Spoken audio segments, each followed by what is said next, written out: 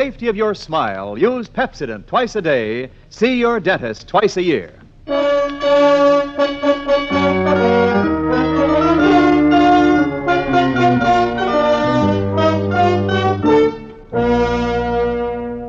Lever Brothers Company presents the Pepsodent program, The Adventures of Philip Marlowe, starring Van Heflin.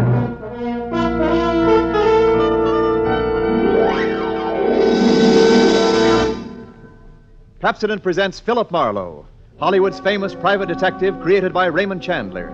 Philip Marlowe, tough, cynical private eye of Murder My Sweet, the sardonic, case-hardened detective of The Brasher Doubloon, The Lady in the Lake, and The Big Sleep. You've seen him in action in all of those top-flight mystery pictures. Now, in order that you may continue to enjoy this exciting mystery series, Pepsodent brings you The Adventures of Philip Marlowe on the air with a cast of noted radio players, and starring MGM's brilliant and dynamic young actor, Van Heflin.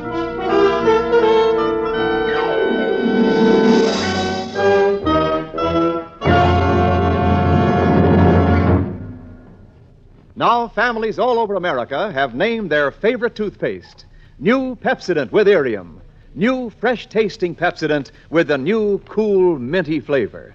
It's the 3-to-1 favorite over all other toothpastes. It's true. With families all over America, New Pepsodent is the favorite 3-to-1. Families from coast to coast recently compared New Pepsodent with other toothpastes at home. They preferred New Pepsodent by an overwhelming average of 3-to-1 over all other brands they tried. These families, 3-to-1, said New Pepsodent tastes better, makes breath cleaner, makes teeth brighter. Yes, families 3-to-1 say New Pepsodent tastes better, makes breath cleaner, makes teeth brighter. Get New Pepsodent toothpaste for your family right away.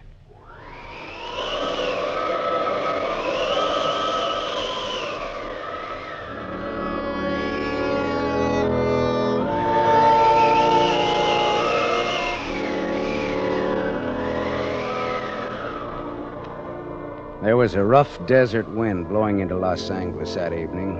It was one of those hot, dry Santa Anas that come down through the mountain passes and curl your hair, make your nerves jump and your skin itch. On nights like that, every booze party ends up in a fight, and meek little housewives feel the edge of a carving knife and study their husbands' necks. Anything can happen when the Santa Ana blows in from the desert.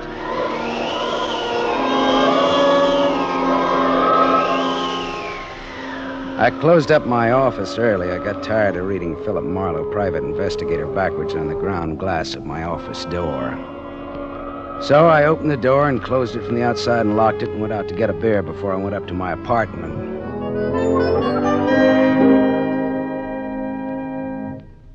Filler up again, Mr. Marlin? Marlowe. Marlowe. Marlin is a fish. Yeah, I know. Hey, you bartender. Give me another rye. Drunk again. What'd you expect in this business? Autograph hounds? Make it snappy, you hear? Be right with you, sport. I gotta draw this man a beer. Crying out loud, these stumble bums who come in here... You got another customer, Bacchus? Hey, Bud. You seen a lady in here lately? A lady? Tall, good-looking, brown hair, a print bolero jacket, and a blue silk dress. No, sir. No, sir. Nobody like that's been in. All right, straight scotch, fast. I left my engine running out there. Yes, sir. Yes, sir. This slick-looking, sarcastic guy stepped up to the bar and drank his scotch whole. Then he turned to go out, and he stopped. The drunk was grinning at him. And then, without changing his grin, the drunk swept a gun from somewhere so fast it was just a blur coming out. Made a couple of hard snaps, and a little smoke curled. Very little. All right, you other guys. Don't move. So long, Waldo. All right, don't move, you two. Oh, Waldo. But I made his nose bleed. So long, boys. Drink up. All right, get on that phone, kid. I'll get his license number. Holy smoke. Holy smoke. Not too late. Drove away with this dead guy's car. Maybe he ain't dead. He's dead, all right. Where's your phone? This is for the police.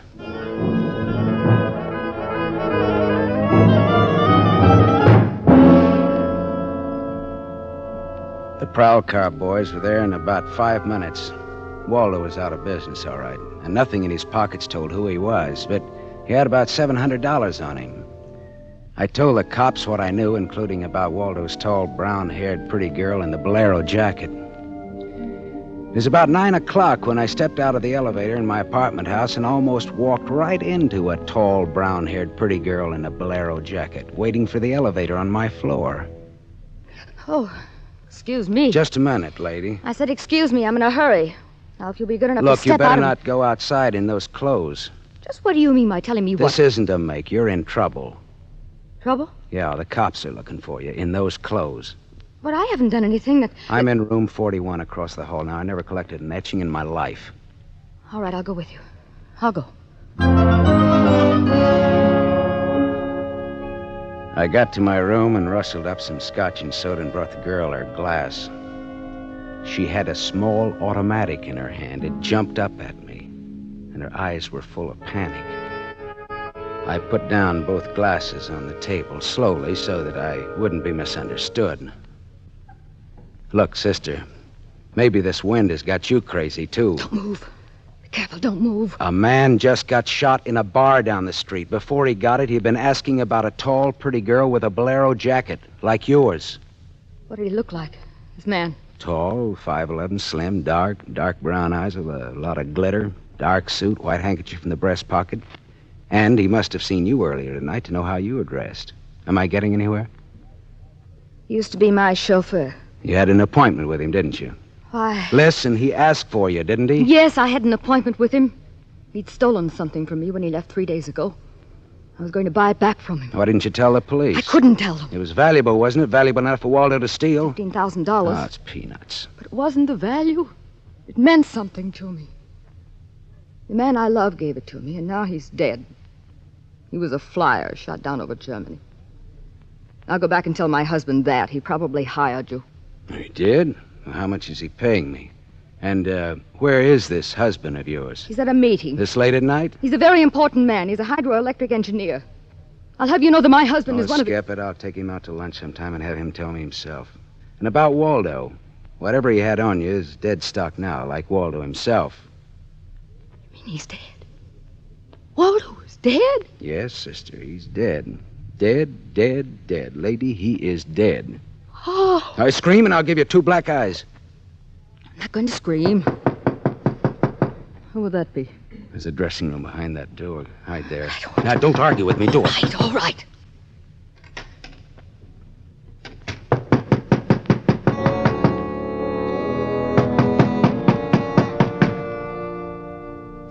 Then I went to the door, making a loud, yawning sound. The backs of my hands were wet. I opened the door.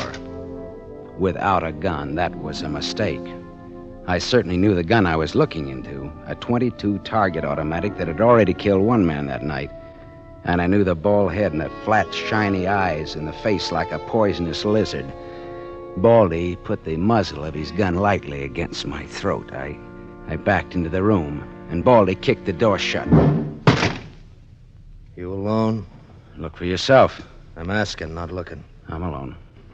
You and that dumb bartender saw me dust off Waldo. What did Waldo do to you? Who's asking? Just making conversation. He stooled on me on a bank job we did together. Got me 4 years in Michigan pen.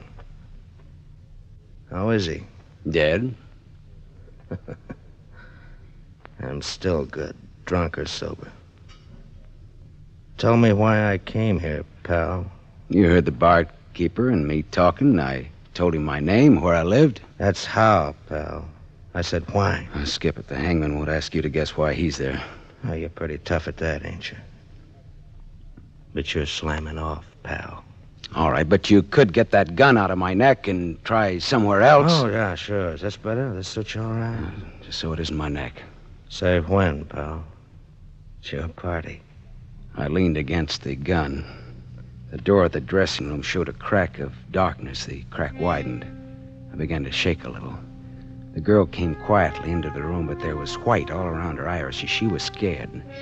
She had her gun in her hand, but I was sorry for her. Dead sorry. She'd try to make the door scream. Either way, it'd be curtains for both of us. You scared, mister?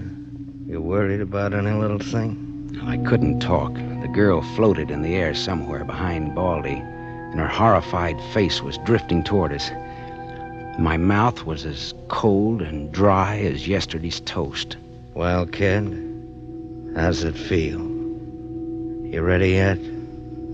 Go on, say the word. Well, don't take all night about it if you're gonna do something about it. Why not, pal? I like this. Suppose I yell. Go ahead, yell. Go ahead. Put up your hands! Hey, look! Oh, Thanks, sister. Thanks. That buys me. Everything I have is yours now and forever. is he dead? You flatter me no end, lady. I only punched him. All right, now get out of here while I call the cops down on this killer. Yes. Good night. Good night. Hey, wait. Leave that bolero jacket here. It marks you for the cops. Oh, yes. Here. Okay. See you again? Why? Oh, I don't know. No, I guess not. After all, who am I to be the rival of a dead flyer? I'll see that the police get Jesse James here. Good night, lady.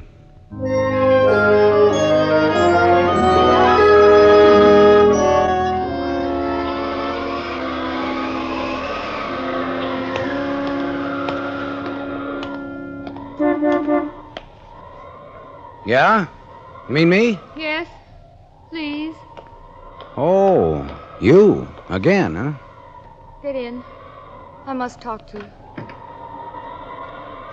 You want to know what happened at headquarters, huh? Yes. Well, I went down there with the law and gave them the story. I left you out of it. Oh, thank you. You saved my life, so no one knows a thing about you.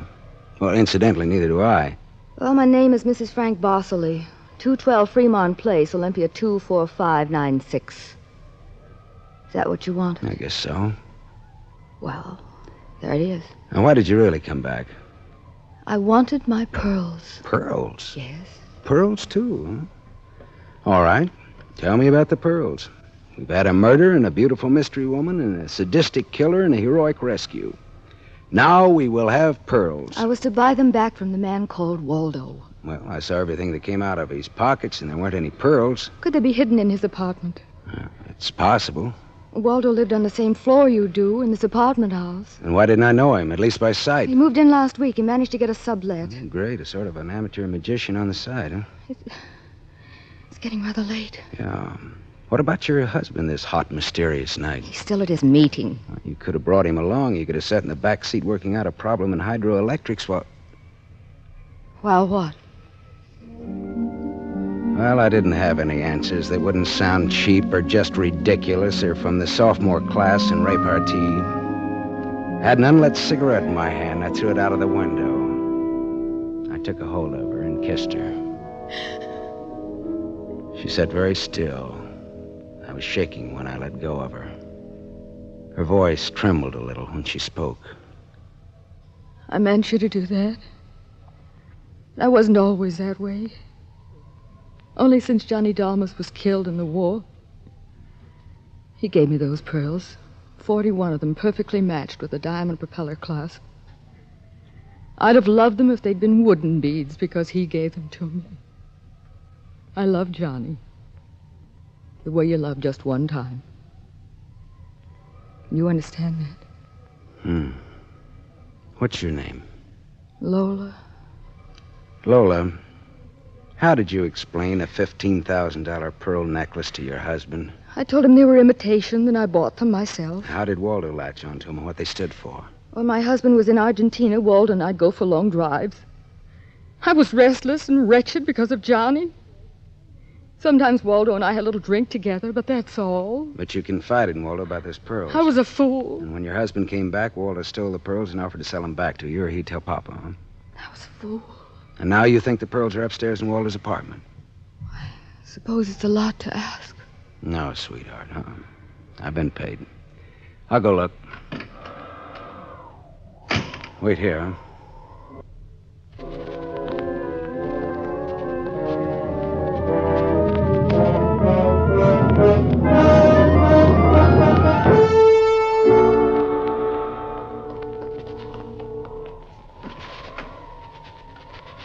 Was the gun long, Lola?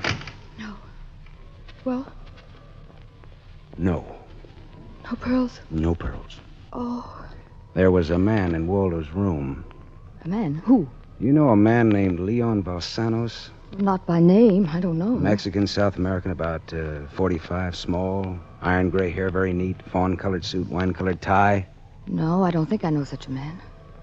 Is he the one in Waldo's room? Yeah. What does he have to say? Very little. In fact, nothing. He's dead.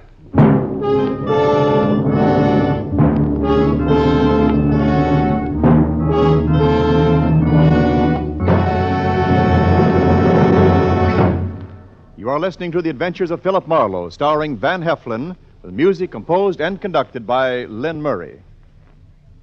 Yes, families all over America have named their favorite toothpaste. New Pepsodent with invigorating Irium foam. New, fresh-tasting Pepsodent with a new, cool, minty flavor. It's the 3-to-1 favorite over all other toothpastes. It's true. With families all over America, new Pepsodent is the favorite 3-to-1. The Farrell family of Evergreen Park, Illinois, preferred New Pepsodent on every single count. The Farrells say New Pepsodent tastes best of all, makes breath cleaner, makes teeth brighter. On all these counts, by an overwhelming average of 3-to-1, families prefer New Pepsodent over all other toothpaste they've tried. It's a fact. Families 3-to-1 say new Pepsodent tastes better, makes breath cleaner, and makes teeth brighter. Remember, this is not just our opinion. It's the honest conviction of the Farrells and other families who compared New Pepsodent with other toothpastes they had at home. Get New Pepsodent, the only toothpaste containing Irium. Get it for your family without delay.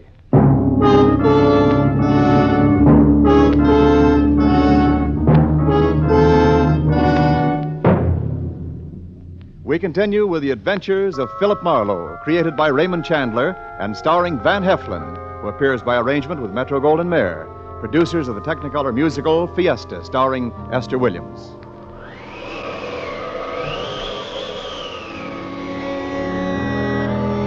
I sat with Lola Barsley in her car listening to that jittery, infuriating desert wind gallop around in the midnight streets.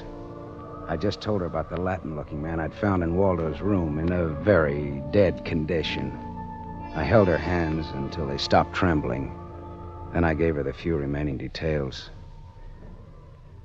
He had a gun in a shoulder holster, but someone had strangled him before he could use it.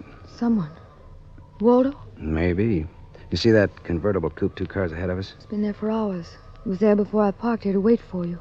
Leon, the man in Waldo's room, came in that car, but according to the key containers he carried, that isn't his car. Whose car is it? Does it matter? Well, it belongs to a lady, according to the tag on the keys. A lady? Well, anyway, a woman, if you're going to split hairs. Eugenie Kolchenko. In West Los Angeles? Never heard of her. Uh-huh. All right, well, you go home now, huh? What are you going to do? Drive that flossy convertible around, wave at my friends, impress people. You run along now. Me, I've got another date.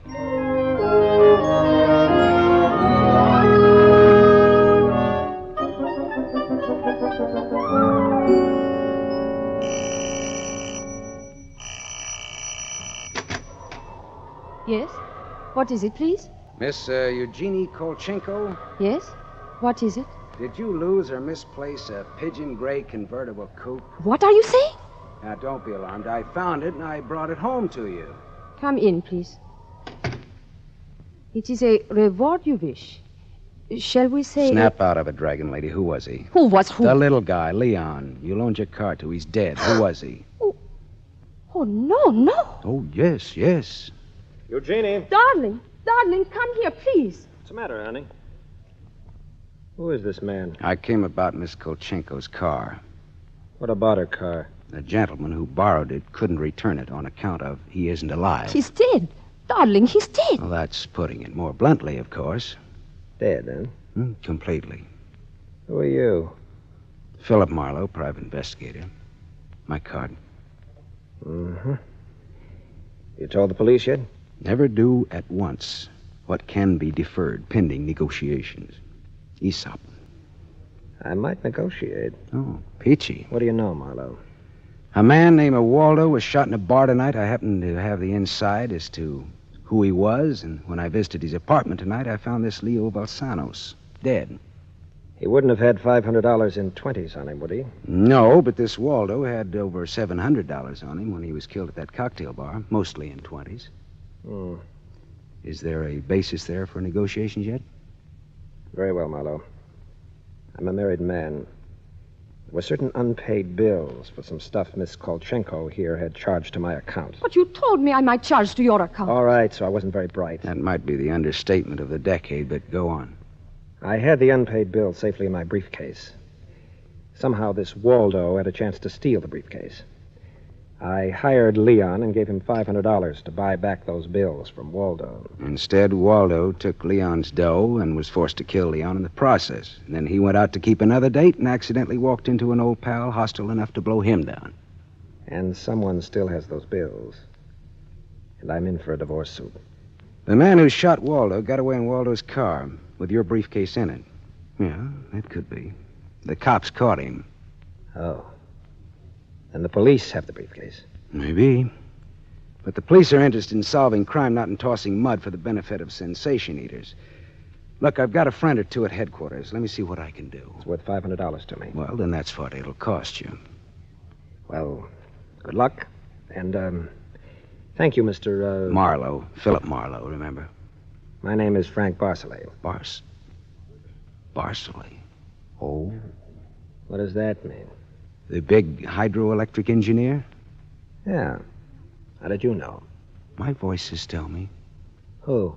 Darling, this man is manifestly insane. It's the heat, Miss Kolchenko. It's the Santa Ana. It's the desert wind. May I use your telephone?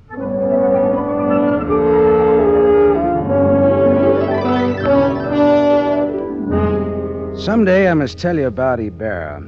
Salt of the earth Ibarra, detective, lieutenant over at Central Homicide. I phoned Ibarra from Miss Kolchenko's house and told him where he could find a well-dressed cadaver named Leon and furnished a few small details. I gave Ibarra time to check my tip, and then I went down to see the good lieutenant and told him why I'd been up in Waldo's room, only to find Leon instead of a certain lady's string of pearls. Pearls, eh? Well, I thought Waldo might have them up there. Whose pearls were they? A lady's. Go on. Or they might have been in Waldo's car that Waldo's killer drove away in. Yeah. Oh, what, yeah? They might have. Also a batch of unpaid bills charged to the account of a certain Frank Barcelay? Yeah. Uh-huh. Well, now, the police aren't interested in domestic scandal. They want to prevent or to solve crime, right? So? So I've got $500 for the police fund if those pearls and those bills are returned to their rightful owners. Quit your kidding. No, it's a valuable necklace. Yeah? There's your necklace. That's it. 41 pearls, perfectly matched diamond propeller clasp. That's it. That's the one. Take it away, Marlowe. On the level? Just tell me straight what it's all about, all I ask. Sure. Well, this Waldo was blackmailing a wife with the pearls and her husband with the bills. Guy by the name of Barcelay. Well, Barcelay sent Leon to get the bills from Waldo. Instead, Waldo killed Leon, and then stepped out and happened to get shot by that guy at the bar. Now, if Barcelay's name stays out of the paper, I get $500, and that goes to the police fund. We'll keep him out. Well, now, I'm not in this case for money. I just want to get back the bills and the pearls. As you say, Marlowe, the police aren't in business to sling mud. Well, you can deliver the pearls to the lady yourself if you like. She lives at... No, Marlowe. You better take them to her. You see, except for the diamond propeller clasp on them, they're phony. Phony? But... All but the clasp, Marlowe. All but the clasp. Well,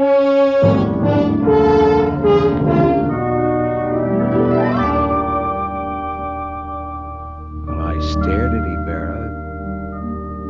So the flyer, Johnny Dalmas, the great lover, had given Lola a string of fake pearls. Well, I didn't know how to tell her, but I called her up and told her to meet me at the Beachcombers at 2. I was going to slip her the bad news slowly.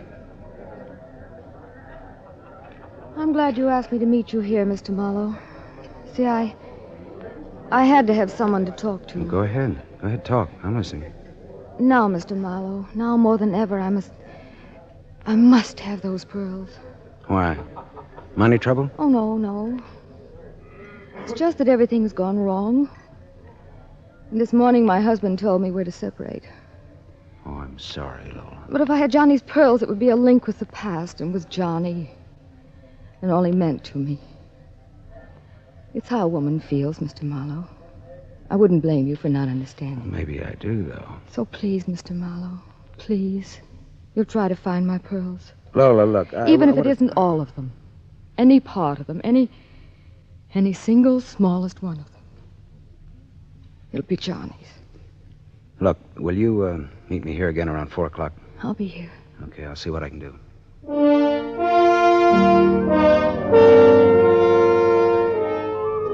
There was only one earthly decent thing I could do. I took Lola's glass pearls to a jeweler, and I had him take off the diamond clasp and put it on one of those strings of so-called simulated pearls that they sell you for $3, tax included.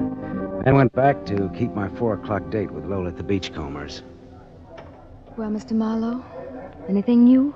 Yes, the police found some pearls in Waldo's car. They found my pearls? No, not exactly. Not exactly. Well, Waldo was getting set to gyp you, Lola. He had the diamond clasp of your necklace attached to a string of cheap imitations. And then he sold the real pearls. Oh, how... Oh. These are the imitations here. Yes. But it is my clasp. The clasp is real. Is that all right? Yes, it's the clasp that Johnny Dalmas gave me. Of course it's all right. Oh, that's swell. And thank you so much, Mr. Marlowe. Forget it. I won't. Not ever. Well, is this goodbye? Yeah, I think so. You'll never get over Johnny Dalmas, Lola. If anybody ever bothers you again, though, well, let me know. Name's Philip Marlowe.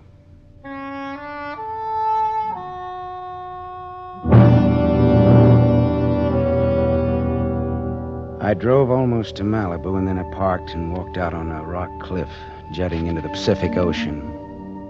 Then I reached in my pocket and dug out the string of Bohemian glass pearls that Lieutenant Ibarra had found in Waldo's car. I cut the knot at one end and slipped the pearls off one by one. One by one, I flipped them into the water. The gulls swooped down on them and then flapped up again, screaming indignantly. The phony pearls had fooled Waldo and Lola Barsley, but they couldn't fool a seagull. I said to myself, to the memory of Johnny Dalmas, just another four-flusher. I listened a while to the wheeling seagulls. All at once, I realized that the wind had died. The Santa Ana had blown itself out. The red wind was done. It was over.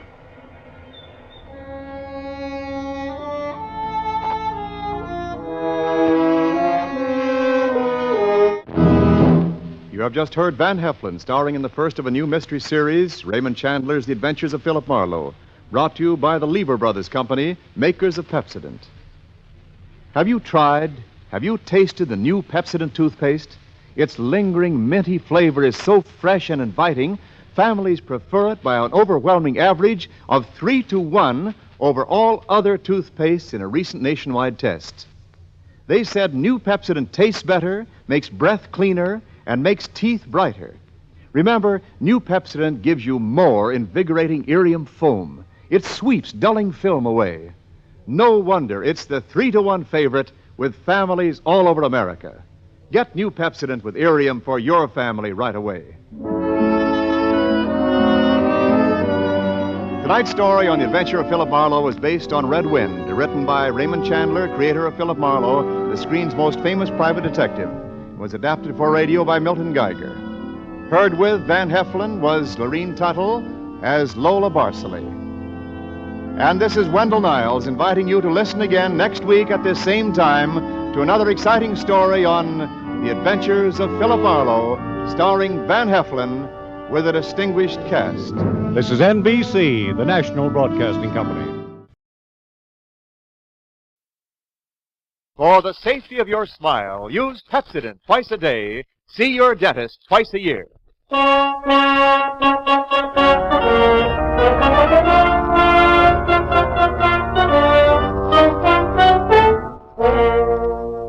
Lever Brothers Company presents the Pepsodent program, The Adventures of Philip Marlowe, starring Van Heflin.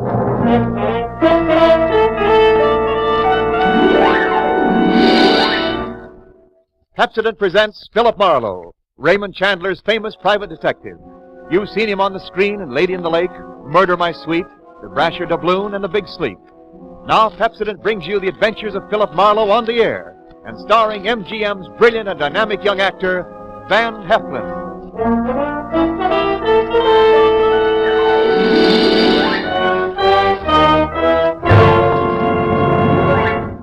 Now, families all over America have named their favorite toothpaste, New Pepsodent with Irium. New, fresh-tasting Pepsodent with the new, cool, minty flavor. It's the 3-to-1 favorite over all other toothpastes. Yes, in a recent test, families from coast to coast compared New Pepsodent with other toothpastes at home. And by an overwhelming vote, by an average of 3-to-1, these families preferred New Pepsodent over all other toothpastes on all these counts. They said New Pepsodent tastes better, makes breath cleaner, makes teeth brighter. Yes, on all these points, families 3-to-1 declared New Pepsodent better than the average of all other toothpaste they tried. Get it for your family right away.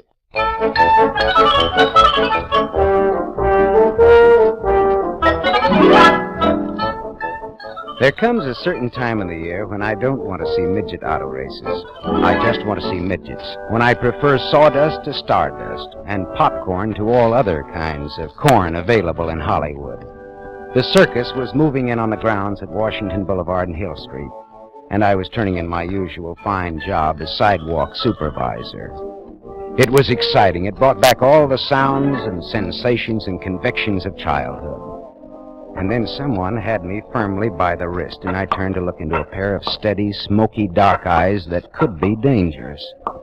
Excuse me, sir, but you are a private detective? I'm a detective, but I don't get much privacy. Yeah, my name is Ralph Tassanari. Who told you I was a detective? My feet aren't that flat. Do you know a gentleman named Alcicanolfi?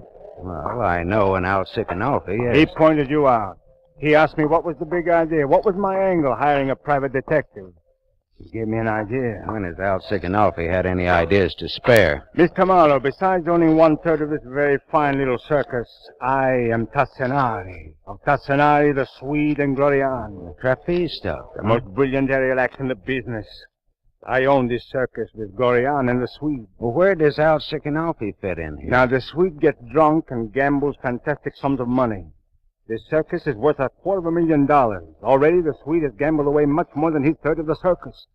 And a partner may sell out his other partners without even consulting them. Oh, you're afraid the Swede will sell you out to pay for his debts? Yeah, and if he did that, I should not hesitate to... Uh-oh. Watch yourself. Alcicanolfi has made it plain that the gamblers expect payment immediately now.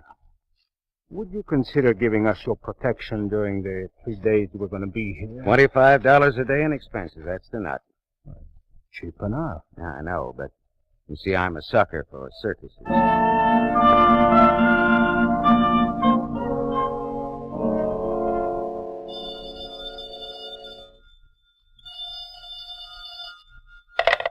Yeah? Is this the office of Philip Marlowe? Better still, this is Philip Marlowe. Ralph Tassanari hired you this morning, didn't he? Go ahead. This is his partner, Glorian. I'm in a downtown bar with a Swede, and he's terribly drunk. I know this isn't your job, but won't you come down and help me get him sobered up for the night? Please? All right. Mother Marlowe will be right down.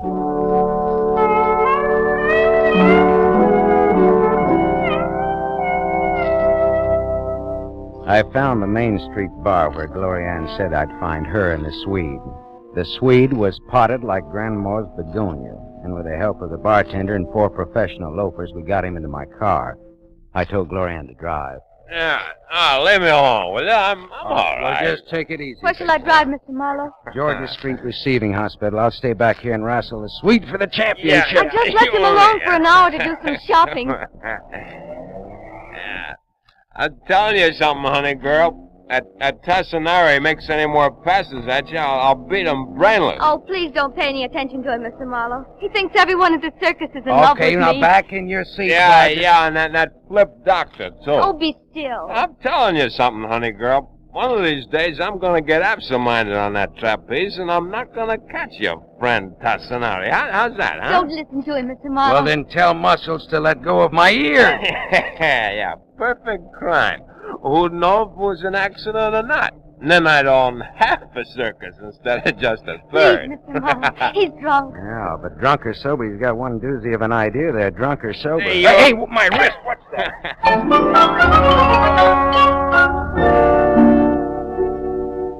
I knew some interns at Georgia Street Receiving Hospital who obliged with some oxygen and a mask. A half hour of breathing that oxygen deeply, and the Swede was stone cold sober and back in my car again. He was making certain cagey explanations. Marlowe, you don't want to take that stuff I was mumbling about seriously, you know.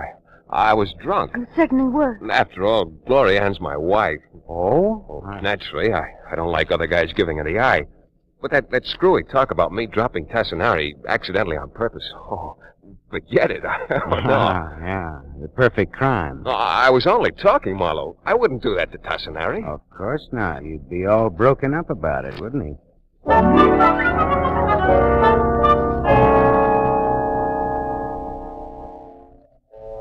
I sat in a field box that evening as the small, neat circus unwound toward the big act.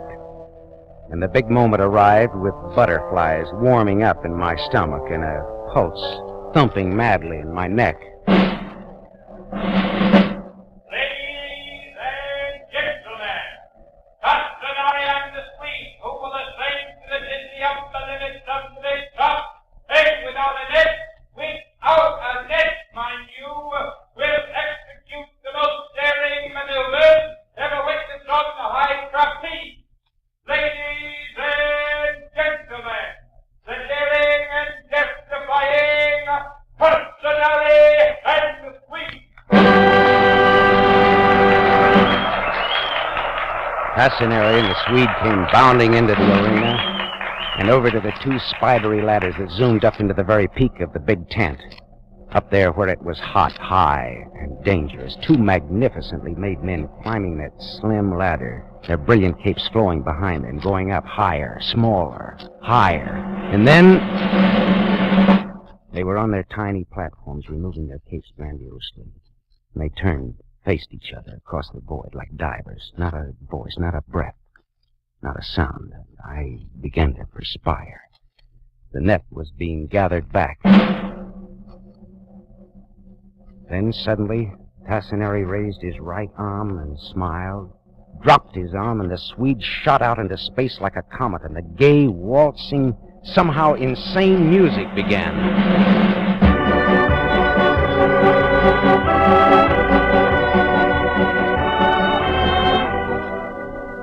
It was all the announcer said, at least to me, daring and terrifying.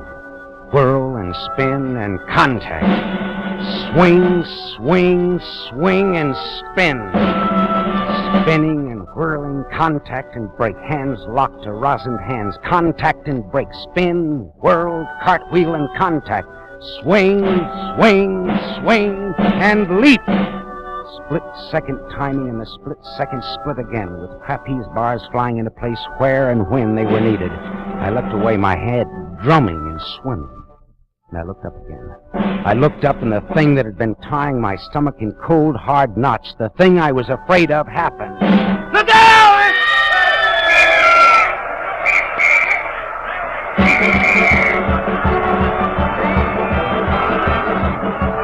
The music played a gay tune. The clowns poured into the arena, grinning happily. I saw the youngish, handsome doctor race across the sawdust, followed by Gloria-Ann. Across the arena, I saw Al Sicanolfi get up and disappear into the crowd. I went out, too.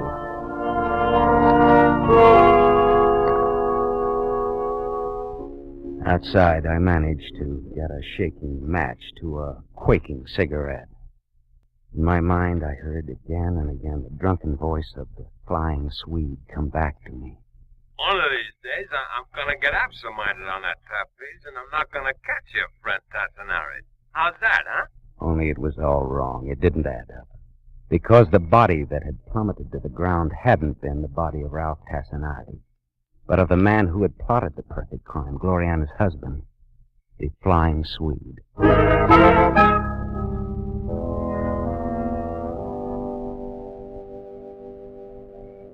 Marlowe. What? Oh. You were in there?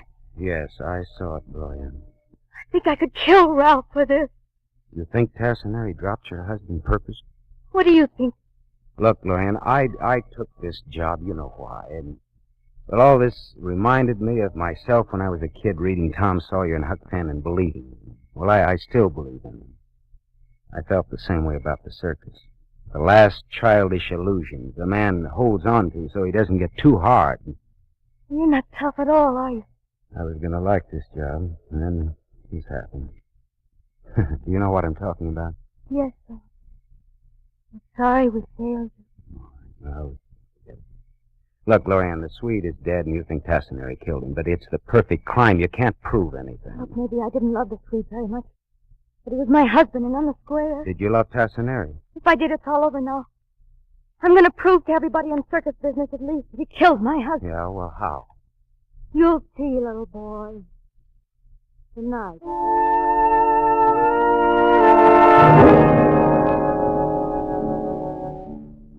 I watched her go back into the big tent, and then I drove home and dreamed all night of Al Sikanalfi smiling his yellow smile and disappearing into the crowd.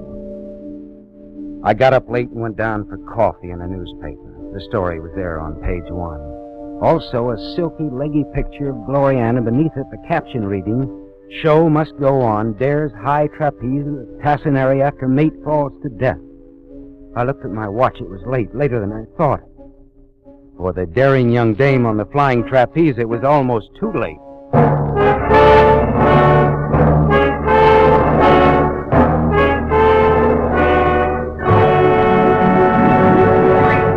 You are listening to The Adventures of Philip Marlowe, starring Van Heflin. Yes, families all over America have named their favorite toothpaste. New Pepsodent with invigorating Irium foam. New fresh-tasting Pepsodent with the new cool minty flavor. It's the 3-to-1 favorite over all other toothpastes in recent home tests. Like families from coast to coast, the James M. Sinclair family, East 2nd Street, Tulsa, Oklahoma, like new Pepsodent better than any other toothpaste. In fact, Mrs. Sinclair says, "This new Pepsodent's made a big hit with our whole family, especially my son, Jimmy. He's so crazy about that Pepsodent flavor, it's less of a problem getting him to brush his teeth now. My husband likes the way Pepsodent leaves his mouth feeling so much cleaner and his breath fresher.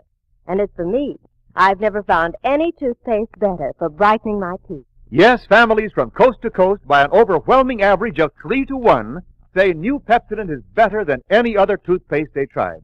Better for taste, better for cleaning the breath, better for brightening teeth. Remember, this is not just our opinion. It's the honest conviction of the Sinclairs and other families who compared new Pepsodent with brands they had at home. So why not have your family try new Pepsodent, the only toothpaste containing Irium? Get it without delay.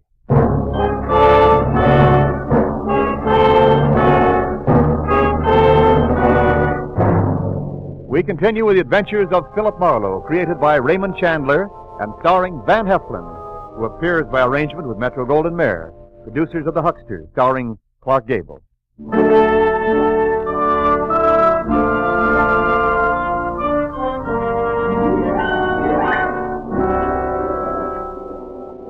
The lion act was going on when I arrived at the circus grounds and practically ran to Glorianne's tent.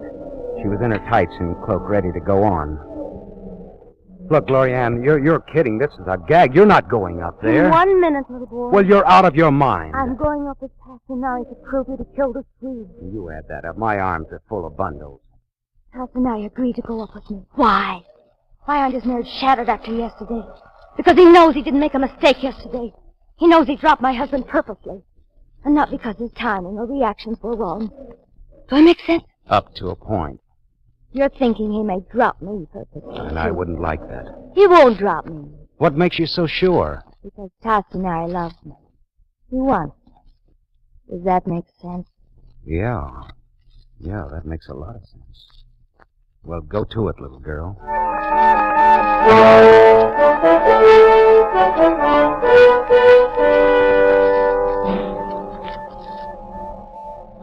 I watched Glorianne, so small and slim and fragile, as she went up that thin ladder. My throat swelled tight, and the butterflies took off in my stomach again. She was on the platform, removing her silk cape, folding it carefully over the rail. They were facing each other, smiling. Smiling. Dead, sultry silence. Then...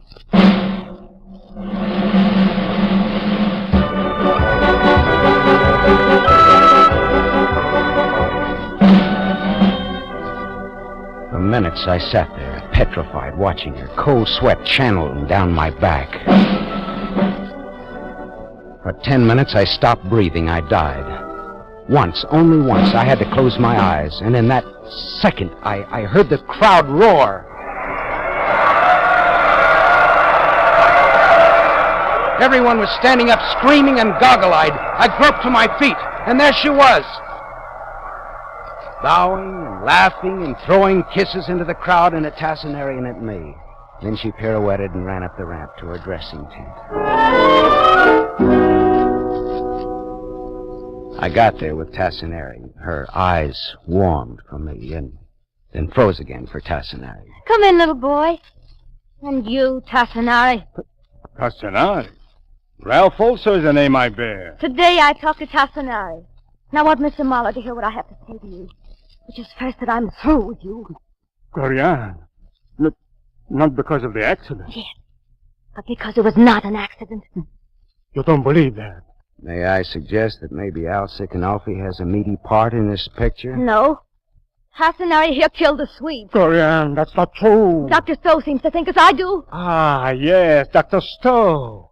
I did pass your tent last night after the accident. Accident? I heard you and the cap-eyed, unsuccessful doctor speaking together, oh, so intimately. There your insult, Tassinari. Speaking together, deciding conveniently, perhaps, that I killed the Swede. Richard never accused you. He only said No, he's the one, Richard.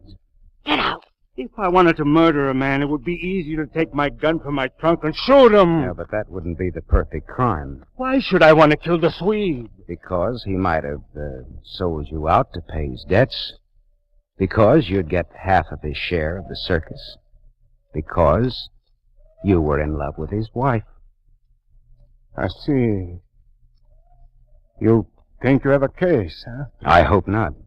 Glorianne knows what I mean. Only perhaps Tassinari had better go now. Yeah. I'm very sorry, Glorianne. For all of us. Good day. Good day, Mr. Marlowe.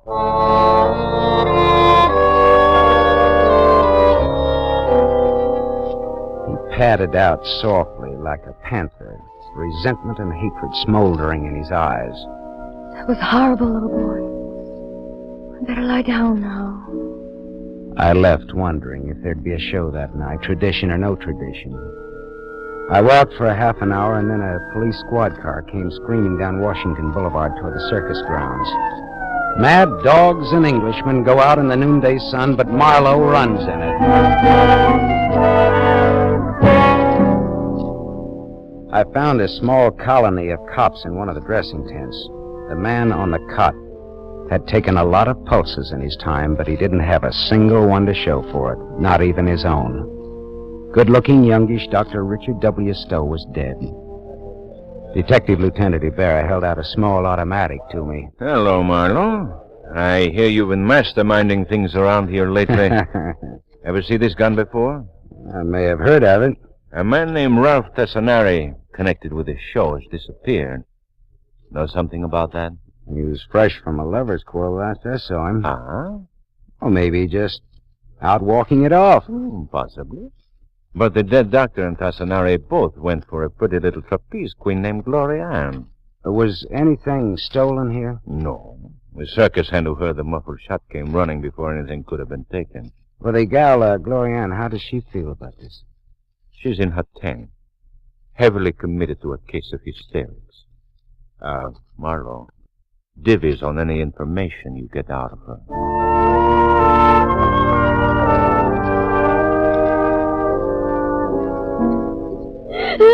Look, Glorianne, you can't go on like this. Now let me get something for you. I'll be all right. Just a sedative to settle your nerves. Oh, no, we never take that thing. It's bad for going up on the track. No, I'll sleep. That's the best thing. Sleep. You can't go up there tonight. Anyway, Tassineri's missing. I'll go see what I can find for you.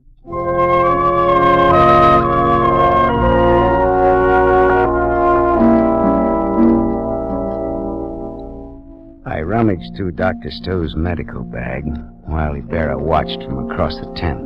I found a small black book. I leafed through it with my hand still hidden in the bag. It was a small case history book with sketchy data about his cases, the treatment given, the medication prescribed.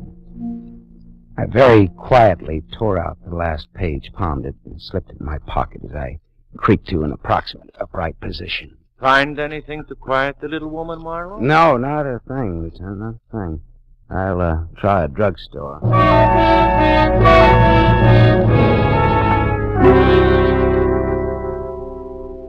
Tablets of cyclodone, grains 1.5.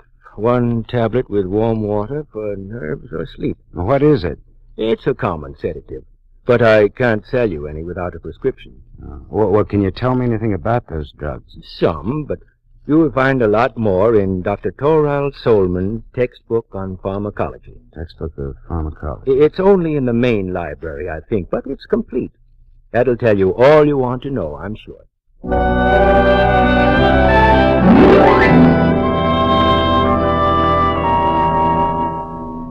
The druggist was right. The textbook of pharmacology told me all I wanted to know. Also, this was a very limited edition. It was probably the only one of its kind that had on the page devoted to cyclodrome a smudge of lipstick in the shape of a woman's fingerprint.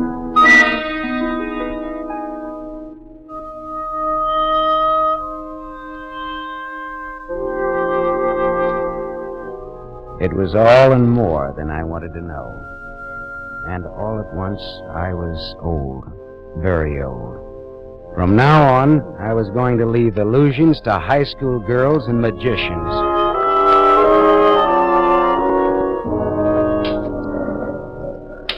Hello, little boy. Back again. I see you're dressed for work, Gloriana. Has Tassinari returned? I wouldn't know.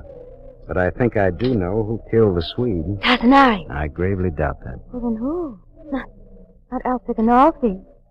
Glorian, you're a dainty little thing, and that's a particular reason why you should break yourself of little unsightly habits, like touching your fingers to your mouth to turn back pages in books. Are you all right, little boy? Was the Swede all right when he went up with Tassinari last night? Oh, well, of course. Or was he just slightly under the influence of a sedative drug that calms the nerves? Yes, but slows up their reaction time. I don't understand such matters. You admitted to me today that it isn't wise to take such sedatives before your act. But you did get a prescription for such tablets from Dr. Stowe, and you said nothing about them. Well, I was upset after the Swede was killed. I needed something. But according to Dr. Stowe's casebook, you got the tablets before the Swede was killed. And you left him at the bar for an hour yesterday while you did a little medical research at the main library. And that night, the Swede's split-second timing didn't quite split, did it? Of course you weren't afraid to go up with Tassinari today. He didn't miss the Swede missed him. I hated him. You didn't want him. You just wanted the circus, all of it. So you killed the Swede with his own perfect crime. Only it was too perfect. You couldn't pin the murder on Tassinari. You had to think of something more down to earth. Go on, little boy. Make Glorianne proud of you. Dr. Stowe knew that you hated your husband. He knew that you had those tablets. He knew that the Swede didn't make mistakes. Last night, when Tassinari heard you and Stowe whispering together here, Stowe was telling you what he suspected, wasn't he? He was a doctor, and he is furious at the thought of being used in a murder. You're raising your voice. You'll upset me. No. Well, if you didn't shut up the doctor, he'd talk. So you shot him with Tassinari's gun after staging a very nice row with Tassinari in front of me. That would pin it on Tassinari. You let Stowe take you in his arms to muffle the shot. That was particularly pretty. No, little boy, was not. No, it was not. Little boy, you've had a bitter day. Well, it's time that I grew up anyway. That's for my act.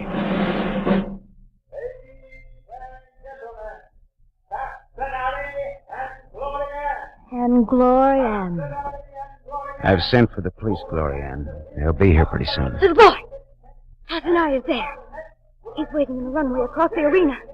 He came back. He doesn't even know he's wanted, probably. Oh, little boy, I have let you down. Let me make it up a little. Let me go out there. Will you come down again? Yes, of course. By the ladder, I mean. I won't let you down again, little boy. I promise it. We circus people won't disappoint you again. Please. They're waiting. Well, the show must go on, mustn't it? All right, go ahead, lady. They're waiting. She ran out, laughing, throwing kisses, and I walked out after. Stood in the runway watching. I watched the small, delicate figure going up the ladder. Then she was at the platform. Rosin on shoes, rosin on the hands and wrists. And sultry silence, not a voice, not a breath. Then she was raising her hand in a gesture of exquisite grace and sureness and smiling at Tassinari. Smiling. And there it was. This was it. There.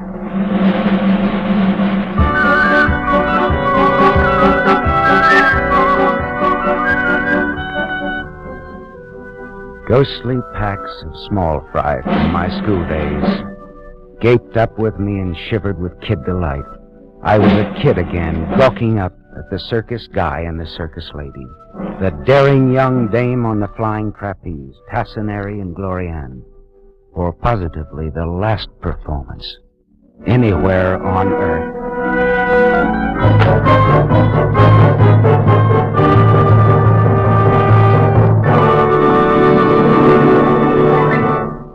You have just heard Van Heflin starring in the new mystery series, Raymond Chandler's The Adventures of Philip Marlowe, brought to you by the Lever Brothers Company, makers of Pepsodent. Van Heflin will return in just a moment. Have you tasted the new Pepsodent toothpaste? Its lingering, minty flavor is so fresh and inviting, families prefer it by an overwhelming average of 3-to-1 over all other toothpastes in a recent nationwide test. They said new Pepsodent tastes better, makes breath cleaner, and makes teeth brighter. Remember, new Pepsodent gives you more invigorating irium foam. It sweeps dulling film away. No wonder it's the 3-to-1 favorite with families all over America.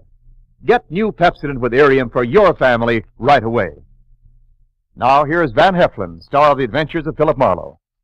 King Leopardi had the hottest trumpet and the coldest eye in show business, and he loved yellow silk, so they called him the King in Yellow. We consider his short, eventful life next week when, as Philip Marlowe, I have some business with the King in Yellow.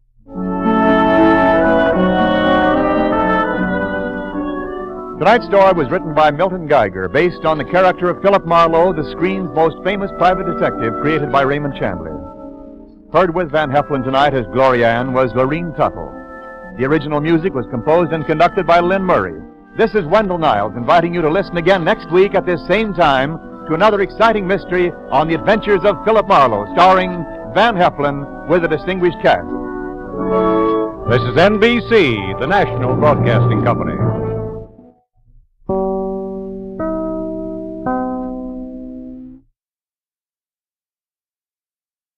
For the safety of your smile, use Pepsodent twice a day. See your dentist twice a year.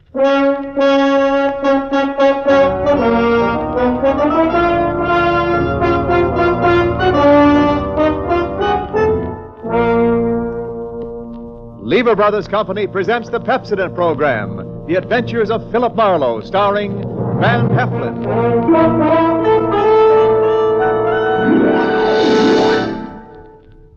Philip Marlowe, the famous private detective of Murder My Sweet and The Lady in the Lake, created by Raymond Chandler, brought to you on the air by Pepsodent, and starring MGM's dynamic young actor, Van Heflin.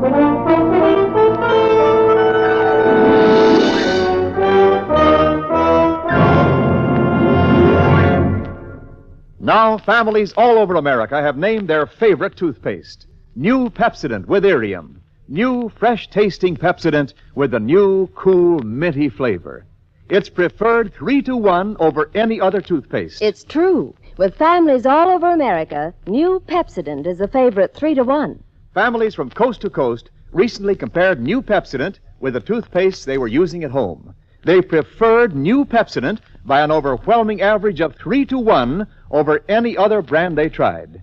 These families, 3-to-1, said new Pepsodent tastes better, makes breath cleaner, makes teeth brighter. Yes, families 3-to-1 say new Pepsodent tastes better, makes breath cleaner, makes teeth brighter. Get new Pepsodent toothpaste for your family right away. Now, Van Heflin in The Adventures of Philip Marlowe.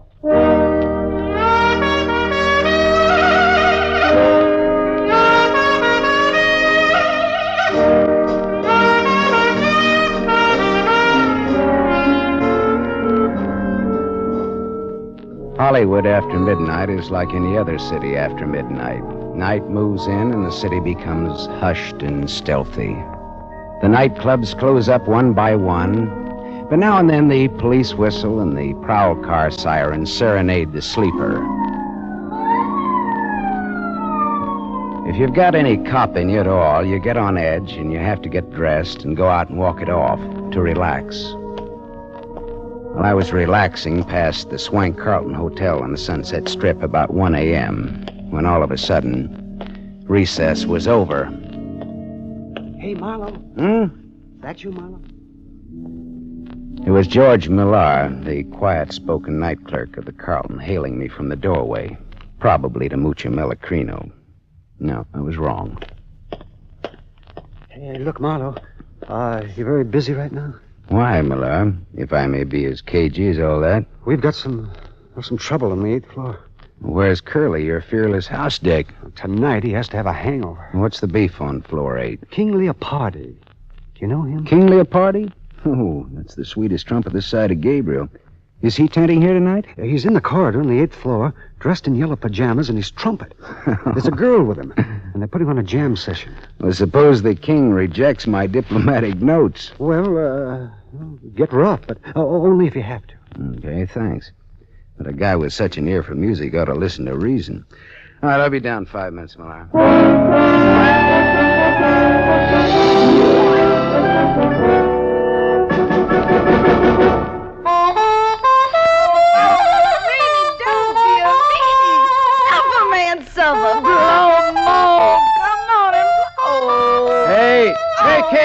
Hey, King, that's all, boy. Oh, suffer about mellow, King and yellow. More schmozzerino, more. I said, all right, King, the party's over. Hey! Were you addressing me, peasant? I said, wrap it up, can it? Put it on ice. The show is over. Ha! Conk him, King. King Conk, that's what he is, King Conk. Let him have it, King. Fanfare to a nosy house dick, as follows. All right, now look, Yellow Pants, wrap up your bugle and buzz off. Now hit the grit. Oh, you're tougher than a 40-cent steak, aren't you? Well, this'll make you soft and tender. Here! Attaboy, King. Hit him again for me. All right, hit me with that trumpet, will you? Okay, King. Ooh. Now, come on, get up, get dressed, and get out. How can he? He's out cold. I'll be glad to pack for him. And you get back to your room, too. Listen, Copper, I don't have to do anything. anything. Get going, sister. Come on, jump.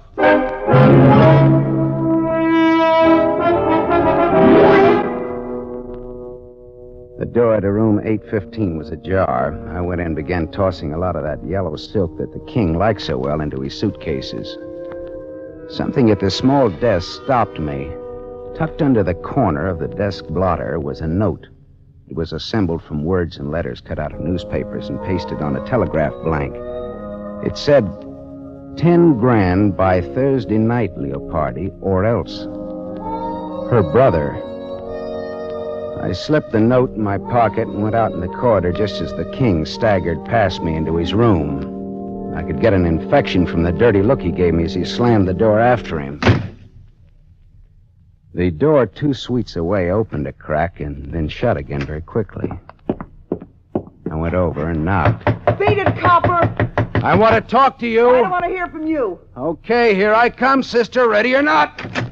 I'll blow you down, so help me, I'll let you have it. Lay that pistol down, babe. Come on, Get out come before on. you pick up weight you didn't count on. And what would the little girl be doing with a .25 automatic, I wonder? A girl needs protection with insects like you around. Look, what's your name? Little Bo Peep. Okay, but what does little boy Blue with a horn mean to you? I admire his work. Do you know King Leopardi? No. Well, what are you doing in a place like this? I can tell you can't afford it. What's your angle? I won a soap contest. All right, baby. You want it that way? What are you going to do? I'm going to make a phone call. Won't cost you a nickel. Hello, desk. Millar? Miss Marlowe. I'm calling for the lady in room 811. She's checking out.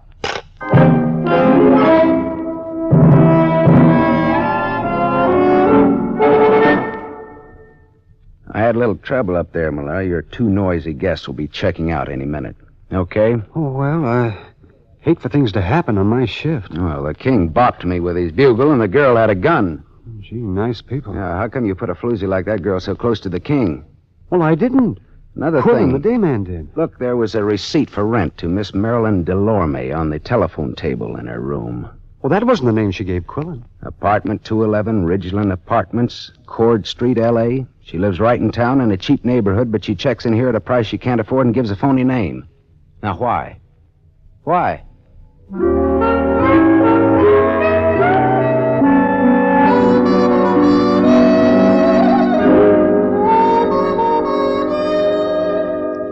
Cord Street, where Marilyn Delorme lived, was Old Town, Arty Town, Crook Town. It was afternoon when I got off the cogwheel car that climbs the steep hill to where the Ridgeland Apartments sat on the top of Bunker Hill. I went up dim, dusty stairs to apartment 211, and I tapped on the door. There was no answer, so I tried the door. It was unlocked. The room inside was dim with stagnant gloom. Marilyn Delorme was in. I didn't talk to her, though. I didn't think she'd want to make much conversation with those blue bruises about her throat, where she'd been strangled. I got out of there fast, wiping off doorknobs like Uriah Heep polishing apples for his boss.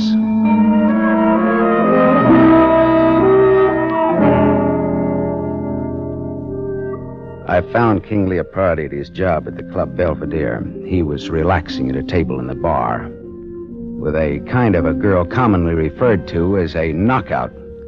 She looked tall, and her hair was the color of a brush fire seen through clouds of dust. I pulled in my chin and then walked over to the table. Hello, Leopardi, old maestro. You remember me? I'm sorry I can't say that. Why, you dirty keyhole snooper. King, please don't start anything again. You left a certain little note in your hotel room last night. Get out, dime a dozen. That wasn't all. That dame with you last night. I said beat it. King, sit down. Beat it and take this with you. There's not much snap in that punch, King. Would you like to try it again? I have had some drinks. I'll see you later when I'm okay. See you later, too, Dolores, after the floor show. I'm sorry, Miss... Sit down. You've made us conspicuous enough as it is. Now, wait a minute. Sit Look, down. Let's get... All right, thanks. Well, that's what I get for being a little gentleman and letting him pepper me without a comeback. No, he's always spoiling for a fight. The king just can't control his dukes, can he? You better have a drink. All right. Coke with bitters. That's what I love about Hollywood. You meet so many eccentrics. Yeah, but you see, I'm the kind of a guy who starts with a short beer and wakes up in Shanghai with a full beard. Is this on me or is it on you? Well, that depends. Well, how's champagne? Mum's Cordon Rouge, shall we say, huh? It's on you. It's on me. Coke with bitters. How did you get to know King Leopardi? Oh, I just happened to throw him out of his hotel last night. Oh, house detective, huh? No. Filling in for a friend. Philip Marlowe, private investigator's the general tag. Oh. How did you happen to get to know the king? I once sang in his band, but not for long. Well, then, look, tell me, would it be hard for a woman to get to him? Only if he was surrounded by a wall of fire. If the woman had a gun? Why? Well, I found this threat note on his desk last night. It asked for $10,000 or else, and is signed her brother. Well? Well? Yes. A woman with a gun could get to him, and everybody would give her a great big hand. Mm-hmm. Well, I'll skip that Coke and bitters and say good day and thank you, Christabel. The name is Dolores. Oh, good afternoon, Miss Drury. Chiozza. Dolores Chiozza. Oh, Chiozza. Fare thee well, Miss Chiozza. Formal, aren't you? So long, Dolores. So long, Philip. If I hear of anything, I'll toss it your way.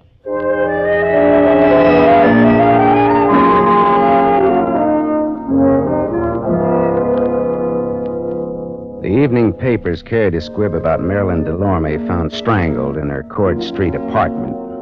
That was all, dead end. Until about 1 o'clock in the morning when the telephone started having hysterics on my night table. Yeah. Philip, this is Dolores. Dolores. Dolores? Oh, yeah, sure. Will you come over to my place right away? 2412 Renfrew Street, below Fountain. Hey, wait a minute. It's a sort of bungalow court.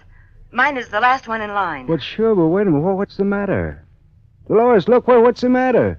King Leopardi is here, too. King Leopardi. He passed out in my den. It's absurd, isn't it?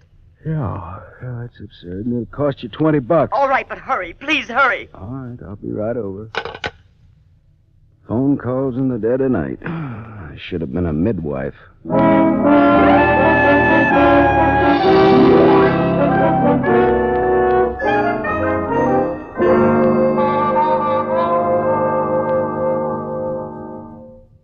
Oh, come in, Philip.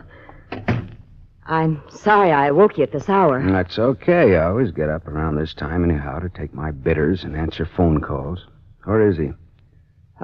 May I have a cigarette? Sure. Thanks. Right?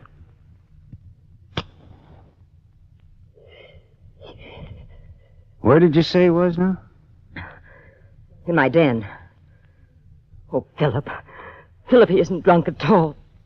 Did you really think he was drunk? He's dead. What? The king is dead.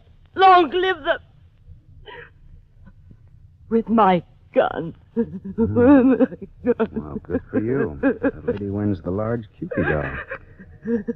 Hey, come on, let's go in and look at him.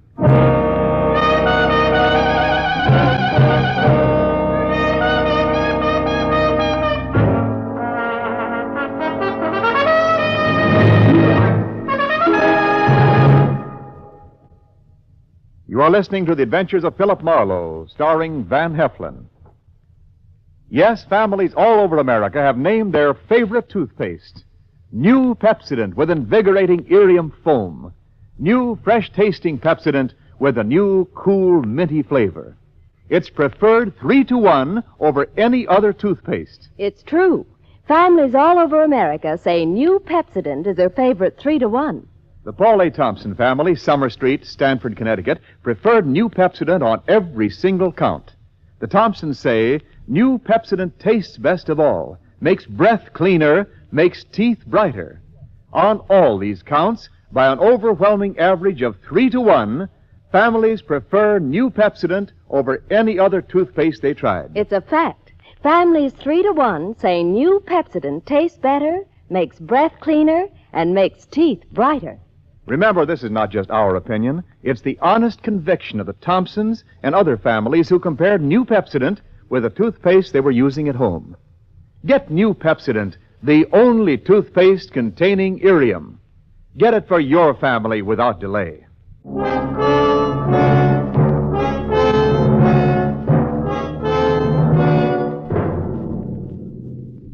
We continue with The Adventures of Philip Marlowe, starring Van Heflin, who appears by arrangement with Metro-Goldwyn-Mayer, producers of The Hucksters, starring Clark Gable.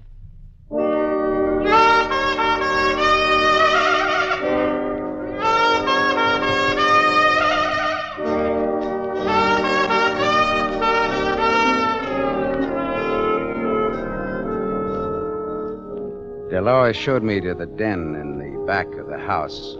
Trumpet man King Leopardi was lying on the studio couch, large, smooth. and artificial looking even in death. A small Mauser automatic hung loosely in his right hand. There was a bullet hole in his golden yellow sport coat, right over his heart. Dolores, is this your gun? Yes. Someone gave it to me once. I don't even know how to use it. Oh, no. Oh, I don't expect you or anyone to believe me. Don't expect anything. Just tell it. Well, I was out late. I sing at KFQC on a late 15-minute program. Agatha and I got home about 11:30. Who's Agatha, the cat? My maid. I came into the den for some liquor and fizz water and found him. Like that. I sent Agatha home so she wouldn't find him. Finally, I thought of calling you. Well, he got in here. How? I don't know. Were you ever in love with him? The king never loved anyone. I ask if you loved him. I hated everything about him. It's even better to tell the cops that is but copacetic. But I can't help it. It's the truth. Dolores, look. Go on out in the other room and buy yourself a drink. I want to be alone here with tall, dead, and handsome. Go on now, huh?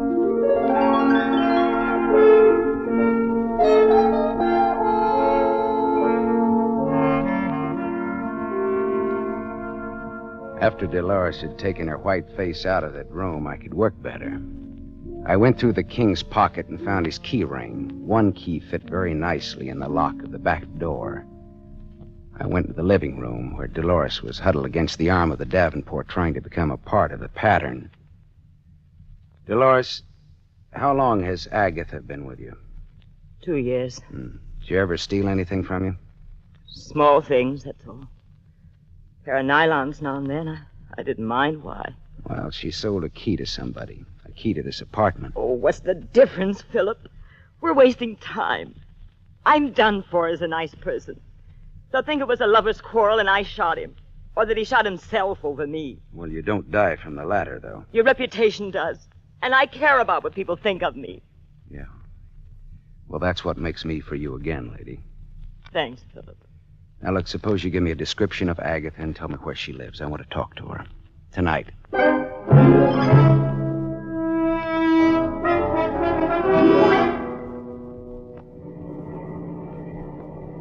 I drove down Brighton Avenue looking for the house Dolores had described to me. All at once, I slammed on my brakes. In the driveway of a vacant house stood a small coupe. Dolores had described Agatha's car, and that was it. And Agatha did not live in an empty house. I got out and walked up the gravel driveway and looked into the car. And then I got back in my own car and drove until I found an all-night drugstore. I phoned Detective Lieutenant Ibarra. Hello, Ibarra. Write this down. Brighton Avenue, 3200 block, west side. Driveway of empty house. Car parked with dead woman in it. When alive, answered to the name of Agatha. Strangled.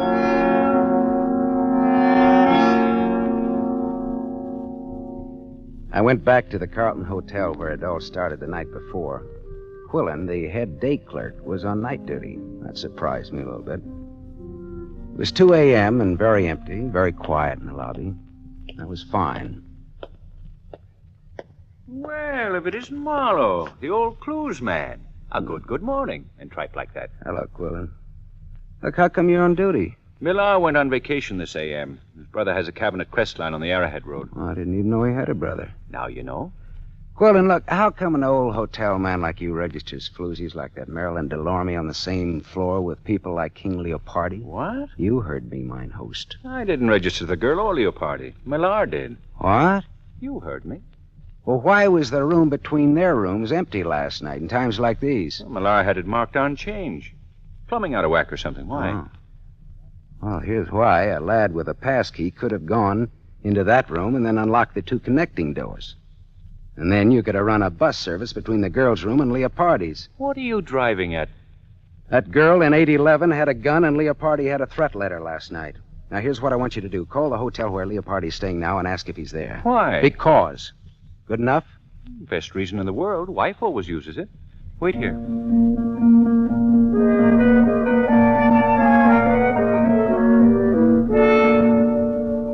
about 3 minutes, Quillen came back and leaned on the counter again. Leopardi isn't there. I talked to a guy in his suite who was almost sober. He said Leopardi got a call about 11 from some girl. What girl? Well, he didn't know. But Leopardi went out preening himself. Okay, thanks, Quillen. Anything to do with that brawl you had with Leopardi here last night? No, all in the spirit of boyish mayhem. That 815 has a jinx on it, you know. Girl shot herself there 2 years ago. What? A girl shot herself there. Yeah, you said that, but what girl? I don't know what her real name was. Look here, Quillen. I want to see your hotel files of that day 2 years ago and all the newspaper clippings about it. Come on. All right. Let go of my arm, physical culture. I'll get the keys to the record room.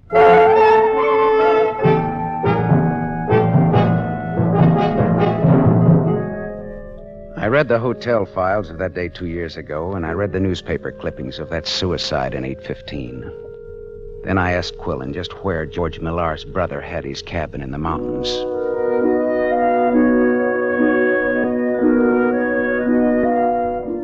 It was just getting light when I pulled up at the cabin, high against a growth of dagger pine and cedar. Smoke was curling from the chimney. Someone was awake. George Millar himself opened the door. Well, Marlowe!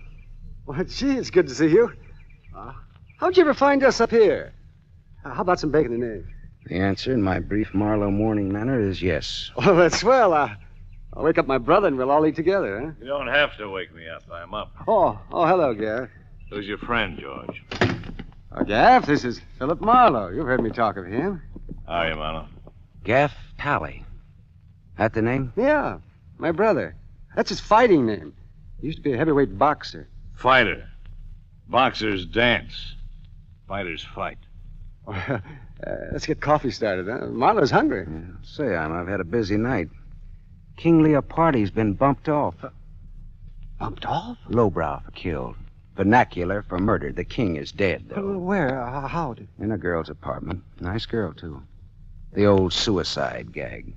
But it could ruin the girl. Oh, gee, that's lousy. Yeah, but it won't work. It was murder. What makes you think it was murder? Well, Gaff, the way I cased the job, the kill was supposed to have been pulled in his room 815 at the Carlton Hotel night before last. Is that a fact now? Yeah. I spoiled it by giving the king the merry heave-ho before the girl in 811 could get to him. Didn't I, George? I guess you did, Marlowe. Yeah. Of course, it would have been poetic justice if King Leopardi had been killed in the same room where a girl committed suicide 2 years ago, registered as Mary Smith. Usual name, Eve Talley. Did you hear that, Gaff Talley? Eve Talley. I heard it, Marlowe. So we had a sister named Eve, shot herself in 815 at the Carlton. So what? So, George here told me that Quillen registered that professional gun girl in 815 night before last. Oh, no. George registered her. So? So George kept the room between the girl and Leopardi vacant. When everything was quiet, he'd open the communicating doors, and Marilyn Delorme would walk into the king's room, muffle her .25 in a pillow, and shoot the king in his sleep. How am I doing, boys? Fine, Marlowe. How am I doing? Gaff, put away that gun. I'll bet you even checked on 118 Cord Street. I found Marilyn Delorme strangled. She knew too much. For a few bucks, you boys got Agatha to call Leopardi last night from the radio station and pretend she was Dolores with an interesting invitation. The king always had a yen for Dolores, and he came running. You shot the king before Dolores came home and left him in her den. Then Gaff got rid of Agatha. She knew too much, too. Leopardi was the worst kind of a rat, Marlowe. We loved our sister. She fell for him, and he threw her out. She killed herself. Now, what would you do, Marlowe? Take his gun, George. Don't get between us or behind him. This 45 goes right on through. I'll have to take your gun, Marlowe. Yeah. Well, always treat it like your own, won't you, George? Got it, George? I've got it. Stand out of the way. Does it have to be this way, Gaff? Yeah, it has to be this way. Sure, George and Gaff, the avengers of innocent girlhood in their righteous indignation. Shut up, Marlowe. Lynch mobs, tar and feather merchants, and other laws unto themselves take notice. George and Gaff, they wrote the book. Say your prayers, Big Mouth. Gaff, there's been enough killing. Get out of the way. No, Gaff, I won't. I swear I'll let you have it, No, too. Gaff! I'm warning you. Goodbye, Gaff.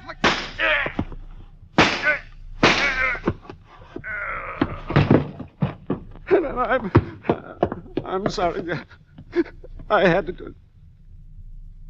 George, he's dead. Listen, I had to do it, Gav. I just had to. You understand, don't you, Marlowe? Yeah, I understand. He was a killer. He killed 3 people. He wasn't going to kill a 4th. I wanted to finish Leopardo out in the open and take what came, but Gav tried to do it cute. I didn't know Leopardo was dead until you told me, Marlowe. I believe you, George. Yeah. Here's your gun back, Marlowe. It shoots fine.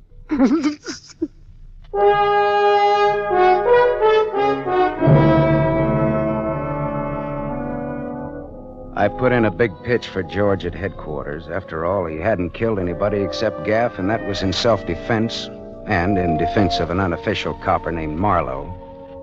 He won't get off scot-free, but he won't inhale cyanide either at the taxpayer's expense. After I talked to Ibarra at headquarters, I telephoned Dolores Chiosa. I didn't give her the sordid details, but just told her not to worry, that she was in the clear. Philip. Oh, thank you, Philip. I'm so relieved. I'm so grateful. I'm so thirsty. Well, come on over then. Hey, wait a minute. Now, is this fiesta on you or is it on me? Why? Well, I mean, do I drink Coke and bitters or Cordon Rouge? It's on me. All right, then. Champagne it is, baby. But look, let me bring the glasses, huh?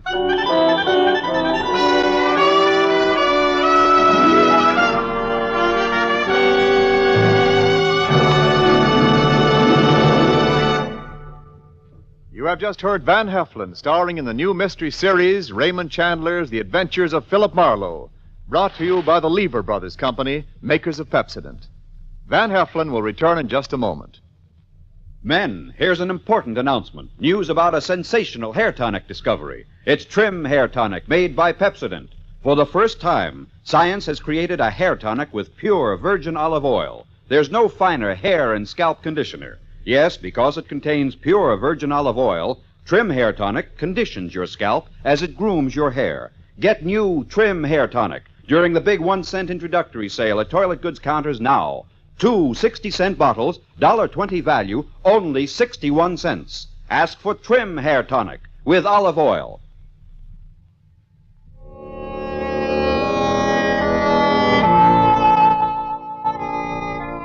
Now, concerning next week's show, here's our star, Van Heflin. Philip Marlowe crouched in the darkness of Beverly Glen and waited for those footsteps to come closer. And then all at once, the Sandman hit him without bothering to remove the sand from the sandbag. And when Marlowe woke up in the morning, his wallet and his gun were gone. And he was wanted for murder.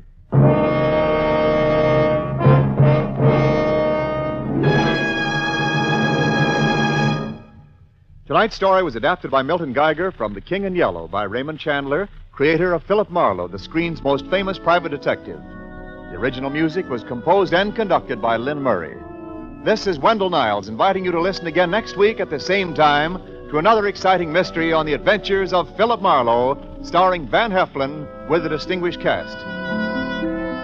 This is NBC, the National Broadcasting Company.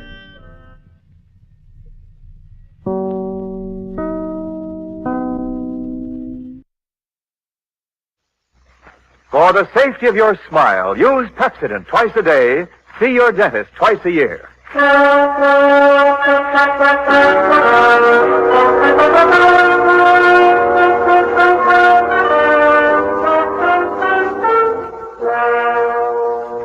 Lever Brothers Company presents the Pepsodent program, The Adventures of Philip Marlowe, starring Van Heflin.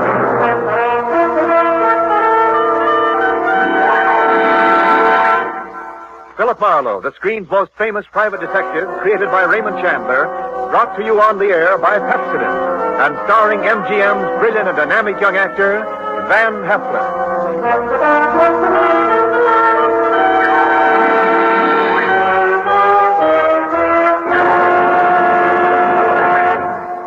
Now, families all over America have named their favorite toothpaste. New Pepsodent with Irium. New, fresh-tasting Pepsodent with the new, cool, minty flavor. Yes, in a recent test, new Pepsodent was preferred 3-to-1 over any other toothpaste. It's true. With families all over America, new Pepsodent is the favorite, 3-to-1. Families from coast to coast recently compared new Pepsodent with the toothpaste they were using at home. They preferred new Pepsodent by an overwhelming average of 3-to-1 over any other brand they tried. These families, 3-to-1, said new Pepsodent tastes better, makes breath cleaner, makes teeth brighter. Yes, in a recent survey, families 3-to-1 said new Pepsodent tastes better, makes breath cleaner, makes teeth brighter. Get new Pepsodent toothpaste for your family right away. Now, the adventures of Philip Marlowe, starring Van Heflin.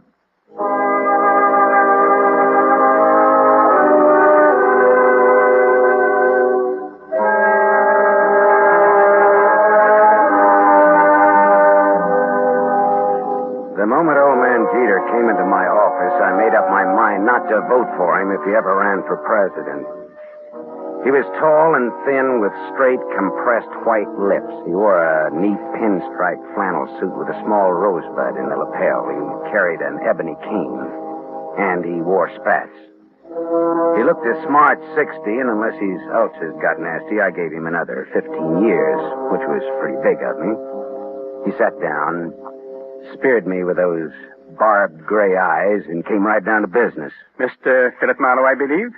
That's right. My name is Wadsworth Jeter. How do you do, Mr. Jeter? You're a private detective? Well, why not? Frankly, sir, I'd expected a Hollywood detective's office to be somewhat more glamorous or rather more elegant, shall we say? Well, Philo Vance has a branch office here on the 4th floor if you're shopping around. No. You'll do, I'm sure. Well, my rate is $25 a day, plus expenses. Money is no object. Except when you don't have much of it. That seems to be the motivating philosophy where Miss Harriet Huntress is concerned. Who or whom is Miss Harriet Huntress? A rather standard, rather obvious gold digger who wishes to marry Grover. You want to tell me who Grover is? Grover is my adopted stepson, my late wife's son. Go on. Next year, he will inherit $1 million left him by his mother. Which explains Miss Huntress's interest in Grover. Precisely. Look, Mr. Jeter, am I being hired to smear Miss Harriet Huntress? Not at all. Merely to disillusion Grover about her. Yeah, well, that's the same thing. I think you'd better find yourself another boy. Wait. There's more. Okay, let's hear it. Do you know a man named Marty Estelle? Sure. He's a big-time gambler out on Sunset Strip. Why? Mr. Estelle claims my son Grover owes him $50,000. Well, then Grover'd better pay up if I know Marty Estelle. But suppose my son doesn't really owe Estelle the money. Does he or doesn't he? Mr. Estelle supplied photostat copies of Grover's notes with Grover's signatures. I thought they might be forged, so without Grover's knowledge, I took them to a handwriting expert named John Arbogast, a sort of detective. No? He's not sure. He wants more time. I'd like you to take over the case. Harriet Huntress and all. Miss Huntress, as you may know, is associated with Mr. Estelle. Well, that's incidental. I'll handle the forgery case and not the slander job. Now, where does this Arbogast have his office? On Sunset near Iva. Okay, I'll look it up. Miss Huntress? She lives at the El Milano on North Sycamore. All right, I'll look her up, too. Arbogast and Huntress in the order named.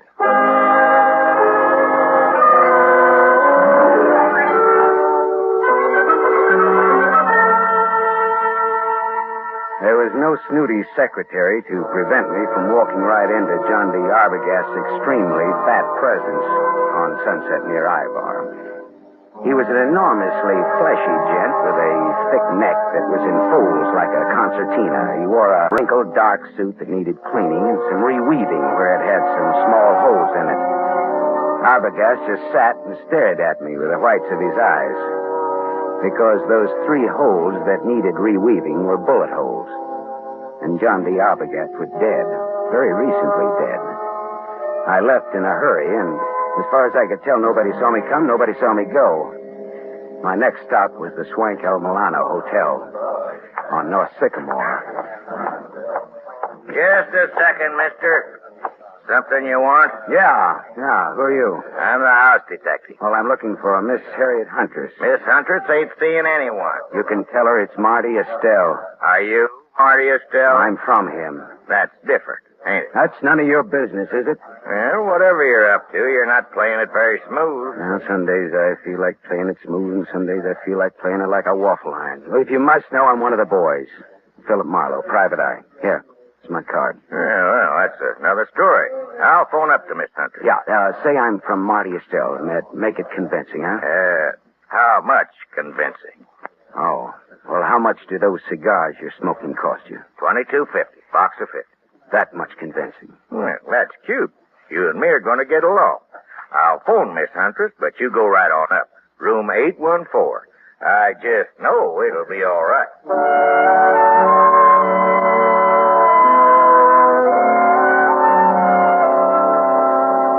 Harriet Huntress was too tall to be cute, too beautiful to be really cheap. Her green eyes were wide set, and there was plenty of thinking room between them. Her hair was a dusky red, like fire seen through a haze. The green eyes were that much green ice as she sized me up in the doorway. Well, what's the big message, Sonny? I'd have to come in. I never could speak very well in public. Come in. Never could speak very well on a dry throat either. There's the scotch. Help yourself. Thank you. So, you're from Marty Estelle? No, not strictly, not even loosely. Not at all, in fact. What's your racket? No racket. Marty'll love to know you used his name. I'm shaking in my shoes. You're some kind of detective, aren't you? Yeah, right. Philip Marlowe. It's good scotch here. I'm glad you like it. Now, what's your business? All right. How much will you take to give up Grover? You look smart, but you talk stupid. Old man Jeter's pretty tough. His idea is that you get nothing. You get smeared. I don't see it that way. How much? How about $50,000? How about $500? How about talking about the effect of the rain on the rhubarb? Now, look, sister. Suppose we skip the footwork, considering the sobering fact that a man named John D. Arbogast has already been murdered in this little case. Does that have anything to do with me? I don't know. He was hired to analyze some notes Grover gave Marty Estelle. He was killed just after I took over the case. Do you think Marty Estelle works that way? You know him better than I do, does he? Have you told the police yet? No, I thought I'd see if I could make a deal with you first. I'm going to tell you something. My people were nice people who never got involved in murders. Old Jeter ruined my father. My dad shot himself and my mother died of the shock.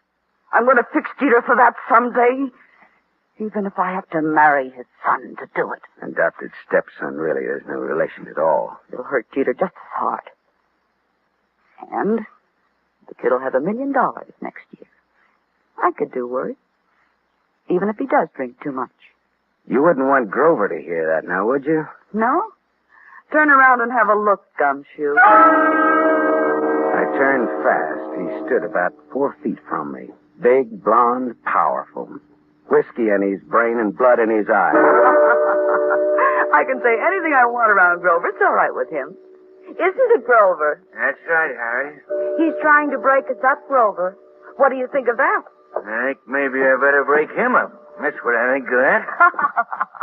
She laughed, and that made me mad. I turned to glower at her. It was a dirty look. It was the look of the month. That was a mistake. The big guy hit me. I went over sideways. It wasn't a hard punch, but my head hit a desk going down, and the desk got the decision. It gets dark fast in Southern California, but seldom that fast.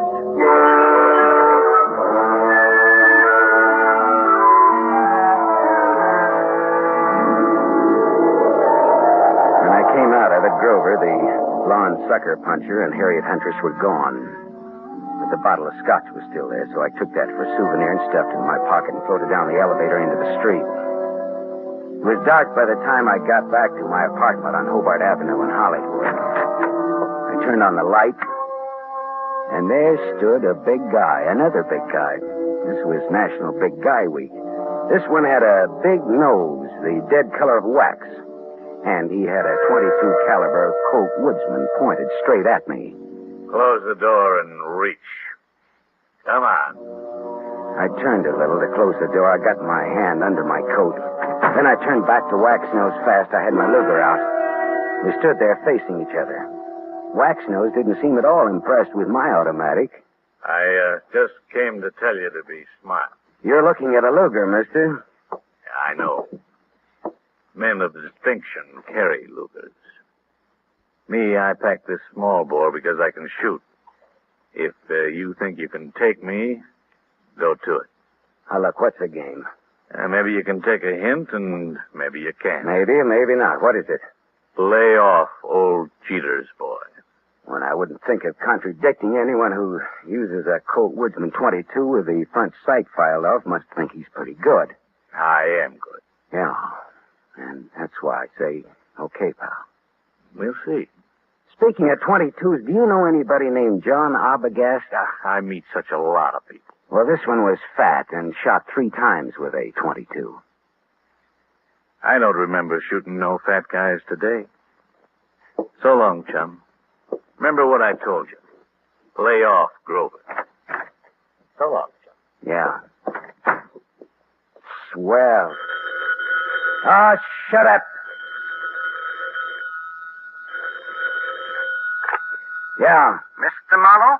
Oh, Mr. Jeter. Well, your son or your adopted son or your stepson or whatever he is poked me in the jaw today. He is both my stepson and my adopted son. Well, both of them poked me in the jaw. My word, where? In Miss Huntress's apartment. You spoke to her? What did she say? She wants $50,000 and no dice. I offered her $500, just as a gag. Just as a gag. Mr. Marlowe, perhaps you underestimate the importance of this matter to me. Listen, Mr. Jeter, there are some very unusual angles to this case. For example, a gunman just stuck me up in my own apartment and told me to stay off of this case. What? I don't see why this case should get so tough. Good heavens. Listen, Mr. Marlowe, my chauffeur, Waldo, will pick you up in my limousine. I want to talk to you. All right. Well, tell Waldo to park on Hobart facing Franklin. He'll be around for you in 20 minutes. Good. Just give me time to drink my dinner. Bye-bye.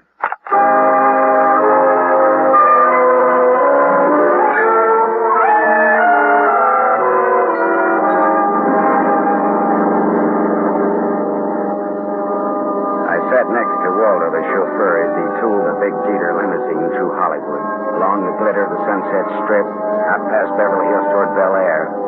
At Cavello Drive, we swung left for a couple of 100 yards, then left again, aiming for a driveway flanked by 12-foot wrought iron gates. Then something happened. Someone was standing in the glare of our headlights. Waldo swore and slammed on the brake shelf. You stupid! Go and get out of the driveway! The man stepped toward us. In the next minute, there was that same Colt 22 staring into my face again. All right, this is a heist.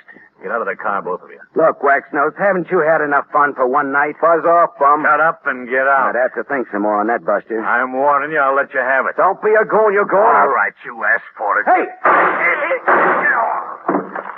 Hold. You shot the guy. Yeah. I shot him. It was this. All in fun. Yeah, some fun. It did the work. Jeter's house is right ahead. You sound as if you just shot a nickel in a pinball machine instead of a man. Now listen, turn off those lights and let's get out of here, but fast.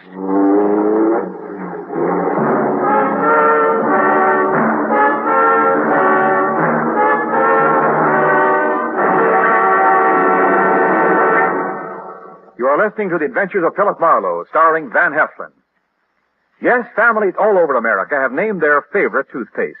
New Pepsodent with invigorating Irium foam. New fresh-tasting Pepsodent with a new, cool, minty flavor. In a recent test, New Pepsodent was preferred 3-to-1 over any other toothpaste. It's true. Families all over America say New Pepsodent is their favorite, 3-to-1. The William Kilpatrick family, 212 South Missouri, Claremore, Oklahoma, preferred New Pepsodent on every single count. The Kilpatricks say New Pepsodent tastes best of all, makes breath cleaner, makes teeth brighter. On all these counts, by an overwhelming average of 3-to-1, families prefer New Pepsodent over any other toothpaste they tried. It's a fact. Families 3-to-1 say New Pepsodent tastes better, makes breath cleaner, and makes teeth brighter. Remember, this is not just our opinion. It's the honest conviction of the Kilpatricks and other families who were asked to compare New Pepsodent with the toothpaste they were using at home. Get New Pepsodent, the only toothpaste containing Irium. Get it for your family without delay.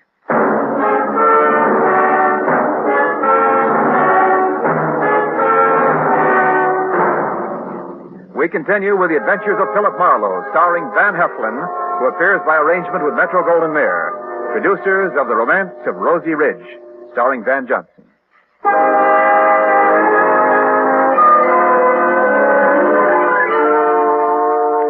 Waldo and I drove back to my apartment again, leaving Waxnose lying dead in the Jeter driveway. We went back to my place to start all over again, over what was left of my purloined scotch. Yeah, this is good scotch you've got here, Marlowe. Bench bottle. Not this. Sure, benched it from the apartment of Harriet Huntress. Well, bottoms up. Waldo, do you think that gunman was there to scare young Grover into realizing Marty Estelle means business? Could be. I always drove Grover home around that time. It just doesn't sound like Marty Estelle to pick that sort of a helper. Well, sure. Maybe that's why he picked him.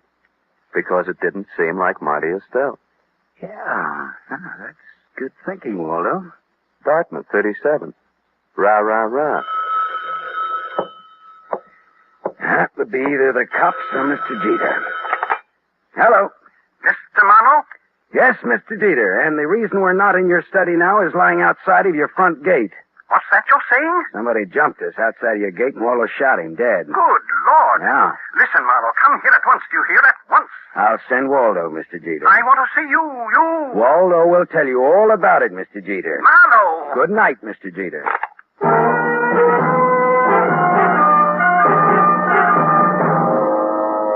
After Waldo, the chauffeur, had left, I went back to the El Milano Hotel. Hawkins, the house stick, was all smiles and open palms. I placed no confidence in his smile and a $20 bill in his palm. Harriet Huntress again? What's the matter? Just take me up to her apartment, that's all, huh? Sure. Right this way, fella. Hawkins took me to the 8th floor, room 814, and opened the door. There was someone in the room, waiting. Here's company for you, Mr. Estelle. Beat it, Hawkins. Yeah, this is the guy I was telling you about, Mr. Estelle. Come in earlier today. Said he was from you. Beat it, I said. Oh, sure. Come on in, Marlowe. I came to see Miss Huntress, not you, Estelle. Well, first of all, Harriet's not home. I came to tell her what happened outside of Jeter's gate. So you keep informed. I can't wait for her any longer. Got to get back to the casino. Now then, what did you come back for, Marlowe? I'm looking for the Jeter boy. After what happened to him tonight, he needs somebody to walk behind him. You think I play games like that? All I know is we were shot at. I asked you a question. I answered it to the best of my knowledge. What knowledge, for example? Well, for example, you hold $50,000 worth of Grover's notes for gambling debts. I've got $50,000 invested in the kid. Would I be likely to bump him off? Ah. That makes sense, all right. I always make sense. Bully for you. And when I have $50,000 invested in a guy, I'm apt to find out all about him. Like about old Jeter hiring a man named Arbogast to work for him. Arbogast was shot today. You know it. I know because I had you followed. You didn't tell the law, Marlowe. That could be very hard on you. Well, it could. Does that make you and me friends? A little blackmail, huh? Not much. We'll call it tattletale grail mail. From now on, do you stop bothering Miss Huntress? Say, you win, Marty. Swell. That's all. I've got to go. Well, I'll just wait around for a bit, okay? Well, Harriet's scotch is in that cabinet there. Thanks. I'll roll up my pants and go waiting in it. You know, Marlowe, I like you. You're cute. So long, Shaman.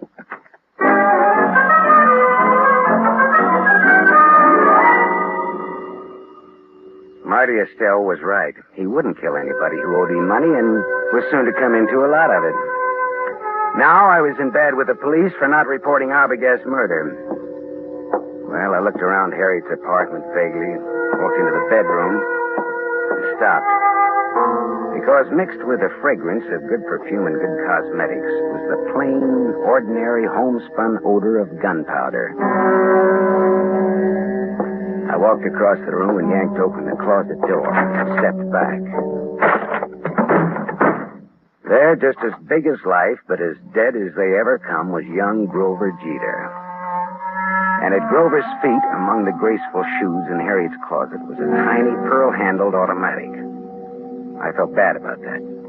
Because I guessed that the dainty holes, the bullets from that dainty gun, would fit the two dainty holes over Grover's heart. I put the neat little pistol in my pocket. I thought old man Jeter ought to know about his son, I thought.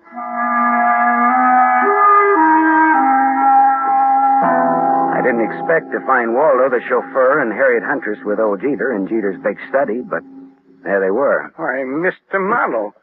I'd about given up hoping to see you tonight. Well, I changed my mind about coming out again, Mr. Jeter. Oh, Waldo? Why, Marlowe? Didn't expect to see you here, Miss Huntress. Didn't you?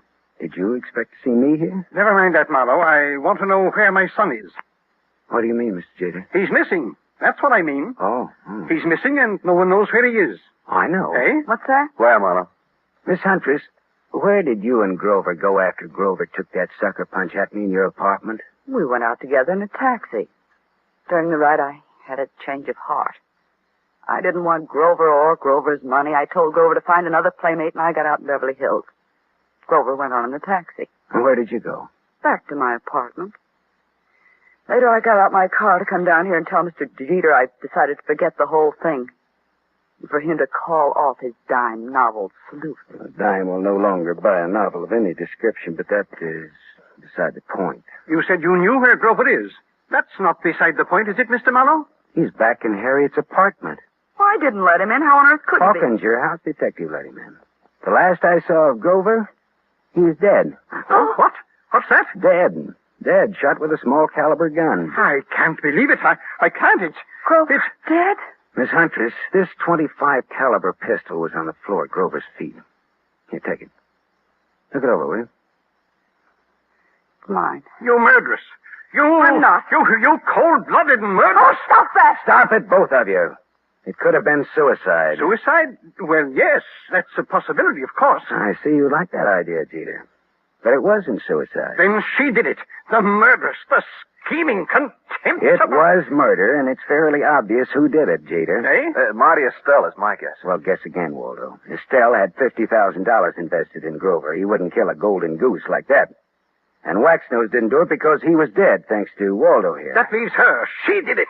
There had to be a motive and an opportunity. Well, it was her apartment after all. Correct, Waldo. But Grover was Jeter's adopted stepson. Oh, like a real son he was to me. A real son. Yeah. But did you lovely people know that in the state of California, a man can inherit from an adopted son who has money and who gets dead? Did you know that, Mr. Jeter? Why, what do you mean?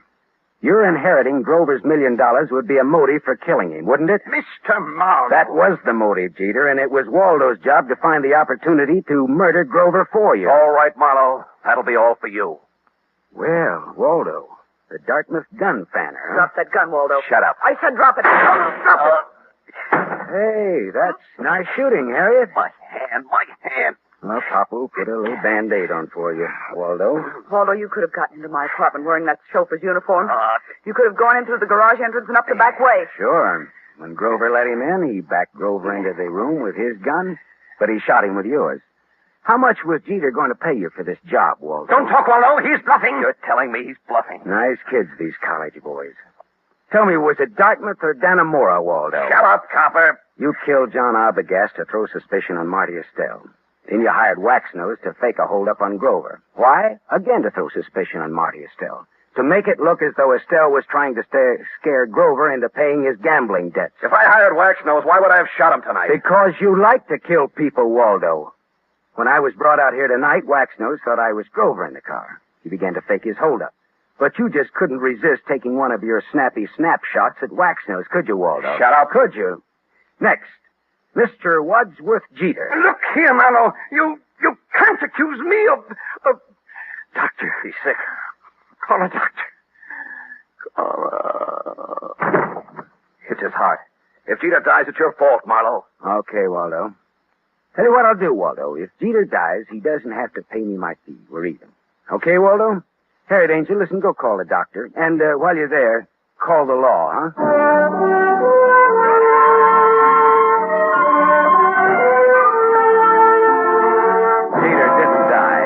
His heart was as good as mine, if you want to make anything out of that. The law had Jeter and Waldo cold, and I mean cold. Me? Well, I went out a couple of times with Harriet, as I sat home with her a couple of times drinking her scotch. It was nice, all right, but I didn't have the money or the clothes or the manners. Still, I was sorry when she went to New York to live. She had absolutely the best scotch I ever tasted. Maybe because it was free. I don't know.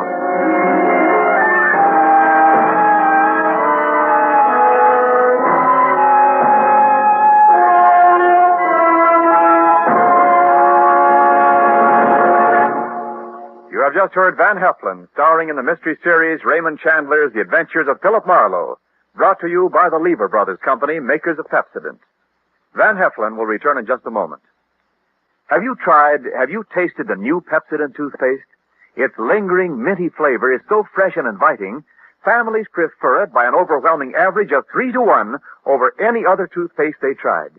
In a recent nationwide test, these families said new Pepsodent tastes better, makes breath cleaner, and makes teeth brighter. Remember, new Pepsodent gives you more invigorating Irium foam. It sweeps dulling film away. No wonder it's the 3-to-1 favorite with families all over America. Get new Pepsodent with Irium for your family right away.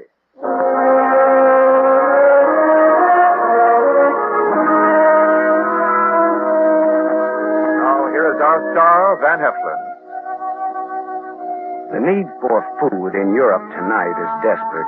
Starvation faces a multitude of our fellow men. There's a way you can help. For $10, a package containing 21.5 pounds of food will be sent for you to a friend or a relative or any member of an organization you designate in Europe. Or simply say to a little French girl or to a Belgian war widow. Your order will be strictly respected, and you'll receive a signed receipt from the person who received your gift. Send $10 now. Send all you can. Send your $10 to CARE. C-A-R-E. CARE, New York. Help keep America the hope of the world.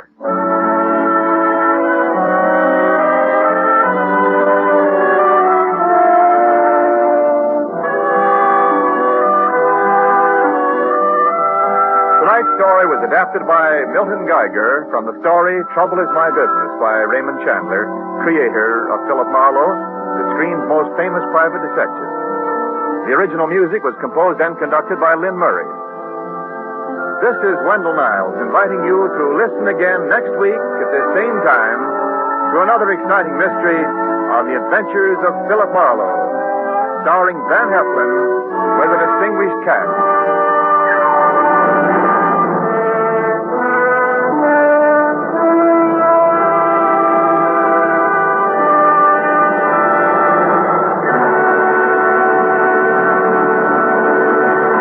NBC, the National Broadcasting Company.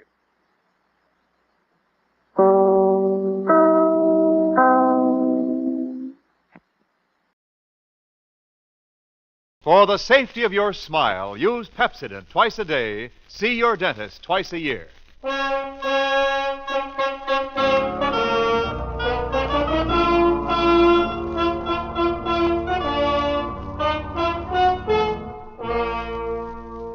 Lever Brothers Company presents the Pepsodent program, The Adventures of Philip Marlowe, starring Van Heflin.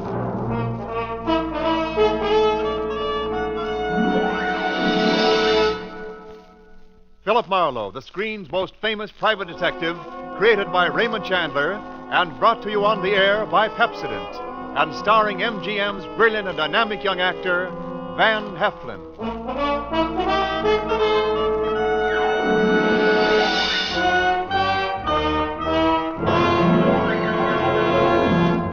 Now, families all over America have named their favorite toothpaste. New Pepsodent with Irium. New, fresh-tasting Pepsodent with a new, cool, minty flavor. Yes, in a recent test, new Pepsodent was preferred 3-to-1 over any other toothpaste. It's true. With families all over America, new Pepsodent is the favorite 3-to-1. Families from coast to coast recently compared new Pepsodent with the toothpaste they were using at home. They preferred new Pepsodent by an overwhelming average of 3-to-1 over any other brand they tried. These families, 3-to-1, said new Pepsodent tastes better, makes breath cleaner, makes teeth brighter. Yes, in a recent survey, Families 3 to 1 said new Pepsodent tastes better, makes breath cleaner, makes teeth brighter. Get new Pepsodent toothpaste for your family right away.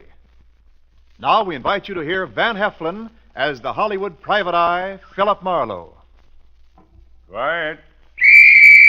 Quiet. You there, Marlowe. Quiet. Oh, quiet, you're on a bell.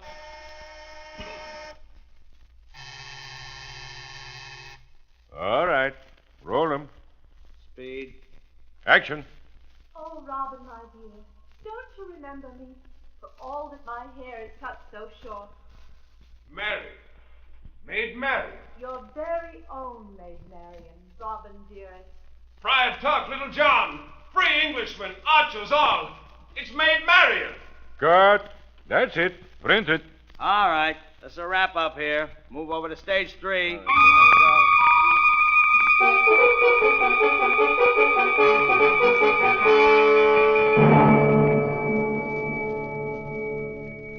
They were filming a new Technicolor version of Robin Hood over at the big studios on Santa Monica Boulevard, and I was there on salary at the request of the director of the picture. Robin Hood and Maid Marian came off the set. Robin Hood was a magnificent sight in his Lincoln green and carrying that big English long bow and quiver of arrows. Maid Marian in her slinkily cut medieval white gown was something to make more than an arrow whistle. They spied me and walked over to me quickly. Mr. Philip Marlowe? Yeah, that's right.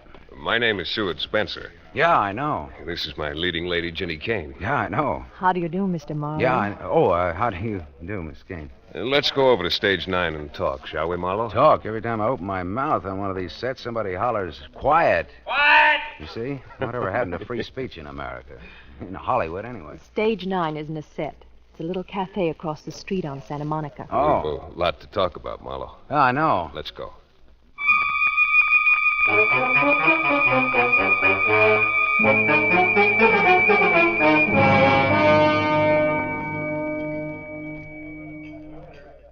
You see, Marlowe, Demetrio Sador, my director, hired you for what is to me a very embarrassing reason. It seems I'm supposed to protect you. And I feel very well able to take care of myself. Well, it's not safe with that half-mad brother of yours at large. Did Mr. Sador tell you the whole story, Marlowe? I said for me to get it from you. Well, it was my fault that we ever sent for Caxton. But he's my brother, and he looks like me, and he's an absolutely terrific archer. Seward here is much better looking, though. Seward is the bow, but Caxton is the bowman, huh? Well, they could have faked the scenes where I'm supposed to perform marvels of archery, but, well, we were all against that. Then I remembered my brother, a sporting goods salesman in Philadelphia, and a champion archer. And so you suggested that they send for Caxton to double for you in the shooting scenes, huh? Yes, in spite of the fact that Caxton hates the sight of me. Go on. I told Mr. Sador he could get the shots he needed with Caxton doubling for me. I'd go to my lodge at Big Bear during those 3 days. Caxton always resented Seward here because he made good and Caxton didn't. Now, let's see. There was something about Caxton leaving Hollywood, only not leaving Hollywood. What about that? Well, he never picked up the return ticket that the studio reserved for him at the airport. So you figure that Caxton's still in town, then, huh? Definitely. You think he'd pick a fight with you? He picked a fight with Freddie Cole. Who's Freddie Cole? A perfectly harmless makeup man on the lot. And all Freddie asked was for Caxton to wear brown contact lenses over his eyes so he'd look like Seward here for the medium close-ups. My brother has blue eyes, you see. And he wouldn't wear the brown contact lenses, huh? No, he refused flatly. He said, let my big-shot brother wear blue contact lenses. What an unreasonable creature. I don't know. It sounds reasonable to me. You said that he fought with the makeup man, huh? Yes, but not for long. Freddie's half Caxton's size, but he knocked my brother kicking. Ooh. I suppose your brother swore to get him for that. How did you know? I don't know. Instinct. Philip Marlowe. Philip Marlowe. Here, Mr. Sador, here. Oh, Mr. Marlowe, this is terrible. Simply terrible. They just found Fred Cole in Sherwood Forest. He's been shot. Shot? What? How? Who? I don't know who. But there's 2 feet of arrows sticking out of his back. Oh. You better show me where Fred is, Mr. Sador. Come on, let's go on the double.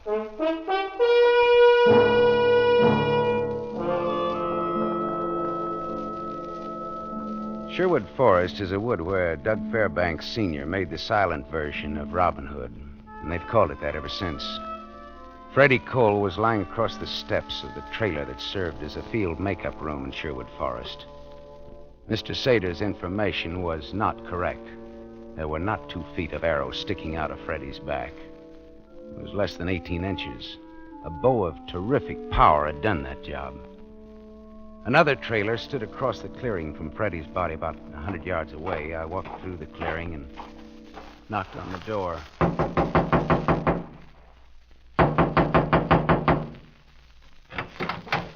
Yes, sir? The name's Philip Marlowe. I'm a private detective. Oh, it's about poor Freddie. That's right. Come in. Thank you. Well, I see. This trailer's my workshop, Mr. Marlowe. You have a regular arsenal of bows and arrows in here, haven't you? Yes, sir. I make and repair bows and arrows for the men in the picture. Say, it's about 100 yards from here to where Freddie was shot, isn't it? Just about. Did you ever service the bow of Caxton Spencer, the Star's brother? I did. Powerful weapon? Very. Good shot? Very. Bad man? Yes, very. Mm-hmm. Okay, well, thanks, Dad. I'll see you. What was that you said? I said I'll see you. You called me something. Oh, Dad. Yes. So long, Mr. Marlowe. So long, Dad. So long, son. So long.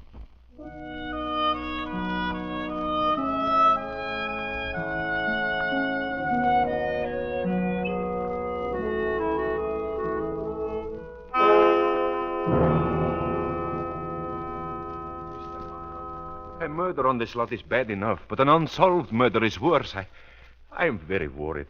About your star, Seward Spencer, Among other things, Mr. Marlowe. Well, why doesn't he leave town while this homicidal brother of his is still around? Oh, he wouldn't go even if I asked him. Besides, every day lost now means money. And the bank wouldn't tolerate any more delays making this picture. Any more delays? Have there been delays? I started making Robin Hood 4 years ago. I got the sets built and then had to stop because I couldn't find the ideal man to play Robin Hood. What was the ideal type for the promised sale? Well, he had to be romantic, good-looking, powerful. And it would have been helpful if he could shoot a longbow, huh? Yes. Well, Seward Spencer couldn't shoot a longbow 4 years ago any better than he can today. Now, why didn't you hire him 4 years ago? He wasn't a big enough star then. Oh, he's big enough now, though. Tremendous. He's another Gable. So he doesn't have to know how to shoot a longbow now. No, especially since his brother, who resembles him closely, could shoot a longbow. Tell me, where did Spencer stay while his brother was whooping it up here at the studio? Spencer had a lodge up at the Big Bear. Why? Any ideas? Maybe. Look, Spencer is known all over the world, right? That is correct. Now, his double would have a hard time hiding out unless he hid in places where people expected Seward to be, right? I hadn't thought about it. Where exactly is Spencer's lodge at Big Bear? You think his brother may be up there, posing as Spencer? I don't know. It's an idea. Where did you say that lodge was now?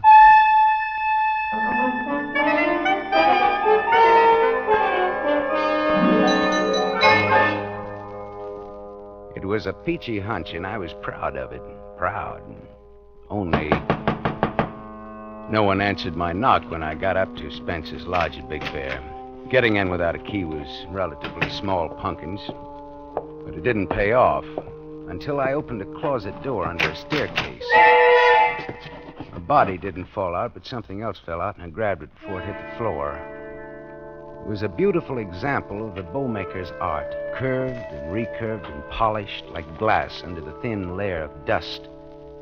I looked closely at the maker's name because I was beginning to get an idea. And then the grandfather of all hornets zinged past my ear. A fraction of an inch from my cheek quivered the shaft of a wicked-looking arrow, its steel head almost buried in the solid oak paneling behind me. A man was standing in the open doorway. Now then, Mr. Marlowe. Hey, what's the idea? Make a move towards your gun, Marlowe, and I'll pin your hand to the wall. Caxton. Yes. Caxton Spencer, right? Yeah. He was a little taller than his celebrated brother. His cheeks were a little more sunken, and his eyes, unlike his brother's, were an icy, glassy, deadly blue. He shot that second arrow as fast as I could think. Believe it or not, that second arrow split the first one right down to the head. There was another thing about this lad that was different from Seward Spencer. He could shoot a longbow. Brother, could he shoot a longbow. Well, aren't you going to reach for your gun? Well, Robin Hoodlum of Sherwood Forest, huh? You know what might be fun? A contest. The old versus the new. Medieval archer versus 20th century gunman. You know, you're just as crazy as your brother thinks you are. I see Seward's been talking too much again. Look, Caxton, tell me just one thing. You've got your archers mixed up. I'm Robin Hood, remember? Not William Tell. What was this dusty bow doing in the closet? That's mine. Well, how did it get in this closet? I was out here 4 years ago. Oh, you and your brother were a little friendlier then, huh? My brother wasn't such a big shot then. I'm beginning to get it. Your brother sent for you 4 years ago to teach him how to shoot. You were looking for someone to play Robin Hood. Your brother wasn't a big enough name then, but he figured if he learned to shoot a longbow well enough, it might make up for other shortcomings. Not bad, genius. The Robin Hood picture was shelved before Seward could learn to shoot, so now he had to send for you again. But you had to quarrel with Freddie Cole and plant an arrow between his shoulder blades. Maybe somebody was celebrating Arbor Day and planting things. That's very amusing, Caxton. But let me say this. Don't say anything. Just get off this case, understand?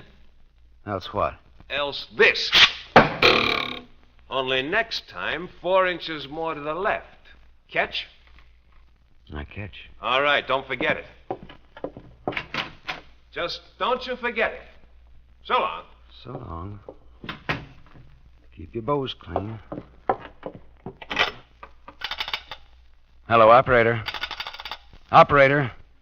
This is a police call. Connect me with the Santa Monica Boulevard studios of Rheingold Pictures. I want to talk to Mr. Seward Spencer. It's a matter of life and death. And that's no mere figure of speech.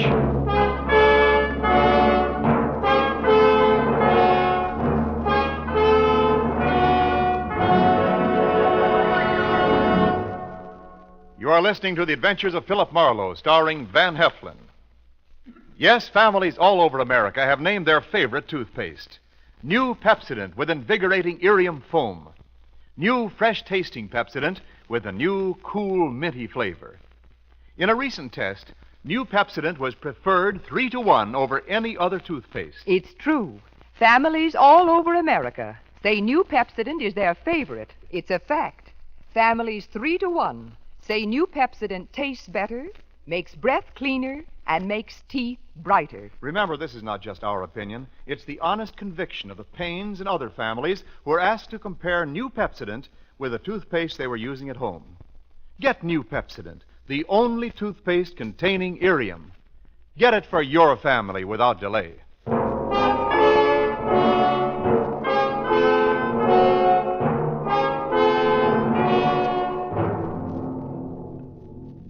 We continue with The Adventures of Philip Marlowe, starring Van Heflin, who appears by arrangement with Metro-Goldwyn-Mayer, producers of The Romance of Rosie Ridge, starring Van Johnson.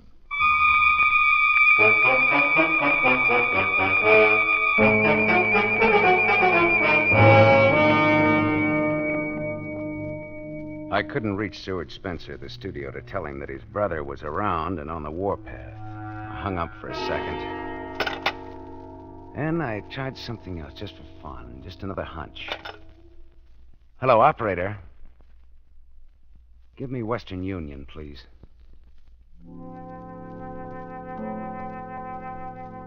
It was late afternoon, and therefore too late to telephone Philadelphia on account of the time difference. I sent my telegram and gave my apartment address back in Hollywood for the answer that I expected in the morning. Then I drove back to Hollywood. It was dark when I gave up trying to locate Seward Spencer, but a bright moon was climbing the sky by the time I got to the archery trailer on location in Sherwood Forest.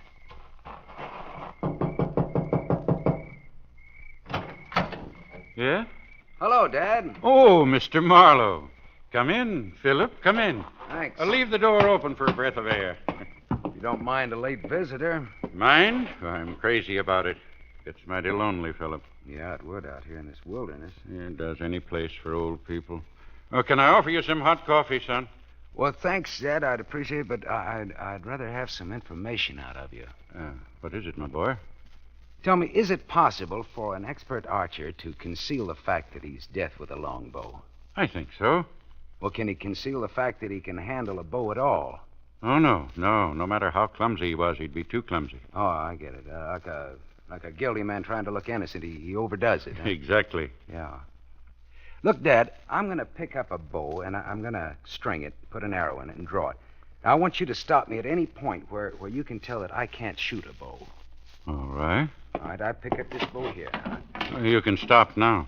Well, I didn't do anything yet. You picked up the bow, and you're holding it upside down. You mean there's an upside and a downside to these things? Does it matter? It matters very much. You might at least have played along with me a minute. After all, even a detective has his pride. You asked me to stop you, and I did. Oh, sure. I was just kidding you, Dad. Dad, is anything wrong? No, nothing wrong. Excuse me. It's just that everybody else calls me Pop. Oh, well, look now, if you'd rather I call you No, that, I hate it. It's what smart, strong young people call old fellows like me. Pop. Treating us like children. Old folks ain't idiots. Who says they are, Dad? No, Dad, that's different. It's got respect and love in it.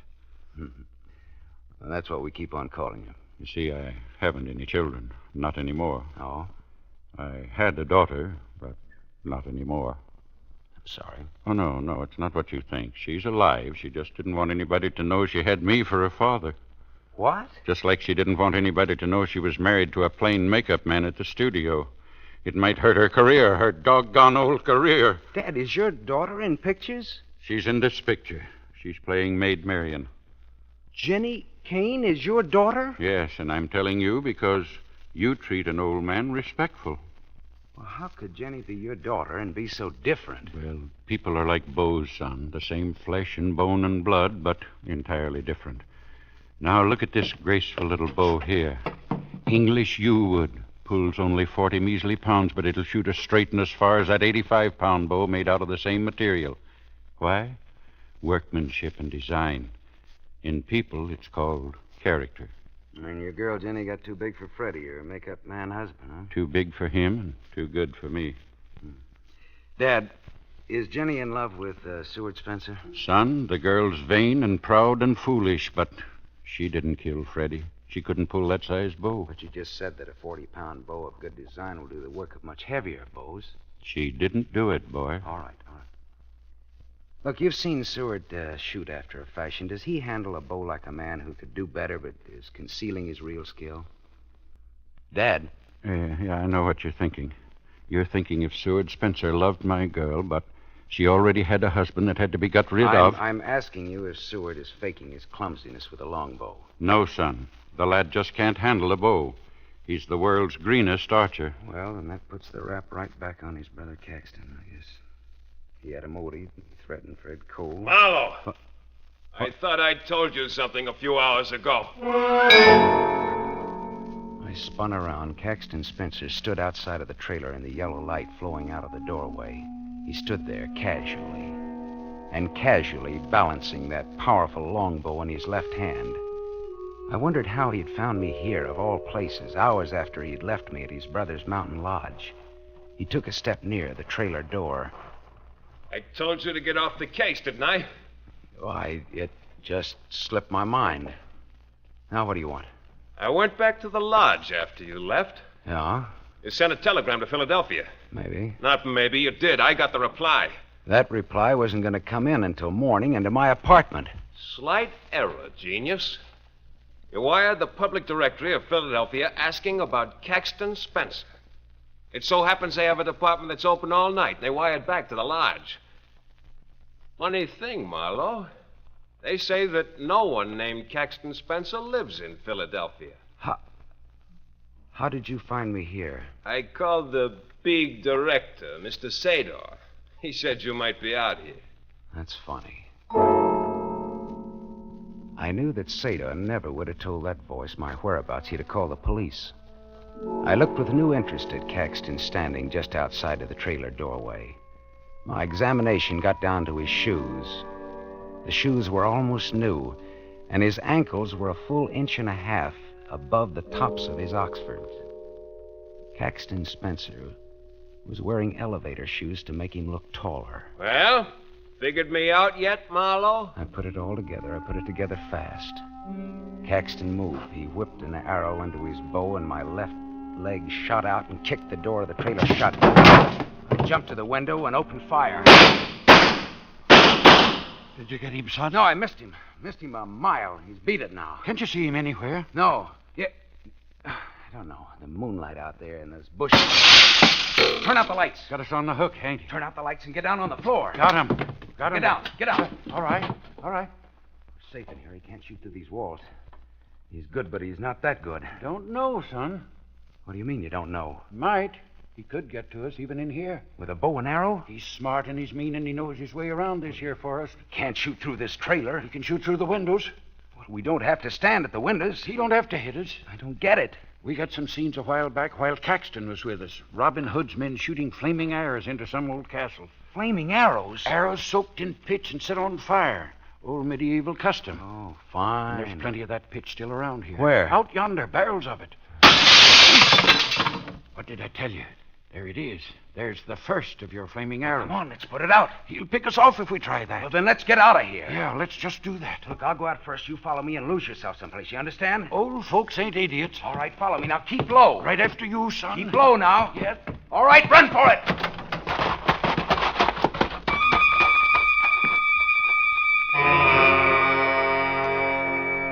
We dashed into the moonlight. A hornet clipped my cheek and wanged into the wall of the trailer.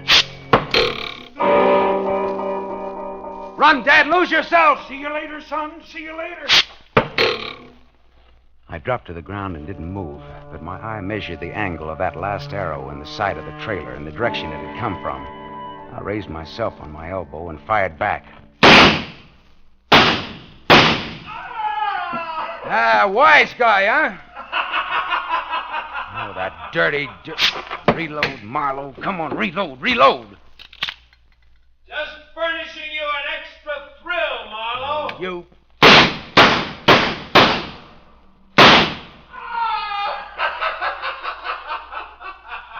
Or is that one getting stale, Marlowe? 2 shots left. 2 shots.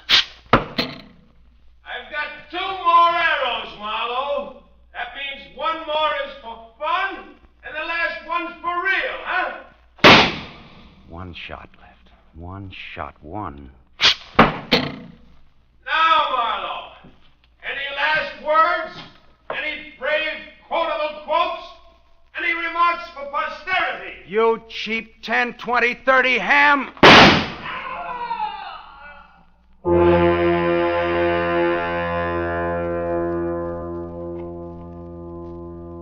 I waited for the laughter. The taunting, baked ham laughter. It didn't come. I waited with my empty gun clenched in my fist.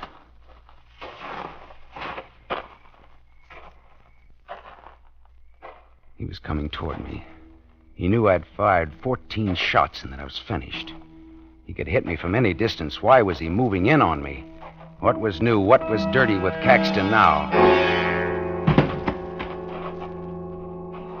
I jumped to my feet and drew back my arm to throw my gun at the first thing that walked out of those bushes ahead of me.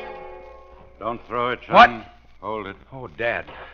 You all right, son? Where's Caxton? Dead. I got him, then. With my last shot, I got him. Hate to disappoint a smart young lad like you, son. Oh, you said he's dead? I didn't say you killed him. What? He's got a 28-inch arrow in his chest. Looks good, too. How did you... When I followed you out of the trailer, I grabbed some arrows in that 40-pound bow. I've been hunting, son. And let me tell you, for what? There never was a Caxton Spencer. Do tell. Caxton Spencer fought against wearing brown contact lenses over his eyes for a very good reason. He was already wearing blue contact lenses. Seward Spencer never had a brother. He'd learned to shoot a longbow 4 years ago, but he kept it a secret when they finally decided to film Robin Hood. He had a better use for his skill with a bow. He was already planning Fred Cole's murder and invented a non-existent brother to pin the murder on. Clever, very clever. I knew it all the time. What? That's what. Well, then why did you tell me that Seward Spencer couldn't shoot? Seward Spencer corrupted my girl and turned her against her rightful husband and her daddy. I wanted to get him myself. And you did. Fair and square and in defense of an officer of law. That's right. Well, I see that flaming arrow trick fizzled. It went off. Oh, yeah, so it did. Like to step inside and have that coffee now, son? I sure would. Then come on. You know, like you said, Dad. Watch your step. Just like you told me. Old folks aren't fools. Not by a long shot, Dad.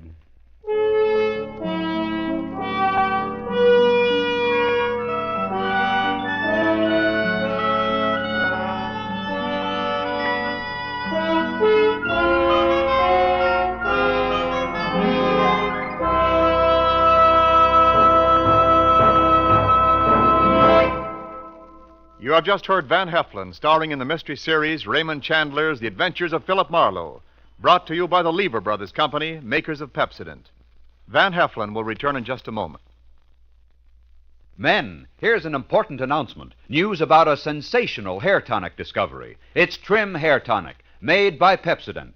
For the first time, science has created a hair tonic with pure virgin olive oil. There's no finer hair and scalp conditioner. Yes, because it contains pure virgin olive oil, Trim Hair Tonic conditions your scalp as it grooms your hair. Get new Trim Hair Tonic during the big 1-cent introductory sale at toilet goods counters now. 2 60-cent bottles, $1.20 value, only 61 cents. Ask for Trim Hair Tonic with olive oil.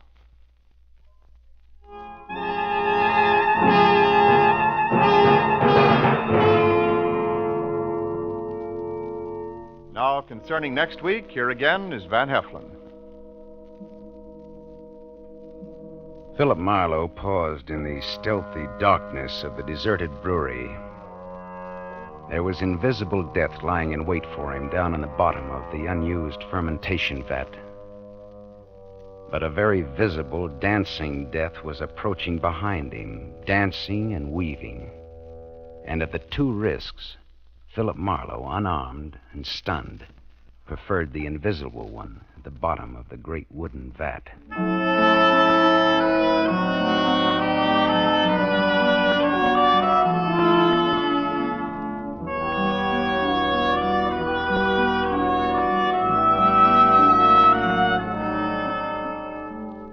Tonight's story was written by Milton Geiger, based on the famous character and modern detective fiction, Philip Marlowe, created by Raymond Chandler.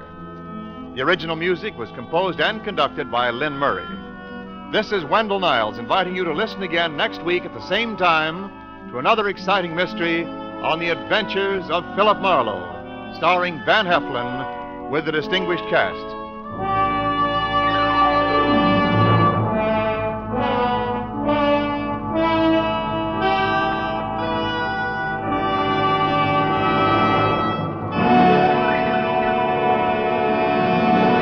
This is NBC, the national broadcasting company.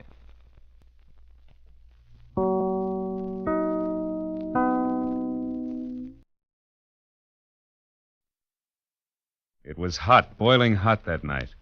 I wanted to grab a beer and turn in early. So what happens? I get my beer, but with it comes a gunshot, a beautiful woman in trouble, and murder. From the pen of Raymond Chandler, outstanding author of crime mystery, CBS presents his most famous character, brought to you now in The Adventures of Philip Marlowe.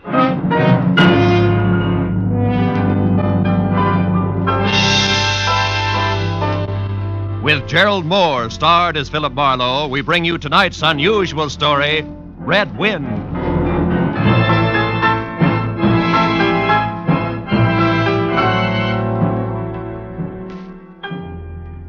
There was a rough desert wind blowing into Los Angeles that evening.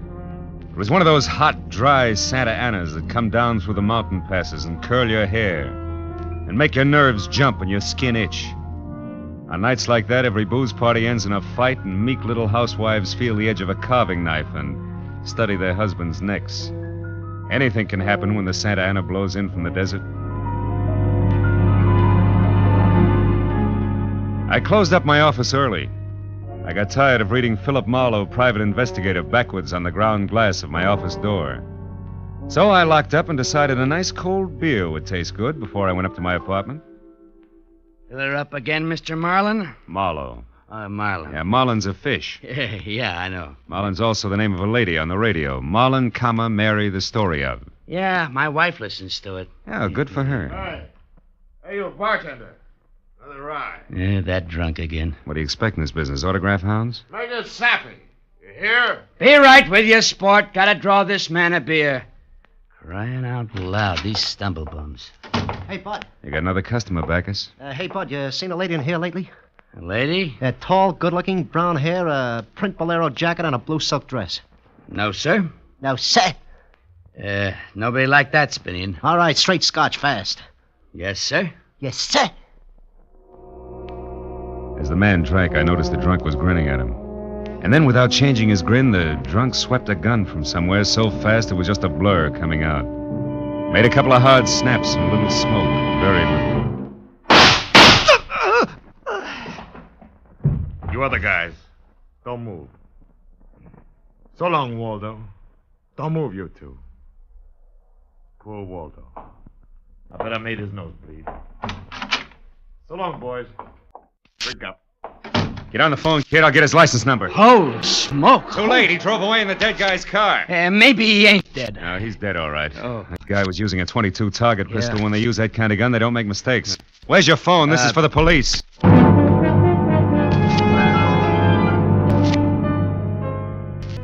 Prowl car boys were there in 5 minutes. Waldo was out of business, all right. Nothing in his pockets told who he was, but he had about $700 on him. And with that kind of heavy coin, you can buy a good 1910 automobile even today. Well, I told the cops what I knew, including about Waldo's brown-haired, pretty girl in the bolero jacket. It was about 9 o'clock when I stepped out of the elevator in my apartment house and almost walked right into a brown-haired, pretty girl in a bolero jacket, waiting for the elevator on my floor. Oh, excuse me. Just a minute, lady. What is it? I'm a great admirer of bolero jackets. What? Now, take the one you've got on, for instance. I'm sorry, but I'm in a hurry. No, wait. If you'll be good enough to let me... Oh, you've made me miss the elevator. It's just as well. What? Well, it's better you don't go out in those clothes. Just what do you mean? Tall, good-looking, bolero jacket, blue silk dress. Mm-hmm. Lady, might I take the trouble of telling you that you're in trouble? Trouble? Yeah, the cops are looking for you. In those clothes. I haven't done anything. Maybe not. But if I were you, I'd have a little talk with me. I've all the I'm in nerve... room 41 across the hall. I know things about you. Well... Good girl. Come along. It took a firm grip on her arm, but I managed to get her to my room. I rustled up some drinks, but when I turned to give her hers, I saw she held a small automatic. She looked at me steadily. I put down both glasses slowly so I wouldn't be misunderstood. Look, sister, I know it's hot tonight and heat does funny things to people, but let's put that little thing away and have a nice cool drink, huh? Don't move. Oh, I'm strictly frozen in my tracks. Stay that way. Okay. But wouldn't you like to know that I'm a private detective? Private detective? I can prove it if you'll let me. That's better. Yeah, I don't like those things pointed at me. I'll have that drink. Oh, good. I don't often give good liquor away like this. I can't afford it. Why are they after me? Well, a man was just shot in a bar down the street. Before he got it, he'd been asking about a tall, pretty girl with a bolero jacket. What did he look like? This man. Oh, he was tall, about 5'11". Slim, dark brown eyes with a lot of glitter.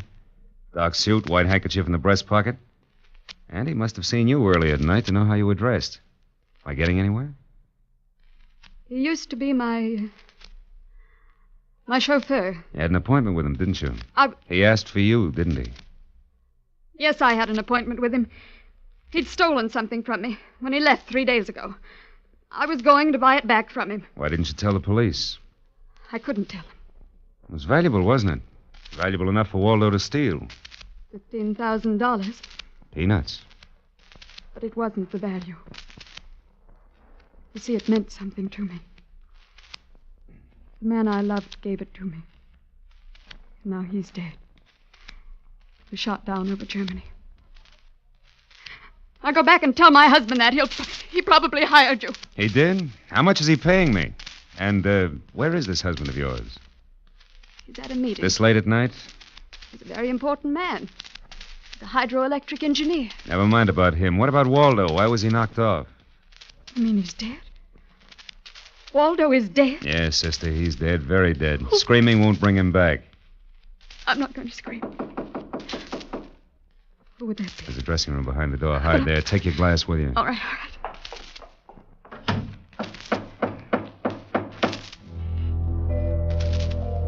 I went to the door, making a loud, yawning sound. Foolishly, I didn't have my gun. That was a mistake. Because when I opened the door, the guy on the other side certainly had one. A .22 target automatic that had already killed one man that night.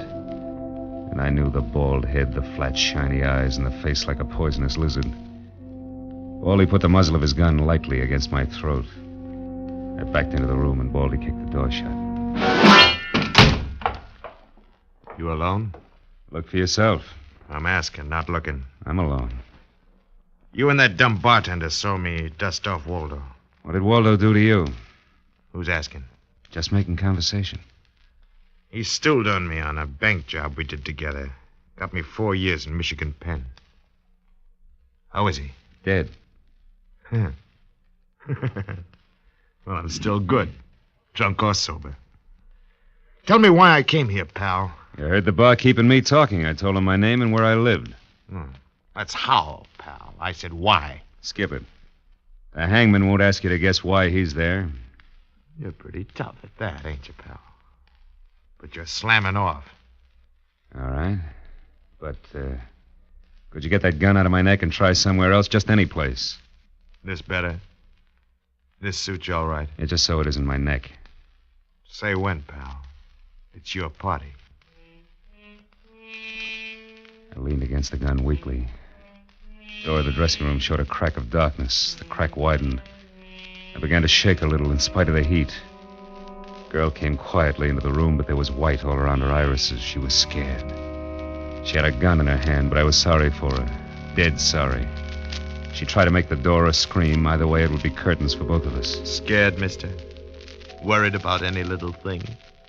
I couldn't talk. The girl floated in the air somewhere behind Baldy. Her horrified face was drifting toward us. My mouth was as cold and dry as yesterday's toast. Well, kid, how's it feel? You ready yet? Say the word. Well, don't take all night about it. If you're going to do something about it, do it. Why not, pal? I like this. Suppose I yell. Go ahead. Yeah. Put up your hand. Hey, look! Thanks, sister. That buys me. Everything I have is yours, now and forever. Is he dead? You flatter me no end, lady. I only punched him. Now get out of here while I call the cops down on this killer. Yes. Good night. Wait a minute. That jacket marks you for the cops. Leave it here. You don't need it in this kind of weather. Oh, yes, here. Okay. See you again? Why? I don't know. Who am I to be the rival of a dead flyer and things like that? No, on second thought, forget the whole thing. I'll see that the police get Jesse James here. Good night, lady.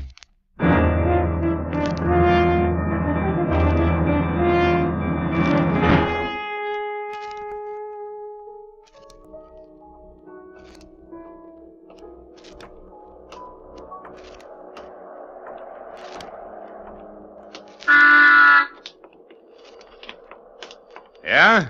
You mean me? Yes, please. Oh, you again. Get in. I want to talk to you. You want to know what happened at headquarters? Yes. I went down to headquarters with the law and gave them the story. I left you out of it. Oh, thanks. You saved my life. So no one knows anything about you. Incidentally, neither do I. My name is Mrs. Frank Barsley. 212 Fremont Place. Olympia 24596. Is that what you wanted?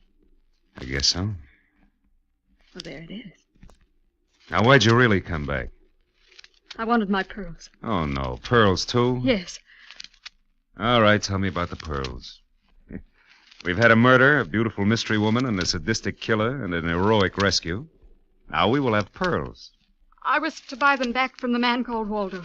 Well, I saw everything that came out of his pockets. There weren't any pearls. Could they be hidden in his apartment? It's possible.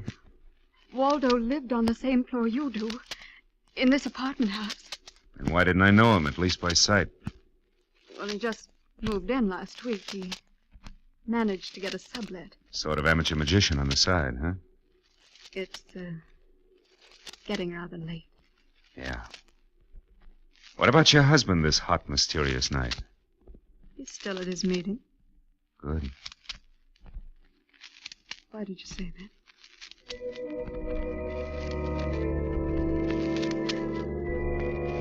I didn't have any answers. We just sat there looking at one another. I was suddenly aware of the hot desert wind stirring up the night. I took hold of her and I kissed her. She sat very still. I was shaking when I let go of her. Her voice trembled a little when she spoke. I meant you to do that. Oh, I wasn't always this way. Only since Johnny Dalmas was killed in the war. He gave me those pearls. 41 of them. With a diamond propeller clasp. I'd have loved them if they were wooden beads because he gave them to me. I loved Johnny. The way you love just one time. You understand that? Yes, I can. What I don't understand is how you could explain a $15,000 pearl necklace to your husband. Told him they were imitation. That I bought them myself. How did Waldo latch onto them and what they stood for? When my husband was in Argentina, Waldo and I would go for long drives. I was restless and wretched because of Johnny. Sometimes Waldo and I had a little drink together. But that was all. But you confided in Waldo about those pearls. Yeah. And when your husband came back, Waldo stole the pearls and offered to sell them back to you. He'd tell Papa. Oh, I was a fool. And now you think the pearls are upstairs in Waldo's apartment. I suppose it's a lot to ask. I've been paid. I'll go look. Wait here.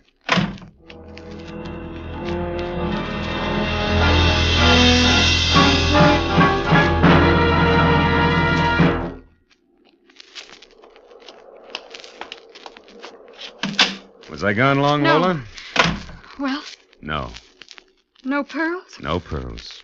Oh. There was a man in Waldo's room. Man. You know a guy named Leon Velasanos?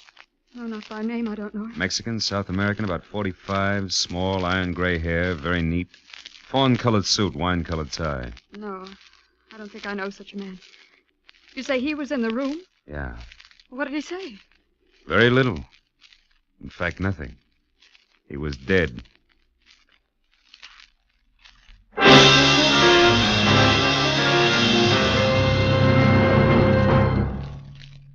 You are listening to the adventures of Philip Marlowe, created by one of America's most outstanding writers of crime and mystery fiction, Raymond Chandler. Our story for today, The Red Wind, continues in just a moment. But first, a message of interest for all young men. How would you like to be up there in the wild blue sky, flying America's mightiest bombers, fastest fighters, and newest jet jobs? Believe me, it's a great feeling to know that you have the skill, the courage it takes to become a pilot officer in the United States Air Force, the Air Force that's second to none. Keep your eye on the local newspapers and your nearest Army Air Force recruiting station. An aviation cadet recruiting team will be in your community soon. If you're between the ages of 20 and 26 and a half years of age, single, and a high school graduate, plan to see the aviation cadet interviewing team. If you pass the mental and physical examination, you'll be accepted for the 52-week aviation cadet training program. When you graduate, you'll be a second lieutenant in the U.S. Air Force, the mightiest of all.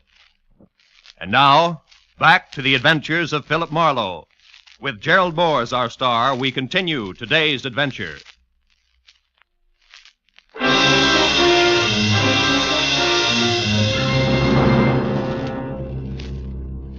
I sat with Lola Bosley in her car, listening to the hot wind gallop around in the midnight streets. I just told her about the Latin-looking man I'd found in Waldo's room in a very dead condition. I held her hands until they stopped trembling, and then I gave her the few remaining details. He had a gun in a shoulder holster, but someone had strangled him before he could set up in business with a gun. Someone. You mean Waldo? Maybe.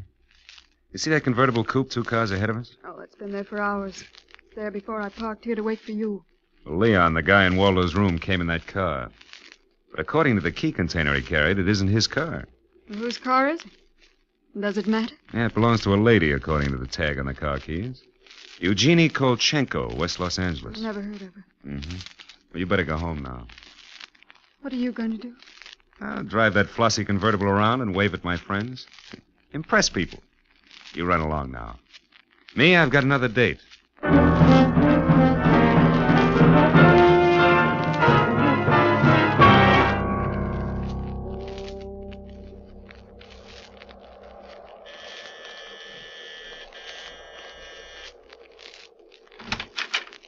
Yes. What is it, please? Miss Eugenie Kolchenko?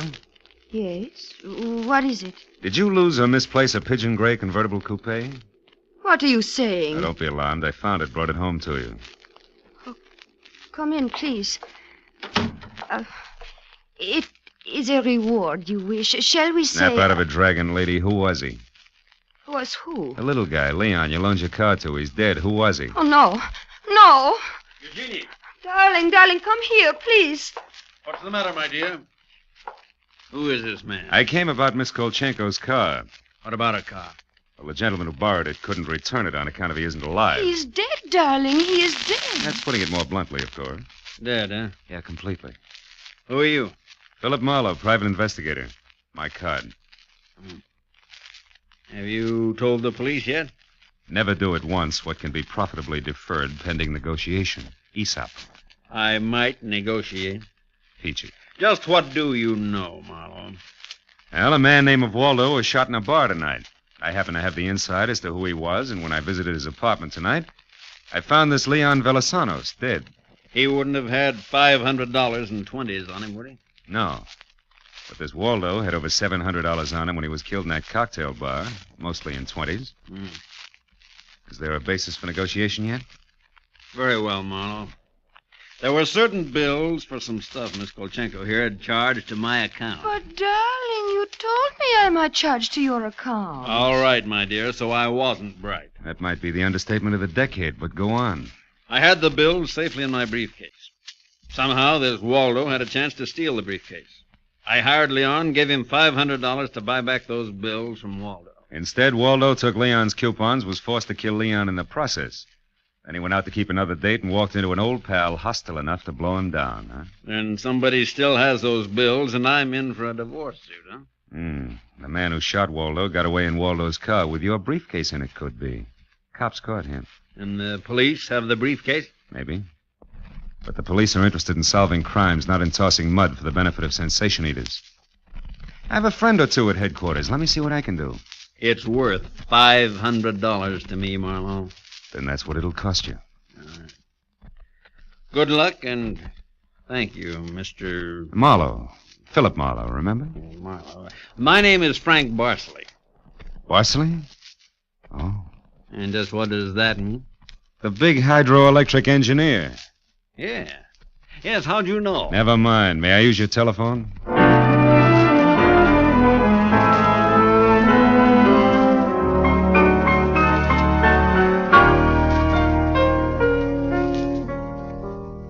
Someday I must tell you about Ibarra. Oh, he's a soul of the earth, Ibarra. Detective lieutenant over at Central Homicide. Well, I phoned Ibarra from Miss Kolchenko's house and told him where he could find a well-dressed cadaver named Leon, and furnished a few small details. I gave Ibarra time to check my tip, and then I went down to see the good lieutenant and told him why I'd been up in Waldo's room, only to find Leon instead of a certain lady's string of pearls. Pearls, eh? Yeah, I thought Waldo might have had them up there. Whose pearls were they? The ladies. Go on. Or they might have been in Waldo's car that Waldo's killer drove away in. Yeah? What, yeah? They might have. Yeah. Also a batch of bills charged to the account of a certain Frank Barsley. Yeah? The police aren't interested in domestic scandal. They want to prevent or solve crimes, right? So? So I've got $500 for the police fund. If those pearls and those bills are returned to their rightful owners. Quit your kidding. It's a valuable necklace. Yeah. There's your necklace. Take it away. On the level, Ibarra? Just tell me straight what it's all about. All I ask. Sure. Well, you see, this Waldo was blackmailing a wife with the pearls and her husband with the bills. Barsley, that's the guy's name, sent Leon to get the bills from Waldo. Waldo killed him and then stepped out and got nailed by that guy in the bar he'd stool pigeoned against once. Mm-hmm. Well, if Bosley's name stays out of the papers, I get $500. It goes to the police fund. Thanks. We'll keep him out. I'm not in this case for money. I just want to get back the bills and the pearls. Sure. And like you say, Marlowe, the police aren't in business to sling mud. Look, you can deliver the pearls to the lady yourself if you like. No, you better take them to her, Marlowe. You see, except for that diamond propeller clasp on them, they're phony. Phony? But look, Marlowe, I know pearls. Real pearls feel gritty between the teeth. These are hard and glassy. Try. Yeah. Yeah. They're phony. All but the clasp, Marlowe. All but the clasp. I took the pearls and had them appraised the next morning at a gilt-edged place in Beverly Hills. Phony all but the clasp. An imitation as good as these couldn't have been made that fast. These were the pearls that Waldo had stolen. I took the glass pearls to a dive on Melrose and had them duplicated for $20. I had the jeweler attach the diamond clasp to the $20 duplicate string of pearls. Then I called up Lola. Hello, Lola. Okay, you're in? Oh, Mr. Marlowe. Yes, it's okay here. I have a string of pearls for you. Oh, really, Philip? Really? Did you get... Now, wait a minute, Lola. Waldo was getting set to gyp you. We sold the real pearls and made up a string with the diamond clasp. Oh. Well, may I at least have the clasp? Sure. Meet me at 4 at Nikolaev's. Nikolaev's at 4. I'll be there.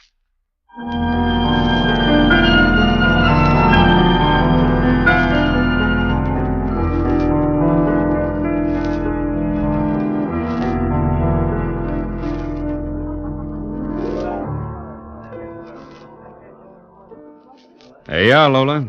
These are the pearls the police found in Waldo's car. You were right. They're not my pearls. I'm sorry, Lola. No. Still have the clasp that Johnny gave me. Well, I'm happy if you are. Happy? No, not quite happy. See, this morning my husband told me we're to separate. Oh, I'm very sorry, Lola. You've been very kind.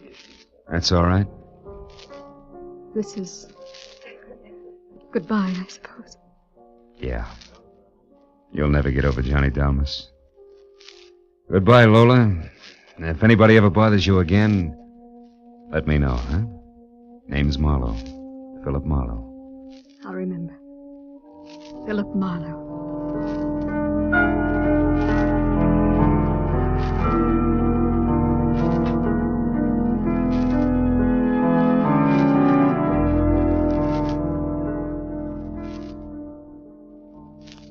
I drove almost to Malibu. And then I parked. And then I walked. Way out on a rock cliff, jutting into the Pacific Ocean. And then I reached into my pocket and dug out the string of Bohemian glass pearls Lieutenant Ibarra had found in Waldo's car. I cut the knot at one end and slipped the pearls off, one by one. One by one, I flipped them into the water. Should have seen the gulls swoop down on them. And then they flapped up again, screaming indignantly. Phony pearls. They'd fooled Waldo and Lola Barceley, but they couldn't fool a seagull. I said aloud, to the memory of Johnny Dalmas, just another four-flusher.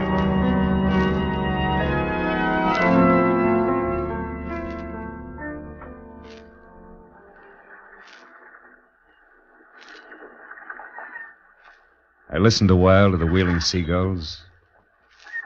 All at once, I realized that the wind had died. The Santa Ana had blown itself out. The red wind was done. It was over. It was cool again.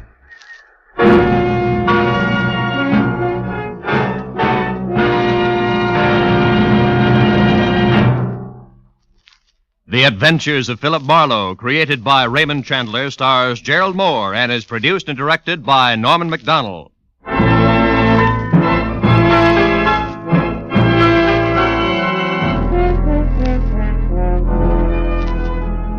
In tonight's story, Red Wind, Lola was played by Peggy Weber, and Barry Kroger was Baldy.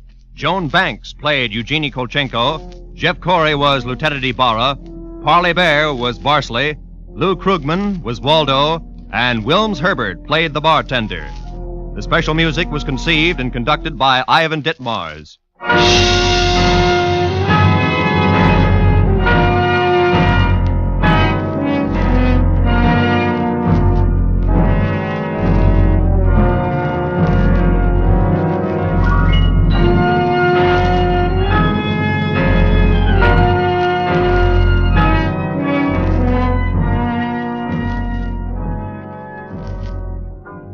Philip Marlowe will be back in just a moment.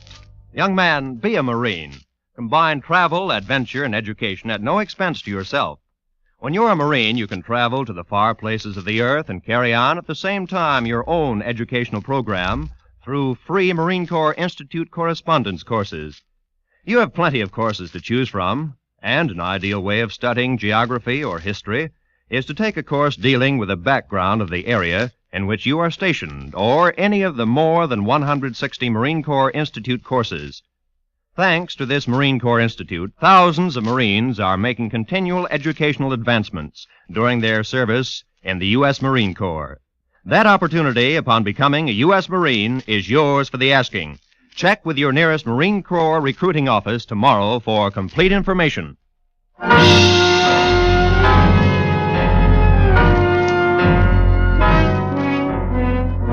Next week at the same time, be sure to tune in for another adventure of Philip Marlowe, when Marlowe says, I was low, very low the night I set out searching for the girl with the strange hazel eyes. The fog which hung over Los Angeles didn't help. And I felt even worse when I found her. For by then I had death on my hands.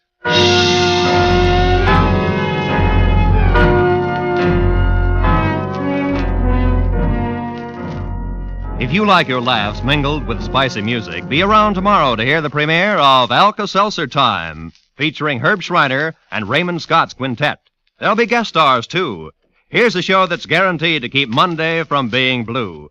It's coming your way Mondays through Fridays over most of these CBS stations. So consult your local newspaper for the time of Alka-Seltzer Time. This is Roy Rowan speaking for CBS, the Columbia Broadcasting System.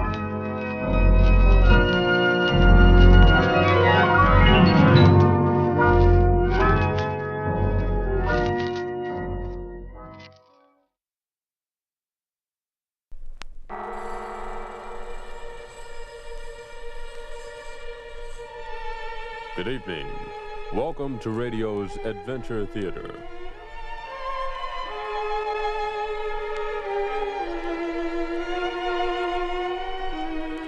Like fine vintage wine that gets tastier with the years, radio's mystery and adventure stories out of the past are still vibrant and alive. Join us now as we reach into the dusty archives for tonight's exciting drama. The Adventures of Philip Marlowe. With Gerald Moore starred as Philip Marlowe, we bring you tonight's gripping story, The Persian Slippers.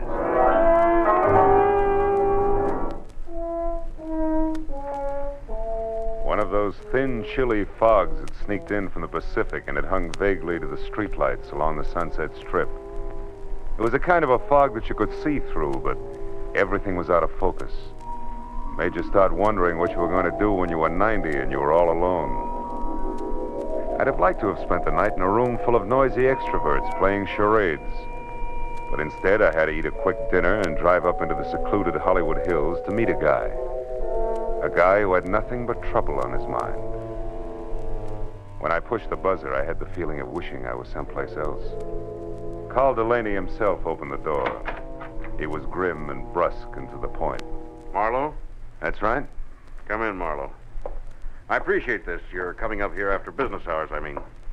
I wouldn't have asked except, well, perhaps I waited too long as it is. Sit down. Thanks. Waited too long for what, Mr. Delaney? 36 hours ago, my wife disappeared. Marlowe, you've got to find her for me. Find her just as fast as you can. Wait a minute. Disappeared, you said? Would you mind playing that part back a little slower? Norma simply walked out that door, got in her car, and drove off to get hold of herself, as she always does when we've quarreled. And always before, she's come back in an hour or so. But this time... This time she simply didn't come back, is that it? Look, Mr. Delaney, I could... You'd better let me finish before you do anything. Lately, my wife has been brooding over something serious that she refused to discuss. I've caught her crying several times, and she's not a woman given to tears.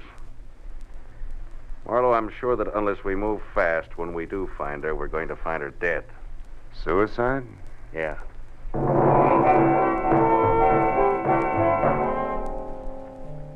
With his thick, blunt hand, Delaney reached for a color portrait lying face down on the table and gave it to me. I looked and saw the face of a dream. A beautiful dream with strange hazel eyes and soft black hair.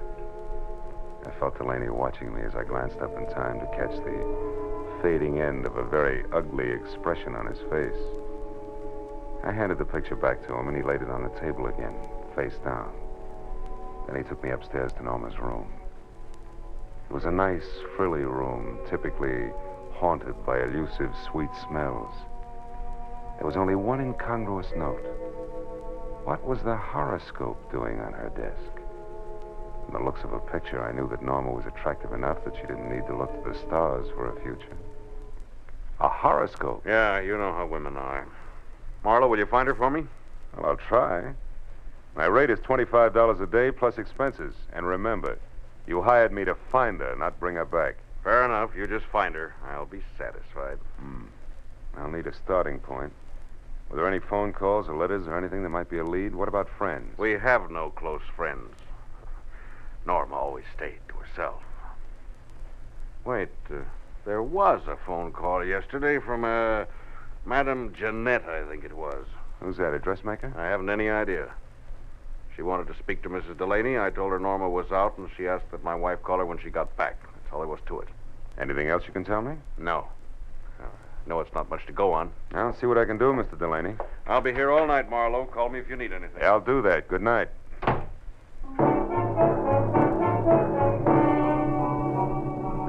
I drove back through the persistent fog to Sunset Boulevard. It was 9:30. I knew it was going to be like tracking a hummingbird through the petrified forest by the bent twigs, but I got a classified directory and I started digging. I checked the hairdressers, the manicurists, and the milliners, and I was just about to start on the interior decorators when I remembered the horoscope on Norma's desk. I quickly turned to the personal consultants. Yeah, there it was. Madame Jeanette. Her establishment, located in the dubious neighborhood south of Olvera Street, turned out to be a tacky cottage set back next to an alley. It was as dark inside as out. I was pounding on the door like a vampire at sunrise when a newsboy came up the path. Looking for Madame Jeanette? Yeah, you know her? Sure, she tells fortunes. Says I've got a great career line. You want to see it? Not right now, thanks. And I'll say for her that she's a sound sleeper. Maybe, but not so early as this. About this time, she's always hanging around that bar on the corner. Tonight, she's throwing a farewell party in there.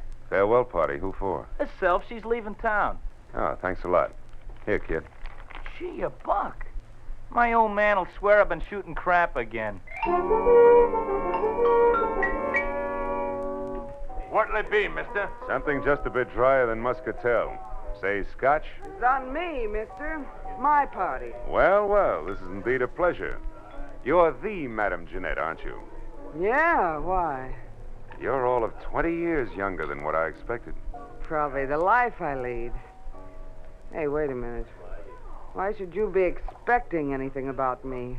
I don't know you. Perhaps not, but I know you. From where? Oh, you're more famous than you think. Your reputation is spread far beyond Olvera Street. In fact, it's gone up as far as the Sunset Strip, Madame Jeanette. No kidding. How would you kid a fortune teller?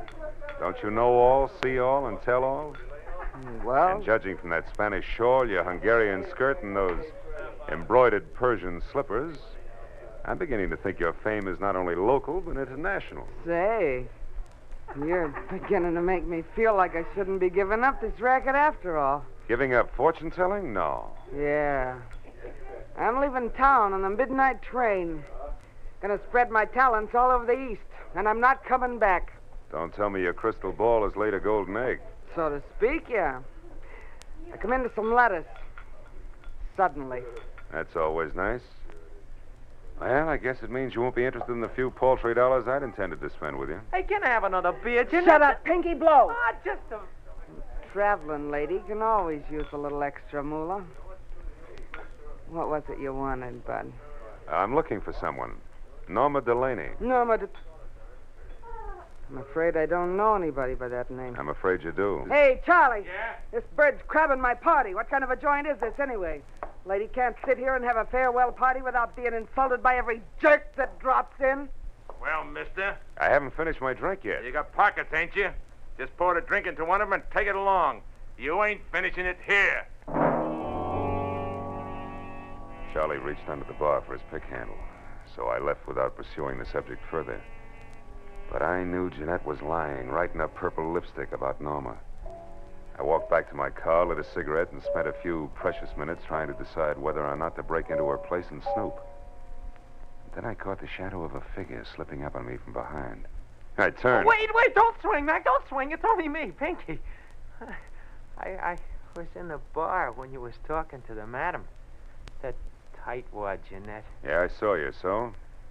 She did something the minute you left. She made a phone call. Who to? What'd she say? Nothing. Just some swear word in Spanish. The line was busy. But I kept my eyes open and I got the number. All right, let's have it. If you can still remember it. Oh, I can remember easy. 5 first, huh? Here. Thanks. The number was Crenshaw, 1929. But you get it? Like the year of the big crash.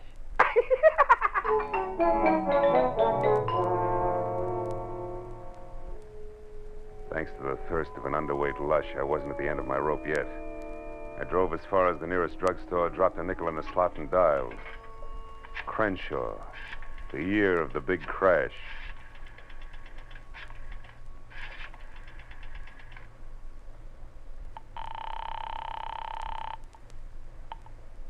Hello? Hello, let me speak to Norma Delaney, please. I'm afraid you must have the wrong number. Look, you, I'm trying to locate Mrs. Delaney. I suggest you help me. How did you get this number? From a client, Mr. Carl Delaney. But that's impossible. Let's stop sparring. We can save each other a lot of wear and tear if we get together and talk this over. Maybe you're right. Yes, that sounds sensible.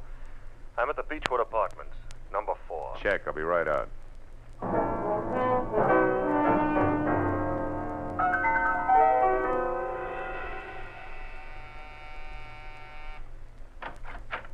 Mr. Pierre Gillum, it says here on the door. Yes. Are you the man who called? Uh-huh. Philip Marlowe. Come in, won't you? You said you were looking for Norma Delaney, Mr. Marlowe. Tell me, what's wrong? Has anything happened to her? Well, her husband seems to think she might have killed herself, but I have a hunch that you might have something interesting to say. No, poor kid. Poor Norma. Well, I'll tell you what I can, Marlowe, but it isn't much. Oh, I'm all ears, and I'll sit, thanks. I was in love with Norma once, briefly, a long time ago. She was a wonderful girl, but her husband was insanely jealous. Mm-hmm. Even though she hadn't loved him for years, he refused to give her up. He even threatened to kill her first. Oh? Norma and I realized that serious trouble lay ahead, so we parted. Good friends. And I haven't seen her or heard from her in months. I buy it all but the last line. You have seen or heard from her, and recently. I'm not going to argue that. I've told you the truth. You can take it or leave it. I leave it. Suppose we both put our cards on the table. You lied to me when you said Carl Delaney gave you my number. I know because Madame Jeanette called me shortly after you did. Touché. But why did she run to call you at the mention of Norma's name if you two broke up months ago? And incidentally, how did that ersatz oracle Jeanette get mixed up in this in the first place? That is a long story, Marlowe. Good, I like long stories. I'll bet it begins just for a lark. Norma and I went down to Olvera Street once to have our palms read. Yes, that's exactly how it started. Madame Jeanette was an unusual woman, a character, you might say. Uh-huh. Well, we became friendly with her. Norma got quite sentimental about her. One day we made a sort of pact. If ever either of us was in trouble and needed the other, we'd go to Madame Jeanette or get a message to her. She would notify the other. So when I walked in asking for Norma, the madam assumed she was in trouble. Right. Called me immediately because she herself was leaving town in less than an hour. I know. Well, Mr. Gillum, it's all very interesting, but it's getting me no place. Thanks. If I need you again... Oh, no, wait, Marlowe, don't go. Hmm? I know a lot of details about Norma that I'm sure will be helpful. For instance, she drives a Nash coupe, powder blue. Powder blue coupe, huh? Thanks, that'll help. Oh, and she has a fondness for white gloves. Wears them quite often. I see. Well, I better get moving. No, wait just a minute, Marlowe. I've got to go. Now, listen, Marlowe. I told you I was in a hurry. Now, take it easy. Stick around a while. Get away from that door. Look, just who do you think you are? Come busting in here, prying, asking questions, you dirty... Oh! You asked for it, Gillum. Oh! You got a left, too, huh? So have I, brother.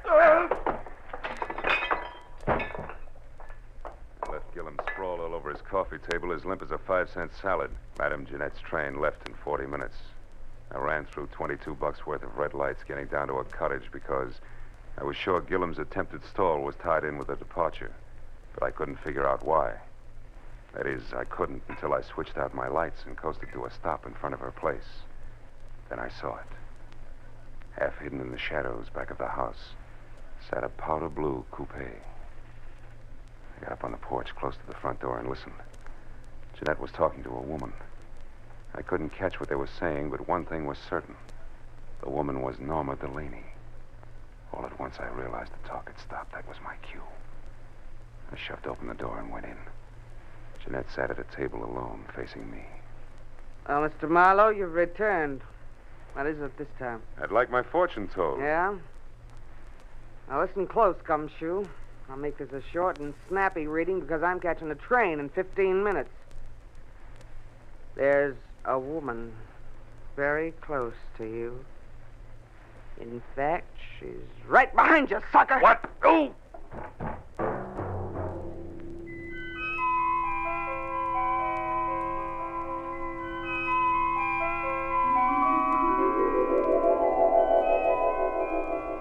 When I finally opened my eyes again, nothing changed. It took me a long time to figure out that the lights were off and it was dark.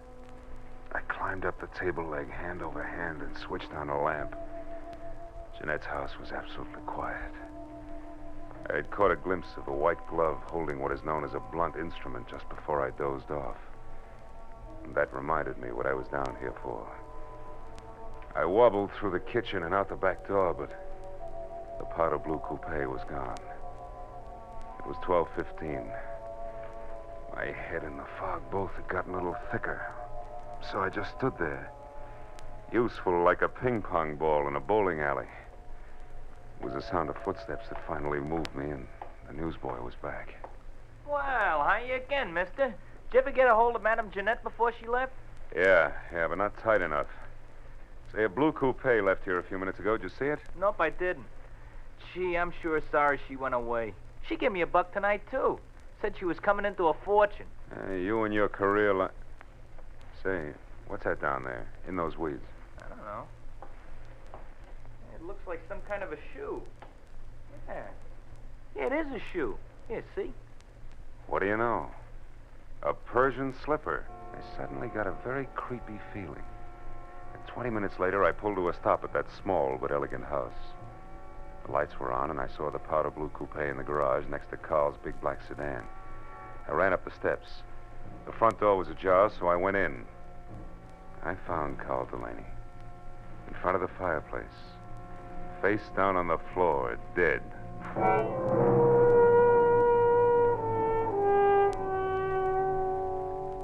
There was a handbag on a chair. I opened it. Compact, cigarettes, and a key to room 340 in the Bradford Arms Hotel. No identification. That color portrait of Norma was standing up on the table this time. And those searching hazel eyes seemed to follow me all the way to the telephone.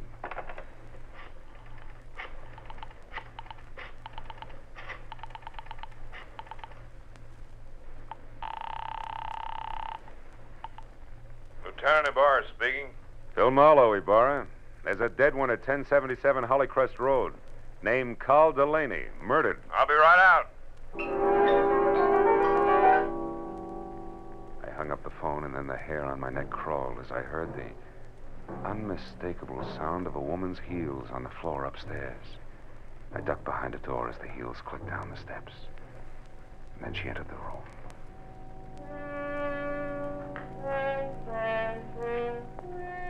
Norma Delaney was lovely. As lovely as a picture. She moved calmly and deliberately, put a note on the table, picked up the handbag, and then turned to face the door I was hiding behind. You can come out now, Mr. Marlowe. Hello, Mrs. Delaney. You can call me Norma now. And if you're thinking of using your gun, perhaps you'll be good enough to read this note first. Here. To whom it may concern, I, Norma Delaney, purposely and with premeditation, shot and killed my husband, Carl. It is beyond me to express how deeply I hated him, and since I must pay for this and cannot endure a public spectacle, I shall take my own life within the next few minutes. Norma, if you'll listen to me Stay just back. a minute. Tonight I made my only friend, Madame Jeanette, happy. And I killed a man who needed killing. Something good, something bad. So I'm quitting, even up. What do you propose to do with me? You mustn't try to stop me, Marlowe. See that closet? Mm-hmm. Get inside. And careful how you move your hands. Turn around to the wall. That's it. Marlowe, I'm sorry I had to hit you at Jeanette's tonight. Goodbye.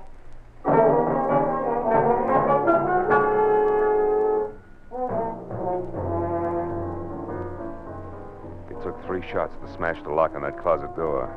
I heard her driving away just as I got it open. In spite of what she'd said, I couldn't let her kill herself. I ran outside to my car. One glance under the hood was all it took. There was nothing left of the wiring but loose ends.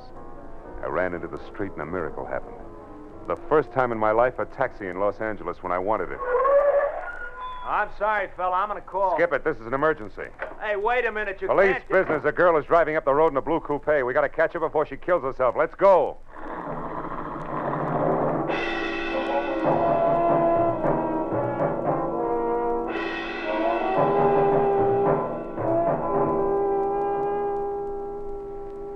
Think I saw taillights just then. Yeah? Can't you go any faster? Not on these curves, brother. I got a wife and kids. Okay, fella. We'll be at the top of the hill when we can get around the next bend.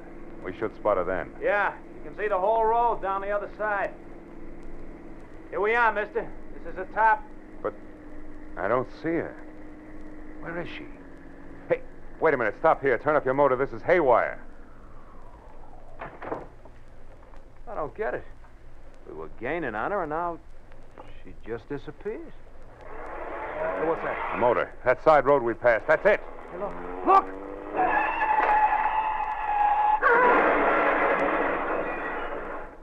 Holy smoke.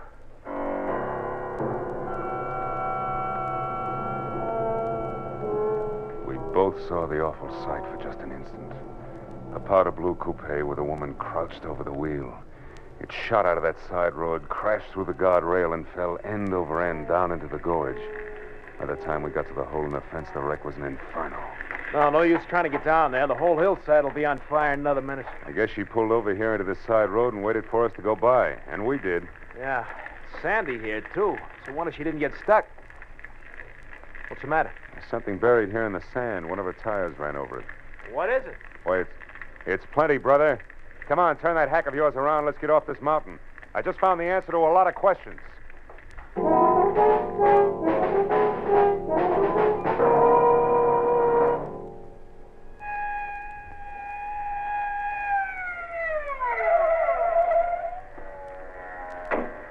That you, Marlowe? Yeah, Lieutenant. We found the body and the wife's suicide note.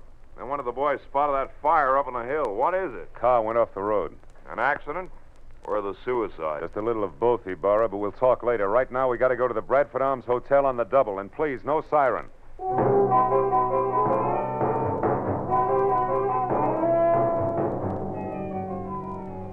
The Bradford Arms was a 3-story walk-up. When we got there, Ibarra stationed one man in front, sent another to cover the back, and we started up the stairs. We had reached the second floor when we saw him on the landing above. Gillum. He spotted us at the same time and turned back fast. There, Marlowe. Who's that? That's our boy, Ibarra. Up here, Gillum. Let's go. There he goes. He's heading for the fire escape. Take him, Lieutenant. He's all yours. I got business the other way. Hey, you stop or I shoot!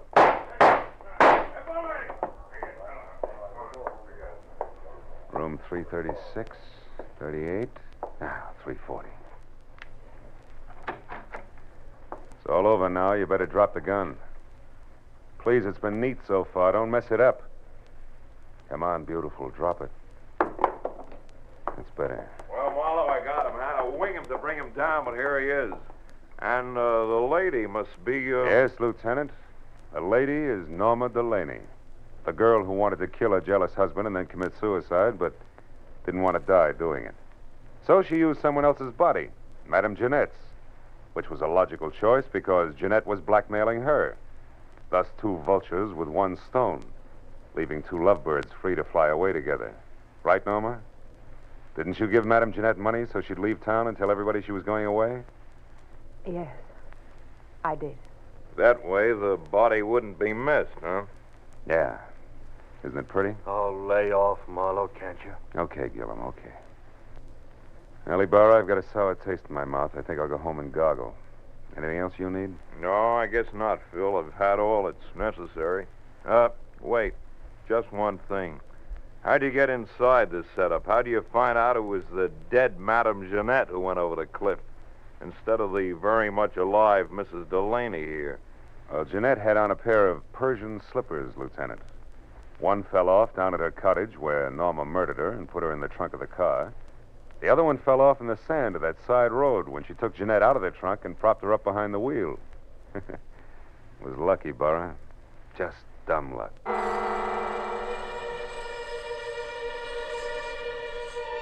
And that's Adventure Theater.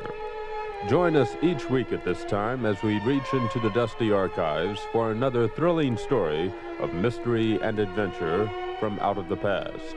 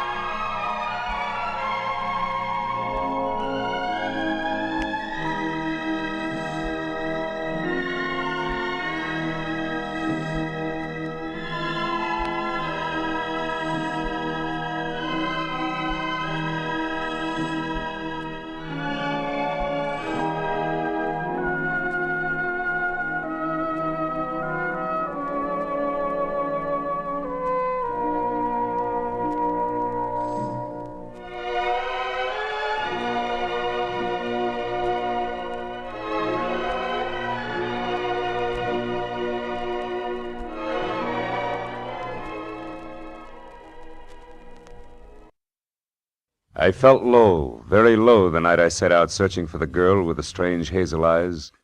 The fog which hung over Los Angeles didn't help, and I felt even worse when I found her. For by then I had death on my hands. From the pen of Raymond Chandler, outstanding author of crime fiction, comes his most famous character as CBS presents The Adventures of Philip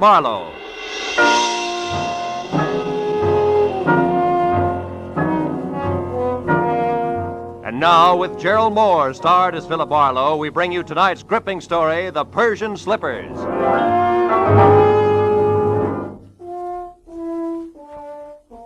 One of those thin, chilly fogs had sneaked in from the Pacific and had hung vaguely to the streetlights along the Sunset Strip.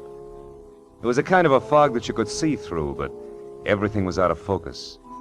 Made you start wondering what you were going to do when you were 90 and you were all alone.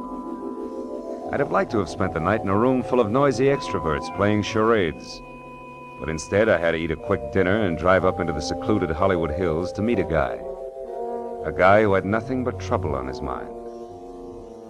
When I pushed the buzzer, I had the feeling of wishing I was someplace else. Carl Delaney himself opened the door. He was grim and brusque and to the point. Marlowe? That's right. Come in, Marlowe. I appreciate this. You're coming up here after business hours, I mean. I wouldn't have asked except, well, perhaps I waited too long as it is. Sit down. Thanks. Waited too long for what, Mr. Delaney? 36 hours ago, my wife disappeared. Marlowe, you've got to find her for me. Find her just as fast as you can. Wait a minute. Disappeared, you said. Would you mind playing that part back a little slower? Norma simply walked out that door, got in her car, and drove off to get hold of herself, as she always does when we've quarreled. And always before, she's come back in an hour or so. But this time... This time she simply didn't come back, is that it? Look, Mr. Delaney, I could... You'd better let me finish before you do anything. Lately, my wife has been brooding over something serious that she refused to discuss. I've caught her crying several times, and she's not a woman given to tears. Marlowe, I'm sure that unless we move fast, when we do find her, we're going to find her dead. Suicide? Yeah.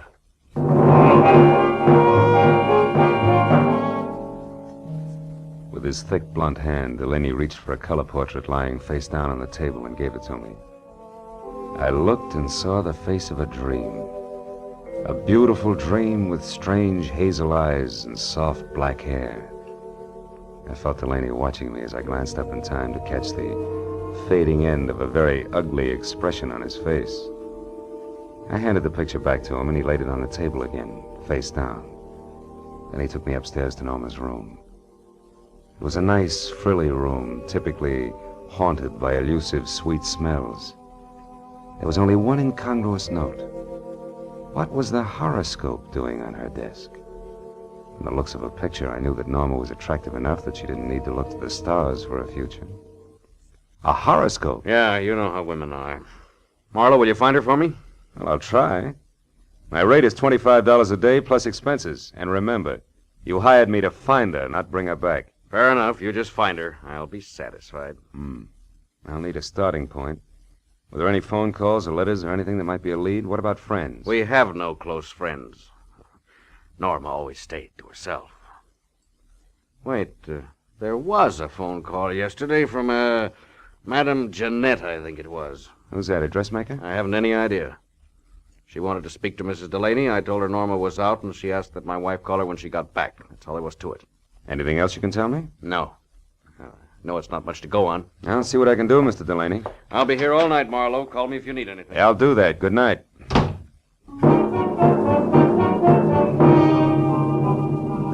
I drove back through the persistent fog to Sunset Boulevard. It was 9:30. I knew it was going to be like tracking a hummingbird through the petrified forest by the bent twigs, but I got a classified directory and I started digging. I checked the hairdressers, the manicurists, and the milliners, and I was just about to start on the interior decorators when I remembered the horoscope on Norma's desk. I quickly turned to the personal consultants. Yeah, there it was. Madame Jeanette. Her establishment, located in the dubious neighborhood south of Olvera Street, turned out to be a tacky cottage set back next to an alley. It was as dark inside as out. I was pounding on the door like a vampire at sunrise when a newsboy came up the path. Looking for Madame Jeanette? Yeah, you know her? Sure, she tells fortunes. Says I've got a great career line. You want to see it? Not right now, thanks. And I'll say for her that she's a sound sleeper. Maybe, but not so early as this. About this time, she's always hanging around that bar on the corner. Tonight, she's throwing a farewell party in there. Farewell party? Who for? Herself. She's leaving town. Oh, thanks a lot. Here, kid. Gee, a buck. My old man'll swear I've been shooting crap again.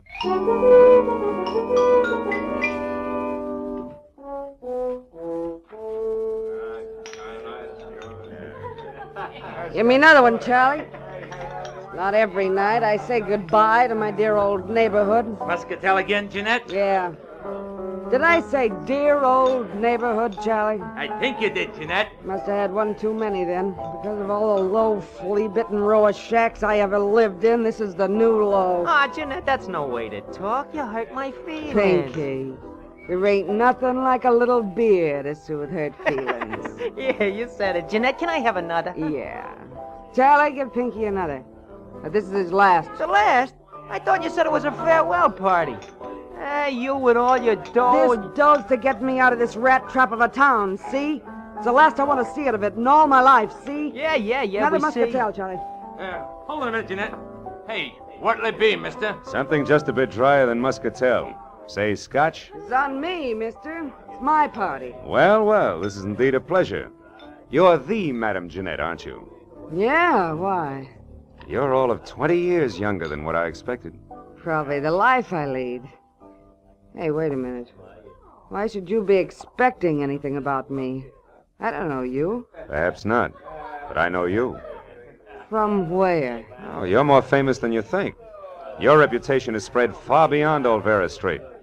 In fact, it's gone up as far as the Sunset Strip, Madame Jeanette. No kidding. How would you kid a fortune teller? Don't you know all, see all, and tell all? Well... And judging from that Spanish shawl, your Hungarian skirt, and those embroidered Persian slippers, I'm beginning to think your fame is not only local, but international. Say, you're beginning to make me feel like I shouldn't be giving up this racket after all. Giving up fortune telling? No. Yeah. I'm leaving town on the midnight train. Gonna spread my talents all over the East, and I'm not coming back. Don't tell me your crystal ball has laid a golden egg. So to speak, yeah. I come into some lettuce. Suddenly. That's always nice. Well, I guess it means you won't be interested in the few paltry dollars I'd intended to spend with you. Hey, can I have another beer, Jeanette? Shut up, Pinky Blow! Ah, just a... Traveling lady can always use a little extra moolah. What was it you wanted, Bud? I'm looking for someone. Norma Delaney. Norma I'm afraid I don't know anybody by that name. I'm afraid you do. What's your angle? Who are you, anyway? I'm Philip Marlowe, private detective. Some private dick you must be to have to resort to fortune tellers. Come on, Jeanette. Look into your crystal muscatel. See if you can spot Norma Delaney. I told you once. I don't know the dame. Now blow. Just a minute, Dark Eyes. Hey, Charlie. Yeah? This bird's crabbing my party. What kind of a joint is this, anyway? Lady can't sit here and have a farewell party without being insulted by every jerk that drops in. Well, mister, I haven't finished my drink yet. you got pockets, ain't you?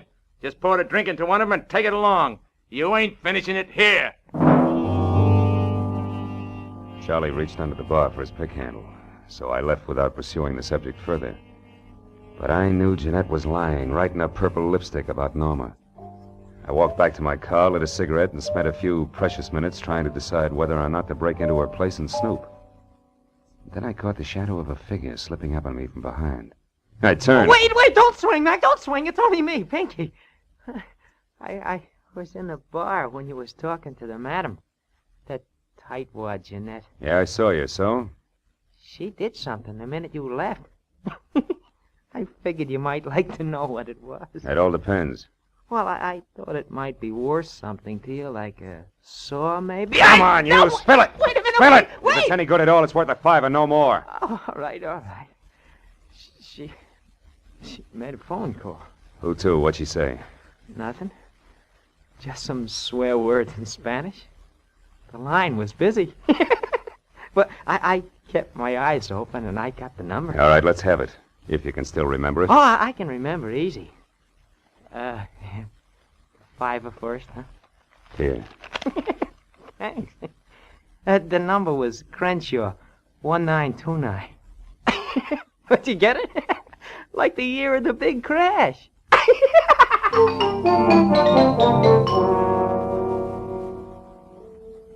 Thanks to the thirst of an underweight lush, I wasn't at the end of my rope yet. I drove as far as the nearest drugstore, dropped a nickel in the slot, and dialed.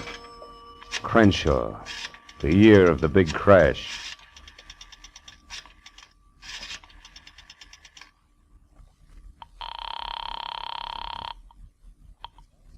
Hello?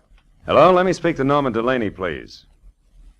I'm afraid you must have the wrong number. Look, you, I'm trying to locate Mrs. Delaney. I suggest you help me. How did you get this number? From a client, Mr. Carl Delaney. But that's impossible. Let's stop sparring. We can save each other a lot of wear and tear if we get together and talk this over.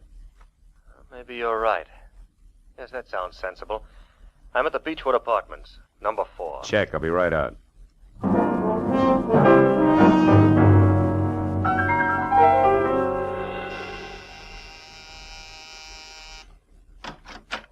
Mr. Pierre Gillum, it says here on the door. Yes.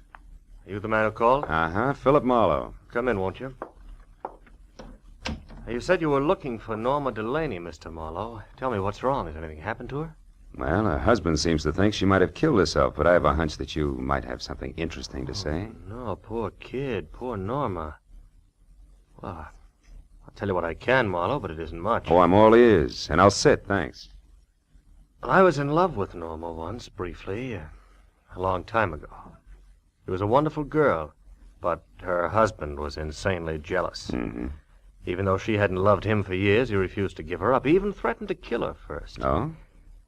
Norma and I realized that serious trouble lay ahead, so we parted. Good friends. And I haven't seen her or heard from her in months. I buy it all but the last line. You have seen or heard from her, and recently. I'm not going to argue that. I've told you the truth. You can take it or leave it. I leave it. Suppose we both put our cards on the table. You lied to me when you said Carl Delaney gave you my number. I know because Madame Jeanette called me shortly after you did. Touché. But why did she run to call you at the mention of Norma's name if you two broke up months ago? And incidentally, how did that ersatz oracle Jeanette get mixed up in this in the first place? That is a long story, Marlowe. Good, I like long stories. I'll bet it begins just for a lark. Norma and I went down to Olvera Street once to have our palms read. Yes, that's exactly how it started. Madame Jeanette was an unusual woman, a character, you might say. Uh-huh. Well, we became friendly with her. Norma got quite sentimental about her. One day we made a sort of pact. If ever either of us was in trouble and needed the other, we'd go to Madame Jeanette or get a message to her. She would notify the other. So when I walked in asking for Norma, the madam assumed she was in trouble. Right. Called me immediately because she herself was leaving town in less than an hour. I know. Well, Mr. Gillum, it's all very interesting, but it's getting me no place. Thanks. If I need you again... Oh, no, wait, Marlowe, don't go. I know a lot of details about Norma that I'm sure will be helpful. For instance, she drives a Nash coupe, powder blue. Powder blue coupe, huh? Thanks, that'll help. Oh, and she has a fondness for white gloves. Wears them quite often. I see. Well, I better get moving. No, wait just a minute, Marlowe. I've got to go. Now, listen, Marlowe. I told you I was in a hurry. Now, take it easy. Stick around a while. Get away from that door. Look, just who do you think you are? Come busting in here, prying, asking questions, you dirty... Ooh! You asked for it, Gillum. Ooh! You got a left, too, huh? So have I, brother. I left Gillum sprawled all over his coffee table, as limp as a 5-cent salad. Outside, I glanced at my watch. Madame Jeanette's train left in 40 minutes. I ran through $22 worth of red lights, getting down to a cottage because I was sure Gillum's attempted stall was tied in with a departure, but I couldn't figure out why. That is, I couldn't until I switched out my lights and coasted to a stop in front of her place. Then I saw it. Half hidden in the shadows back of the house sat a powder blue coupe. I got up on the porch close to the front door and listened. Jeanette was talking to a woman. I couldn't catch what they were saying, but one thing was certain. The woman was Norma Delaney. All at once I realized the talk had stopped. That was my cue. I shoved open the door and went in. Jeanette sat at a table alone, facing me. Well, Mr. Marlowe, you've returned. What is it this time? I'd like my fortune told. Yeah? Now listen close, Gumshoe. I'll make this a short and snappy reading because I'm catching a train in 15 minutes. There's a woman very close to you. In fact, she's right behind you, sucker! What? Oh!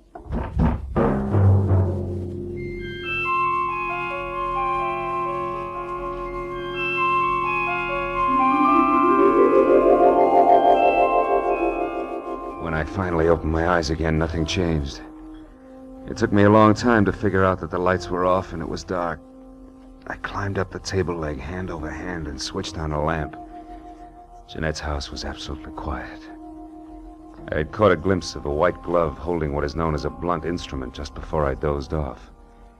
And that reminded me what I was down here for.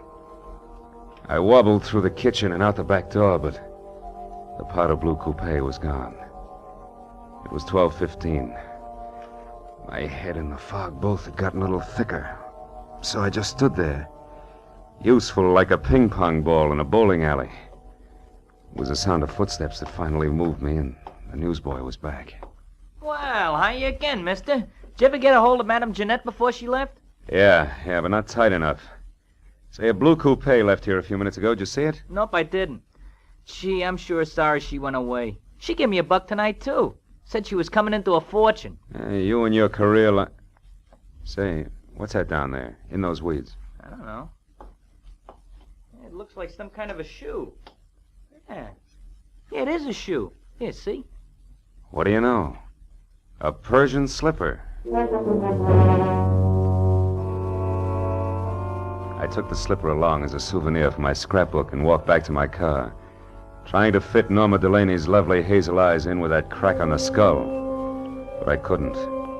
Between throbs of my headache, I figured Pierre Gillum would know why Norma had dropped in on the madam so close to train time. I decided to go back and ask him. Gillum was as reliable as a two-headed quarter and just as tricky. So when I got to his apartment, I pushed the buzzer, stepped back, and braced myself. But there was no fight left in it. He opened the door in his robe, fingered the mouse I had given him, and grinned. Oh. So you found your way out by yourself. Uh-huh.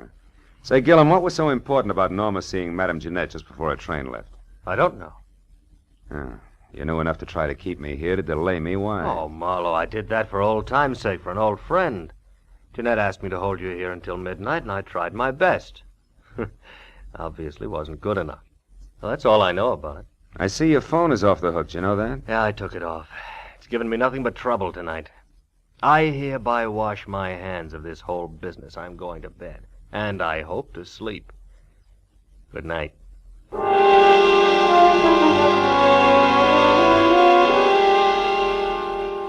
I envied him and left to call my client, Carl Delaney.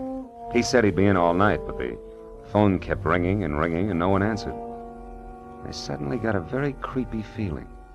And 20 minutes later, I pulled to a stop at that small but elegant house. The lights were on, and I saw the powder blue coupe in the garage next to Carl's big black sedan. I ran up the steps. The front door was ajar, so I went in. I found Carl Delaney in front of the fireplace, face down on the floor, dead.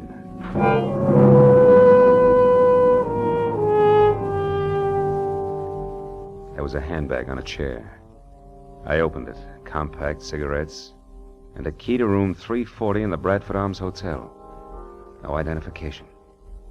That color portrait of Norma was standing up on the table this time, and those searching hazel eyes seemed to follow me all the way to the telephone.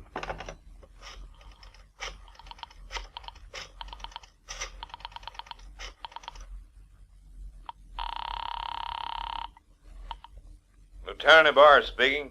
Phil Marlowe, Ibarra. There's a dead one at 1077 Hollycrest Road. Named Carl Delaney. Murdered. I'll be right out. I hung up the phone, and then the hair on my neck crawled as I heard the unmistakable sound of a woman's heels on the floor upstairs. I ducked behind a door as the heels clicked down the steps. And then she entered the room.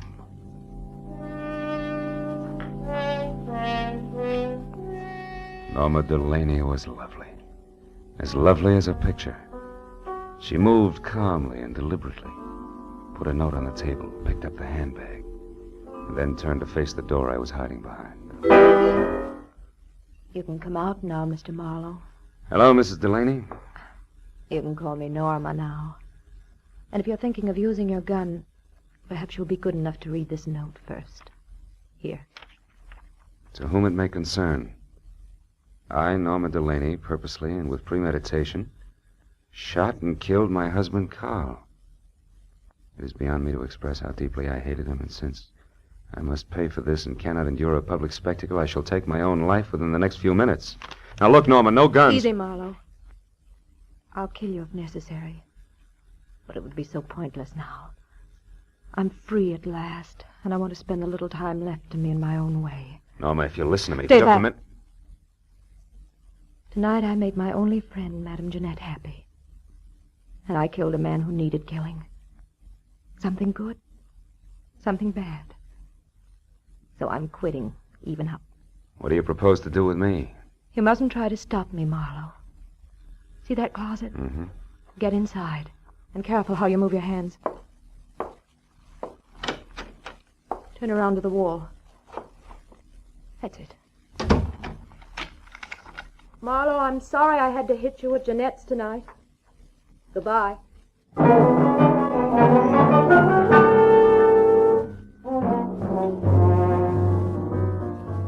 It took 3 shots to smash the lock on that closet door.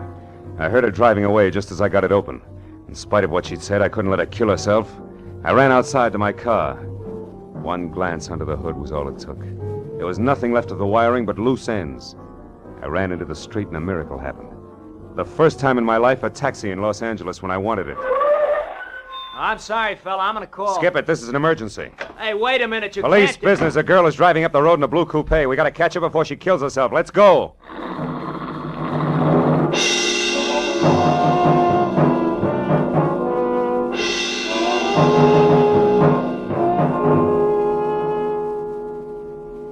Think I saw taillights just then. Yeah? Can't you go any faster? Not on these curves, brother. I got a wife and kids. Okay, fella. We'll be at the top of the hill when we can get around the next bend.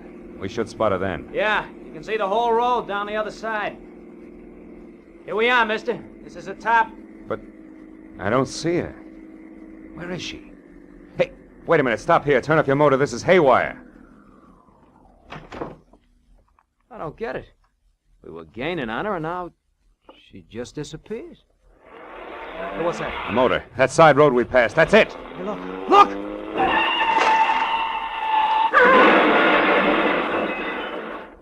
Holy smoke.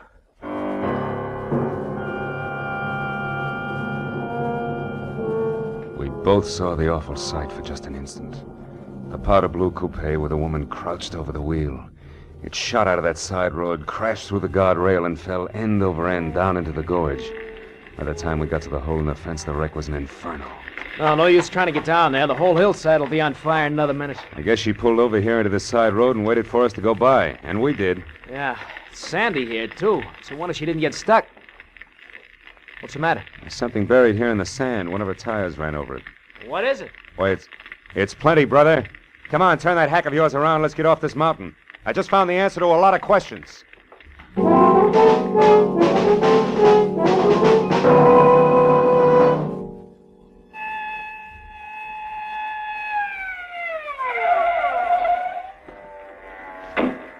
That you, Marlowe? Yeah, Lieutenant. We found the body and the wife's suicide note. Then one of the boys spotted that fire up on the hill. What is it? Car went off the road. An accident? Or the suicide? Just a little of both, Ibarra, but we'll talk later. Right now, we gotta go to the Bradford Arms Hotel on the double. And please, no siren.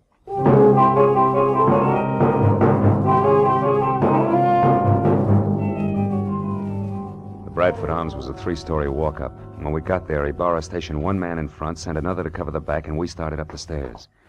We had reached the second floor when we saw him on the landing above. Gillum. He spotted us at the same time and turned back fast. There, Marlowe. Who's that? That's our boy, Ibarra. Pierre Gillum. Let's go. There he goes. He's heading for the fire escape. Take him, Lieutenant. He's all yours. I got business the other way. Hey, you stop or I shoot!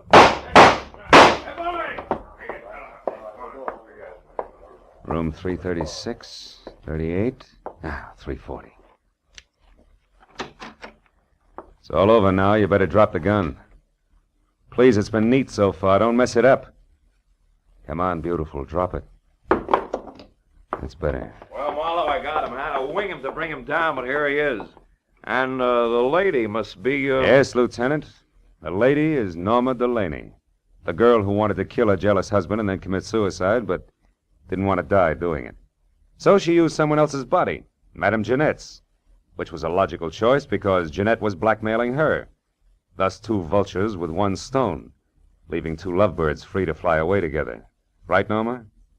Didn't you give Madame Jeanette money so she'd leave town and tell everybody she was going away? Yes, I did. That way the body wouldn't be missed, huh? Yeah. Isn't it pretty? Oh, lay off, Marlowe, can't you? Okay, Gillum, okay. Well, Ibarra, I've got a sour taste in my mouth. I think I'll go home and gargle. Anything else you need? No, I guess not, Phil. I've had all that's necessary. Wait. Just one thing. How'd you get inside this setup? How do you find out it was the dead Madame Jeanette who went over the cliff instead of the very much alive Mrs. Delaney here? Jeanette had on a pair of Persian slippers, Lieutenant. One fell off down at her cottage where Norma murdered her and put her in the trunk of the car. The other one fell off in the sand of that side road when she took Jeanette out of the trunk and propped her up behind the wheel. It was lucky, Burra. Just dumb luck.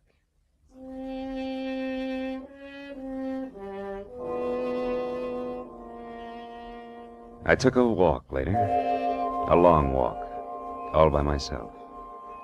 Through that thin, empty fog in the dark, empty streets. A pair of hazel eyes and a pair of Persian slippers went round and round in my head.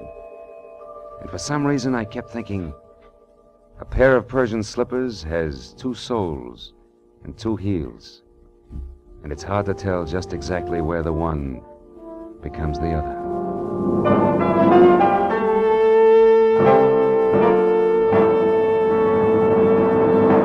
The Adventures of Philip Marlowe, created by Raymond Chandler, stars Gerald Moore and is produced and directed by Norman MacDonald. In tonight's story, The Persian Slippers, Virginia Gregg was heard as Madame Jeanette, with Larry Dobkin as Pierre Gillum and Louis Van Rooten as Carl Delaney. The additional players were Gene Bates as Norma Delaney, Gil Stratton Jr. as the newsboy, Frank Richards as the barkeep, and Tony Barrett as Pinky. Detective Lieutenant Ibarra was played by Jeff Corey. The special music was conceived and conducted by Ivan Ditmars.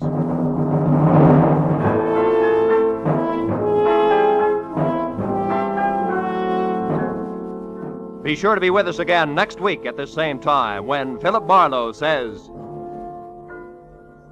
Sounded good, real good. A weekend at Malibu, expenses paid with a cash bonus thrown in. But that was before I knew about the henchman, the redhead, and the corpse. These three and a white Panama hat ruined it all for me.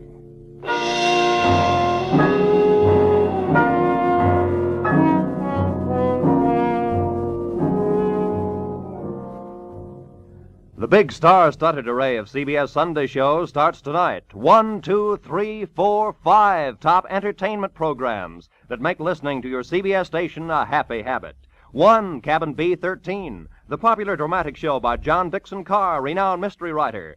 2, the new Electric Theater, guest starring Henry Fonda tonight, and regularly starring Helen Hayes, First Lady of the Theater, when she returns from London.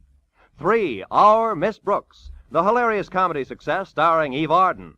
4, Lum and Abner, a brand new half-hour show of smiles and chuckles with the merchants of Pine Ridge. 5, Strike It Rich, the sensational quiz show with a heart to wind up the sparkling parade of entertainment. Mystery, drama, comedy, excitement tonight over most of these CBS stations. And next Sunday, the first broadcast in the new season for two of radio's greatest stars, Amos and Andy. Yes, Sunday nights are great on CBS. Check your local newspapers for program times.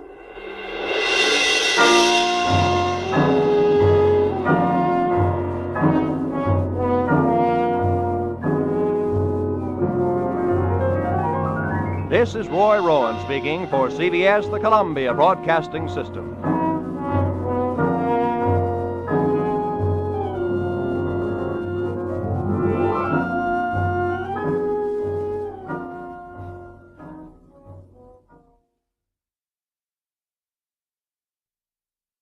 Sounded good, real good. A weekend at Malibu, expenses paid with a cash bonus thrown in. But that was before I knew about the henchman, the redhead, and the corpse. These three and a white Panama hat ruined it all for me. From the pen of Raymond Chandler, outstanding author of crime fiction, comes his most famous character as CBS presents The Adventures of Philip Marlowe.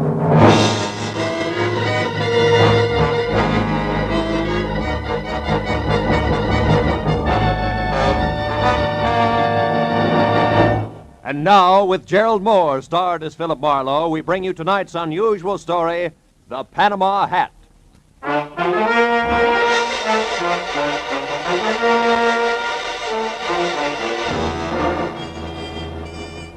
I was sitting in my office bombing the ashtray on my desk with paper clips. wondering what kind of a job a private detective gets when clients stop calling completely. I was seesawing between the picture of me as a well-starched huckster and the more comfortable portrait of Marlowe, author in English tweeds, man of distinction, when the telephone brought me to a rude awakening. Marlowe speaking. My name is Isabel Gordon, Mr. Marlowe. I must see you at once. My husband Bruce is in terrible danger. Could you possibly meet me in an hour at the Pelican Inn? It's a small roadside place on the way to Malibu. I'll explain everything then. Pelican Inn, 1 hour, Mrs. Gordon. The Pelican Inn was strictly a liquor license with chairs, and a bored piano player in one corner grinding away. The place was empty, and I was about to order a drink when the front door opened and a woman entered. She was tall and thin and right out of Harper's Bazaar, from double ankle-strap shoes to close-cropped hair. One look at her fear-crowded eyes, and I knew it was Isabel Gordon. I got up and introduced myself. Then we went to a table, and she started to talk. For 2 weeks now, Mr. Marlowe, my husband Bruce has been receiving unsigned, threatening letters. I'm almost sick with worry. I don't know what to do. Now, wait a minute, Mrs. Gordon. The first thing to do is to get hold of yourself. And tell me the whole thing, right from the beginning. Yes, all right. Well, first of all, Bruce and I have only been married a little more than a year. We're living with my uncle, Avery Fairchild, on an estate out beyond Malibu. I see. What does your husband do for a living, Mrs. Gordon? Why, he's a photographer. Movie or commercial? Well, at present, it's neither. You see, Bruce has been terribly unsettled since the war. Lost, sort of, and then recently he got interested in photography, and it's been a great help to him. But he doesn't exactly work at it, huh? Well, he's converted one of the rooms in the guest cottage into a studio, and he spends almost all of his time there experimenting with portrait work. But he doesn't actually have a job, if that's what you mean. How does that appeal to your Uncle Avery? Oh, I'll be honest with you, Mr. Marlowe. My uncle thinks the sun rises and sets on me, but with Bruce... It's total eclipse, is that it? I'm afraid so. All his life, Uncle Avery has been concerned only with dollars and cents. He simply doesn't understand or sympathize with an artist's viewpoint. Uh-huh. Now, what about these unsigned letters? Well, Bruce has been getting them for the past 2 weeks. They're always made up of words cut from newspapers and pasted on ordinary paper. That's a cheap stunt. What do they say? Each one threatens my husband's life. Yet both he and Uncle Avery consider them nothing more than the work of some harmless crank, in spite of the fact that for the last several days I've seen a strange man lurking around our place every night. Can you describe him? No, except well, he's about your height and build. Is that all? Yes. No, wait a minute. There is something else. Each time I saw him, Mr. Marlowe, he was wearing a white Panama. Well, that's not much to go on. Tell me, why haven't you called the police? Uncle Avery wouldn't hear of it. He hates publicity, dreads it. That's why I suggested contacting you, a private detective. That's sort of a bodyguard for Bruce, huh? Yes. However, Mr. Marlowe, Bruce is somewhat temperamental, and I know he'd rebel at the thought of being watched over, so I'd rather you posed as a house guest, an old college chum of mine, perhaps. My fee is $25 a day plus expenses, Mrs. Gordon. Oh, any price is all right, Mr. Marlowe. Let's see, it's a little after 7 now. Can you be at our place at Malibu at 9? I think so. But as a fellow alumnus, Isabel, one last question. Where'd you go to college? Southern California. Why? Well, I was afraid you might say Vassar.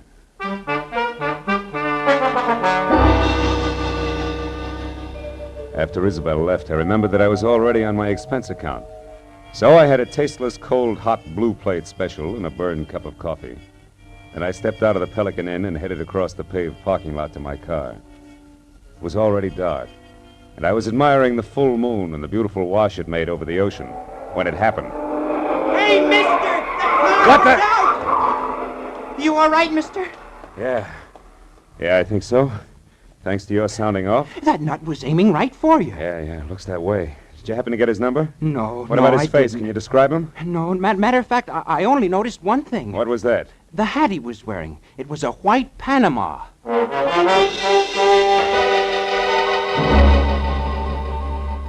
I tried to be broad-minded, but there was no other way to look at it.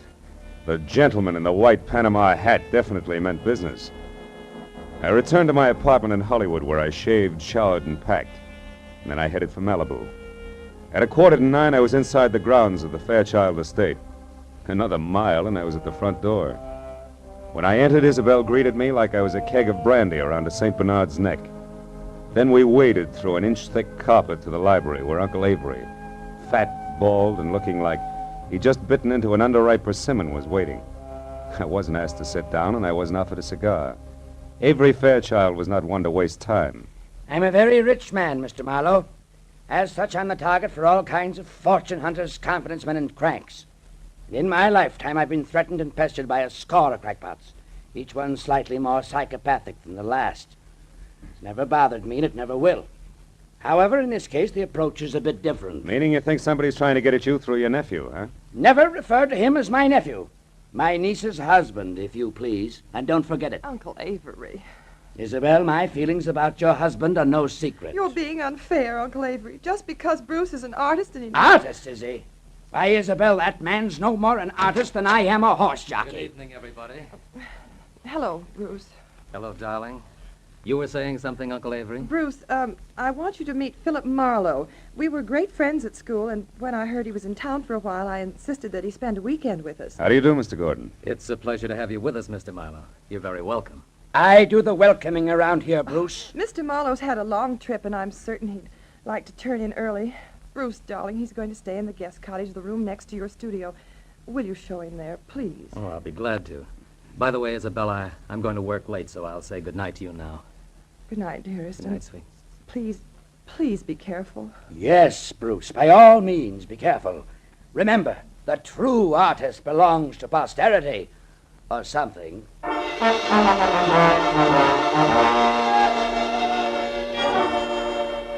The guest cottage was only a landscaped hop, skip, and a jump from the museum that Uncle Avery called home. And as Bruce and I strolled along a flagstone path, I feigned a deep interest in photography. That was all my host needed. He struck at the bait like a shark with malnutrition. Well, Mr. Marlowe, it didn't even occur to me that photography might be one of your hobbies. Isabel never said a word. Well, good for Isabel. I'm strictly a dabbler. Now, tell me, Mr. Gordon, how long have you been at this? Portrait work? Oh, about 6 months. You see, I divide my time between my studio here and a school I attend in Hollywood. That way I capture both the theory and practical experience at the same time. Oh. Well, here we are. Would you like to see the studio? Yes, I would. Here, let me get the lights. Wow. This is all right, huh? Enlarger, 2 cameras, dark room. Are these your pictures? Yes. What do you think of them? I don't know exactly. They're certainly different, huh? They are unusual, aren't they? Yeah. You see, Marlowe, each picture is actually made up of 2 separate studies which are superimposed. I call it interpretive photography. Uh-huh. Now, this one. A splash of light and a bent pipe cleaner? The sun and the plant shoot. It's called metamorphosis. Oh. Well, what about that one there in the corner? The girl's face and clouds, maybe. Mr. Marlowe, you'll excuse me, but that picture isn't ready for display yet. I'm sorry. I didn't mean to pry. I thought it was just another interpretive photograph. Well, it's not. That is, it isn't finished yet. Now, Mr. Marlowe, I'm afraid I've forgotten what my wife said about your long trip. Shall I show you to your room? Yes, please do, Mr. Gordon.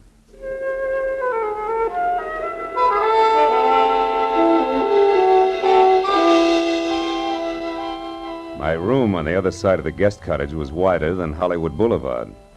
After Bruce apologized for his display of temperament and bid me a polite good night, I climbed into the silk pajamas that were laid out for me, stretched out on the bed, and tried to figure who belonged to the white Panama hat.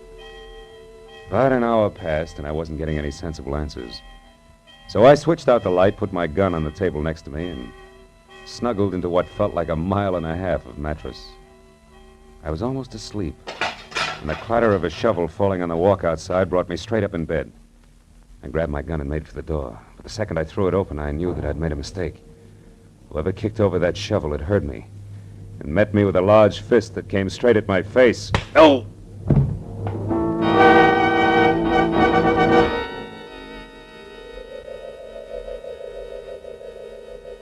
As I came back into the world, I was embarrassed to find myself alone and flat on my back. When I started to get up, I felt like the L.A. Dons, water boy and all, had run over my face. My gun was a few feet away, and when I went to pick it up, I stopped short. There was a souvenir from the man with the great big fist. A gold cigarette lighter. It was engraved to Skipper on his birthday. Putting it in my pocket, I picked up my gun and made for Bruce's studio. He wasn't there.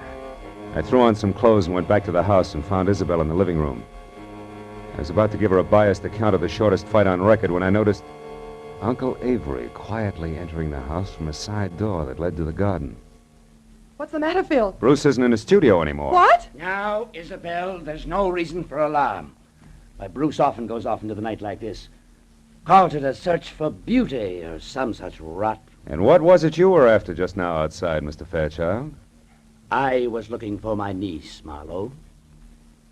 Isabel, your cousin John telephoned to say he wouldn't be down this weekend. Oh. I didn't know there would be other guests. Oh, just my cousin, John Martin, Phil. Not really a guest. He comes down often. Too often to suit me. Oh, Uncle Avery, please. You know that I'm fond of him. Yes, but I don't know why.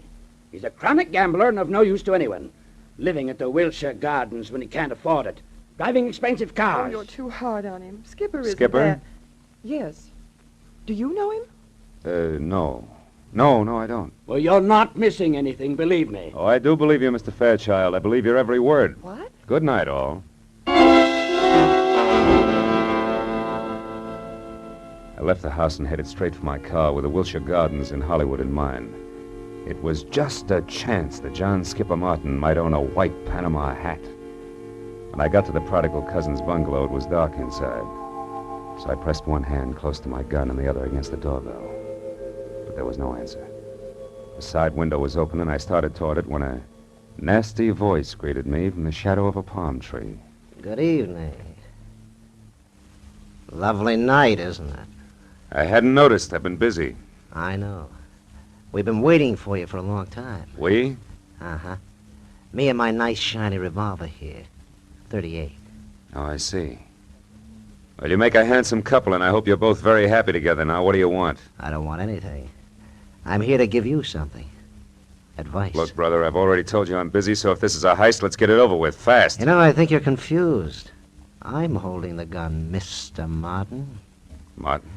John Skipper Martin. Surprised that I know your name? Why, yes, I am. I don't recall having had the pleasure. You haven't. People never forget me, Mr. Martin. My tag is Brock. Does that mean anything?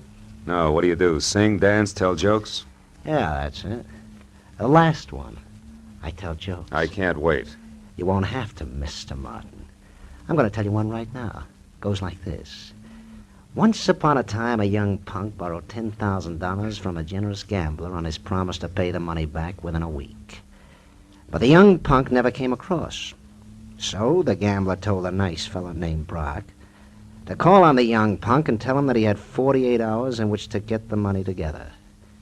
And that if he didn't, he'd never see the 49th hour. What's the matter, Mr. Martin? Don't you like jokes?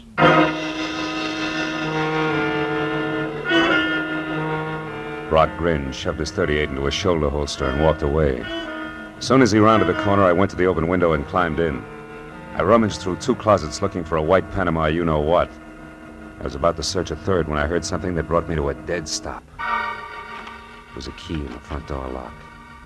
I closed my right hand over the gun in my pocket, moved flush against the side wall, and waited. But the moment the door swung open, the telephone rang, and the hulk of a man that entered went straight for it. He was wearing a gray fedora. Hello?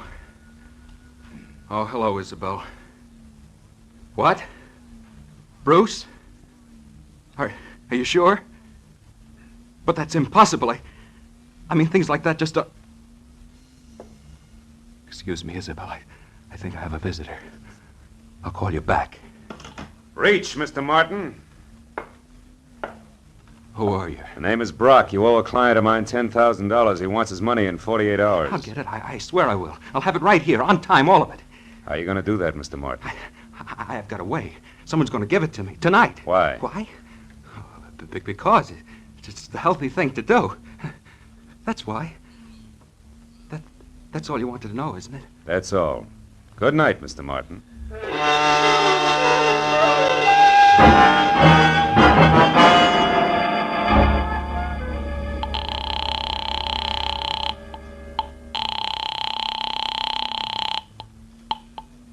Hello? Mrs. Marlowe, Isabel. I'm calling from a drugstore in Hollywood. Has Bruce returned yet? No, and he won't. He's been kidnapped. What's that? And whoever did it wants $50,000 before morning, or we'll never see Bruce alive again.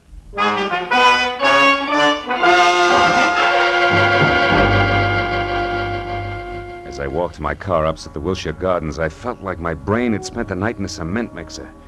I was about to head back for Malibu when I suddenly saw Skipper Martin dash out of his bungalow and pile into a long, glossy convertible. I followed him out to the Pacific Palisades, where he made a call at a little house which sat on a bluff overlooking the sea.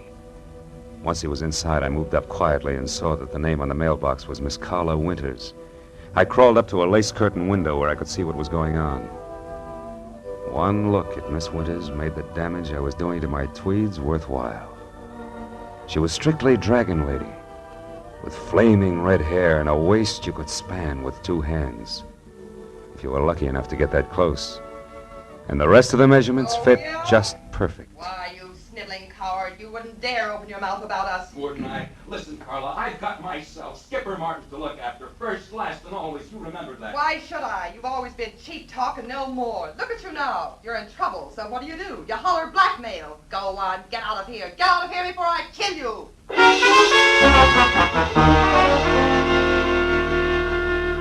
When Skipper slammed the front door, stomped to his car, and roared off, I couldn't figure any reason, legitimate reason, that is, for calling on Carla Winters. So I returned to the Fairchild place. Isabel was somewhere between hysteria and collapse over the fact that she and Bruce had less than $2,000 in their own name. Uncle Avery, of course, was more than reluctant to pay the ransom demanded for the return of a man he'd rather not have returned. But his niece won out. All right, Isabel, I'll give you the money. But understand, I'm doing this for you, not for that no Yes, good... Uncle Avery, I understand, but can you get that much cash at this hour? The banks Who are... said anything about banks? You know I don't like them. Money will be in your hands in 30 minutes. In the meantime, tell Mr. Marlowe here what arrangements you've made with your husband's abductors. 1 minute, Mr. Fairchild. What about the police? The police have already been notified, Mr. Marlowe. They've agreed not to interfere until tomorrow morning. By that time, I suppose we'll have Bruce return to us. To us, Uncle Avery? As a mere slip of the tongue, Isabel. I'm only paying for his return. You take over from there. I don't want him.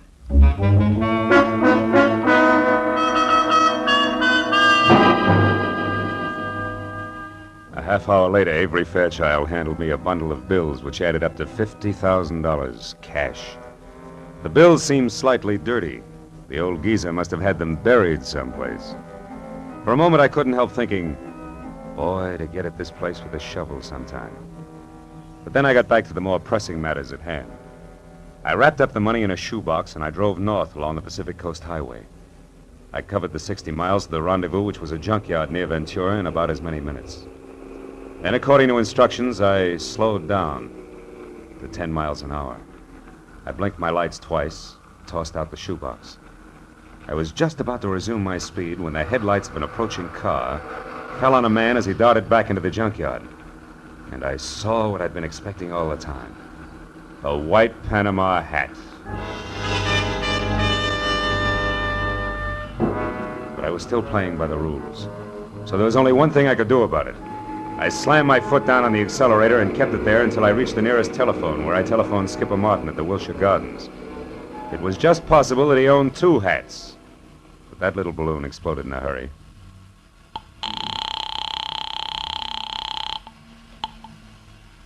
Hello? Mr. Martin? Yes. Who is this? This is Brock, remember me? Oh, yes, of course. I've been hoping you'd call. You mean you got the money right now? Well, no, not this minute, but I will have it in a couple of hours. You're sure, Mr. Martin? I'm positive, Brock.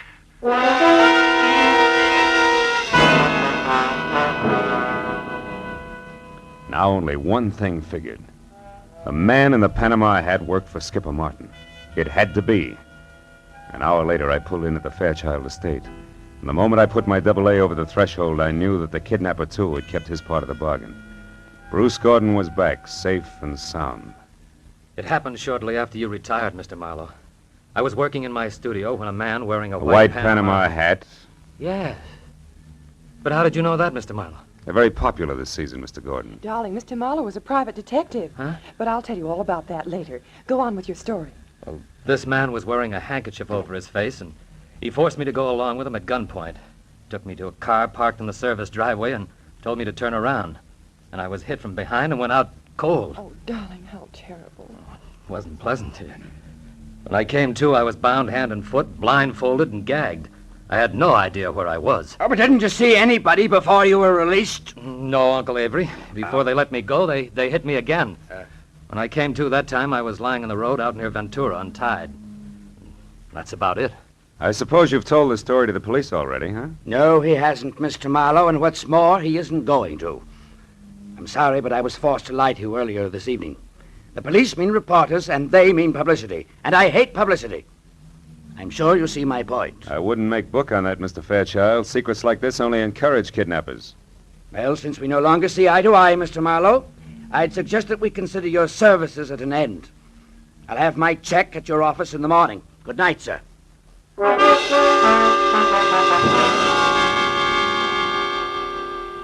Avery Fairchild wasn't the kind of a man you argued with. I threw my coat over my arm, tipped my hat to Isabel, and stepped outside. I hadn't once mentioned Skipper Martin to the family. That might have been a mistake, but I still wanted to look around before I yelled copper. As I walked past the guest cottage, I decided to go in and check Bruce's studio. Maybe the man in the white PH had left a few odd footprints on the ceiling. I tossed my coat in a corner chair and started through the clutter. 10 minutes later, I'd found nothing. I was about to leave when I suddenly remembered the picture of a girl and some clouds that Bruce had been so careful to keep out of sight. It hadn't been moved. And when I brought it into the light, I didn't have to look twice. It was the portrait of Carla Winters, the red-headed dragon lady that Skipper Martin had visited. Now things began to add up. At the chauffeur's quarters, there was an outside telephone, and I put through a hurry call to Lieutenant Ibarra at Homicide in L.A. The best I could get was one Sergeant Neely. I'm sorry, Mr. Marlowe, but the lieutenant's out on a call right now. There's some kind of a row uptown. Well, do you know where he is? The address, I mean. Oh, yeah, sure. It's one of those bungalows at the Wilshire Gardens. The Wilshire Gardens? That's right. What's so special about that? Maybe nothing. I'll know in a minute. Thanks, Neely.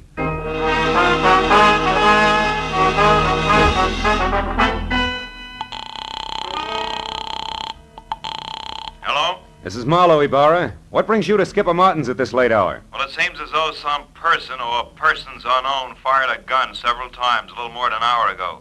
4 shots, to be exact. Well, you think Skipper Martin fired them? No, Marlowe, I'm sure Martin didn't fire them. You see, he stopped them, personally.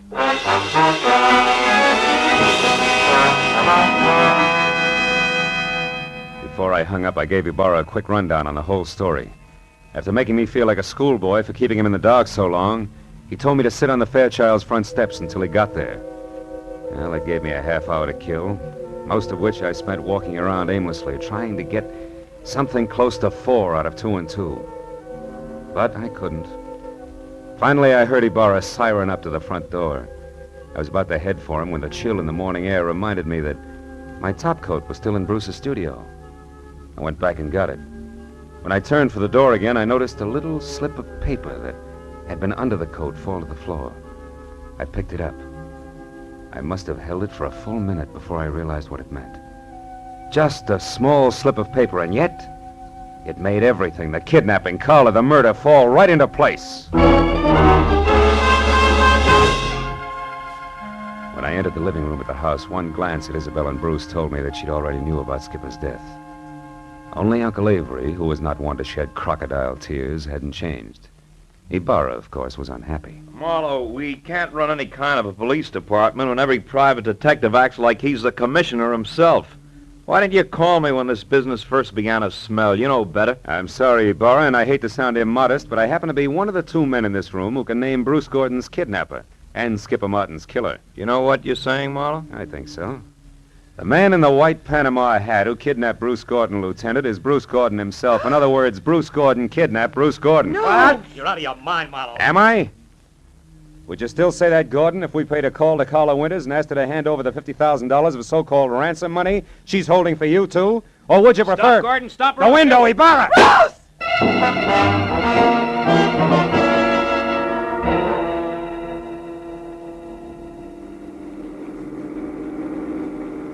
Then, in other words, Marlowe, Bruce, who eventually planned to divorce Isabel and marry Carla Winters, wanted to have a little stake, like $50,000 around first. That's right, Ibarra. But Skipper Martin knew about Bruce and Carla's plans to marry later, and he tried to blackmail them to pay off his gambling debts. That's why he came to Bruce's cottage on the sly. However, he got there just in time to see Bruce leave of his own free will, and therefore knew later that he couldn't have been kidnapped. Which gave him two holds over Bruce. That's right. But he made a mistake when he went to Carla's house and got too demanding, because she told Bruce about it, and before he released himself, he took care of Skipper, with 4 gunshots to be exact. Charming people, aren't they, Ibarra? Lovely. Sometimes I think I should shoot higher and save the state a lot of money. And he almost got away with it. By the way, Marlowe, how do you know? That Bruce was the man in the white Panama hat? I was pretty certain, but I got my proof accidentally. Promise not to repeat this, Ibarra? Yeah? Well, I practically fell over a little slip of paper in his studio. It was a receipt from a department store, and it was made out to Bruce Gordon. For 1 Panama hat? Uh-huh. Nothing else but.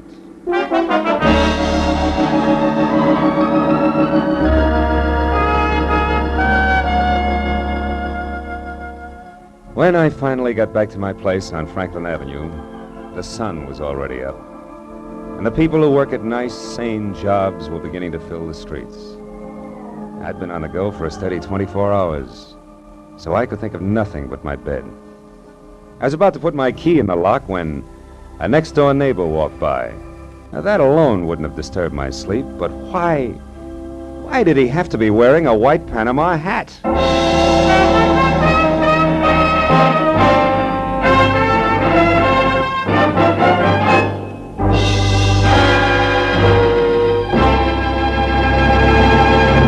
The Adventures of Philip Marlowe, created by Raymond Chandler, stars Gerald Moore and is produced and directed by Norman MacDonald. Featured in tonight's story were Jacqueline DeWitt as Isabel Gordon, Wilms Herbert as Uncle Avery Fairchild, Bill Lally as Bruce Gordon, Shep Menken as Skipper Martin, and Lou Krugman as Brock. Detective Lieutenant Ibarra is played by Jeff Corey. The special music was conceived and conducted by Richard Orant.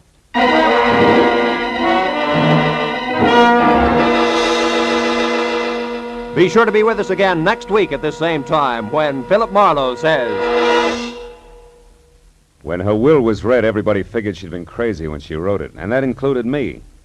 But I changed my mind after spending the night on an island with a pig, a cat, and an ape. Because in reality, they were people.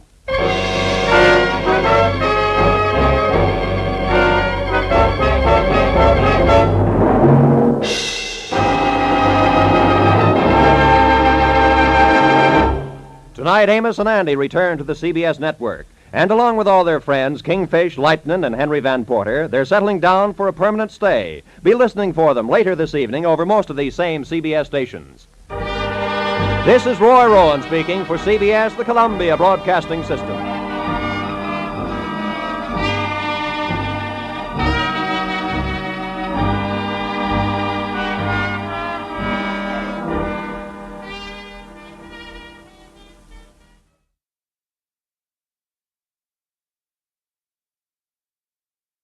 When the will was read, everybody figured she'd been crazy when she wrote it, and that included me. But I changed my mind after spending a night on an island with a pig, a cat, and an ape. Because in reality, they were people. From the pen of Raymond Chandler, outstanding author of crime fiction, comes his most famous character as CBS presents The Adventures of Philip Marlowe.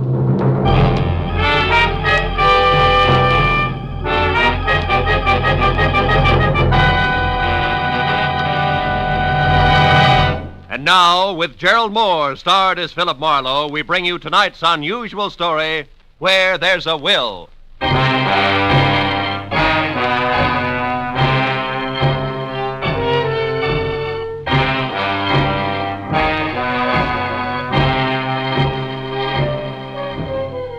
had spent the whole day on a noisy job which had concerned itself with a lot of people who talked a lot and said nothing. When I finally locked up my office for the night, I was worn out. As I drove slowly along the street, I was glad to be heading for home and a little peace and quiet. At least that's what I thought. But when I pulled up for a full stop sign, only a half a block from my apartment, something happened which brought my little dream of peace and quiet to an end. A car door opposite me flew open, and something mighty excited jumped in. I'm being followed. Drive on, please. The law? No, please drive on. Okay, lady, get a good grip on the upholstery.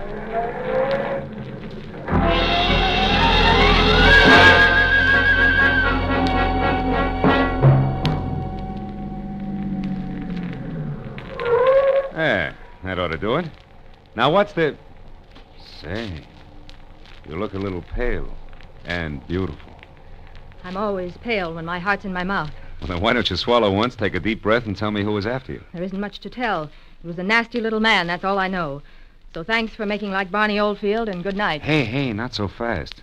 It's impolite to hitch and run. Look, mister, right now I'm up to my earrings in trouble, and that leaves very little time for small talk with strangers. Even nice ones. Well, in that case, the name is Philip Marlowe, which takes care of the stranger part, and I'm a private detective, which makes trouble my business. Where do we go from there? No place. $300,000 worth of hidden bonds, a screwy old lady, and a sculptor with a red beard are too much for any one-man police force, Mr. Marlowe. So again, good night. Before I could say anything, she was out and gone.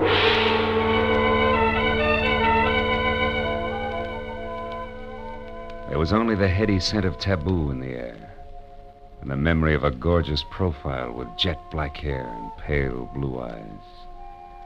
I sighed like a schoolboy and decided to put her under the heading of things that pass in the night. But I couldn't. Why, out of all the cars in Los Angeles, should she have picked on mine? Well, the next morning, as I was walking down the corridor to my office door, I was still seeing pale blue eyes.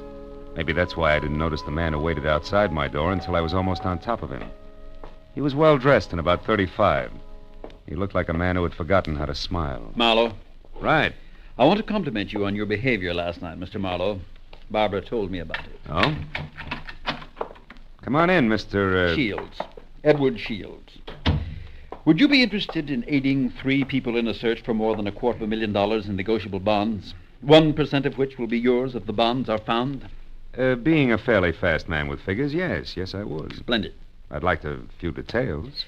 Well, Mr. Marlowe, my aunt, Bernice Mayhew Shaw, died, leaving her entire fortune to charity, with the exception of the bonds I mentioned. Those are to be divided equally among 3 of us, the sole heirs, if we find them within 24 hours. That sounds like something you dream about after a midnight snack of pizza and pig's knuckles. Perhaps, but you didn't know my aunt. Beside myself, the beneficiaries are Barbara Haynes, the girl you met last night. She was Aunt Bernice's personal secretary. And another nephew, Harlan Crane, who, at the moment, happens to be a sculptor. Happens to be? 6 months ago, he was a sailor. Before that, a writer, without even a rejection slip to his name. My cousin is irresponsible, impetuous, and completely self-indulgent. The will itself, Mr. Shields, what are the exact conditions? At precisely noon today, the 3 of us are to meet with Luther Willard, my beloved aunt's lawyer, who will give us each a large sheet of tissue paper covered with specific markings. Individually, the sheets mean absolutely nothing. But combined, one over the other, the transparent sheets form a coherent map to the location of the bonds. But why all the intrigue? My dear departed aunt had a peculiar sense of humor. In addition to this, she was never particularly fond of any of us.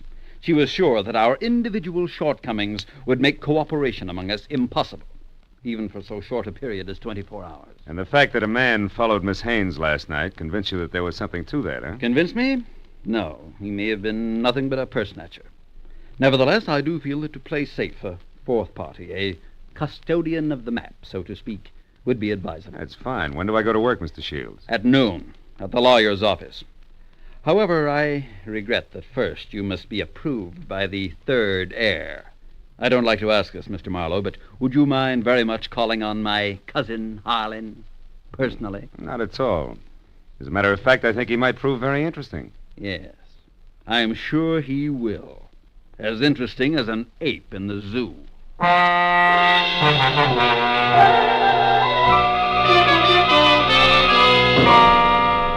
I felt like saying, look, Shields, I'm not as gullible as I look. But then I thought a client's a client, and I decided to play along. Harlan Crane, 6 foot, red-bearded giant, talked as he worked, wielding a 10-pound sculptor's mallet like it was an 18th century quill. I'll be frank with you, Marlowe.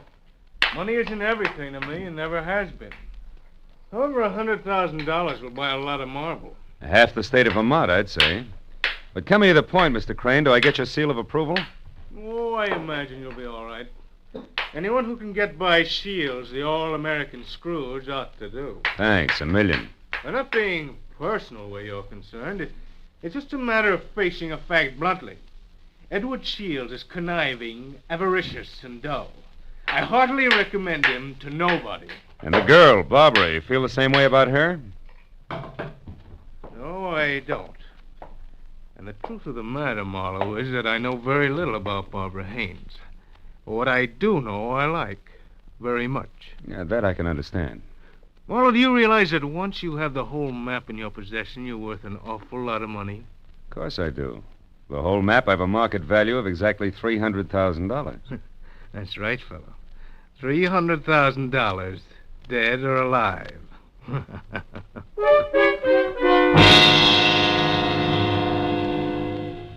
I know it was small of me, but I didn't exactly see the joke. And things got less funny as time went on. Later, as me and my trio got off the elevator at the lawyer's office, old Luther Willard, Aunt Bernice's attorney, was waiting for us, so excited he could hardly talk. I've been held up. What? Yes. A little man. He wanted the map. A little man, dark complexion? Yes. Had a scar on the side of his neck. Are the maps all right? The maps? Oh, yes, they're all right. Now, wait a minute, everybody. Give him a chance. Mr. Willard, tell us exactly what happened. This is Mr. Marlowe. We told you about him, Mr. Willard. Of course, yes. Come into my office. You see, I was putting some papers into my safe when this little man stepped up behind me and demanded the maps. Were they in the safe? No, thank heavens. Make yourselves comfortable. The please. maps, Mr. Willard. Where are they now? Well, right here, where they were all the time. Here under the blotter on my desk. Clever of me, wasn't it? Wax seals, still intact. I'll take all three of them right now, Mr. Willard. That is, if there are no objections. All right, then I guess we can be on our way. Hold on, Mr. Marlowe. There are still two things you people must know. First, in the event the bonds are not recovered within the 24 hours, I am instructed to open another sealed envelope, which I'm happy to report is kept in my bank vault. That envelope contains a complete and simplified map and is to be turned over to a designated charity. And second, if any of you die before the allotted time is up, the bonds are to be divided among the surviving persons. And if none of us survives, Mr. Willard?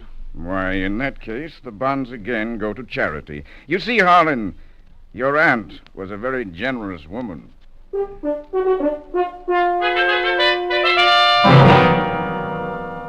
After arranging to meet with the three heirs at Shields' place later that afternoon, I headed for the nice and public library, where I figured I'd be able to examine the maps in safety.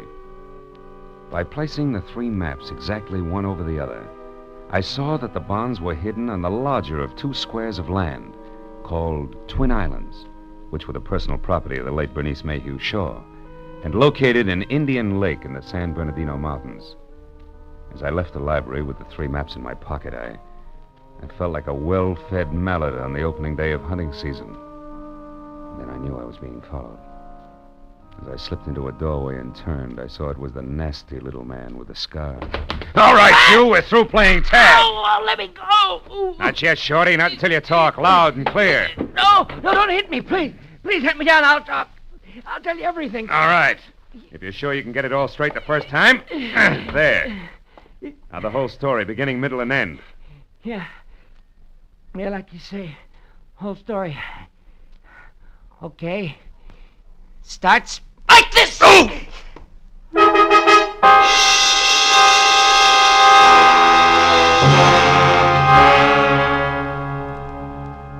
By the time I figured out that it had been the sawed-off end of a broomstick that had slammed my stomach up against my backbone, the little man was out of sight. Another 5 minutes went by before I quit calling myself sucker and I started to think straight. Nearest pub depot in Cahuenga. I went up there and deposited 2/3 of the map for safekeeping until we were ready to leave for Indian Lake. And I found a telephone, and a half a dozen calls later I knew that a caretaker named Jumbo was the sole inhabitant of Twin Islands, and my last call was to him. I wanted some kind of a welcoming committee ready for us. When I left the phone booth, it was only 1 o'clock.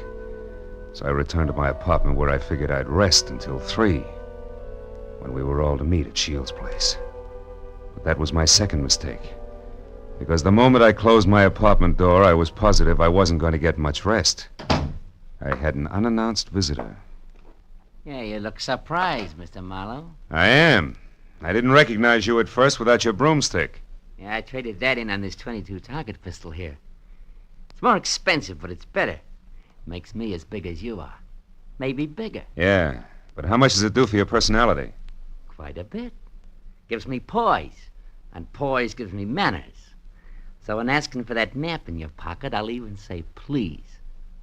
Come on, Marlowe, I won't say please twice. No, I don't think you would. Here. Thank you. Now, before I go, one more thing. The hall outside here is straight and narrow, right to the stairs, and that makes it fine for shooting. So after I step out, don't do anything rash. For a while.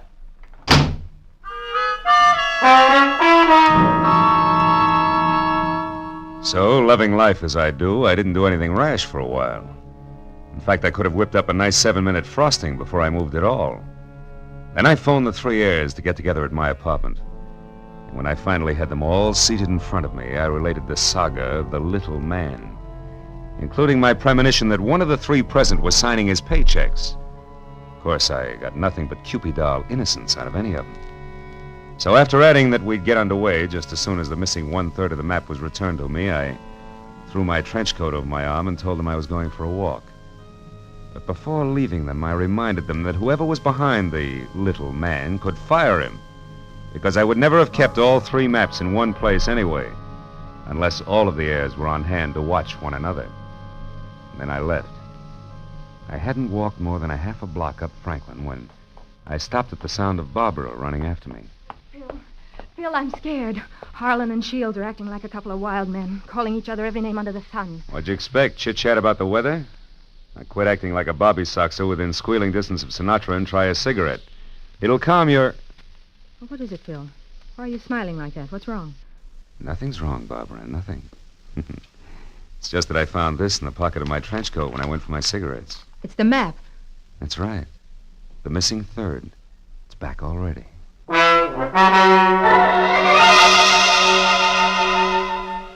When that missing third part of the map turned up so fast, I figured the heirs had decided to play ball. But I made a mental note to keep my eyes on them anyway. At 3 o'clock, I went to Edward Shields' hillside house in Laurel Canyon for the scheduled meeting. Shields wasn't home yet, but Cousin Harlan was there, admiring the view. Barbara showed up a few minutes later in a convertible, and Shields arrived last by cab. It finally began to look as though we might actually start out all together. Well, I see we all arrived, safe and sound. Yeah. Disappointed? Only by your clumsy attempts at humor, Harlan. Stop it, boys. Let's get started. Phil, have you looked at the map? Where are we going? To Indian Lake. It's a 4-hour drive, so if you're all ready, I suggest we get started. Very well. I'll go up to the garage and get the car. So Aunt Bernice hid the bonds in a roost at Twin Islands, eh? Well, well, well. Nobody seemed surprised at the location Aunt Bernice had chosen to hide her bonds. And Harlan, Barbara, and I stood on the front porch watching Shields as he climbed the very steep driveway to his garage in the car. But Barbara got more of my attention than Shields. She made a mighty dreamy picture. As she leaned casually back against the rail of the porch, she wasn't aware that I was watching her. And I suddenly saw her go tense, her eyes filled with fear, and I quickly turned to follow her stare. Shields' car was going at a rapid clip down the steep driveway. I still couldn't figure out Barbara's concern, and then she started screaming. The car's out of control. The car was headed for the edge of a cliff. His brakes are out. He'll go over. The tree stopped him. Shields, are you hurt? No, I'm all right. The brakes, I tried to stop You them. hadn't hit that tree. You'd have gone over the edge. Let's have a look at those brakes, Shields. Well, no wonder. What is it? Brake line's broken. Every drop of fluid drained out. I might have been killed. No might about it, Shields. We stood there for a while, all looking at one another, but nothing was said. Brake lines rarely snap accidentally. And I remembered that Harlan had been at Shields' house early, and the car had been in the garage, and Barbara... Well, I had to admit that she actually had anticipated the car going out of control. Well, the 24 hours for finding the bonds were slipping by, and I knew we had to get to Indian Lake. We held a short powwow without passing the peace pipe. We decided to take Barbara's car. We picked up the rest of the map, which I'd checked at the bus station, and we shoved off. After a 4-hour drive that was about as relaxing as the thought of an overdue time bomb in a day nursery, we finally pulled up to the shores of Indian Lake. Jumbo, the caretaker, was waiting at the dock. He knew how to handle a boat, and a few minutes later we could see Twin Islands. We headed for the smaller of the two, where I could make out a rambling lodge. The other island, a quarter of a mile away, seemed deserted. Shields was the first one ashore. Here, Barbara, let me help you. Run along, boy. I'll help Barbara. Thanks, Harlan. Well, Marlowe, what now? Well, first we go up to the house. Oh, Jumbo, you got everything ready for us? Hey, Jumbo. Huh? Oh, sure, everything's ready, Mr. Marlowe. Just like you said, I opened 4 of the upstairs rooms. Open the rooms? We're not going to sleep out here, are we? We're going to try. But this isn't a vacation. We're here to find the bonds and get out. You realize it's almost 9 already? That leaves us just 15 hours, Marlowe. Yeah, I know. I got a good watch, and I count to 24, and I'm also giving orders to you 3. Don't get high-handed, Marlowe. You're an employee of ours, and that's all. Let's get the map together and start looking for those bonds right now. Take it easy, big man. The bonds are hidden on the other island. The map is as tangled as a second-hand spider web. We wouldn't get anything at all done in the dark. That's your opinion. Look, you people hired me to help you find those bonds. If I have to get nasty to make you take orders, I can do that, too. Now, let's play like we're smart and go up to the lodge and relax. All right, Marlowe. But remember, we'd better have those bonds by tomorrow, or someone else will be nasty. Very nasty. And I mean me. What? You too?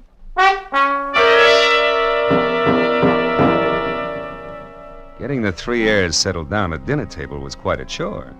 And when I was sure they'd keep an eye on each other, I slipped outside. I hid 1/3 of the map in a drain pipe. Then I went upstairs to my room, and I hid another 1/3 in the window shade. Well, the maps were settled, and I began to think about other things, like the accident to Shields' car. There were too many accidents and coincidences to suit me. So I decided to drop in on Cousin Holland's room to see what I could see. Well, after 15 fruitless minutes, I was about to leave when something in the wastebasket caught my eye. The corner of a half-hidden handkerchief monogrammed H.C. I had just picked it up when I saw Jumbo standing in the open door. That handkerchief there in your hand. That blood on it? No, it looks more like brake fluid. And in this case, it's practically the same thing, huh? I think we'll leave it right here in the wastebasket, Jumbo. Oh, did you want something? Just wanted to say I'll be in my own place out back if you want me. Okay. You know where Mr. Shields is?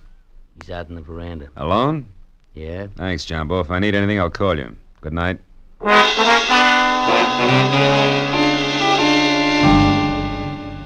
Shields. Oh, it's you, Marlowe. What's wrong? You sound like a man expecting trouble. I was nearly killed in my car this afternoon, and I don't think that was the end of it. Yeah, and don't stand too close to high windows. Thank you.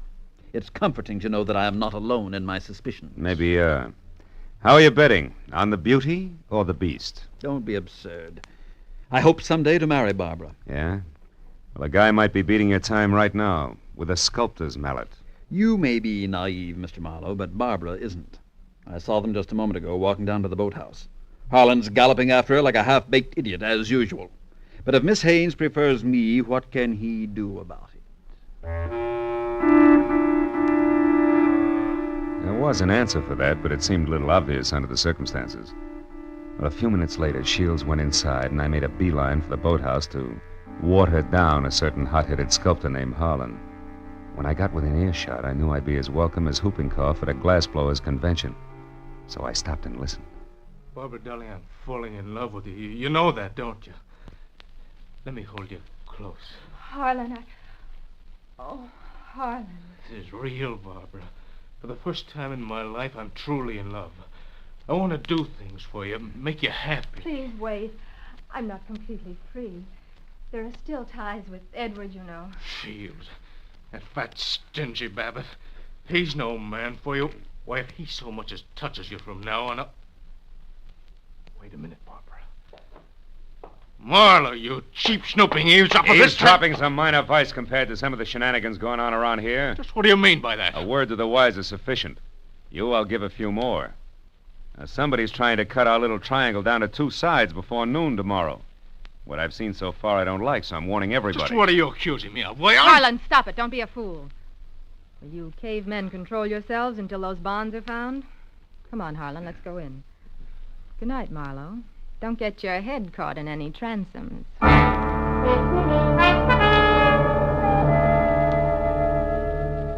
Deciding sleep wouldn't be very healthy for a man in my position, I decided to sit up that night.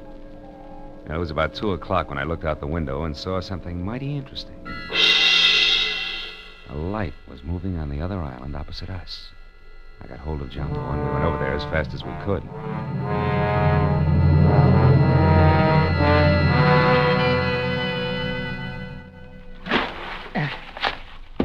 There we're beach. That light's dead ahead, Mr. Marlowe. Looks to me like it's up on the picnic shelter. Yeah, I'll see you later, Jumbo.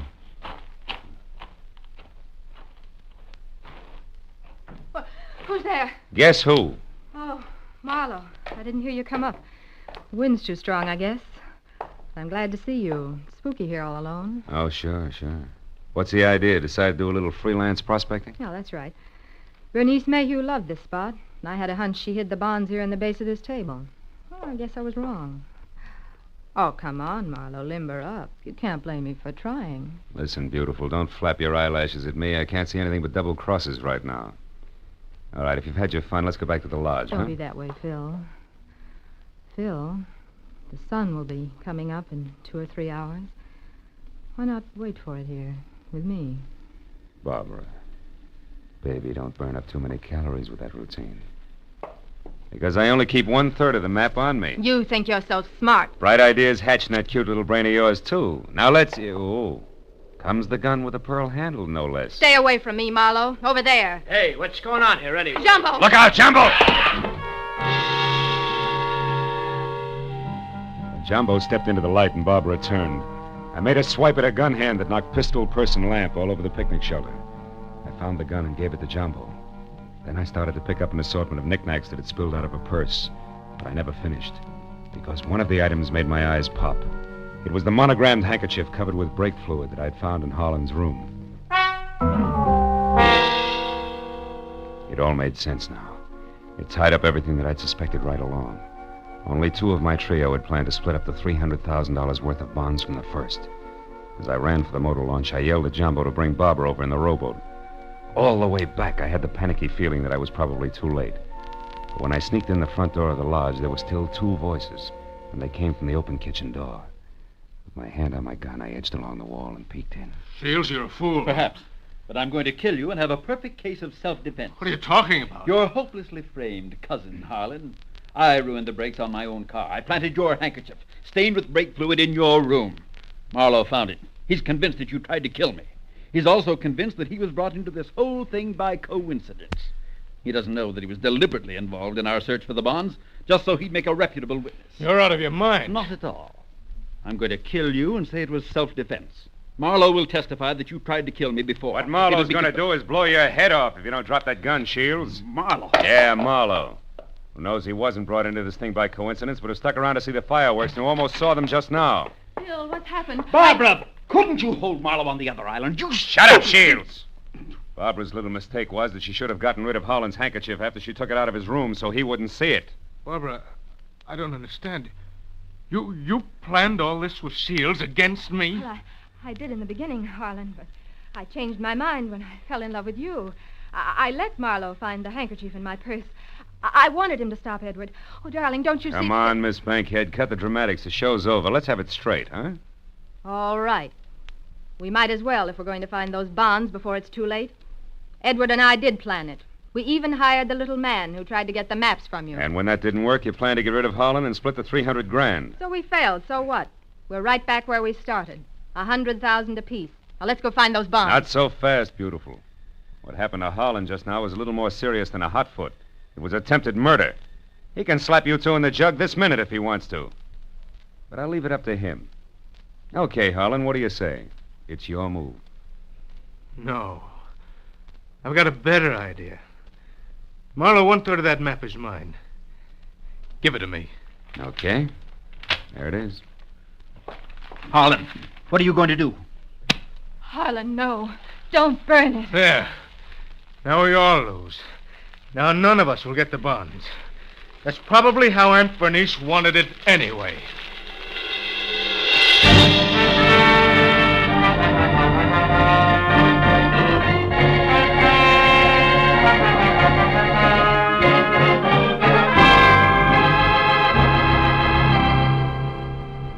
It was almost noon. I was standing on the veranda of the lodge, and a scrawny old crow was perched up on the roof. I saw Barbara and Shields quietly pull away in a boat with Jumbo. And I saw Holland lumbering off to the far end of the island to sulk. And as I watched the three of them, I couldn't help thinking. A pig in a pinstriped suit, an ape with a red beard, and an alley cat in nylon. Yeah. Keep laughing, Aunt Bernice. You were right. Greed, treachery, and rashness don't mix, even for 24 hours. And the 1% of the bonds I was to get? Well, that's my contribution to charity. Who knows? Maybe I can take it off my income tax.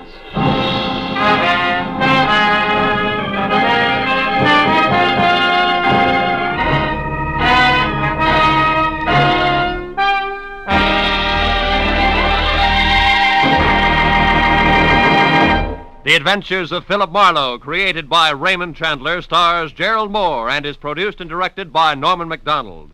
Featured in tonight's story were Mary Shipp, Parley Bear, Don Diamond, Ted Von Eltz, and Wilms Herbert. The special music was conceived and conducted by Richard Orant.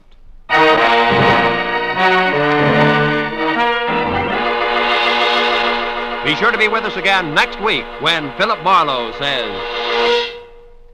When I got the crisp $50 bill in advance, I figured my client had a heart of gold. But after I was beat up, double-crossed, and shot at, I realized just how hard a heart of gold could be.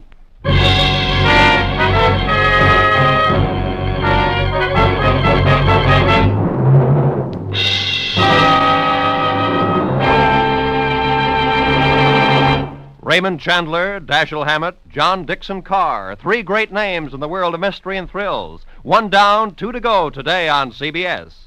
Now that you've heard Raymond Chandler's Philip Marlowe in action, CBS invites you to hear Dashiell Hammett's Sam Spade in action tonight, followed by John Dixon Carr's personally written radio series, Cabin B-13. Chandler, Hammett, Carr, today and every Sunday, over most of these CBS stations. It's a mystery if you miss 'em.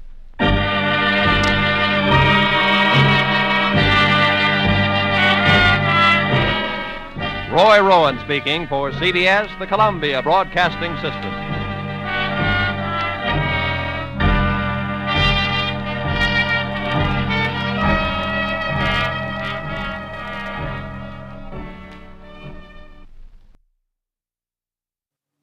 When I got the crisp $50 bill in advance, I figured my client had a heart of gold. But after I was beat up, double-crossed, and shot at, I realized just how hard a heart of gold can be. From the pen of Raymond Chandler, outstanding author of crime fiction, comes his most famous character as CBS presents The Adventures of Philip Marlowe.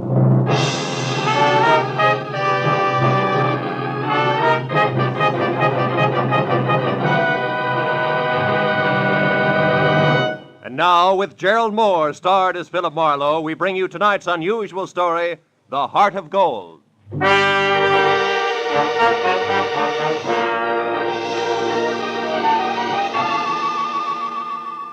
I had spent the day trying to decide how to spend the day, and finally convinced myself Sunday afternoon was a good time to catch up with neglected bookkeeping. But I only got as far as the office door because a special delivery letter was stuck in the mail slot.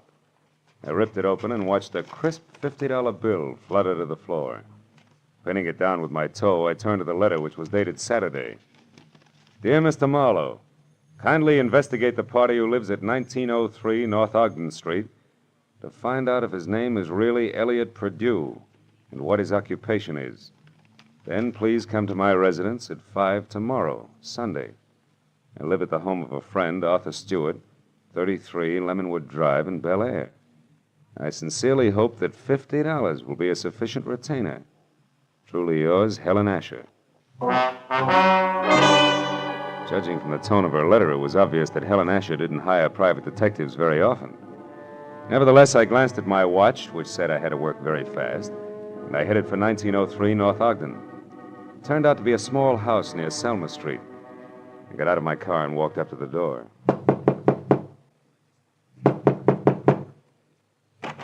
Good afternoon, sir. You the resident here? That's right. What do you want? I represent the Dr. Potter poll of public opinion. I'd like to ask you a few questions regarding... Sorry, but I don't have any opinions to express. Oh, even the opinions of a man with no opinions are important to us. Now, let's just let me step inside here and get out my notebook. There we are. All right, but make it fast. Right. Now, what is your occupation? I'm an investment broker. With which firm? I'm independent. I see. And what is your name, sir? What do you need my name for? Well, for my personal records in case I have to come back. Elliot Purdue. Uh-huh. Do you have any hobbies other than horse racing? What do you mean? Those dope sheets and racing forms there on your desk. I'm quite an admirer of horseflesh myself. You're quite a character, too, aren't you? Working on Sunday and all? Well, you know how public opinion is. It goes right on, rain, shine, or Sunday. Excuse me a moment. Oh, by the way, what's your name? Marlowe, Philip Marlowe. Okay, Mr. Marlowe. Stand still, because I'm not kidding about this gun. Now beat it back to whoever hired you and tell them they're being very clumsy about a very delicate situation. One more move like this, and they won't get another chance. I knew Purdue meant business, so I left without an argument. Well, at least I had a repeat on the name, Elliot Purdue, and the occupation of bookie to toss at Helen Asher when I met her at 5 o'clock. In Bel Air, I eventually found 33 Lemonwood Drive. 200 yards of palm trees stood at rigid attention while I drove through the gate and up to the house. When the butler opened the door, he stared at me like my hat was on fire. Yes, sir. Did you wish something? Yes, I'd like to see Mrs. Asher, please. Mrs. Asher? Oh, good heavens. Mr. Stewart. What's the matter, Roberts? Who is it? Why, sir... I'm Philip Marlowe, Mr. Stewart, a private detective. I have an appointment with Mrs. Asher. Is she at home? Oh, Mr. Marlowe, perhaps you can help. I don't know what to do. It's such a terrible thing. What's happened? Upstairs, not 5 minutes ago, Mrs. Asher shot herself. Shot herself? Please, if you'd come up with me. Yeah, sure, of course. I'm certainly grateful for your help, Mr. Marlowe. Yeah, this is her room. She's in here. There. Yeah, she's dead all right. Shot herself in the left temple. Whose gun is that, Mr. Stewart? Why, it's mine. I kept it in the desk downstairs. Did you find her? No, Roberts did. I was out in the hothouse working with my orchids. You see, I've been out of town. I just came in this morning on the super chief from Chicago, and I wasn't expected back until Wednesday. Yeah, look, Mr. Stewart, do you mind telling me how well you knew Mrs. Asher? Oh, very well indeed. Ever since the accident 3 years ago, she lived in my house under my care. The accident? Yes, that's how she got those scars on her cheek and neck. As you can see, my hands were burned at the same time. Would you mind telling me about it? Well, I was living in Canada at the time. One day, my wife Florence and I went to a camp near Quebec, and we met Helen Asher our first day there. She was a pathetic, lonely woman, a widow. Oh? That very night, while she was visiting us, the oil stove in our cabin exploded. Oh. Florence, my wife, was killed. Mrs. Asher was severely burned. It was ghastly. I can imagine. Mrs. Asher had no one, so I thought the least I could do would be to care for her, since I knew the accident had been caused by sheer carelessness on my part. You took over full responsibility for her? Yes, I did everything I could think of, but she never quite got over the shock of that night, and now this. It's horrible. Have you notified the police yet? No, well, you no. better do it right now. Yes, I'll go right downstairs and call them. The dead woman on the floor had been beautiful once. No doubt about it. This was my client, and a certain $50 bill was burning a hole in my pocket. I wandered over to a writing table, and as I looked down, I noticed that the Sunday sheet had been torn off the memo pad. It bothered me. Tomorrow should mean nothing to a suicide, yet Mrs. Asher's memo pad showed Monday already.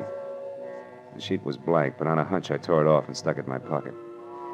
I was about to turn away when I saw a book of matches from the Conga Club. So I picked that up, too, and then I left.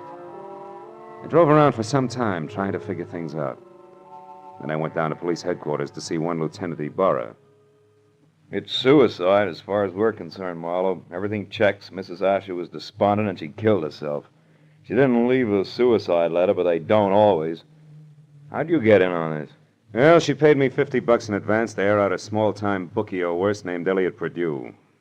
Incidentally, what's the background on Arthur Stewart? Oh, he's a big-money fashion designer. Started his business on his wife's insurance. She died in an accident in Canada. He did a lot for Mrs. Asher because he felt responsible. Yeah, I know all that. But was she left-handed? Did Stewart come in on the super chief this morning, and was it the butler that found the body? That's right. We checked it all. Hey, look, Phil, do you have any good reason to think this isn't suicide? No, not really. It's just that $50 in advance that bothers me, I guess. Oh, by the way, I've got a piece of paper I'd like the boys in the lab to run a test on, okay? Sure, Casey will fix you up. Marlowe, I figure suicide now, but I can always change my mind.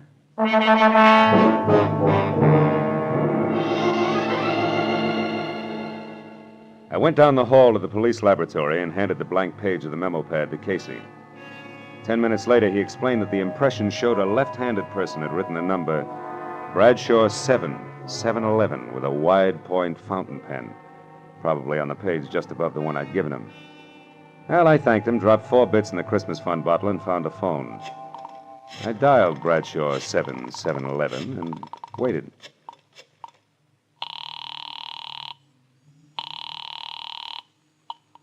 Hello?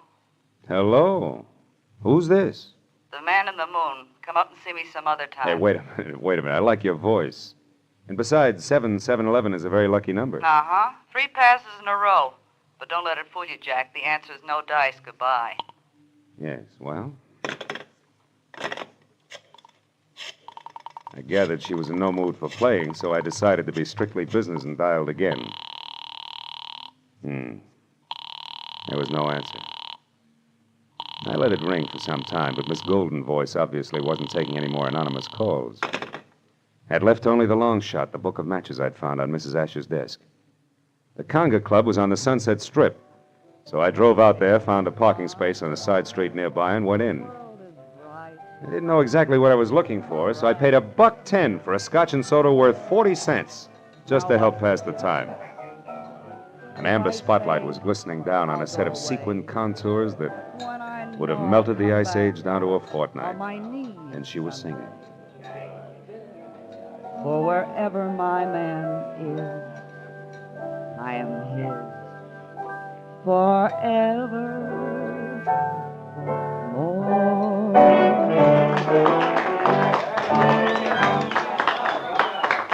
I knew it was Benita, the Conga's featured songstress, and I knew something else, too.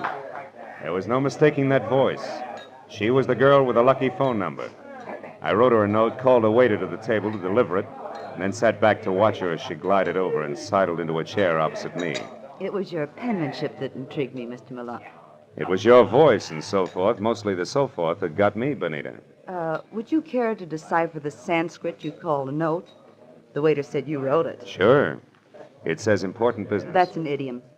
If you wanted to talk turkey, how would you translate it? Do you know a woman named Helen Asher? Not that I remember. Why? Well, your phone number showed up on a memo pad. How do you account for that? How should I know? Maybe she intended to call me up. Look, you're quite a handsome man, Mr. Marlowe. But you look silly with your nose bent. Why do you keep sticking it into other people's business? Because besides being paid for it, it sometimes leads to meeting interesting and beautiful people. Present company included. What do you want? Mrs. Asher killed herself tonight. Mrs. Asher's dead? Yeah. And considering you said you didn't know her, you look very put out about it. All right, Marlowe, you win. But let's not talk about it here. Finish your drink while I get out of this costume. Then meet me outside by the front door in 10 minutes.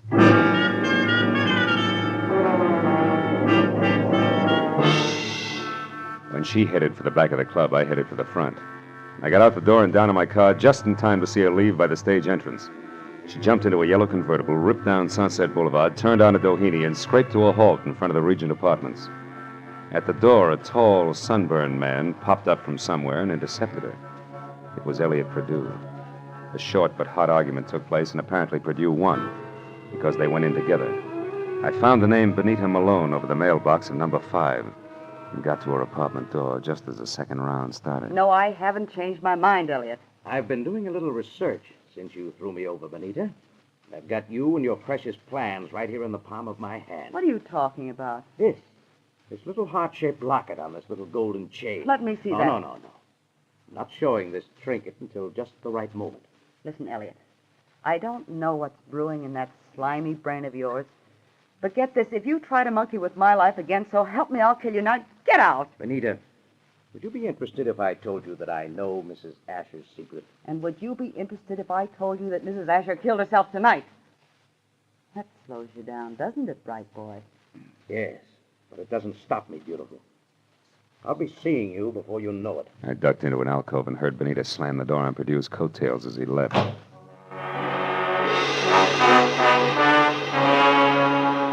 So, now I knew that Perdue, a locket, and Benita Malone added up some way to a bullet in the head for a scarred woman with a secret. I went back to my car and drove out to Stewart's house in Bel Air. When you were here before, Marlowe, I was so upset I hardly realized you were a private detective.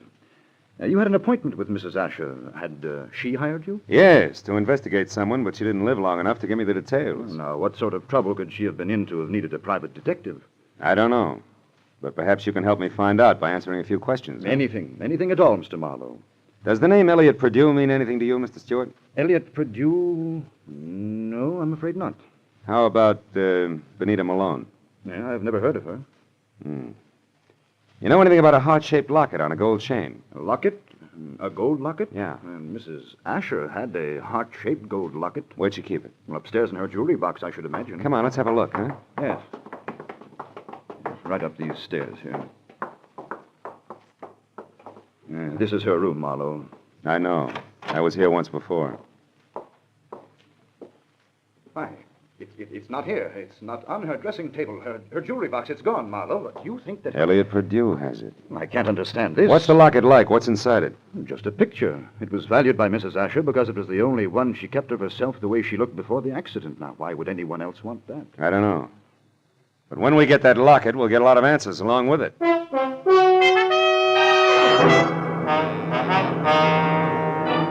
Now I was more convinced than ever that Elliot Perdue, Benita, and the late Mrs. Asher's secret were all dangling from the same chain that supported the gold locket. I said goodnight to Arthur Stewart and started back for Hollywood. A moment later, I changed my mind and abruptly swung onto a shadowed side road and parked, lights out. It had suddenly occurred to me that the gallivanting Mr. Perdue might call on Stewart. If so, I wanted to be on hand. Well, 40 minutes later, I was about to call off the cloak and dagger routine when I heard the sound of a powerful motor roaring out of Stewart's driveway. I looked up just in time to see a long black Nash whip by with Stewart at the wheel.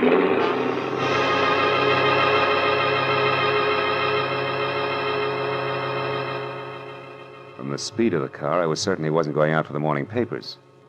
Decided to go back to the house and question the butler while I could have him to myself. Oh, why, no, Mr. Marlowe. I haven't any idea where Mr. Stewart went. I only know that he had a telephone call, after which he dashed out of the house highly upset. Well, maybe some sick friend needed sitting up with, huh? But tell me, Roberts, did you ever hear of a man named Elliot Perdue? Oh, yes, sir. He called on Mrs. Asher here once or twice while Mr. Stewart was away on business. When did you last see this Mr. Perdue, Roberts? Yesterday morning, sir, about 10 o'clock.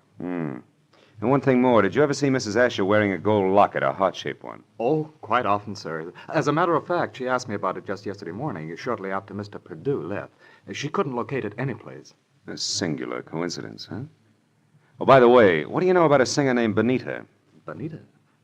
I've never heard of her, sir. Are you sure she's never been out here as Mr. Stewart's guest?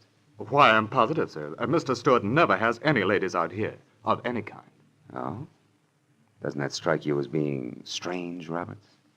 After all, Mr. Stewart's a very eligible widower. Widower, yes, Mr. Marlowe, but philanderer, no. Good night, sir.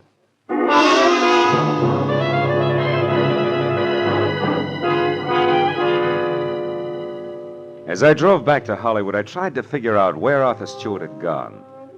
But I had about as much to work with as Gypsy Rose Lee after a third encore. Well, after discounting Benita's place in the Conga, there was only Elliot Perdue's house on North Ogden. 15 minutes later, I walked up to it, but the place was as dark and as quiet as the inside of a coffin. I was about to turn back to my car when suddenly I caught the reflection of a sliver of light bouncing off the glass in Mr. Perdue's living room. I found the back door lock easy to bluff. A moment later, I stepped into the living room. Marlowe, how did you know I was here? Mr. Stewart told me. You're a liar. Arthur wouldn't... Arthur? Well, you see, Mr. Stewart and I... Oh, now it's Mr. Stewart, huh? Wait a minute, there's someone outside. Perdue. Put out your light. Now, when he finds you keep talking, say anything. I'll be behind the door. Here he is.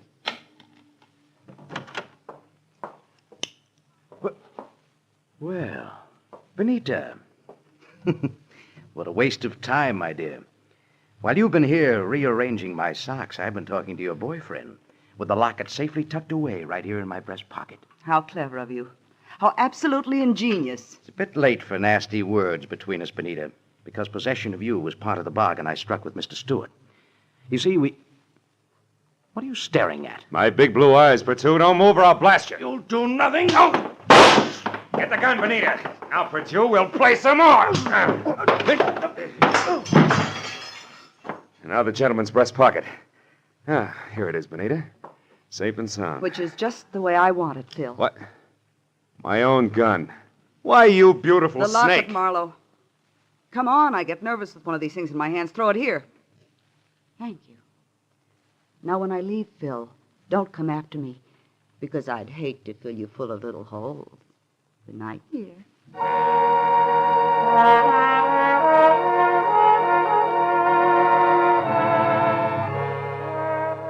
When Benita stepped out of that house, I solemnly swore I wouldn't trust another woman for the next 100 years. But a groan from the body on the floor brought me back to 1948 and Elliot Purdue. I knew that he had seen the picture in the locket, so I went to work on him. Come on, Purdue, snap out of it. Come on. Huh? Oh, it's you, Marlowe. Who'd you expect, St. Peter? What was in the locket, Purdue? I don't remember. Maybe a call on Lieutenant Ibarra will refresh your memory. I doubt it. Then we better start playing games again. We'll start with one called Slap Slap Purdue. No, let me alone, Marlowe. Get your hands off me. You ready to start singing, huh? All we need now is the right lyrics. No. Come on, Purdue, talk. Stop it. I'll talk. Good. Now, why did Mrs. Asher kill herself? Because she had a good reason. Like what? It's a long story. Make it short. Okay, Marlowe. Here goes.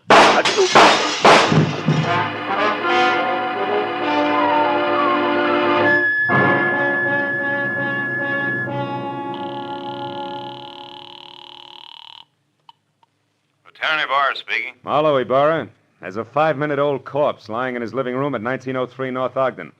Name is Elliot Purdue. 3 shots through a closed window. I was lucky. Any description of the killer? No, none. Now, look, Ibarra, right now I'm going after a songbird named Benita Malone at the Regent Apartments on Doheny. Will you cover me there without sirens? Sure, Marlowe. I'll attend to it in person.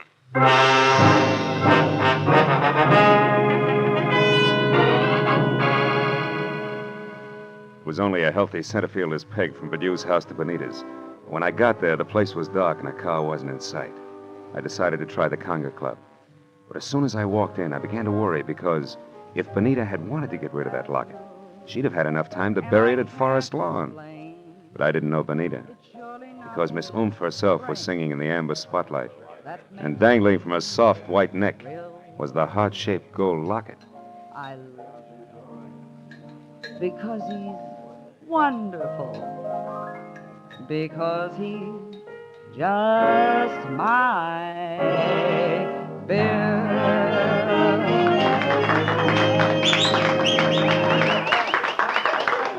When she caught my eye, she smiled like a maitre d', and the moment she was through with her song, she headed back in my direction. Before she got to me, I saw her give the high sign to an ape in a tuxedo. He looked at her and then across toward my table and left the room. I watched Benita glide across the floor in my direction. She was distinctly a thing of beauty. Thanks. Well, Phil, what do you think of my singing? Oh, I'm just crazy about it. That and your jewelry. Especially that locket, family heirloom. Mm-hmm. It was more or less handed down to me, generation to generation. That's an old Spanish custom. Yeah, so I've been told. And I imagine tradition prohibits your parting with it, huh? That's right. Unless, of course, someone with oodles of money offers me lots of it in exchange. Then naturally I'd be obliged to part with it. I don't think you'd feel obliged to your mother on the second Sunday in May. Besides, I don't have oodles of money. Oh, you should have told me that earlier. Goodbye, good looking. Hey, wait a minute. We couldn't do any business in a minute. And don't follow me if you want to stay pretty.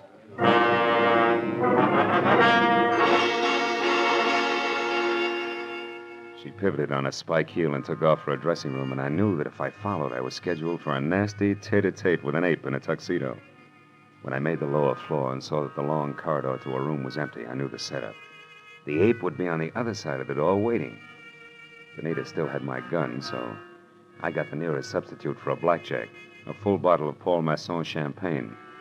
Then I walked noisily down the corridor as far as her door and knocked. Turned the knob slowly, kicked the door open, and stood clear. It worked. The ape's hairy hand was wrapped around my gun, and it came down in an arc that was never interrupted. And that left him off balance. The ape hit the floor, and before Benita had a chance to close her mouth, I ripped the locket from her neck, picked my gun up, and ran. I didn't stop until I collapsed against the stall window. Then I opened up the locket. 2 minutes ran out on me before I realized what was wrong with the picture. Then I knew. Arthur Stewart's home in Bel Air was my next stop.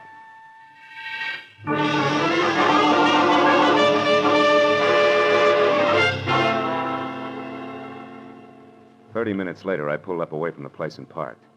And keeping in the shadows, I approached the house where only the library and an upstairs bedroom showed any light. The library had French windows. When I moved up close, I was startled by the sight of a figure going through Stewart's desk. I stepped into the room and found it was my little friend, Benita. I've got my own gun again, Benita. Phil. Oh, doing a little dusting, honey? Oh, don't be funny. I'm not trying to. How is it you're not upstairs helping Stewart pack? Because I've already finished packing, Mr. Marlowe, and don't turn around. That was well done, Benita. Oh, fine. Sucked in by a little decoy sprinkled with sequins. Don't mind the pros, Marlowe. Just toss your gun on the couch over there. Now. That's better. You know, Marlowe, I can't say that I'm very sorry for you. I don't expect condolences from a character who murdered a woman this afternoon and a man this evening. You killed Mrs. Asher? Yes, and that blackmailing scum Purdue as well. But both murders were very necessary, Benita. Even as Marlowe's here will be. Come over here, Benita, behind me. Hurry, Arthur, let's get out of here. Don't worry. And now, Mr. Marlowe, it's time for you. Well, thanks, Benita. You swing a beautiful bookend. You know, I had you figured all wrong. Now, don't mention it, dear. I heard the cops coming anyway. You sweet child. We're in here, Ibarra, all of us. Oh, Marlowe, I figured you'd be out here when you didn't show up at that Songbird's place. Well, what's this? A little man on the floor with a large bump on his head is Arthur Stewart, the man who killed Elliot Purdue to keep him from telling me the truth about Mrs. Asher, and the man who killed her this afternoon. So Mrs. Asher didn't commit suicide after all. No, but she wasn't murdered either. She died in that accident in Canada 3 years ago. What are you talking about? Well, the woman that Stewart killed here this afternoon wasn't Mrs. Asher. It was his wife, Mrs. Florence Stewart. You see, there must have been a mix-up in identifying the bodies of the two women at the time of the accident. Mm-hmm. Stewart and his wife had Mrs. Asher buried as Mrs. Stewart. Then they collected the insurance neat, huh? Yeah. But what happened? Yeah, it's simple. Stewart got bored with his scarred and unattractive wife, and he started running around with choice little numbers. Like Benita here. Phil, honest, I didn't know a thing about this. Stewart told me that Mrs. Asher depended on him so heavily that she'd be crushed at his seeing another woman. But I didn't know she was his wife. Marlowe, how do you figure this all out? From a locket that belonged to the woman we knew as Mrs. Asher. It had a picture of Stewart and Mrs. Asher taken in dress clothes before she was scarred. Yet Stewart claimed that he and his wife had only met Mrs. Asher the day of the accident, and on a camping trip at that. But, Phil, I saw the picture, too, and I didn't figure that out. That's because you were too busy trying to figure just how much the locket was worth to Arthur Stewart, or to anybody, in cold cash. You were blinded by all the dollar signs in front of your eyes, baby. Why, Phil, how can you say such things?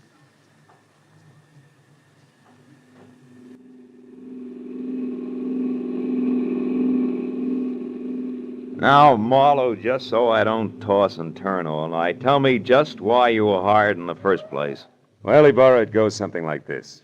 When Purdue knew that he was losing Benita to Stewart, he decided to check up on the opposition. And he not only found out what he wanted to know, but he found out a lot of things, too, that he didn't want to know. Mrs. Stewart, the late Mrs. Asher, became suspicious of his questioning, and incidentally of her husband. So she sent for me. Well, Marlowe, Stewart certainly had me fooled. I doped him out to be a very generous guy, a great benefactor who was doing the right thing for a lonely, unfortunate woman. Yeah, looked like he had a heart of gold, all right. But a funny thing, Ibarra, in the end, it was this heart of gold, this locket here, that got him. Mind if I keep it? Not at all. You had a tough enough time getting hold of it. Good night, Phil.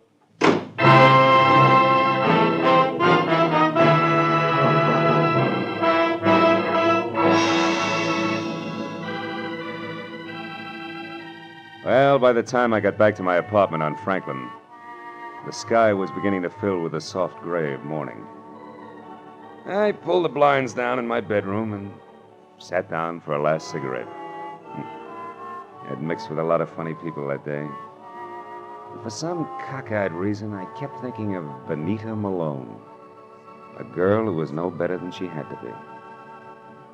Finally, I put her out of my mind, and I was about to turn off the desk lamp when I noticed my memo pad.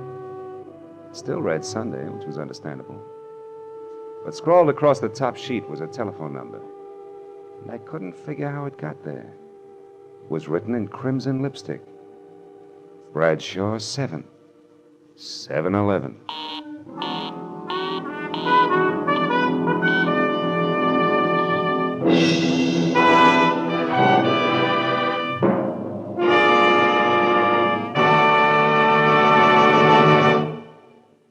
The Adventures of Philip Marlowe, created by Raymond Chandler, stars Gerald Moore and is produced and directed by Norman MacDonald. Featured in tonight's cast were Gloria Blondell, John Daner, Jack Moyles, and Ben Wright. Detective Lieutenant Ibarra was played by Jeff Corey. The special music was conceived and conducted by Richard Orant.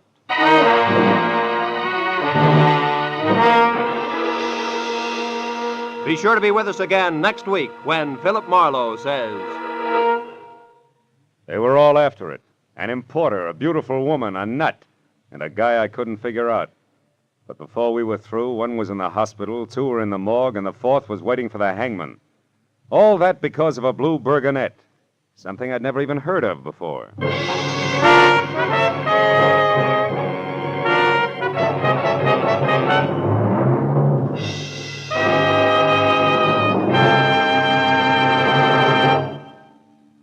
Dr. Fabian, the ship's doctor in cabin B-13, tells a new story of danger in far ports tonight over most of the CBS network stations. Tonight's story, The Island of Coffins, is another original drama by John Dixon Carr, famed mystery writer. You can hear it when the ship's whistles sound outside cabin B-13.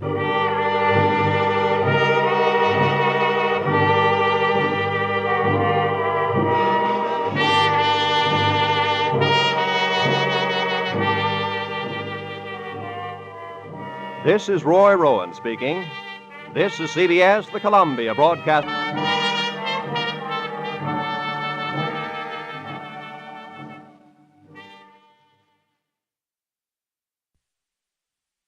They were all after it. An importer, a beautiful woman, a nut, and a guy I couldn't figure out. But before we were through, one was in the hospital, two were in the morgue, and the fourth was waiting for the hangman. All that because of a blue burgonette, which was something I'd never even heard of before. From the pen of Raymond Chandler, outstanding author of crime fiction, comes his famous character. The Adventures of Philip Marlowe.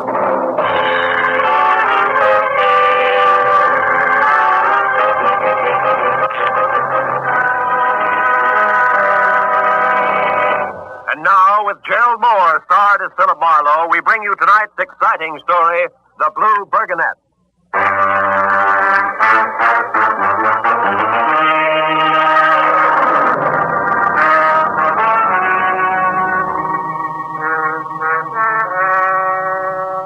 The knock on my glass-paneled office door sounded like a fresh-out of Yale insurance salesman making his first enthusiastic call of the morning. Yet when the door swung open, I was surprised to see a man with no more height and weight than a jockey, and all the boyish bounce of a New Year's Day hangover. He was about 40 and too carefully groomed. From pearl gray Homburg through pearl gray stickpin to pearl gray spats. But when he started to talk, each sentence held too much self-assurance, and I didn't like it. My name is Norman Voorhees. I'm an importer located here in Los Angeles, in San Francisco, and in the area. I'm Philip Marlowe, private detective, located all in one place, which means that your rent bill is higher than mine, and that's all. I have little time for flippancy, And I have less time for high-handedness. I don't make ends meet by pulling a rickshaw either, Mr. Voorhees. Cigarette? I don't get... Yeah, thank you. Mr. Marlowe, I need an escort for a crate of rare silks, which is to be flown to San Francisco tonight. At $25 a day plus expenses, I could be your man. Why so much fuss over a few bolts of silk? In this case, it's the embroidery on the material, a very rare and very intricate Chinese design. Which in basic English means what? Oh, come, Marlowe. The silk was legitimately purchased at a low figure. and a profitable resale is my only object. And why the pistol packing routine? Because I was forced to outsmart a half-dozen competitors to get this material. There are poor losers in every business, is that it? Exactly. Now, will you take the job? All right, where do I report and when? At my warehouse on South Figueroa at 9 tonight. Here's my card. Either my assistant, Miss Sandra Lane, or I will be on hand. Fine. Oh, and by the way, Mr. Voorhees, I didn't mean to snap your head off when you first walked in. It's just that I'm quick to resent being pushed around. Don't apologize, Mr. Marlowe. If you hadn't been that quick, I wouldn't have hired you. Good day, sir.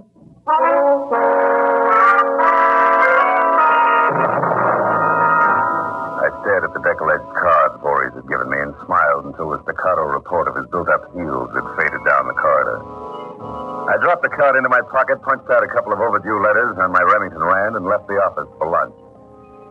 Outside, the sun was too high and the smog too low for local comfort. So, with nothing to do until 9, I decided to drive out to the pier in Santa Monica, where I could eat French fried shrimp and watch the seagulls collect overhead and swear at me. But when I got to my car and opened the door, I suddenly forgot about lunch. Because a man was crossed inside my car waiting with a gun in his hand. Get him, Marlowe, quickly. Then start the car and drive until I tell you to stop. What are we going to do about the red lights, Bud? Hurdle them? Marlowe, start the car or I'll kill you. That's nice and congenial of you. Okay, where to? Just drive and listen carefully. I'm a foreigner. No. Yes. My name is Leonardo Baltiera. Does that mean anything to you? Frankly, no. Then again, I haven't checked the Rogues Gallery in almost a month. Stop it, Marlowe. I haven't traveled the width of this country without a moment's sleep to hear empty words. No. Where is the blue bergonet? The blue what? The bergonet, the blue bergonet, Marlowe. Where is it? Look, Baltieri, maybe you have all your marbles and maybe you don't. But either way, believe me, I've never heard of a bergonet, red, white, or blue. Don't lie to me, Marlowe. With my own eyes, I saw him going to your office. Voorhees. Voorhees? What's he got to do with this? Everything. He stole the bergonet from me. You know that. Voorhees never mentioned such a thing to me. You lied. I only been here in Los Angeles an hour, but already I know that Voorhees has the bergonet. And I swear by all that's holy, it will be in my hands where it belongs before morning. And if you don't... Marlowe, watch out. I just had my fender straightened out. Don't move, Marlowe, don't move. I still got the gun and I still shoot. Now remember, I'll be back for the bergonet because it's mine. And I'll never rest until it's safely here in my hands.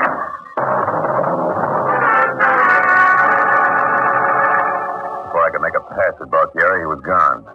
I apologized to the cop, the truck driver, and the gaping mob that was disappointed not to find me bleeding, and then I went for a telephone to call Mr. Voorhees and complain about a madman, a blue bergonet, whatever that was, and a pleated fender. But there was no answer at the warehouse. A fistful of nickels disappeared before I finally found an importer who knew that Voorhees lived at 1330 North Camden Drive in Beverly Hills. Half hour later, I turned onto a gravel driveway and crunched to a stop in front of a house which was redwood and glass, and guess where the front door is. The landscaping consisted of a mess of severely clipped trees that even Joyce Kilmer would have turned his back on. When I leaned against the front doorbell, a slew of Chinese gongs rang someplace deep inside, and I was ready for at least Fu Manchu when the door eased open noiselessly. Oh, but the collection of beautiful things that stood 5.5 feet above the threshold was about as Chinese as a butterscotch sundae and had a complexion to match. Her waistline was rye crisp and lettuce leaves, but the rest of her, strictly steak and potato. Her eyes were something a little greener than envy, and when she spoke, I couldn't figure out what Voorhees wanted with a bunch of old Oriental chimes. You always stare like that? Well, it's more polite than panting. Besides, you were surprised. I expected either Voorhees or something with a moon face and a kimono. Now, may I come in? Sandra. How did you know my name? I get around. Oh, you must be Mr. Marlowe. Please come in. Mr. Voorhees is finishing some business in the study, but I'm... Oh, here he is now. Yes, I'm sure we'll both be more than satisfied for this. Yes, of course we will. The arrangement suits you, Norman. They're bound to make me happy. You're always happy, Goody. Oh, Mr. Marlowe. Well, I didn't expect you. Excuse me a moment, please. Sure. Well, today I'll see both you and the money tonight. Right. We'll be waiting side by side. Well, goodbye, Norbert. Who's laughing, boy? I don't know. I haven't seen through Mr. Voorhees' personal mail yet today. Father, you're in the wrong place at the wrong time. What's the trouble? A blue burgonet. What? Oh, that again. What do you know about the burgonet, Mano? Nothing, but a nut with a gun in his hand wouldn't believe that. Now, you tell me, just what is a blue burgonet, Mr. Voorhees? It's an ancient ceremonial helmet. Oh, you mean that knight in armor stuff? One of those tin cans with a hinged front for picking your teeth? Yes, but this particular helmet was only ornamental. It's made of solid gold and covered with jewels. It was completed in 1560 by none other than the great Italian master, Benvenuto Cellini. The entire helmet, or burgonet as that particular style is called, is decorated with a brilliant blue enamel, also the work of Cellini. And it hasn't lost its luster even to this day. That's very interesting. What's it worth, the gold and the jewels on it, I mean? Oh, $40,000, but that's merely its intrinsic value. As an art relic, it's almost priceless. However, the last time I heard of the burgonet was in Italy before the war. Yeah, but the man with the gun doesn't believe that. He thinks you've got it in your hip pocket. Then the man with the gun must be Leonardo Baltiera. That's right. How'd you know? Because a great-uncle of Baltiera's was the last rightful owner of the burgonet. And Baltiera has his own interpretation of the laws of primogeniture. He shows up periodically to threaten, sue, and spy on importers the world over. He's practically an international joke. Yes, well, I find it hard to laugh at screwballs when my clients lie to me. Mind if I see the bill of lading on the silk? Sandra, show Mr. Marlowe all the papers on the silk transaction. Yes, of course. I hate to see him in doubt this way. It obviously distresses him so.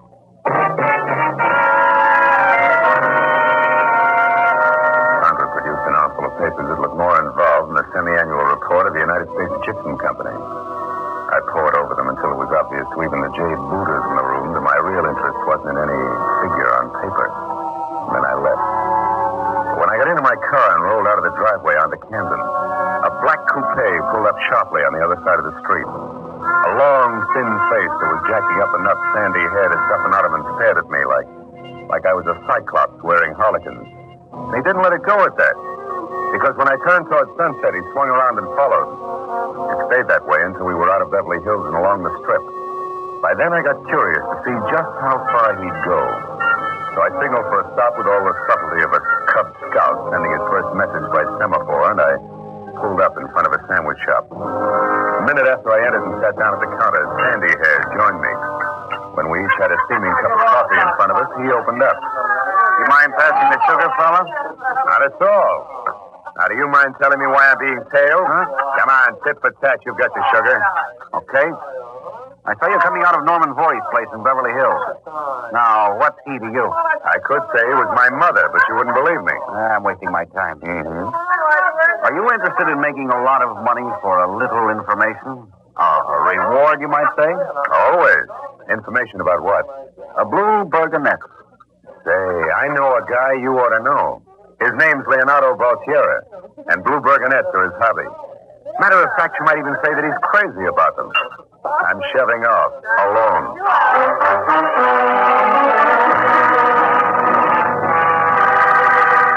Sandy Hair didn't bat an eye at the mention of Baltiera's name, but it didn't prove anything, and I knew that I'd still have to wait until 9 o'clock when I was due at the warehouse on Figueroa before I could start adding things up. It was only 5 then, so I went back to my apartment, showered, shaved, and grabbed a little sleep. And then after stopping off on La Brea at a prefabricated bit of old Spain, where I had a glass of stale Mexican beer, I took a cab to South Figueroa in the Crate of Silk. The place was a narrow, gray-curtained storefront that widened in the rear to a warehouse. From the modest half-inch high gold letters and Voorhees Importer, I gathered that my client didn't care much for the off-the-street trade. It was exactly 9 o'clock when I knocked. It was 2 minutes after 9, and the knuckles on my right hand were bruised before a light went on inside. And Sandra Lane came to the door. Oh, Phil, I'm so glad you're here. Why? The price of silk dropping? Please, Phil, don't joke. I've heard nothing but strange noises in this warehouse ever since Mr. Voorhees left.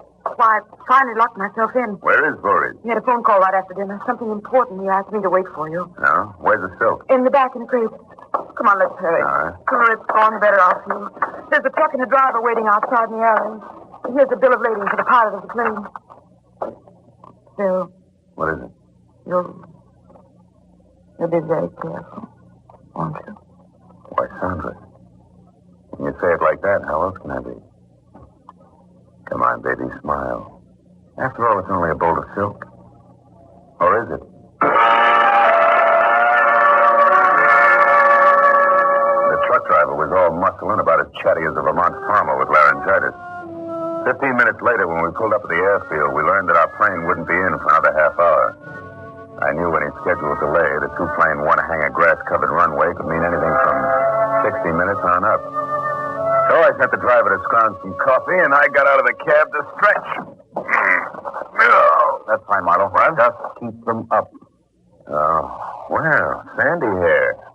What happened? Couldn't you come to terms with my friend Baltiera? I didn't try.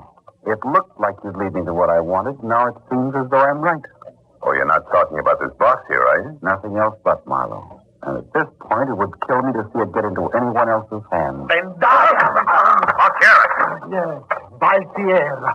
And just in time to save everything that means anything to me. That pig, Hamilton.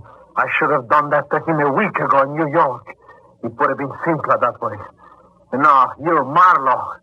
Get in that truck. Wait a minute, Baltiera. We've gone riding together before. It didn't do either of us any good. I know, Marlowe, I know.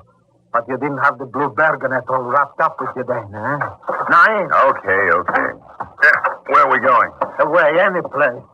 Just so I can get the bergonet out of that ugly crate without interference from anyone, including you, Marlowe. Baltiera focused the muzzle of his gun in close to my right ear. Grinning like Svengali on Trophy's opening night, he put his foot on top of mine and shoved hard. The accelerator went to the floor and stayed there. Oh, they thought they were so clever, those fools. Keep on this road until I tell you to turn. You're in for a big disappointment, Baltiera. There's silk in that box, that's all. You've been misled, Marlowe. The silk is nothing but camouflage for the bergonet. Oh, Voorhees is a shrewd little man, all right. What makes you think Voorhees had it? Because someone got it away from Hamilton just a few minutes ahead of me in New York. Hamilton knew who it was. I followed him, and he led me straight to Voorhees. You've been a busy little bee, haven't you? It's been harder than I anticipated. My original plan was subtle and perfect. I even sent my wife away on an extended vacation so they wouldn't be able to get at me to her. Turn right on the side road ahead. You better let me slow down a little. We'll never make it. All right, but not trade. They can strip me of money and position, but they can't keep me from the symbol of Baltiera power. Can't buy much power these days for $30,000. That's what your fancy war bonnet's worth. Oh, to you cattle, yes. But the blood of ancestors that built an empire flows in my veins. To me, the bergonet is the heart and soul of a tradition that will never die. I'm penniless now, but that golden helmet will be the source of an inspiration that will recreate the grandeur of my ancient family. Oh, brother, are you wound up? You'll need a balcony and 8 inches more chin to get away with that routine. Shut up. Stop over there under those trees and do just as I say. All right. Now what? Get out on this side. Now push that box off onto the ground. Aren't you afraid I might bend up your precious heirloom? Here is a tire iron. Rip the lid off. And a bullet flies fast, so don't try anything foolish. All right. That's enough. It's loose. I'll be very pleased to do the rest to myself. Stand back there. Oh, I've waited for this moment.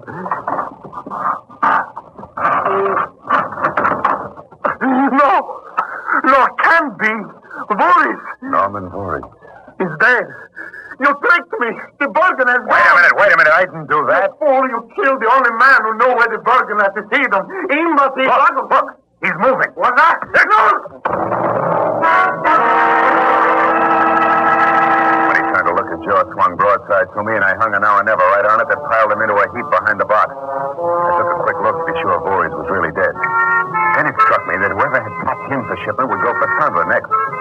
I jumped into the truck and went back to the Figueroa warehouse, wide open. A single light still burned in the back. So I parked the truck and started around.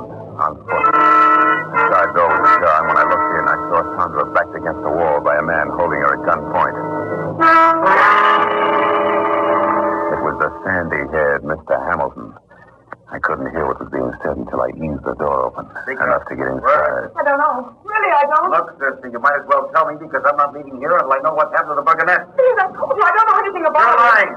Boy's got it and you know it. Now, where is it? What was that? Look out, Sandra! Come on! That's all. Drop it!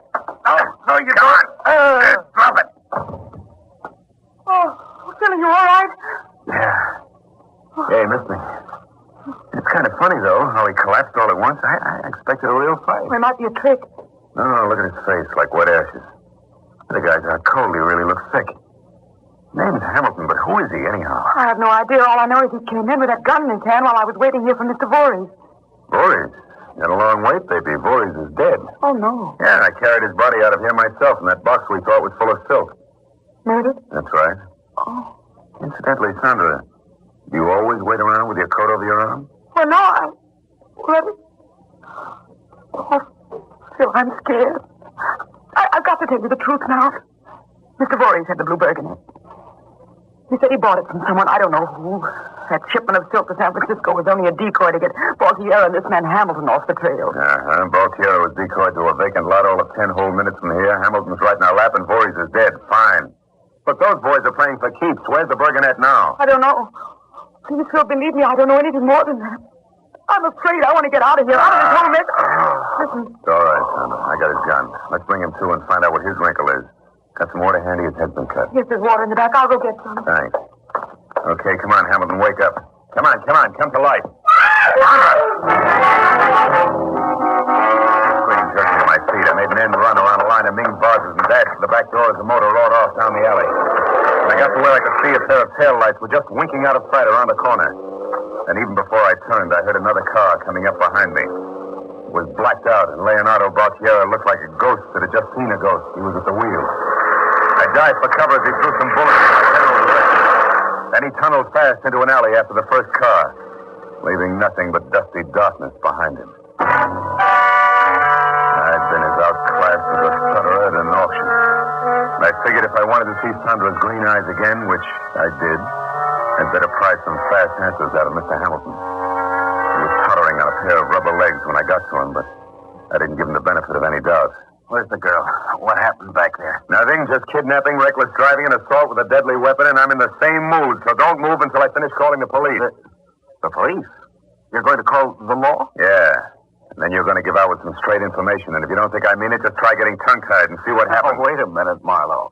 We've been wasting a lot of each other's time here. My membership card. H.J. Hamilton, investigator. Office of the Curator, Italo-Hispanic Museum, Chicago. Well, I was suspicious of you at first, Marlowe. Yet all the time we were on the same team and didn't know it. I hope the outside world never hears about this. Okay, Hamilton, now how does the real story go? Like this, 1, 2, 3. The museum inherited the Cellini helmet known as the Blue Burgonette from its owner, Alessandro Baltiera, who was killed in the war. He was Leonardo Baltiera's great-uncle, and he disinherited that bug years ago. I located the helmet in Italy and brought it to New York last week. It was stolen from me there, and everything points to one man as the thief. That's Norman Voorhees. And when we find him, Voorhees is dead. You sure? I'm positive. His body was in the box at the airport. Leonardo Baltiera? No. Baltiera found the body, and it almost shocked him out of his accent. Look, what do you know that I don't about Sandra Lane? Nothing. She's Voorhees' assistant, that's all. She knows her boss had the helmet. She's in plenty of trouble right now. We better punch a hole in this setup and quick. You're right. That shipment of silk was a sidetracker, wasn't it? For you and Baltiera. And a big piece of this thing is missing, Marlowe. There must be somebody else involved that we don't know about. Yeah. With you out of his hair, Voorhees undoubtedly intended to get rid of the burgonette tonight. Wait a minute. He did have an appointment tonight. Where? Who with? What was that guy's name? The red-faced, fat, a real laughing boy. I heard his name once. Ruddy complexion, jovial. Yeah. Could it be Corday? Corday. That's it. Spence, and we suspect a big one. Left Chicago 3 months ago. Lives in Beverly Hills now. I've got an address on him. Oh, good. Come on, find it. Here. 621 North Maple. It's a long shot. Well, what can we lose at this point? Besides, it's about our turn for a break. Hey, you really look beat. You sure you can make it? I wouldn't miss it for anything. Let's go. We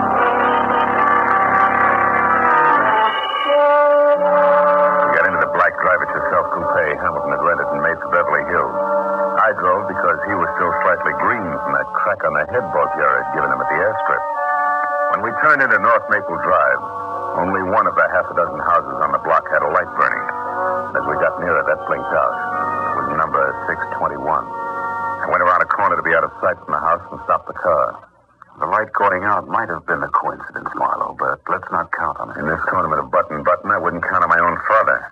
Now, look, Hamilton, you're not too chipper, so I'll go in. All right. But as soon as I'm up to the door, you give me some close support from that big front window, or our brother Ike might get the hook before we get out of the wings. Now, remember, whatever I do, I'll bank on your covering me, okay? Yeah, okay, Marlowe. And for comfort, keep your collar open. You're liable to get a very warm reception. I walked around the corner, cut diagonally across the street, and went up the steps to the heavy paneled door. I glanced back once and saw Hamilton moving slowly next to a high hedge that kept him hidden from anyone inside the house watching. I waited a moment and got a grip on my gun and then knocked good and loud. I waited again and listened, but nothing happened. From then on, I knew it was a trap, and I felt as comfortable as the last man in a round of Russian roulette. I was sure even before I touched the handle, the door was going to be unlocked. It was. I ducked low and stepped into one side fast. Then I pressed my back against the wall and moved along a short hallway to the living room. Still nothing happened. Faint light that filtered in through the big front window fell across something on the floor. It took me several seconds to figure out that it was a body. I looked at the window again and saw Hamilton move outside, so it was time for light. I felt for a switch, found one, turned it on. The body on the floor was Boltier. He'd been shot. I walked clear across the room and bent over him before Corday made his move. You've got two choices, laddie. Drop your pistol and stand up, or hang on to it and lay down beside that fella on the floor there. Thanks, I'll stand. You behave very well for a party crasher. And you throw rough parties. Did you do it, Corday? No, he didn't. Hello. I did, Marlowe. I had to. Sandra. A few minutes ago, my husband broke in here and tried to kill me. That's why I had to kill him. Your husband? Yes. I'm Mrs. Leonardo Boltiera. You're also a clumsy, hot-headed vixen. Oh, stop it. Could I help it? You sent me for water at the warehouse tonight, Marlowe. I took that opportunity to get away because I had the helmet in the trunk of my car. I practically fell over Leonardo outside. When he saw me there, he realized I'd been working with Voorhees right from the start. He was murderous. But you didn't have to lead him here and kill him on my living room floor. You're a real sweetheart, you are, baby. And you killed Voorhees, too, huh? Yes. I went in with him because that idiot husband of mine would let me starve rather than sell the Bergonet if he got it. But Voorhees was greedy. He double-crossed me by trying to sell it to Corday here without me. Once the jewels were stripped and the gold melted down, the trail would end, of course. I would be out. And that would have been fine by me. Norman Voorhees, at least, was a very deep, efficient little man. He's a very dead little man, so shut up about it. I'm getting nervous. Let's get rid of Marlowe here some way and finish our business. Not so fast. You made a fine mess of things. Murder on the floor, private dicks in the house. How can I stay in my business with things like that happening? Now, before we settle anything else, we're going to clean it all up. Here, girl, take my gun. You're handy with them. All right, Marlowe, take the dead man's shoulder. Oh, sure. We're going to carry him out back to my car. Oh, of course, anything to help out. Wait. Huh? I might have known it. That's what I get for dealing with amateurs. What's the matter now? Look at him. He wants to go outside. Well, don't you get it yet? He's got help out there. Hamilton? That's right, kid. You scatterbrained fool, Sandra. You got me into this. Stay back, Corday. Give me that gun. Now. Now, stay where you are. Both of you. Keep your hands up, Corday.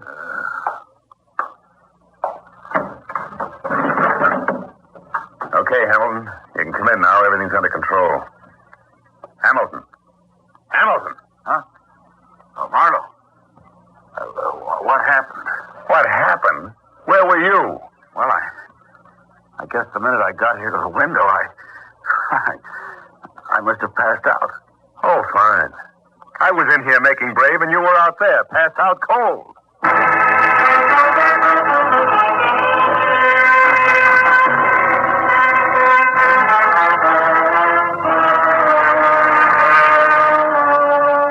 I slept in the next day and didn't get to my office until afternoon. I found then that Hamilton had been calling all morning. When I returned his call, he said that on his recommendation, the museum would pay me $25 a day plus expenses to deliver the Blue Burgonet to Chicago. He added that I had nothing to worry about because it would be packed in a well-labeled box to look like a shipment of Hickok belts and garters. But Hamilton was calling from the hospital.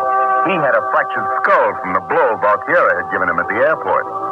So I'm going to take the job, all right. But just as a safety measure, I'm not going to carry that helmet in any box. I'm going to wear it.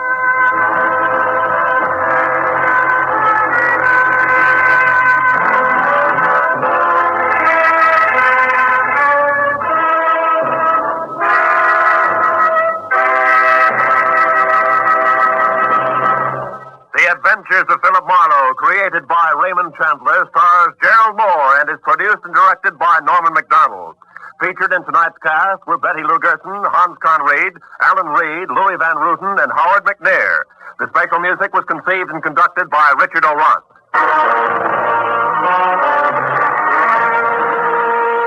Be sure to be with us again next week when Philip Marlowe says... Strange things were going on that night. There was a wild stallion waiting in a garage, a gladiator with a chip on his shoulder, and a nasty storm brewing overhead. All I had to do was keep an angel out of trouble, and that sounded easy. Until I found out that even an angel can be too hot to handle.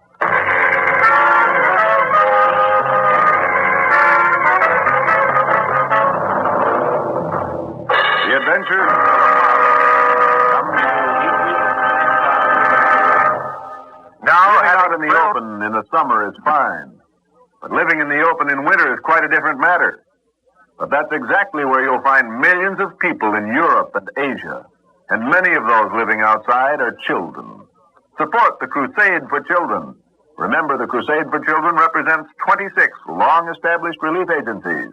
Your gift goes to all these agencies. This is CBS, the Columbia Broadcasting System. KNX Los Angeles, AM and FM.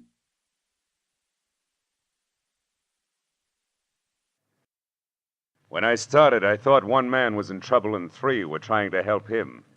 But after I found 2 pounds of tobacco, 2 pieces of brass, and a boat without a pilot heading straight out to sea, I knew they had all been in trouble, and all had taken the hard way out. From the pen of Raymond Chandler, outstanding author of crime fiction, comes his most famous character as CBS presents The Adventures of Philip Marlowe.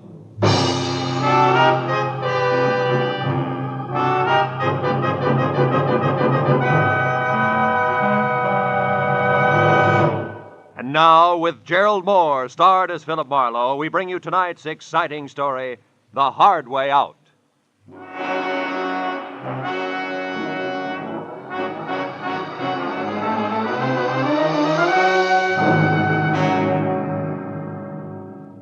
I had killed a shank of the afternoon in a Hollywood department store, trying for the 5th consecutive year to select something unique in a personalized Christmas card.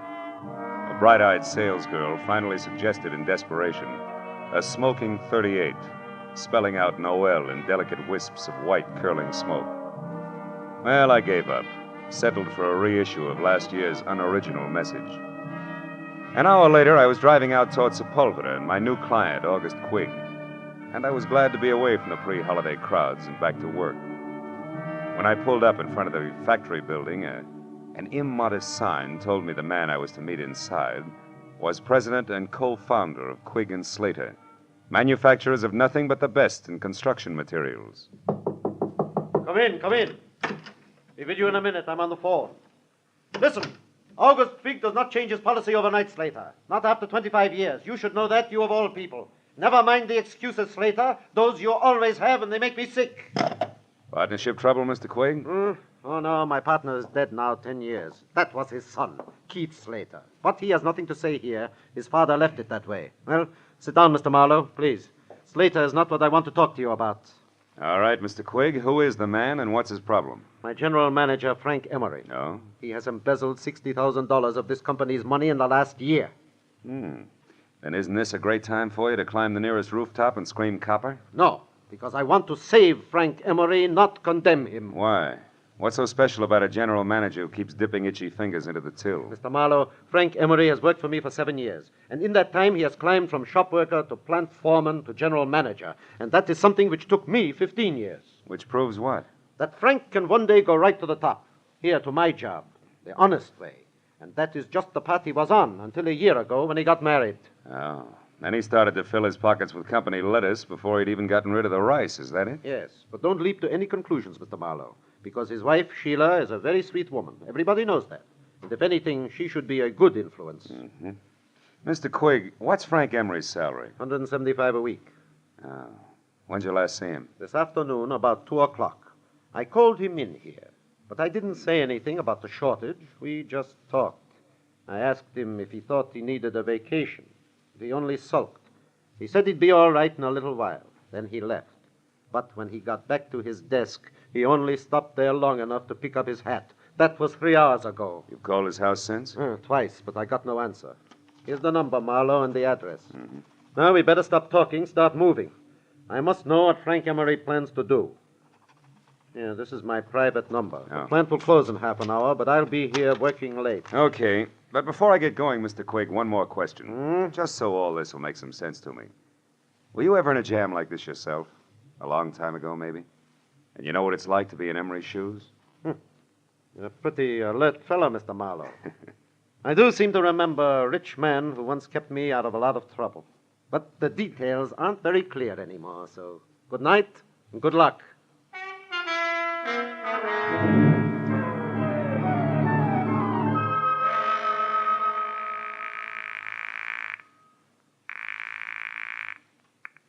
Hello? Mr. Frank Emery, please. I'm sorry he's not in.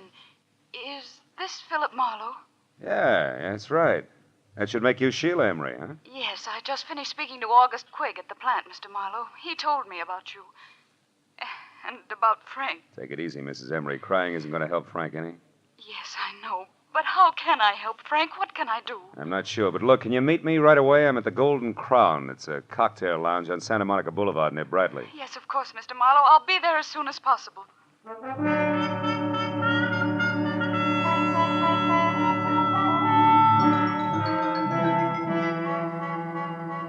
Exactly 34 minutes later, a two-tone, sleek convertible about the size of a Pullman car glided to a stop in front of the Golden Crown.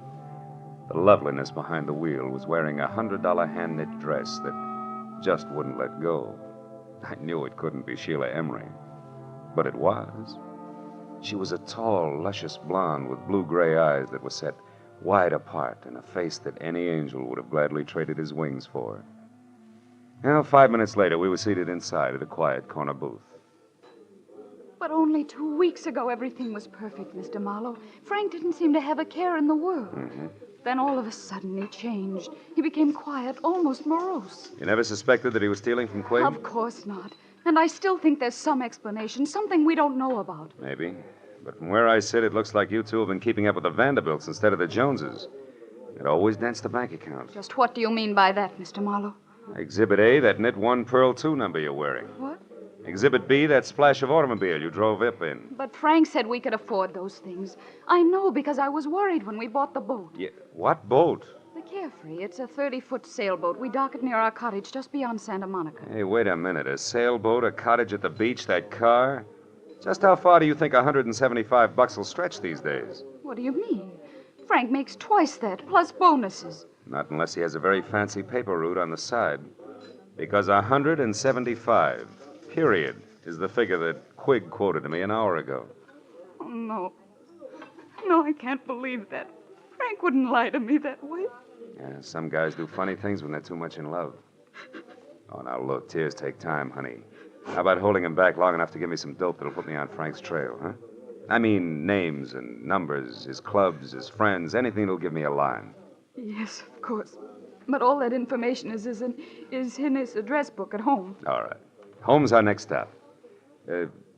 Just between us, Sheila. What are the chances that Frank has an extracurricular interest on a back street somewhere? Another woman? Oh, no, I'm sure that's not the way things are. Frank loves me very much. Yeah. Yeah, I guess so. Believe me, if he doesn't, we're not looking for an embezzler. We're after a maniac. Come on, let's get out of here.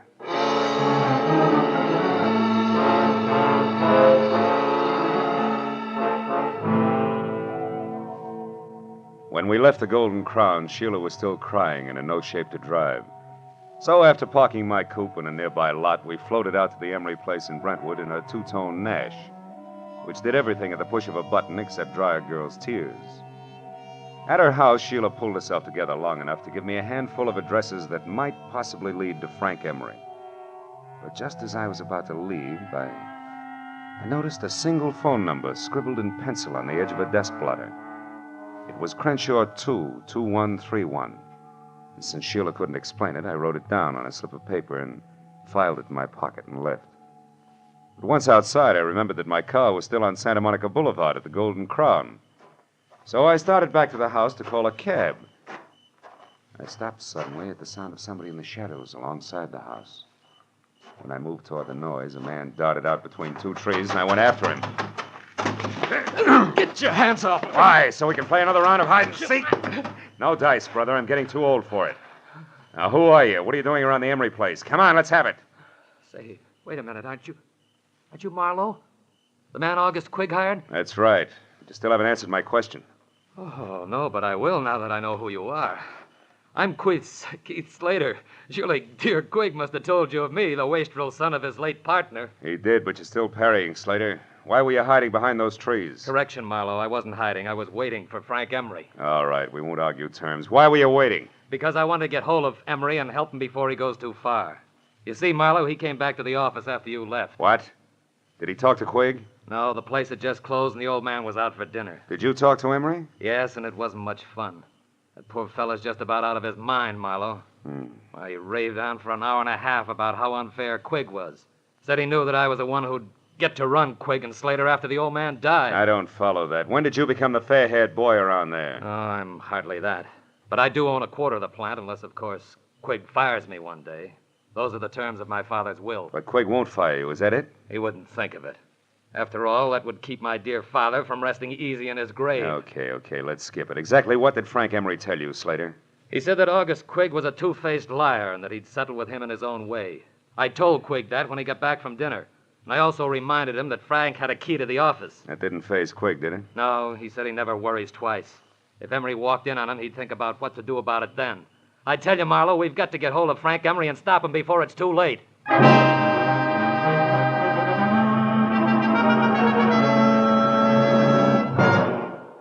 In just a moment, back to the adventures of Philip Marlowe. But first, just 1 hour from now, over most of these same CBS network stations, Eve Arden will be midway through her regular Sunday night role of Our Miss Brooks, America's most charming and most highly unusual schoolteacher.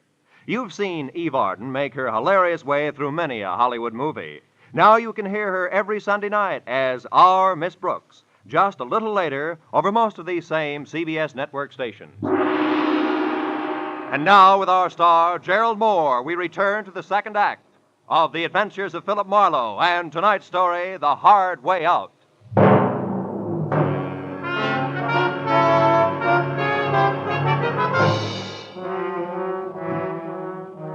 It was nearly an hour later before I was back in my office on Cahuenga with my finger in the dial of the telephone, checking the names and places that Sheila Emery had given me.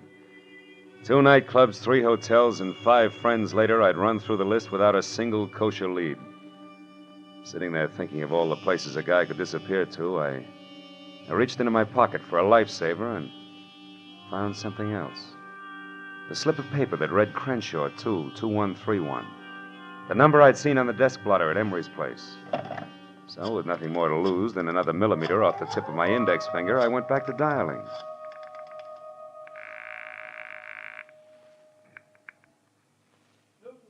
Pipe and tobacco shop, Sam Newton talking. Newton's what? Pipe and tobacco shop, what can I do for you? Not a thing, old-timer. My mistake. Pipe and tobacco shop. Marlowe speaking. This is Sheila Emery, Marlowe. I think I know where Frank is. You do? Yes, at our cottage at the beach. It's closed up, but I was just going through some things in my desk when I discovered that the keys to the place were gone. And I clearly remember seeing them only yesterday. What's the exact location of that cottage? It's 2 miles north of Santa Monica and down on the beach, directly behind a large white frame house on the Pacific Coast Highway. Number 1221. You can't miss it. 1221. Okay, I'm leaving right now, and I'll call you as soon as I can, so try not to worry.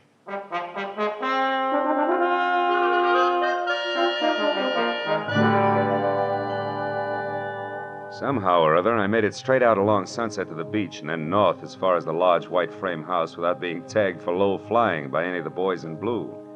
But when I got down to the cottage on the beach, I found it deserted and boarded up like opening night at an unlicensed peep show in Boston.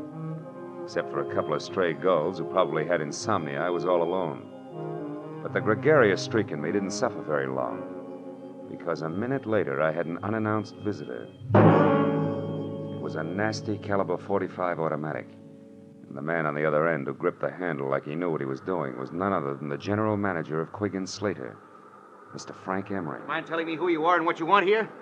Well, the name, which probably doesn't matter, Mr. Emery, is Philip Marlowe. But my business with you is something else. I'm working for your boss, August Quigg, and believe it or not, he wants to help you. That's a lie, Marlowe. Nobody wants to help me, and you know that. This is a smart trick, but it won't work. It can't work. And I'll tell you why. When the police do get to me, Marlowe, they won't find anything but a corpse. Is that clear? Suicide. Don't be a fool. What about your wife? Marlowe, that's why I took the $60,000. So save your breath. And unless you're interested in joining me, do exactly as I say. Now here, pick up these keys and open that door. Go on. Now, throw the keys back gently. Please, Emery, listen to me. No, I've listened to too many people already. Now it's my turn to talk. But all I'm going to say is goodbye in my own way. You don't know what you're doing, Emery. Stop a minute. Think. This isn't the time to think, Marlowe. This is the time to act. Now, get in. Emery backed me into the cottage, stepped outside, and pulled the door shut. I waited a moment until I heard his car start. Then I tried the door and knew I was wasting my time. Emery had run a piece of pipe through the handle, and Gargantua himself couldn't have opened it from the inside. It took me 10 minutes to kick enough boards off one of the windows to wiggle out, and another 5 to get to a phone. When I told Sheila that her husband was on her way home in a very desperate frame of mind, she promised to hold him at all costs until I could get there. 20 minutes later, I was in Sheila's house on Bundy Drive. Marlowe, what happened? Where's your husband? I don't know. He hasn't been here. Oh, fine. After you called me, I waited, but he didn't come back. Marlowe, what did you mean when you said Frank was desperate? I'm afraid Frank intends to kill himself. Kill himself? Oh, no, he can't. Now, we still may be able to stop him. When he left the beach house, he was heading someplace to say goodbye. I figured for sure that meant you, but wherever he was going, he didn't want to be followed. He locked me in and... The gun. Holy smoke, where's your phone? Right over there. Oh. Well, what about a gun? Does Frank have one? Yeah, 45. Didn't come here to make his last goodbyes. That only leaves August Quigg. Do you know what you're saying? Come on, answer that phone. No answer on Quigg's private wire. You're accusing Frank of murder. He hates Mr. Quigg, yes, but I know he couldn't kill him. He couldn't. Now, you listen to me. Your husband's cornered, and he's decided to blast his way out of a hopeless situation. I'm going to Quigg's office. If Frank comes back, try to keep him here. But don't try too hard, because it might be dangerous now, even for you.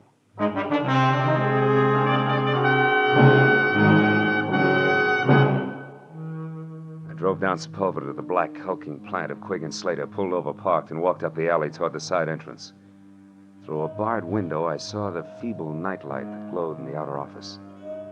Otherwise, the place was dark. When I got to the door, I stopped. A diamond-shaped key stuck out of the lock, and the heavy door was ajar. I eased it open and listened. Nothing. I pulled the key out of the lock and dropped it in my pocket. Then I went inside and switched on the lights. Oh, I found him on the floor next to the desk in his private office. He'd been shot in the chest, point blank, with a .45, which meant that even before he fell, August Quigg was dead. The room was untouched. Quigg's key case lay in the pencil tray on his desk. I snapped it open and saw what I expected. His diamond-shaped key. I switched off the lights and started out. When I heard heels clicking up the hallway, I backed up against the wall and waited. It was Keith Slater. He hesitated in the open door, a startled look on his face. Good Lord. Quigg. Hello, Slater. Who is it? Marlowe. I wouldn't touch anything if I were you. The police will want to see it just as it is. Marlowe, he's been murdered. I had no idea Frank would go this far. Yeah, he's full of surprises tonight. Are you sure he's not carrying any grudges against you? Frank and I are old friends. That old man in there was different. He wasn't human. He was a machine, a rock crusher with a concrete heart. I'm only sorry it was Frank who did that to him because he'll never be able to get away with it. He doesn't intend to. Plans to commit suicide any minute now. Tell me something straight, Slater. How does he feel about his wife? Is he jealous? Jealous? Why, Marlowe, you don't think that he might kill Sheila? I'm going to call her right away. Wait a minute. If Frank is there, a phone call would only hurry things. Come on, let's go.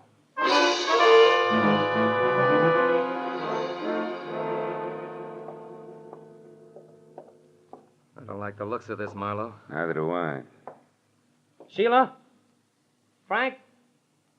Anybody home? They're not here, neither one of them. Well, if they are, they're not talking. Oh, you've got a macabre sense of humor. Nobody's laughing, brother. Look, you check upstairs. I'll see what I can find down here. For once, I hope it's nothing.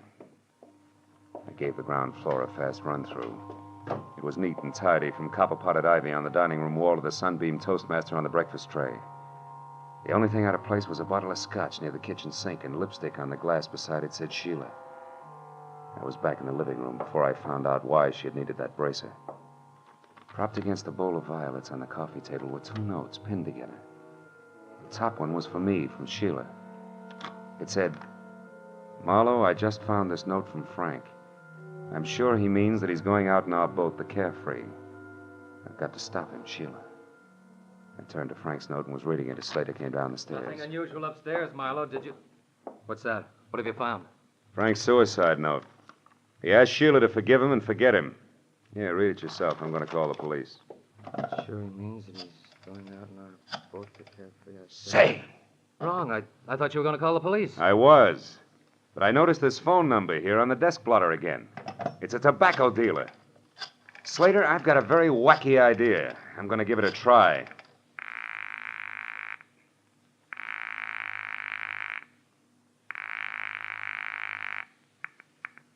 Hello? Newton Tobacco Shop? Yes, but we're closed. It's after midnight, you know. Yeah, I know. This is the police, Mr. Newton. We want some information. Police? What did you want? Take it easy. Do you have a customer named Emery, Frank Emery? Yes, he was in late this afternoon. What'd he buy? Tobacco, a special blend I make up for him. I see. How much of it did he get? Oh, my. Let me think now. 2 pounds. Yes, that's right. 2 pounds. I'm sure of it. Man could lay quite a smokescreen with 2 pounds of tobacco, couldn't he?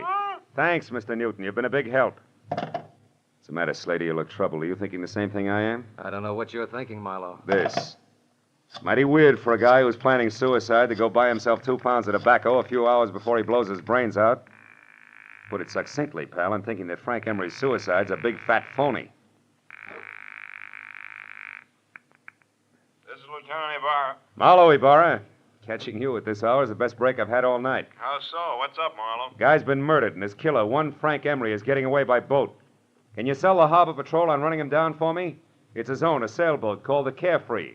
A 30-footer with an auxiliary motor. He'll be out a ways, off Topanga Canyon. Well, that can be arranged, but where'll I find you? I'll need some particulars. I'm going to his beach place. It's in a little cove 2 miles above Santa Monica. There's a pier and a boathouse a couple of 100 yards beyond. Okay, Marlowe, we'll find it. Now, listen, don't get your feet wet. Wait till we get there.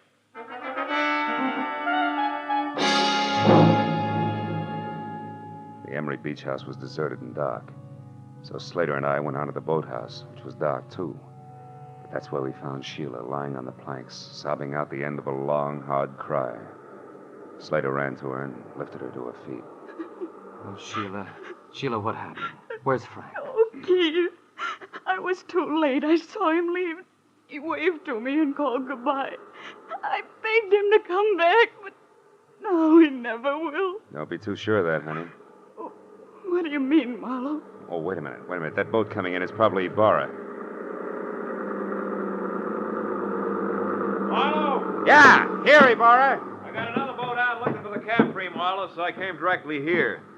Who's this? Mrs. Emery, Mr. Slater, Lieutenant Ibarra. How do you do? Lieutenant. Well, Marlowe, what's it all about? Well, the embezzler killed his boss, set up a strong case of suicide, and at the moment is pulling a very fast switch. Well, you mean he's not really checking out? How'd you figure? He bought 2 pounds of his favorite pipe tobacco today. What's that? Wait, Sheila. Well, that's interesting, Phil, but suicide's a peculiar people. Okay, but I'll bet you my Sea Scout insignia against a dead jellyfish that he's got a small boat aboard, and that he's going to get off the Carefree and row to shore.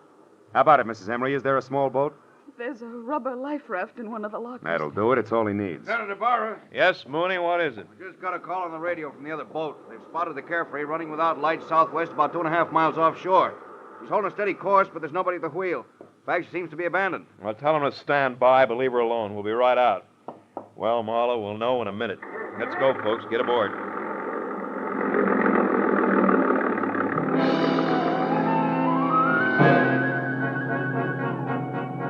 Harbor Patrol cutter sliced through the black swells with the easy grace of a head waiter after a $10 tip. And all the way out, it looked as though Marlowe was going to be the bright boy of the evening. When we pulled alongside the Carefree, made her fast and boarded her, it still looked that way. It looked great, right up to the point when Ibarra peered through the porthole in the closed cabin, jerked the door open, and went inside. After that, it didn't look so good. Marlowe, come in here. Is this Frank Emery? Yeah, that's him, Ibarra. He's been shot over the heart from up close with a .45. Undoubtedly the one he still has gripped in his hand there. Lieutenant Ibarra, is it Frank? Yeah, you better not come in, Mrs. Emery. Your husband has killed himself.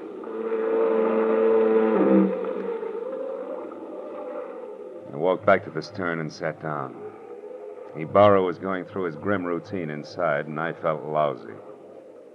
I stared down vacantly at my feet and only gradually became aware of the little brass cylinder that danced across the deck with every roll of the boat. I picked it up. It was an ejected cartridge from a .45. I'd found an empty .45 cartridge. All at once, things began to take shape for me. Ibarra! Ibarra, hold everything! I was right. Emery didn't commit suicide after all. Phil, the man's body's right here, the gun in his hand. I know, but he was murdered.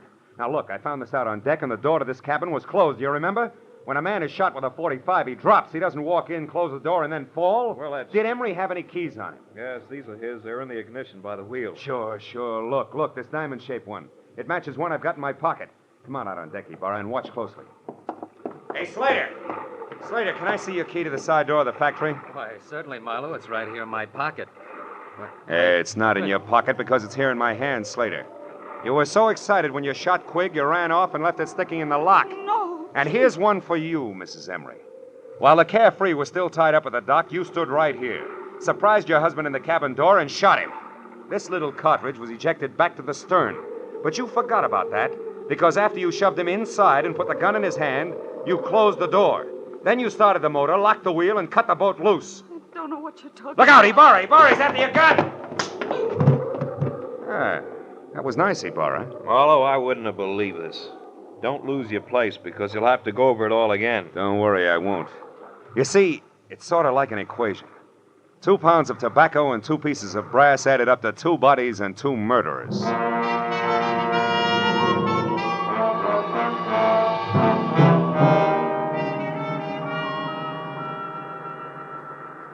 Well, Marlowe, it beats me. That Mrs. Emery seemed to be nothing but sweet, soft, and stay-at-home nights. Yeah. Yet she pulled one of the richest double crosses on record. Ibarra, she let her husband steal a fortune for her and even helped him plan a fake suicide to get away. Then she turned around and used this plan, only no fake this time, to kill him. So she'd be free to marry Slater. But you didn't want Slater without the money, right? Right. And as long as August Quigg lived, Slater could never be sure of his income. So Slater killed him, and they hung that on Frank Emery, too. Mm-hmm. And they worked a fast routine of pass the detective right through the middle of it all. While Slater killed Quigg, I was with Sheila. Then Slater took me over while she killed Frank. They make a great team in a shell game, Marlowe. Yeah. But you did all right. Well, see you tomorrow, the report, you know. Good night, Phil.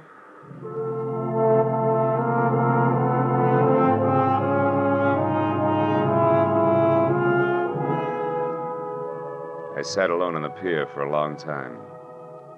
I watched the waves come in, and gradually my mind got untangled from the treachery and violence it had been wrapped up in all night. And the lady turned out to be the tiger. And then as my thoughts plowed back through the whole mess of the afternoon when I'd been shopping for Christmas cards, I made up my mind to cancel my order and have an entirely new set printed up.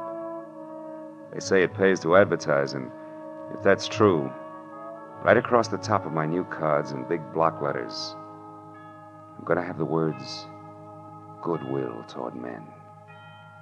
Who knows? Maybe it'll help. Anyway, I hope so.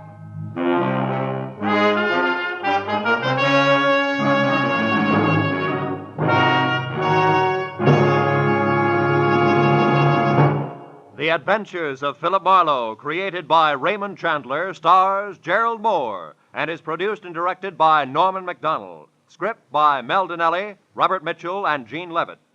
Featured in tonight's cast were Barbara Fuller, Louis Van Ruten, Bill Lally, and Edgar Barrier. Lieutenant Ibarra was played by Jeff Corey. The special music was conceived and conducted by Richard Arant.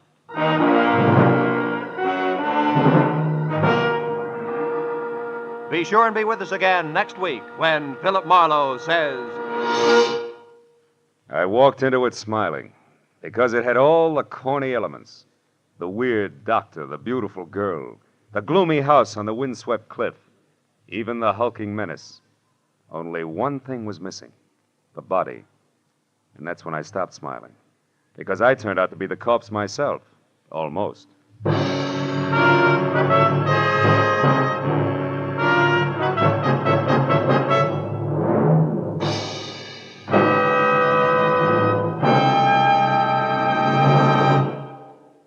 Listen later tonight and every Sunday night to John Dixon Carr's newest mysteries on the CBS series Cabin B-13 over most of these same CBS network stations. And now stay tuned for The Electric Theater starring Miss Helen Hayes in Angel Street, which follows immediately over most of these same CBS stations.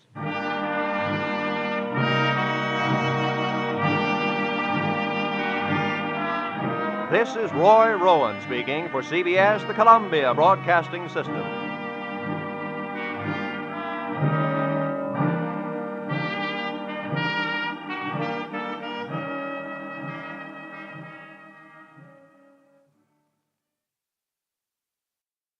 When it started, a girl's wedding and New Year's Eve were only 6 hours away, and I didn't think the bride-to-be would make either one of them.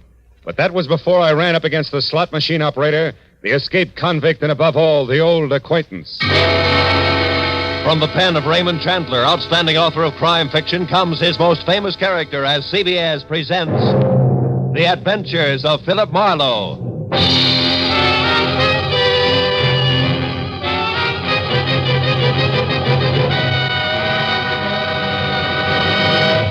And now, with Gerald Moore, starred as Philip Marlowe, we bring you tonight's exciting story, The Old Acquaintance.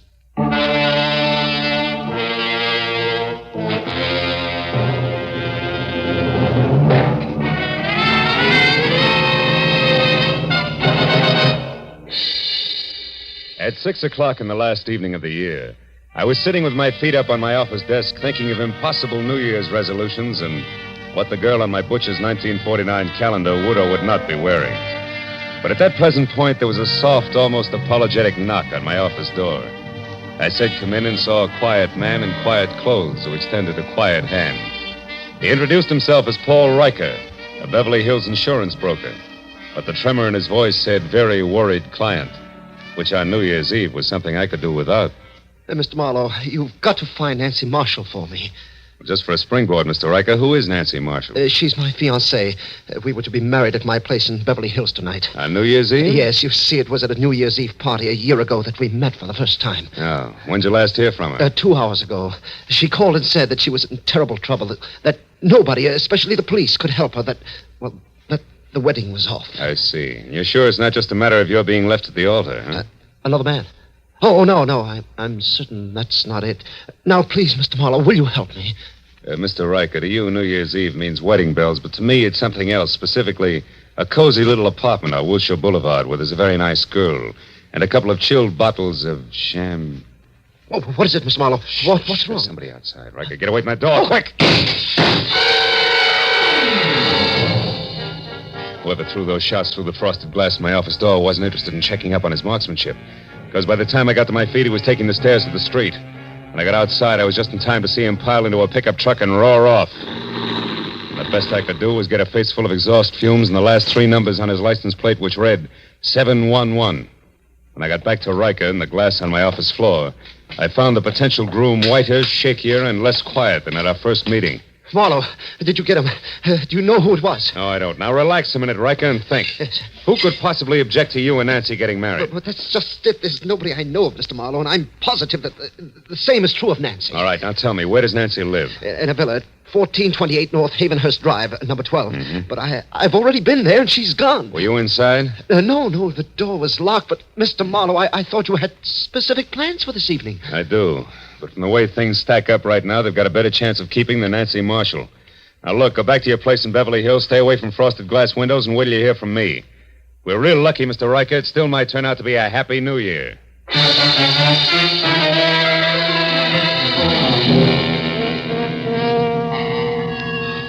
When Riker left the office, I called Lieutenant Ibarra at police headquarters. And after being told that it would take at least a half hour to get my kind of lead out of the 7-Eleven I had on the pickup truck's license, I headed for Nancy's villa on North Havenhurst, where it took me 10 minutes to outsmart the catch on the back door. Inside, except for a carelessly overturned box of old snapshots, which meant nothing to me, and a lot of half-open drawers and closets, I was no place. And in the kitchen, where there was a full cup of cold coffee next to an open newspaper, the setup was almost the same. But not quite.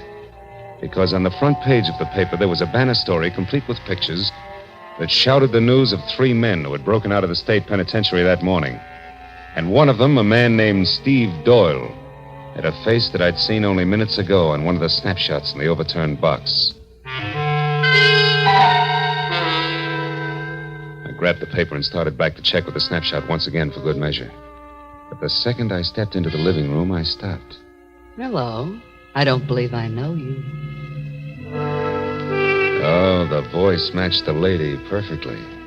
She was tall, beautiful brunette, about 30, wearing a beige metallic wool jersey that covered more curves than a ride on a roller coaster. But the large monogrammed A on her purse meant that this was not the woman who had planned to marry Paul Riker. I said I don't believe I know you. The name is Arthur Murray. You're late for your rumble lesson. Oh, never mind the jokes, bright boy.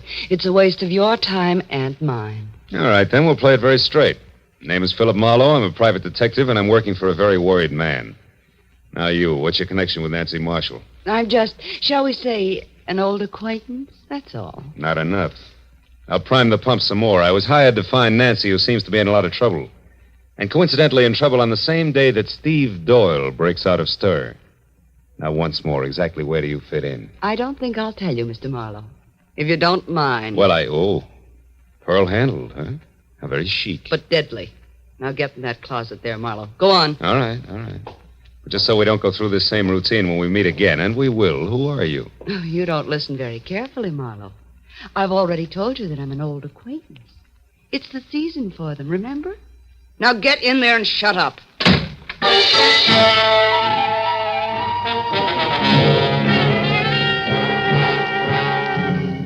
Nancy Marshall's villa was post-war construction at its worst, closets included. So I didn't stay tucked away with the mothballs any longer than it takes to say old acquaintance. The minute I'd kicked my way out, I went right for the telephone and my only 100% bona fide lead. The number's 711.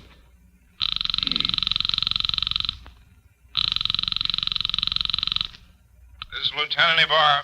Marlowe, Ibarra. Anything for me on that license number? Oh, yeah. If you're sure it was a pickup truck, the chances are pretty good that it either belongs to a party named Maurice J. Calder at 409 South Main or one Jerome Graff, 3221 and a half Melrose Avenue. Check. What's up, Phil? Anything I might be interested in? That depends. Ever hear of a guy named Steve Doyle? One of that gang that broke out this morning? The very same. Matter of fact, he's probably driving that pickup truck right now. Oh. But look, Ibarra, I think I know what I'm doing, so how about letting me run this end of it until I get stuck? Well, There's a girl named Nancy Marshall mixed up in this, and a delay at this time might cost her life. All right, I'll stay clear, Phil, for a while. Good. But just so you don't get too careless, remember, Doyle got out of jail this morning the hard way. He killed 2 guards. Oh, fine. Goodbye, Marlowe.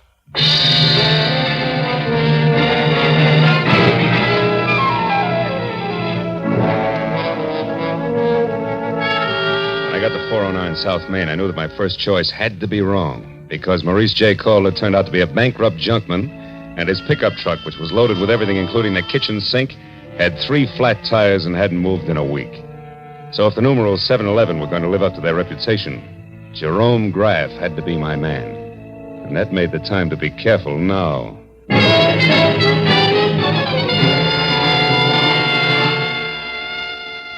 3221 and a half Melrose was a tired cottage set back about 50 weed-covered feet from the sidewalk. And from the rusted sign, Jerry Graff, mechanic, dangling at a crazy angle from a weather-beaten beam over the front door, I gathered that the place doubled as both Mr. Graff's living quarters and shop. I didn't see any truck out front, so I decided to try the alley in the rear before I knocked on any door. It was then that I noticed for the first time that I was being watched by a short man with a long face who was slouched against a nearby tree like a marionette with no strings attached. If you're lost, mister, maybe I can help you. Maybe? I was looking for a pickup truck. Seen one around? A pickup truck? Mm-hmm. Now, I wonder what that could be. Well, it's a small deal, about a half a ton, and... Oh, I get it. Okay, here. Here's 5. Now my question. Jerry Graff owns a pickup truck, but it ain't here. It's been out since dark.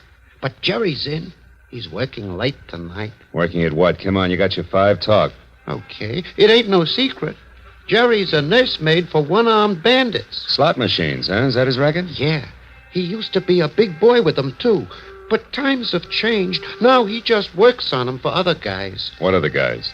Oh, mister, I wouldn't answer that for even another 5. I wouldn't stay in business very long if I did. But I'll tell you one thing for free in case you're going to visit Jerry. What's that? Watch out for him. He's a very nasty man. Thanks, but I can take care of myself, Buster.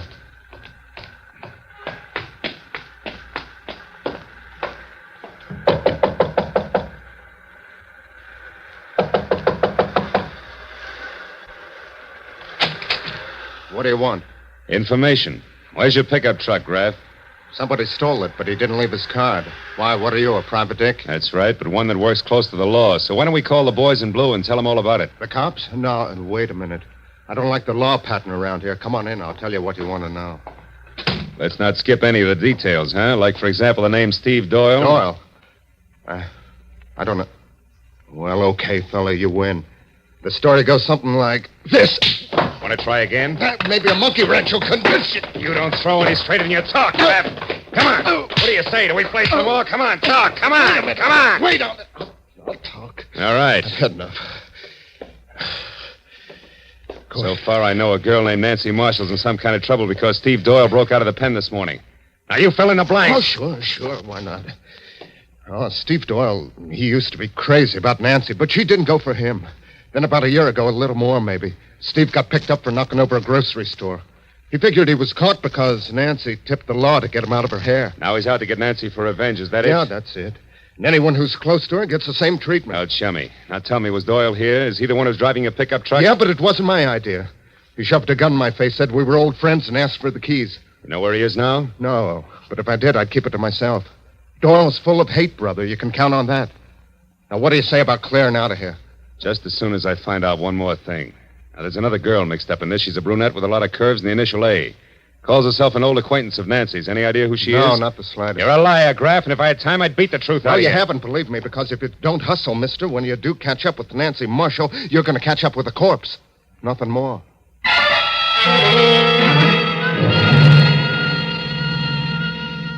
When I got outside, 2 things stood out in my mind like a pair of cleats at Carnegie Hall. First, my client's fiancée was not the most innocent dame in greater Los Angeles. And second, I wasn't going to get any place until I could locate the old acquaintance. But then, just as I started for my car, the slouch who had sold me the dirty thumbnail sketch on Jerry Graff came running toward me. Hey, mister. Did everything work out all right? I was called away on some other business, or I'd have been here waiting. Waiting for what? Well, you know, in my game, I now and again give a guy a little more dope than he bargained for, and in that case, I sometimes end up with a bonus, so to speak. Well, right now, we're about even. But if you can tell me anything about a beautiful brunette whose first name starts with an A, I'll give you a bonus that'll keep you in beer and pretzels from now until the 4th of July. A name that begins with an A? Yeah. Hey, she visited with Graff this morning, maybe? Yeah, it's possible. Come on, think hard. She's kind of tall, dresses like $1 million. That's right. Now, what's her name? Here, look. $20 bill. Her name, what is it? It's, yeah, I got it. Adrian Starr, 1312 Lookout Mountain Road. How do you know that? It was on the registration card in her car. I took a peek while she was... Trouble at Graff's. I'll take my 20. Goodbye.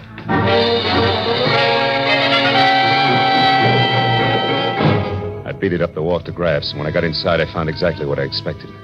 Doubled up on the floor in the middle of a lot of oily machine parts and still holding his stomach with both hands was Jerome Graff, a very dead man. I started for a telephone to call Lieutenant Ibarra, but then I noticed something small and gold lying a few feet away from the body. When I picked it up, I saw it was an ornamental buckle, the kind that a lady might wear on a coat. So I decided to skip Lieutenant Ibarra for the time being and call my client instead. Hello? This is Marlowe, Riker. Oh, yes, Marlowe. What is it? What have you found out? Quite a bit. But first, I've got to know one thing. Does Nancy Marshall have a gold belt buckle? A gold belt buckle? Yeah. Why, yes, she does on her black coat. But what about it, Marlowe? What does it mean? I'm not sure, Mr. Riker. But it may mean that Nancy Marshall just killed a man.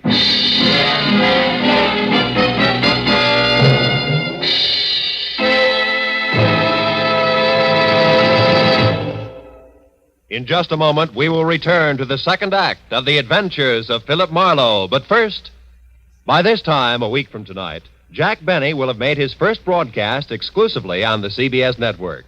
Starting next Sunday, you'll find Jack here with Mary Livingston, Phil Harris, Rochester, Dennis Day, Don Wilson, and all the others who have made the Jack Benny Show a regular Sunday evening delight for millions of Americans.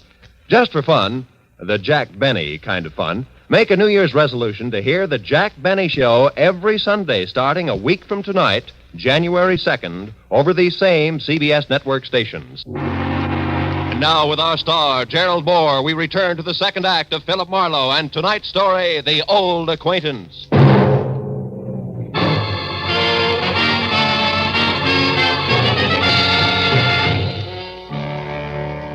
When I told Paul Riker that the chances were good that his bride-to-be had just knocked off a slot machine operator, my client reacted like I'd kicked him in the stomach. When he caught his breath again, he started telling me I was wrong and didn't stop until I hung up on him. Next thing on the agenda was I called on Lieutenant Ibarra.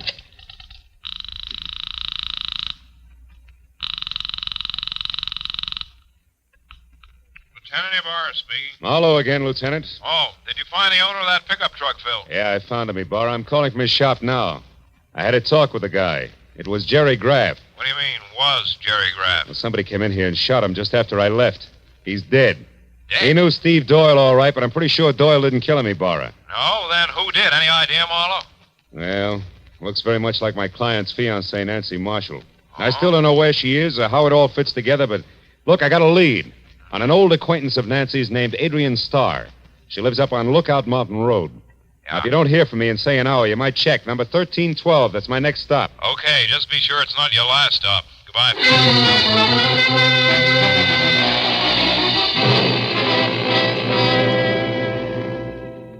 I drove up Laurel Canyon to Lookout Mountain. The only sign of life was a young couple parked where they could look down at the city lights, if they wanted to. I backed into a bushy driveway across from Adrian Starr's bungalow and stopped. It was small, modern, and looked deserted, except for one dim light upstairs. I was about to get out and verify that when a pair of headlights flashed down the road and a yellow convertible swept to a halt in front of the place.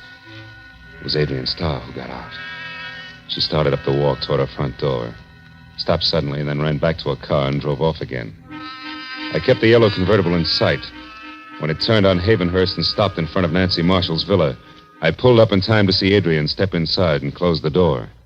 So I followed her.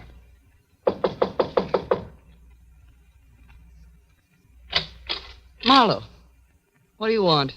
I want to know what Jerry Graff means to you, Adrian. I don't know any Jerry Graff, so it means nothing. Come on, stop it. You went down to his shop to see him this morning. I thought you might like to know that he's dead. Dead? Mm-hmm. The cops are hungry for anybody who so much as knew his name. Maybe I better come inside and talk it over, don't you think? Yeah, maybe you better. Just a minute. Thanks.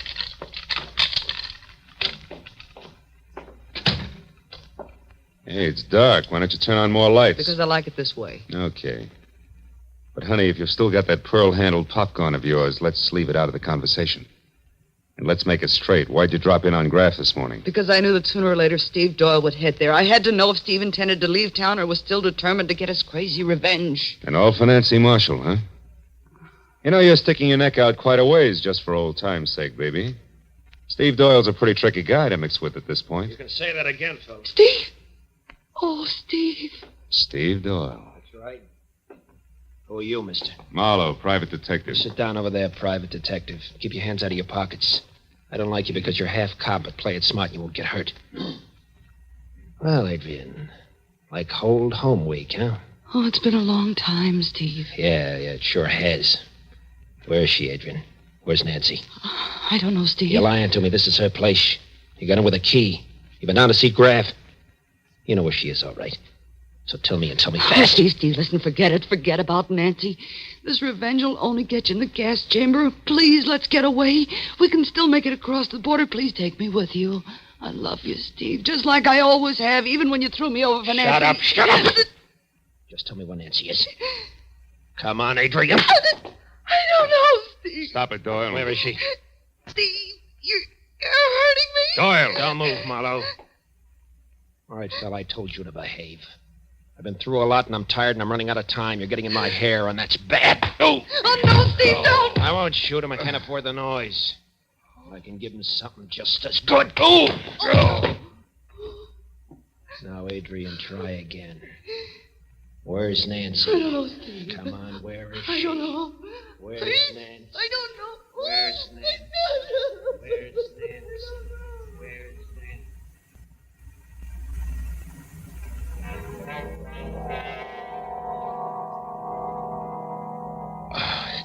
I couldn't remember where I was. Or how long I'd been lying there, but gradually I got the crazy idea that I was being robbed by a very unhappy crook. Because I was sure that somebody was crying and going through my pockets at the same time. Oh, I tried to open my eyes. But all I could see was a little gold buckle dance back and forth in front of me. When it finally disappeared altogether, I rolled over and hauled myself up onto my knees. And then it all came rushing back to me. I'd been in Nancy Marshall's villa with Steve Doyle and Adrian Starr only. Only they were gone now, and I was alone. I heard a car start outside, so I got on my feet and made it along the wall to the door. It was Adrian, and she was behind the wheel of my coupe. Stay away from me, Marlowe. Where's Doyle? He took my car. He's going off to Nancy. I've got to stop him, Marlowe, so get out of the way. Somehow I managed to jump back just in time to keep from getting a press job with the tread of my own fist tires. And it took 10 minutes of steady concentration to get it through my throbbing head that Adrian had actually stolen my car and was gone. Oh, the cold air must have helped me because one thought led to another, and I finally began to separate the facts from the fancies. I hadn't dreamed all I thought I had. And when I realized that, the whole idea hit me, and hit me hard. I knew that I'd better get out to Lookout Mountain in a hurry. I made it to Sunset, hailed a cab, and collapsed in it. Where to, mister? Lookout Mountain Road. Make it fast. Oh, it's rugged in this traffic. New Year's Eve, you know. Here's $10. Does that help? It's important. Oh, it helps plenty. I know a great shortcut, a new road that's not yet finished. But how are you on bumps? Few more won't matter, pal. Let's go.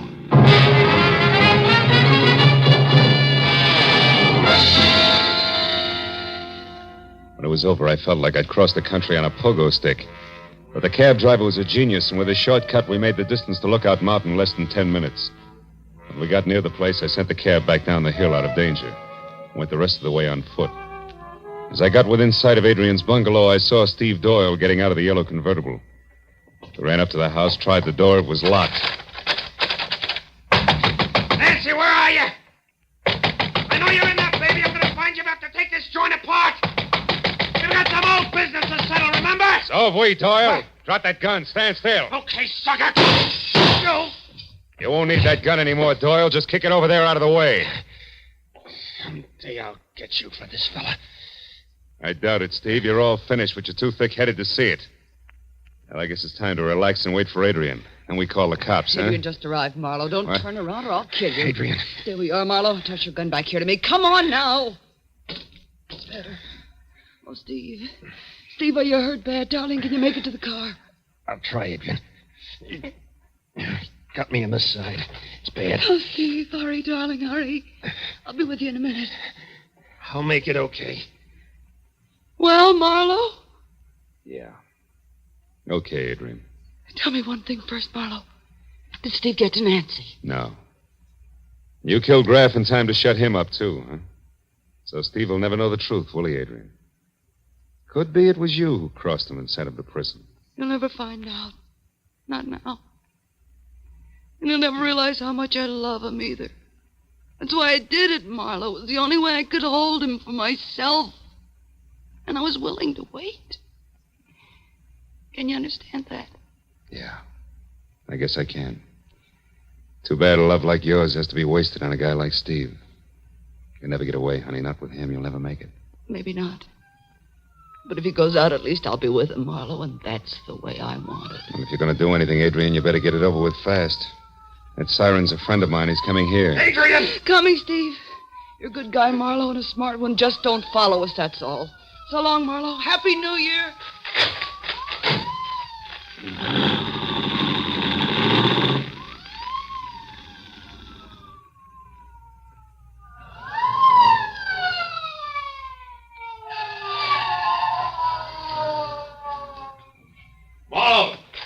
Marlowe, that car just pulled out of here. Who was in it? Steve Doyle and Adrian Starr, Ibarra. That road makes a horseshoe turn. That'll bring them out down below us there at that junction.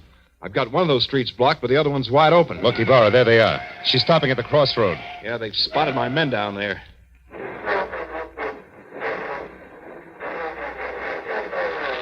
She's turning around. They're heading out the other way. She must be crazy, Marlowe. They'll never make that curve at that speed.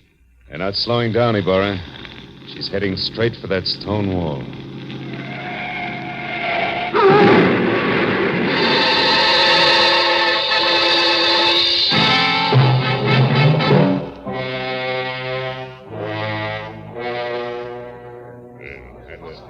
Well, Speed, that's it. It's all over. They're both dead when the boys got to them. Killed instantly. By the way, how's your head feel now? Any better? I'm okay, Ibarra. Did you take care of Nancy Marshall all right? Yeah, she locked herself upstairs. Sent her home to Paul Riker in the squad car. The driver hurries. They can still be married on New Year's Eve. You had her pegged as Jerry Graff's killer earlier tonight, Marlowe. What made you change your mind? Well, I found a gold buckle near Graff's body, Ibarra. I figured it was a fancy little belt buckle that Nancy had dropped. But I saw exactly the same buckle when I was coming to after Doyle hit me on the head. And it wasn't on a belt, it was on a shoe. Adrian's shoe. It was the mate to the one I'd found. Once you knew Adrian Starr killed Graff, you put the rest of it together, is that it? Uh-huh. See, for a price, Graff helped Adrian double-cross Steve. She had to kill him to keep him from talking. She hid Nancy out for the same reason. If she knew that if Steve ever got to Nancy, he'd learn the truth. I wonder why she didn't kill Nancy, too. I think she intended to, Ibarra. And she did it all, really, because she loved the guy too much. Strange deal, Marlowe, right to the end. You know, she didn't have a chance to make that curve down there the way she was driving. Not even if she wanted to make it, Ibarra. Yeah. Well, it's 5 minutes to midnight, Phil. Happy New Year, fella. I want to see a lot of you in 1949. Same to you, Lieutenant. Good night.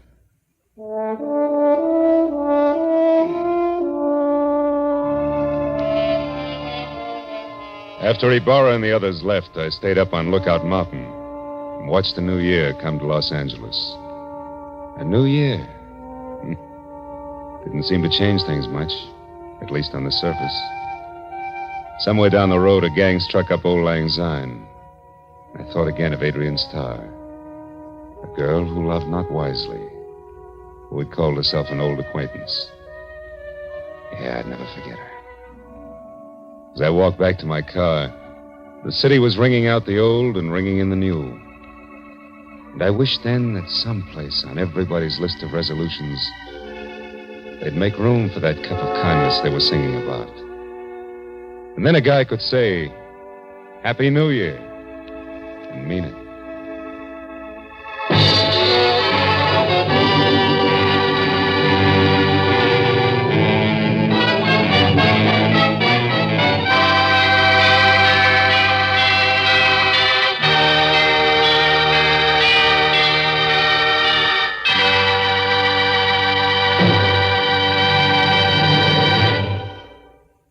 The Adventures of Philip Marlowe, created by Raymond Chandler, stars Gerald Moore, and is produced and directed by Norman MacDonald. Script is by Mel Donnelly, Robert Mitchell, and Gene Levitt.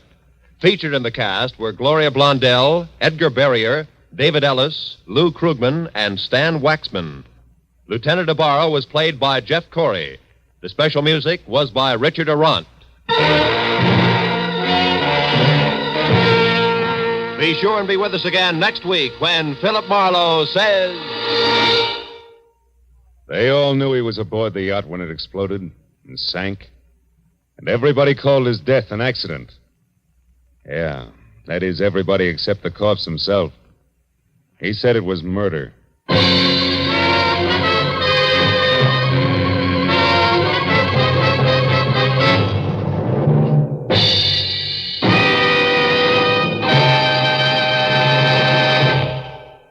An hour of wonderful, delirious comedy is still to come to you tonight on CBS. You'll soon hear Hollywood's Eve Arden starring as the unusual schoolmistress, our Miss Brooks. Later, Lum and Abner will open the doors of the Jot 'em Down store in Pine Ridge, Arkansas, and let you stock up on the last from their never-failing supply of wisdom and good humor. Our Miss Brooks, starring Eve Arden, is heard at 9:30, and Lum and Abner at 10 o'clock, both Eastern Standard Time, over most of these same CBS network stations.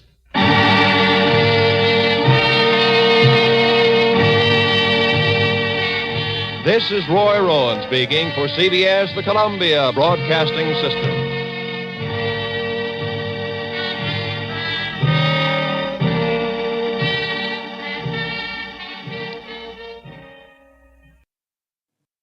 They all knew he was aboard the yacht when it exploded and sank, and everybody called his death an accident. That is, everybody except the corpse himself. He said it was murder. From the pen of Raymond Chandler, outstanding author of crime fiction, comes his most famous character as CBS presents The Adventures of Philip Marlowe.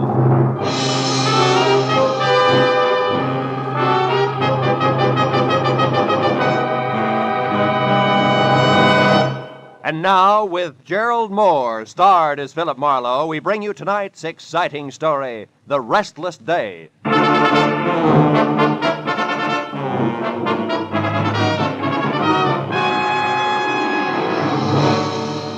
It had been a long, hard Saturday night that topped off a long, rugged week. When I finally got to bed dog-tired at 5 a.m. Sunday morning, I was planning to stay there until I'd caught up on all the sleep I'd lost and gained a running head start on the coming week. And by 3 in the afternoon on the day of rest, I figured that job was only about half done. But whoever it was that started riding my doorbell had a different idea. I held out until the buzzer stopped, but it was only a change of tactics, so I gave up. All right, I know when I'm licked. Just a minute. Thank heaven you're in, Mr. Marlowe. I don't know what I'd have done otherwise. I'm sorry. It's all right. Here, read this. This story on the front page. What? No, down here. Oh, yacht explosion, death label accident, huh? Yes, yes. Oh. Mystery blast which destroyed the Rollins yacht at Santa Monica Friday night, and in which Benjamin Rollins, noted cosmetics manufacturer, was killed, was established today by police investigators as accidental. Sorry, I smoked too much. That's all right. The explosion which shattered and sank the 50-foot pleasure boat was caused by a leaking fuel line. Rollins, known to be a chain smoker, is believed by witnesses to have continued on page 7. Never mind, Marlowe. I'll tell the rest. Yeah. Think you'll make it? There are two frightening things wrong with that story. Well, go ahead. Frighten me. First, the explosion was no accident. That fuel line was repaired a week ago. Second, Ben Rollins was not killed. You're shaking my faith in the American press. How do you know all this? Because I am Benjamin Rollins.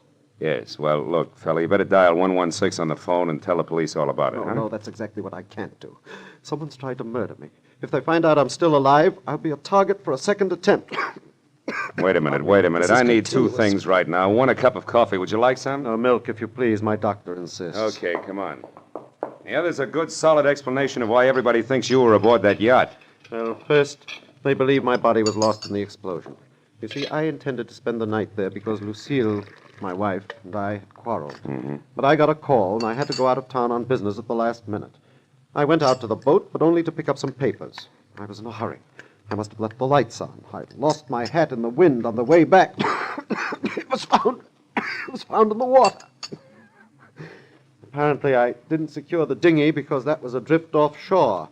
Mind you, I read all this in the paper when I got back this morning. Back from where? Phoenix, Arizona. Figures.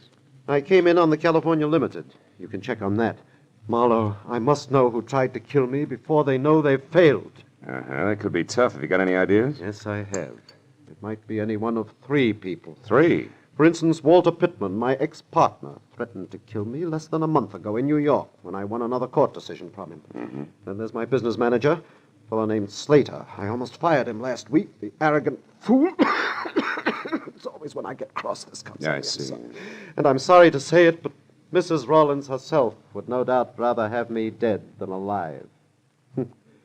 That's quite a lineup for a mere cosmetics chemist, isn't it? Yes, it is. Look, you haven't been running lipstick experiments with somebody else's live equipment, have you, Rollins? Hmm? Oh, certainly not. I've been working so hard I haven't time for my wife. To say nothing of another woman. Oh, Marlowe, I'm frightened. I must get to the bottom of this. I'll pay you double your usual fee. Will you help me? Okay, Rollins, it's a deal. If I hurry, I might get in on your funeral. Under the circumstances, that should make somebody due for a very big surprise.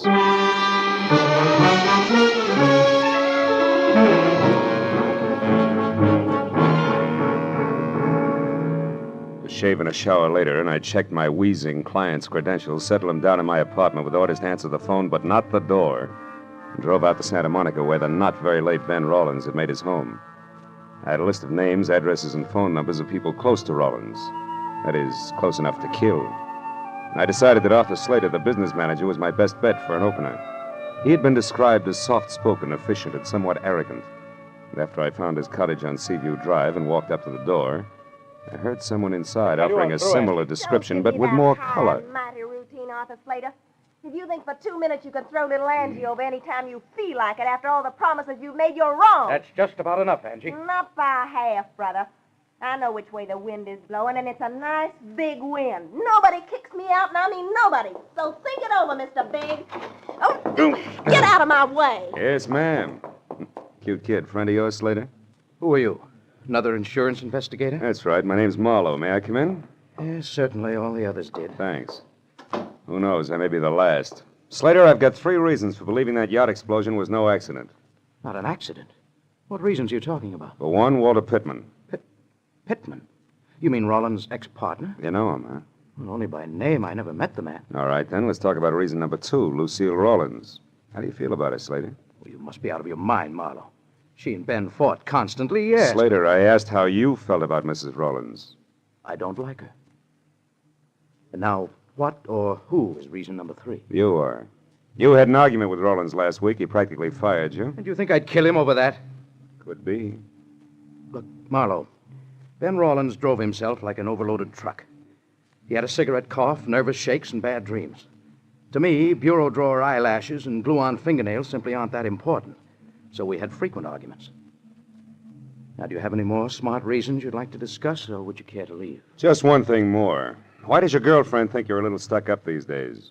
You're becoming a bit too personal, Marlowe. Get out. I'm not compelled to answer any of your questions. There's an established legal procedure. Skip it, Slater. If I need to, I'll be back. And I'm fairly chummy with the boys in blue myself, so I'll get the answers if I want them. Good night, big shot.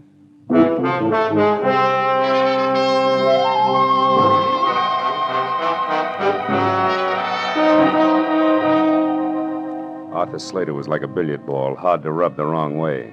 And if he did have an angle, he was playing cagey. So as long as I was in the neighborhood and the trail was hot, I figured I'd have a talk with the Spitfire, Angie. It wasn't hard to trail her. A corner newsboy had heard her get into a cab. The cabbie swore he'd never forget her. Swore again. So finding her apartment was less trouble than unfolding a $5 bill. When I pulled up across the street from her place, I noticed a big car as big as the average garage and older than last year's college graduate parked in front. It was a black Pierce Arrow, and someone with a mouthful of cigar hulked behind the wheel. The cigar was pointed at me as I crossed the street. When I went up the stairs to Angie's door, it was still pointed at me. But I forgot about that when the apartment door opened. Angie was relaxed. There were little glints of gold in her green eyes. And the warm lights behind her shimmered on soft waves of hair, a shade of burnished copper. Maybe she was a Spitfire, but at the moment, her damper was down. Yeah? Well, Buster, you got your mouth open. You might as well say something. Angie, who do you think murdered Ben Rollins? Murdered? My mistake, chum. Good night. Just a minute. This is business, honey. Who are you, anyhow? Philip Marlowe. You ran over me on your way out of Slater's place a few minutes ago and dented my ego. Well, sue me. Who are you working for, Shamus? You wouldn't believe me if I told you. But I will tell you this, sweetheart. The explosion on that yacht was no accident. So I'm checking up on wives who'd rather be widows. Lucille Rawlins? Mm-hmm. Nuts. She was rolling in dough either way. She hated her job, but she sure didn't have to kill to quit. Get your compass fixed, Marlowe. Wrong way, huh? Well, suppose Lucille were in love with Pittman, maybe. Pittman? Who's he? Shot in the dark. Tell me something, Angie. Your boyfriend Slater has picked up a lot of push lately. How come? Some big deal they've been working on at the plant. And he makes me sick. Gets the first sniff of a success, and suddenly all his hats are too small. Especially his old hats, honey. And you can't blame the guy if he's really on his way up now, can you? Listen, Mac, I'll tell you, him, and the whole world something. Nobody is going to put little Angie on the skids. If there's a heave-ho pulled around here, Mr. Hotshot Slater himself will get it, and right in the neck. So if you happen to be snooping for him, Marlowe, you can putter right back and tell him so. Now beat it. That's not a bad idea. Oh, by the way, what's Angie stand for? Angelica? But don't count on it, brother. Don't count on it.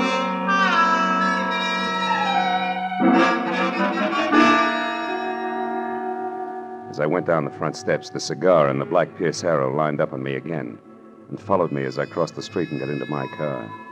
It was still pointing at me as I drove away, but after all, the street was public property and the guy could smoke a cigar if he wanted to. Well, by the time I knocked on the front door of the Rawlins home, I was braced for a deluge of tears and a session of red-eyed hysteria. So I was caught off balance by the handsome blonde woman of 35 with a wry, crisp waistline who was cool, calm, and well-collected in green slacks. She introduced herself as Lucille Rawlins. Sit down, Mr. Marlowe. You said you're a friend of Ben's? That's right, Mrs. Rawlins. I stopped by to offer my condolences. But apparently condolences aren't much in order today. No tears, huh?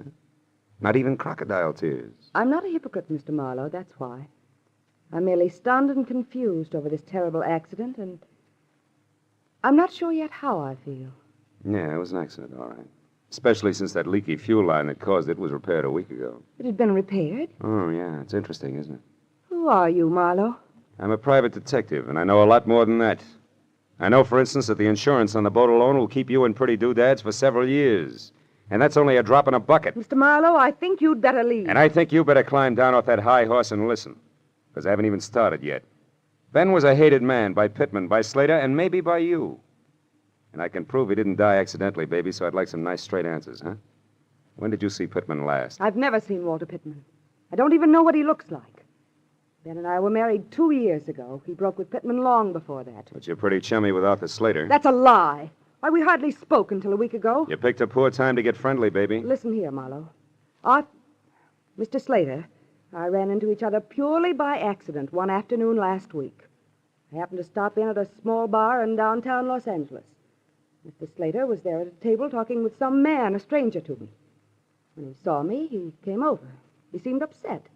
So upset. Wait a minute. That... Is there anyone else here now? Well, no. My maid went out to the movies. What's the matter? I heard something, a noise. Sounded like it came from the service boys. Come on, let's have a look. Well, I don't know what anyone... Hey! The lights went off. Somebody turned them off. You better... Lucille, look out!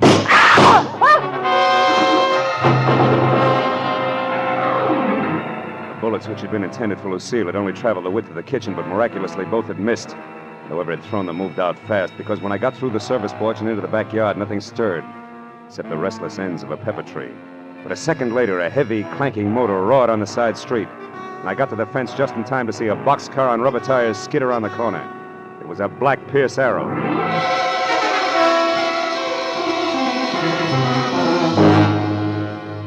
I went back to the house, found the master switch, and turned on the lights. Lucille, her face strained and bloodless, stood in the kitchen door and watched me. A hole had been punched in the back screen door, and on the floor was a strange object which had been used to unhook the lock. It looked like an oversized bobby pin wearing rubber pants, which didn't mean a thing to me. But to Lucille, who stared at it like it was a centipede she just found in a cream puff, it meant plenty. Ben. What? It's like Ben himself was here. Like he wasn't killed at all. What are you talking about? What is this thing, anyway? I don't know. It's part of some new invention he was working on. For the last month, Ben carried 2 or 3 of these things with him everywhere. Look, Lucille, where's your phone? Right there. Oh. But, Marlowe, you don't suppose... Who are you going to call? Friend of mine. He'd better be in, too. Oh, Marlowe. What's the matter, Marlowe? Busy? Yeah, busy. He's either talking to someone or he's gone out after leaving the phone off the hook. And either way, Lucy, that makes my friend very busy.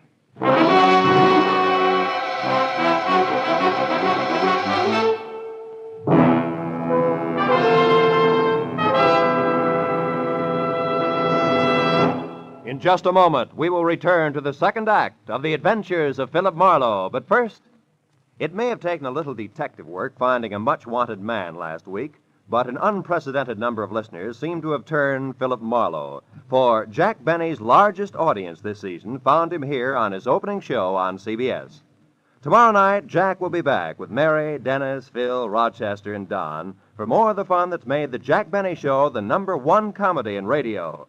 You'll find him right here on CBS every Sunday at 7 Eastern Standard Time. And now, with our star, Gerald Moore, we return to the second act of Philip Marlowe and tonight's story, The Restless Day.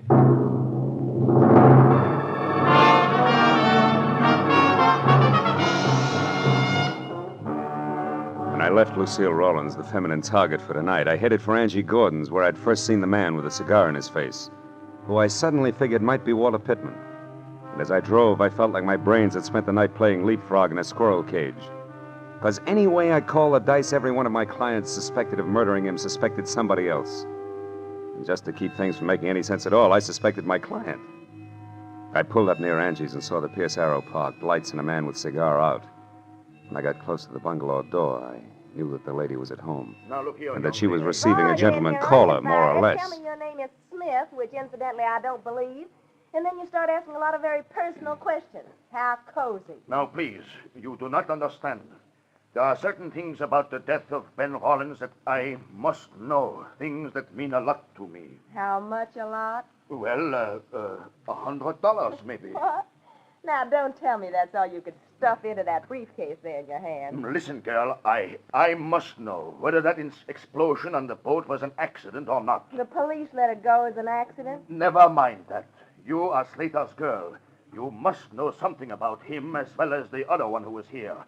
Now, you tell me. Quick. Stay away from me, you big lug. I don't know anything. Let me- go of me, let go. You heard the lady, Pittman. Let go. How do you know my name? I read tea leaves. And while we're all asking questions, do you mind telling me why you were throwing bullets at the chinaware on Mrs. Rollins? I did no such thing. I don't even know Mrs. Rollins. You're a liar, and it's dull as the sauerkraut. The gun in your pocket will prove it. I have no gun in my pocket.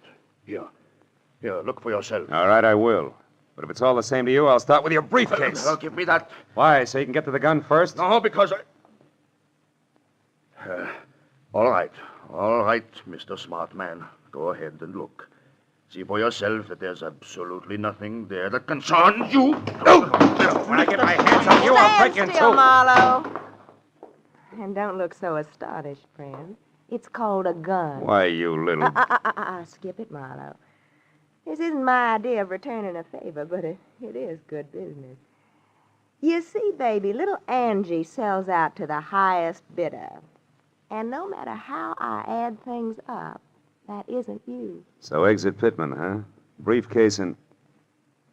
What are you staring at? That little gadget there. Must have fallen out of Pittman's briefcase. What is it? Twin brother of an item I found a little while ago, rubber pants included. What are you talking about, Marlowe? Nothing, baby. Just tell me how long I sit here. As long as you like. Now, you see, Marlowe, I just can't afford to let you get to Pittman ahead of me. Yeah.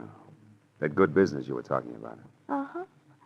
After all, a gal's got to make a living. One way or another, Marlowe. Doesn't she? There was room to debate Angie's point, but no time. So I skipped her invitation for a drink. Both promised and threatened to see her again and headed for my car in the only direction left, the residence of the local pivot man, Mr. Arthur Slater. When I got to within a block of the place, I parked and then approached slowly, keeping to the shadows all the way. But the house turned out to be as dark and quiet as the inside of a coffin. I was about to leave when some noise a dozen yards behind me said that I was no longer alone. I turned quietly and got ready for what I figured would be a reunion with my old buddy, Walter Pittman. But I was wrong. Sneaking through a nearby clump of orange trees with all the deftness of an ox with bunion trouble was no one else but my client, Ben Rollins. When I called his name out loud, he ran toward me, arms and legs flailing the wind like a Kansas scarecrow caught in a tornado.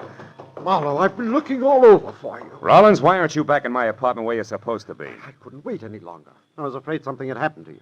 When you didn't call, I was sure of it. I thought you might be here at Slater's. But I did call, and all I got was a busy signal. Oh, about an hour ago. Why, that was a friend of yours. He wanted to know if you'd play cards with him tonight. Now, do you believe me? No, for the time being, yes. Incidentally, Rollins, do these mean anything to you, these oversized bobby pins? Good Lord, the curlers. Where did you get those curlers, Marlowe? They should be in my safe. Well, I found one at your house and the other in a briefcase that belonged to Walter Pittman. But Marlowe, these are samples of my newest invention, these hair curlers. They can produce a home permanent wave overnight that'll last for 6 months. It's worth millions to me. If you live. Yes. Now, it should be easy to figure out who wanted to kill me. I'm not so sure. If you didn't even know these were missing, why should someone have to kill you to get hold of them? And second of all, how come the shooting's still going on? What shooting are you talking about? Over at your place. Somebody tried to kill your wife there just before I called you. And that brings us right back to your alibi about talking to Ibarra at the time. It's a little too pat, Rollins. Besides, that curler could very easily have dropped out of your pocket. But why should I shoot at Lucille? For the best reason in the books, you wanted to kill her. And when that yacht business almost boomeranged on you, you still hadn't changed your mind. And that led to this whole routine with me double-billed as Patsy and star witness both. Oh, you're out of your mind, Marlowe. I couldn't have set that explosion on the yacht as a trap for Lucille. Why not? Because it was on account of me that Lucille wasn't on the yacht herself that night. What? After we argued, we decided not to spend any more time under the same roof. Lucille said that suited her fine and she'd sleep on the yacht. And we let it go at that till about noon on Friday. Then you got small about things and said the yacht was yours, maybe? That you'd sleep on it? Yes. I was just bickering. Just I know. a minute, Rollins. I've heard enough, and I think I finally understand this whole screwy deal. I'll know for sure just as soon as I can make one single phone call to your house. We'll get back to Slater. Come on.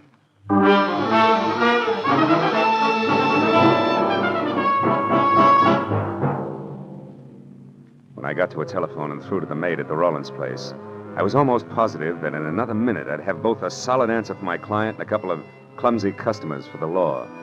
But when the shaky voice at the other end of the tube told me that Lucille had just left the house in high gear, after mumbling something about a place called Inspiration Point, I stopped being confident and started to worry. And when I tossed the jackpot question at the maid and got the winning answer, that worry became something worse, and it must have showed. What is it, Marlowe? What did you find out? Too much to explain now. Where's Inspiration Point, Rollins?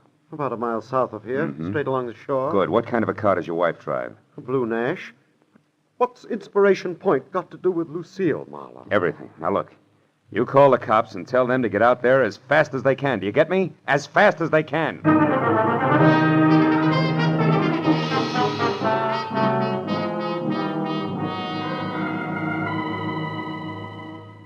Inspiration Point turned out to be an acre of wind-swept rock that overlooked the cold January sea.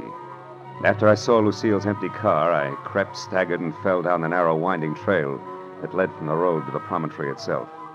I was afraid that I was going to be too late to stop what I was sure was a hastily scheduled murder. But a minute later, when I rounded the last crazy turn in the trail, I felt better.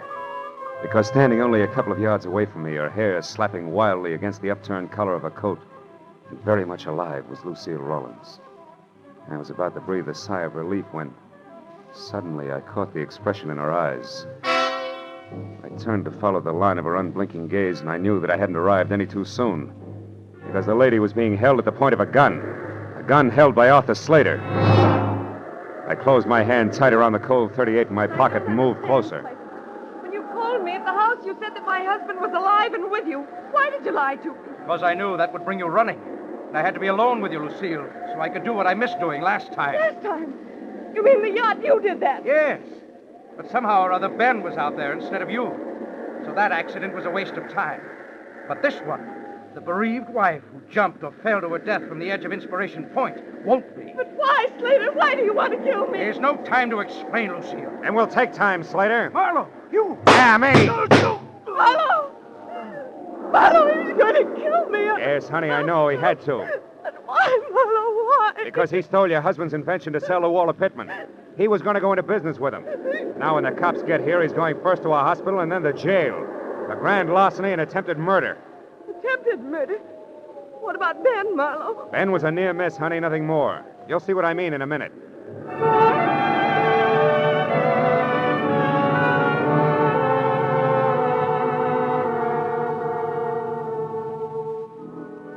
Lucille found out that Ben was still alive, there were a lot of tears and promises to be good from both parties. And it wasn't until an hour had gone by and the police had already booked both Slater and Pittman, who was picked up heading back for L.A., that Mr. and Mrs. Rollins were in the condition to sit down and talk things over, even with the help of coffee and cigarettes in the Rollins home. Then the whole scheme, Marlowe, was designed by Slater, who, as my business manager, had access to the new curlers. That's right.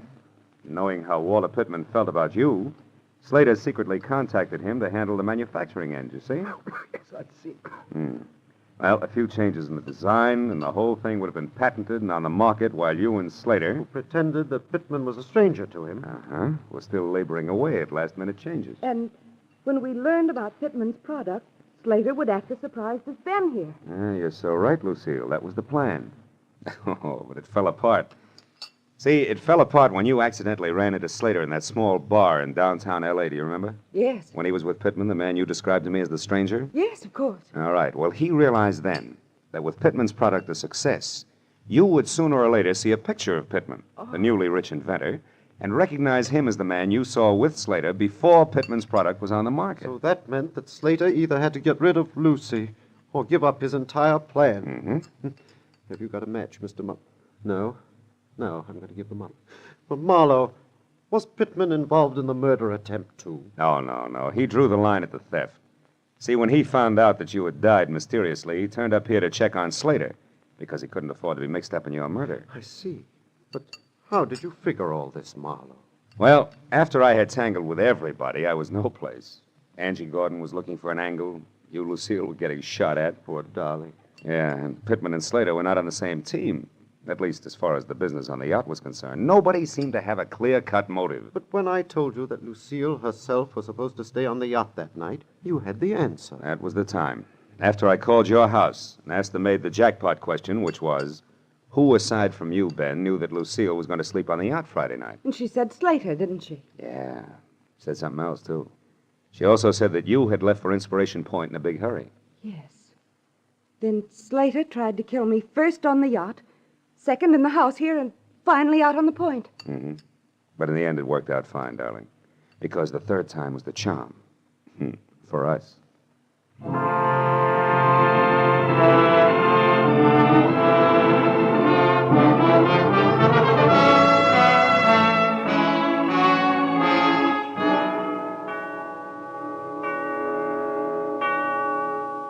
Well, by the time I was through tying in all the loose ends for my client and his wife, it was 3 o'clock in the morning, and I was dog-tired all over again. When I got into my car and started away from the place, Ben and Lucille were standing in the doorway waving at me and smiling. So as I drove back toward L.A., I forgot about the sleep I was missing and thought about them. A couple who couldn't get along until one or the other of them had been robbed, dynamited, and shot at. Yeah, I guess it's really so. As the old bromide has it. The path of true love never does run smooth. Smoothly. It's smooth. Oh, well.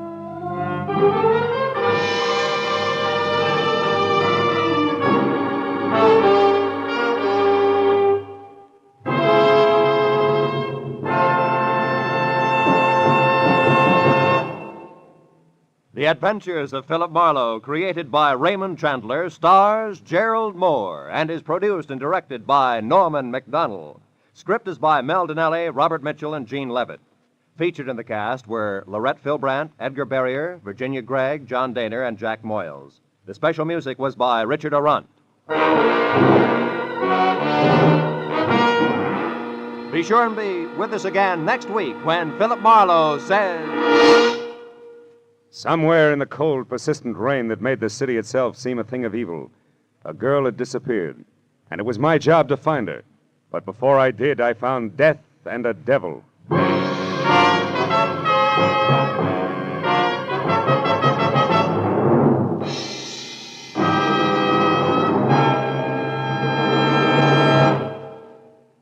The Jack Benny Show's on CBS Sundays at 7 Eastern Standard Time, and comes right in the middle of 90 minutes of wonderful comedy on CBS's new early Sunday evening lineup. Immediately preceding Jack's show, you'll find Spike Jones and a Spotlight Review at 6:30 Eastern Time. And following The Benny Show, Amos and Andy take over with their inspired humor. Listen to Spike Jones and Amos and Andy over most of these same CBS stations tomorrow, flanking Jack Benny. They add up to 90 solid minutes of merry Sunday listening on CBS. Now, stay tuned for Gangbusters, which follows immediately over most of these stations.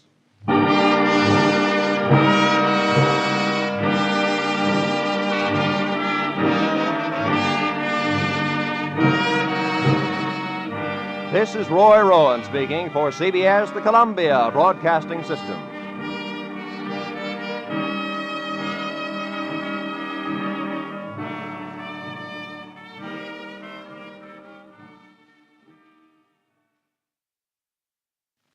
Somewhere in the cold, persistent rain that made the city itself seem a thing of evil, a girl had disappeared, and it was my job to find her. But before I did, I found death and a devil. From the pen of Raymond Chandler, outstanding author of crime fiction, comes his most famous character as CBS presents The Adventures of Philip Marlowe.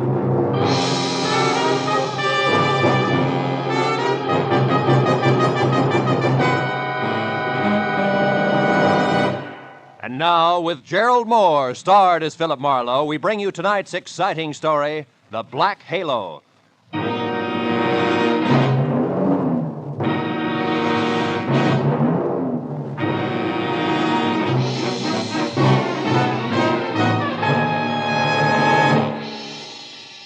For 3 days, an ugly storm had lashed at the west coast from northern Oregon to the tip of Lower California. And although it was only noon when I drove up to the sprawling red brick house just south of Santa Barbara to meet a new client of mine, the black that was in the sky and the driving rain that was everywhere left the day bleak and wet and cold. Left it the kind of day that made you feel that logs blazing in a fireplace and a warm, dry robe were the only things that could matter to anyone. But when I got inside the house, Felix Drum, 350 uncomfortable pounds of executive in a wheelchair, who made his living importing perfumes, was very worried. And not about the weather outside. Marlowe, Julia Perry is gone. I want you to find her and bring her back. And the sooner you do that, the better. And the more I know, Mr. Drum, the easier it'll be. Exactly who is Julia Perry? My assistant. Very capable girl, who in the past 6 months has practically taken over my entire business. She handles most of the work from her cottage here on the grounds where she lives. Mm-hmm. She also has some little cubbyhole in Los Angeles where she keeps her files and some sample stock. Do you have the address of that cubbyhole? If I knew the answer to everything, I wouldn't have hired you. And anyway, it isn't important. Hand me that little bottle. This there, one? please. Yes. Oh, here. Thank you.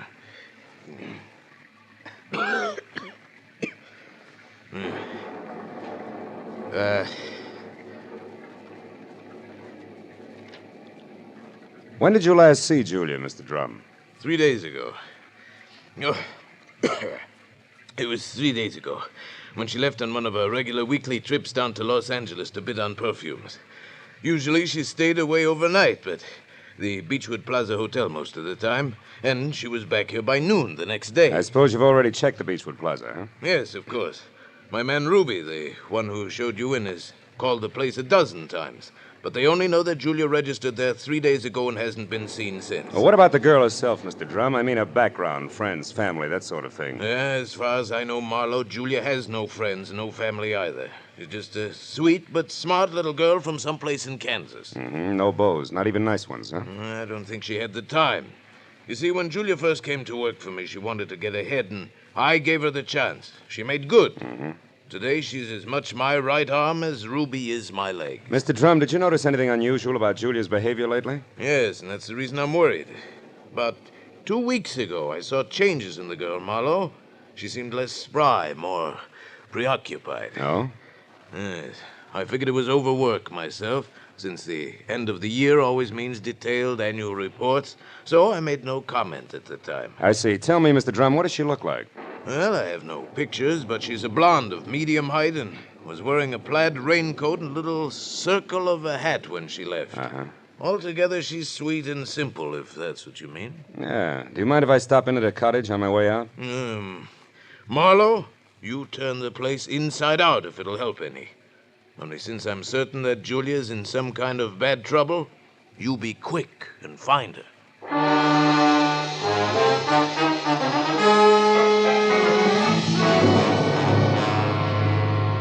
Julia Perry's cottage was strictly the 50-50 arrangement that Drum had mentioned, with one room office and the other living quarters.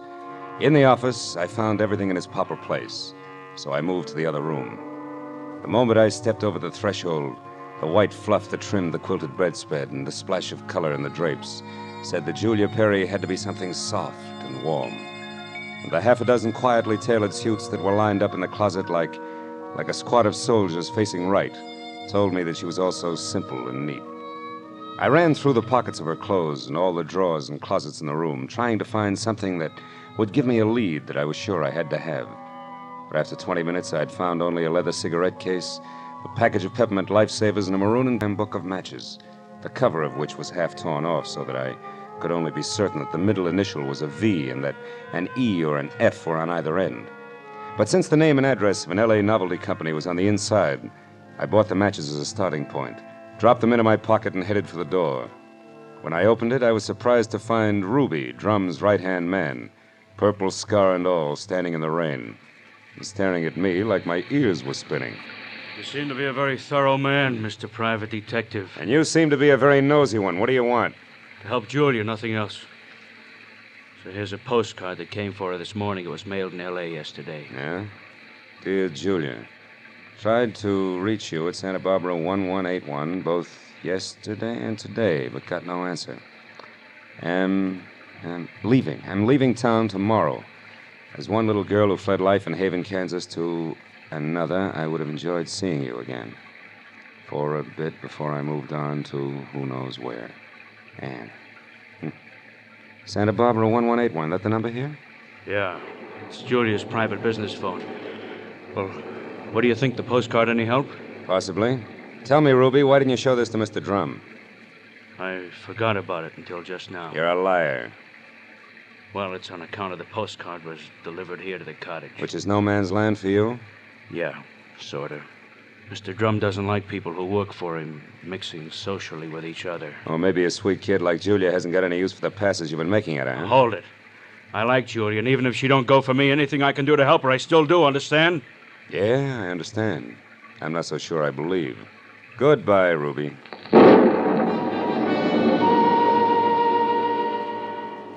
It was pushing 5 o'clock and still raining by the time I got back to L.A. and over to the novelty company. Once there, I presented the torn book of matches that I had found at Julia's cottage to a bald man with horizontal question marks for eyebrows, and who, at the crinkle of a $5 bill, tore himself away from his racing form long enough to check the files for a set of maroon and gold initials that had a V in the middle. And it was 6 o'clock before I had the answer, which was EVE. And they weren't initials, but the front name of Mrs. Eve Bentley, who lived in a villa at the Swank Sunset Terrace Apartments. And according to the gentleman who said he knew his oats, was a very classy filly. An hour later, I was at Mrs. Bentley's front door, and while I made with the chimes and waited, I wondered just how much a guy who loves the ponies could know about women. But when the door opened, I had my answer. Yes? What is it? Mrs. Eve Bentley wasn't beautiful, but she was everything else, including a shimmering yard of gold hair piled high on her head and held in place by a knot of pearls that no Boy Scout ever tied. Her face was wide blue eyes and open red lips on a backdrop of soft, fair skin. She wore a black silk jersey dress that must have been sprayed on. She smiled when I said my name was Philip Marlowe and that I wanted to talk. Talk about what, Mr. Marlowe? Julia Perry, ever hear of her? No, I haven't. So I'll try again. What do you know about Ann somebody from Haven, Kansas? Absolutely nothing. This torn book of matches says otherwise. I found them in Julia Perry's cottage. Julia Perry's missing. I'm a private detective who was hired to find her, and the matches turned out to be yours. Now, may I come in? Why, yes. Thanks. Well, Mrs. Bentley, maybe we ought to start all over. No, wait just a minute, Mr. Marlowe. I may be able to help you. Did this Julia Perry deal in perfumes? That's right. Now, how did you know that? Because I just remembered something. And now I'm sure I can explain why my matches showed up where they did. Just a minute. You know, whenever I'm talking to a beautiful woman, somebody's always creeping around in the kitchen. Who is it this time? Oh, really, Mr. Marlowe? There's a storm outside, and there are windows and trees. If you put those three things together, that noise could have been a branch scratching on a glass pane. Or somebody with squeaky shoes and a lot of curiosity. Somebody like Mr. Bentley, for instance. Huh? Oh, I doubt that, Mr. Marlowe. You see, Mr. Bentley's been dead now for 3 long years. Oh. Yes. Well, you were saying something about the matches. Oh, yes. This Julia Perry must somehow or other gotten hold of them through my fiancé, Marvin Whitaker. How does that figure? Like 2 and 2. Marvin is in the perfume business, ditto Julia. Also, I think he mentioned her name once. Said she was very clever for a girl who looked like somebody's kid sister. That fits all right. Where will I find said fiancé? At his favorite bar and grill. But won't you have a drink first, Mr. Marlowe? No, thanks, Eve. There isn't time. Now the bar and grill. The Blue Boar. Blue which? Boar, Mr. Marlowe. Yeah. It's a very English spot over on Wilshire, opposite Arthur Murray's studio. But before you dash, do you at least have a match? Yeah? Please. Whole book of them, honey. Torn cover and all. And I want you to keep them. After all, they brought us together, didn't they?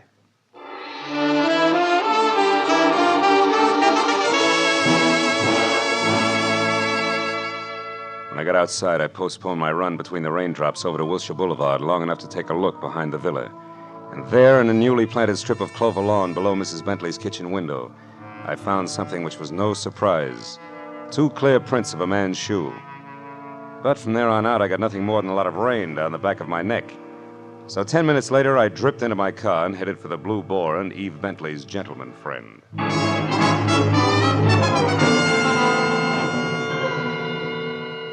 I located Marvin Whitaker, a handsome, hale fellow well met, in a white turtleneck sweater and riding breeches, behind a hot rum toddy in a corner booth that was pictures of steeplechase mounts against newly antique mahogany. And when I told him that I was looking for Julia Perry, he flashed a lot of glistening teeth at me, insisted that I join him in a warming glass of spirits, and started to talk, gesturing all the time with a riding crop. Why, yes, old man, I know Julia Perry. In fact, almost did some business with her today. You mean you were supposed to meet Julia someplace? That's right. At 1881 Selma Avenue, to be precise. But she called me this morning and postponed the whole transaction indefinitely. Could you stop projecting long enough to tell me why? She didn't say. Of course, it's of no bother to me on a day like this. No sane man should be any farther away from a toddy than we are right now. So drink up, old boy. It'll do you a world of good. Yeah, I bet it will. Look, Mr. Whitaker, one more question.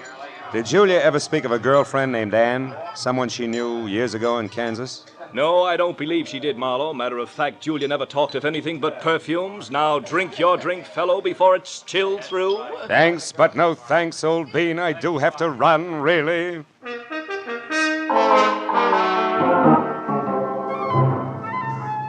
was a 20-minute drive to the address on Selma, and the rain had stopped by the time I got there. The place was one of those once-upon-a-time rooming houses that had been partitioned off into a couple of dozen 2x4 cubby holes, just big enough for the very small businessman to fill his fountain pen in. When I got to the door and asked the scrub woman, who was a lot of wild red hair around 2 pop eyes, for Julia Perry, I knew I was moving in the right direction, because the lady standing in front of me was anything but calm. And more important, she had just heard a pistol shot from the back of the house. Yes, that's right. A pistol shot not over 2 minutes ago. I'm sure that Perry girl had something to do with it. Because when I come from inside, I saw her rush out down these steps. Did she say anything? I don't know. She was gone out of sight before I could open my mouth. But I know it was her on account of that plaid coat and little hat she wears. Yeah. Now, which room is hers? Come on. Well, that one there with the light showing under the door. But it's locked. You won't be able to get in. I just tried. Well, we'll try again for luck. It's not the best lumber, believe me. This has ever happened to me before. It's a man. Yeah, a dead one at that, Granny. Do you know who it is? Uh-huh. From the mud and clover grass on the bottom of his shoes, I'd tag him as a guy who was looking in a lady's kitchen window about an hour ago. But from that purple scar on his chin, I can do even better than that. The name, Granny, is Ruby, a guy I thought was still in Santa Barbara.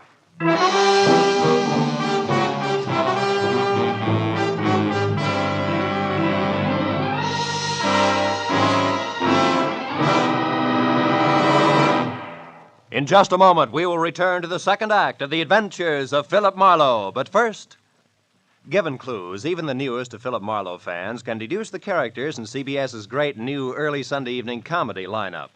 The washboard leads you to the one and only Spike Jones.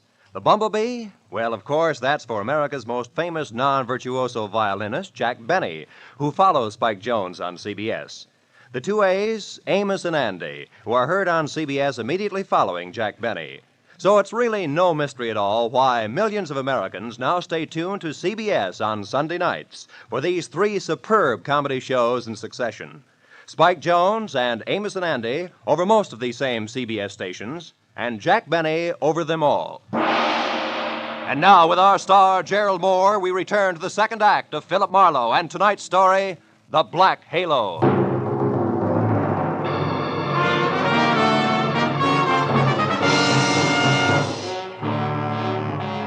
Ruby's body sprawled on the floor, and the girl in the plaid raincoat running away from it meant one thing. Julia Perry's trouble was important, like life, but more like death. A half sneer was congealed on Ruby's face, and his eyes, turned waxy, still held a look of mild surprise.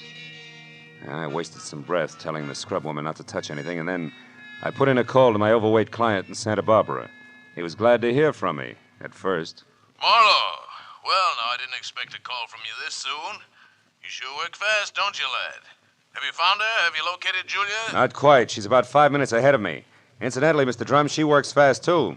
What do you mean by that? Let me ask the questions, huh? Number one, what was your leg man Ruby doing in L.A. tonight? Ruby? Yeah. Why, I sent him in to pick up some medicine for me. Why? Come on, Drum, you can talk straighter than that, and you better. I just found Ruby dead. Dead? Ruby's dead? What happened to him, Marlowe? He was shot. So forget the gags and tell me why he was snooping around. All right. I didn't trust you. No. It's my policy to trust nobody until he proves himself. I sent Ruby in to follow you and check on your progress. That was brilliant. You only made 3 mistakes. First, I don't need to be checked on. Second, you got your man killed. And third, you forced Julia's hand. Because it was Miss Perry herself who pulled the trigger on Ruby. Julia? Marlowe, I don't believe that. Which proves nothing, Mr. Drum, but skip it. Tell me, do you know a man named Marvin Whitaker? Whitaker? Yeah. No, should I? Well, he says he's in the perfume business. Well, I know everybody on the coast who bought more than 2 bottles of perfume at one time in the last 40 years, and I don't recall that name.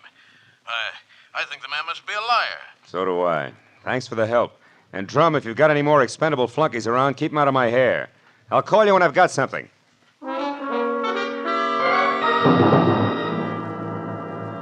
I called Homicide next and told Detective Lieutenant Ibarra where to find the body and who was responsible for it being in that dead condition. And when the question of why came up, I admitted I was still shooting blanks.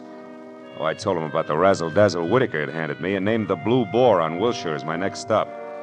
Ibarra said he'd call me there, and when I got to the entrance of the place, I saw Whitaker, draped in a trench coat that involved enough cloth to rig a 4-masted schooner, standing in the anteroom, impatiently smacking his leg with that riding crop. He looked positively dashing. Question was, which way? Hiya there, Marlowe. Hey, old boy, you look upset. Anything wrong? I may be upset, Whitaker, but you're the one that's going to spill. First, are you leaving or coming back? I'm just leaving. Been here all the time since I talked to you? That's right, you see. My coat is perfectly dry. Stopped raining half an hour ago. Well, you see, if I'd been outside, I would have known that. But why this 3rd degree, Marlowe? What's up? It's a long story. Maybe we better sit down and talk it all over from the beginning. Oh, I'm afraid I can't. Not just now. I've got a date. She'll keep. Not this one. It's something rather special. Special, huh? Like Eve Bentley? Now, look here, old boy. You're prying into my personal affairs. Whitaker, I'll rip the lid clear off your personal affairs if necessary to get a clean answer out of you. Now, what do you really know about Julia Perry? I told you once. Are you implying that I'm a liar? At least that. For instance, who puts out Amir? Come on, Whitaker. It's a well-known fragrance. Why, I don't recall offhand. That's strange, because any woman knows Amir's a Dana perfume. Just what are you trying to prove by all this? That as a perfume dealer, you stink. And try this for size. When I got to that address you gave me, I found a fresh corpse there with a bullet hole in it. A murder? Yeah, and your routine was pat, brother, so before Homicide starts combing out the snags in your story, you better untangle it yourself right now. You lied to me. Now, why'd you do it, Whitaker? Why the double talk? All right, Marlowe, I'll tell you. I'll tell you this! Oh! He was as quick as a wounded cat. The riding crop slashed across my face even before I'd realized he'd moved. And by the time the red light stopped dancing in my eyes, Marvin Whitaker was gone. I turned as the head waiter walked up to me. He studied the hot red welt rising on my face for a moment and then murmured discreetly that if my name was Marlowe, I was wanted on the phone. It was Lieutenant Ibarra. Marlowe, you can stop beating the brush for Julia Perry. We found her. You did? Where is she, Ibarra? She's out in the alley here, behind the Beechwood Plaza Hotel, Marlowe. Exactly 8 floors down from the window of her room. She fell through the glass roof above the rear entrance. Oh. It's not pretty. Oh. She explained the whole thing, including that Ruby guy's murder, in a note we found in her room. I'll be right over, Ibarra. Okay, don't hurry.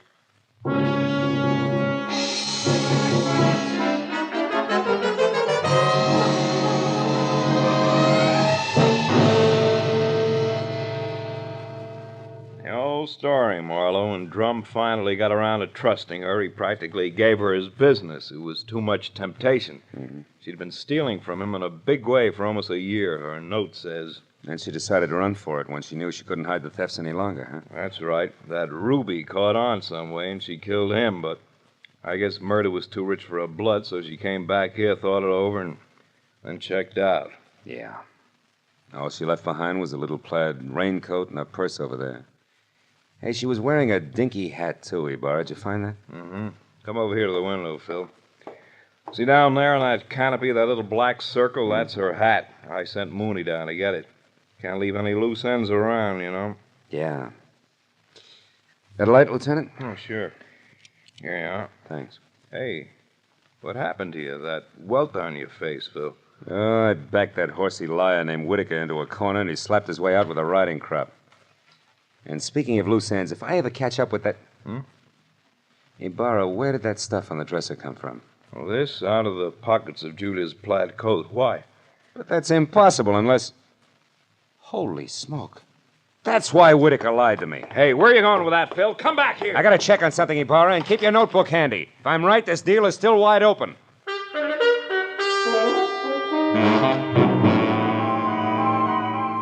All the way from the suicide's room in the Beechwood Plaza out to the widow's villa in the Sunset Terrace, my mind juggled a jumble of facts, trying to beat them into a brand new pattern. A pattern that had to include an object Ibarra had found in the pocket of that plaid raincoat. It almost made sense, but I needed just a little more. Well, when I turned into the parking lot at the Sunset Terrace, rain began to fall again. Thin, cold rain. I walked to Eve Bentley's door and pressed the bell. Just as I expected, it was Marvin Whitaker, unsmiling and nervous, who answered the door. I didn't give him a chance to think. I just swung hard. Okay, horseman, that squares us up. Come on, Heavy, roll over. Let's see if you're carrying a gun. Okay, no gun. Now, be a good boy, Whitaker, and you'll make out all right, but one funny wiggle out of you and I'll crack your skull. It's a promise. Do you hear me? Yeah. Yeah, I heard you. All right. Now, where's Eve? Is she here? Find out for yourself, Marlowe. I'm through. Fair enough. But just so I'm not talking through my hat, I'll take a look in her closet first. She won't be in there, I guarantee. No, but her future may be. Now, let's see. It's got to be in here someplace. Oh, yeah. This is probably it. Brown cloth coat, as chic as a pair of hobnailed boots, and still damp.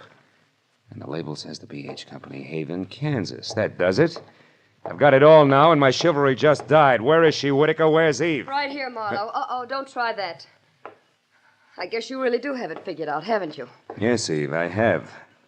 Sorry it turned out this way, because you had your points as Eve and as Julia. Don't put it in the past tense, Marlowe. As Eve Bentley, my life is just beginning, and now I've got everything I ever wanted as Julia Perry. Then you're Julia Perry. I was, Marvin. She still is, Whitaker. At least that's what the bailiff will call it in court. There won't be any court, Marlowe. Oh, I'm afraid there will, baby. You're twice a killer now, and both for the same reason, remember?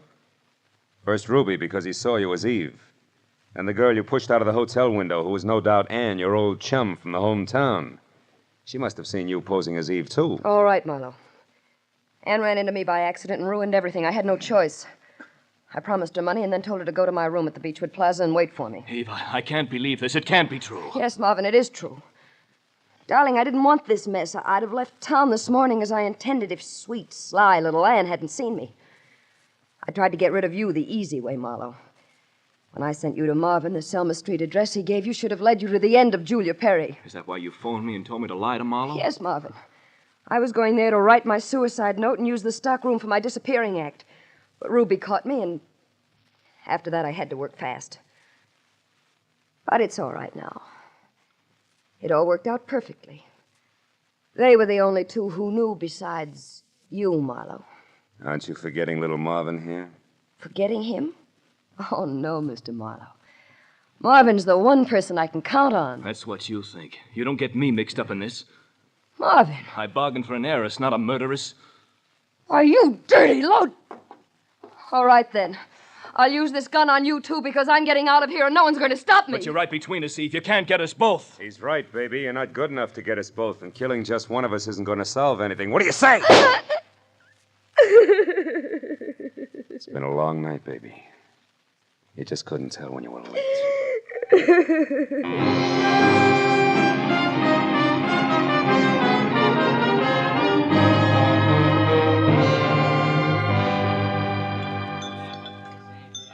You want any more of this coffee, Marlowe? No, it's sludge, Lieutenant.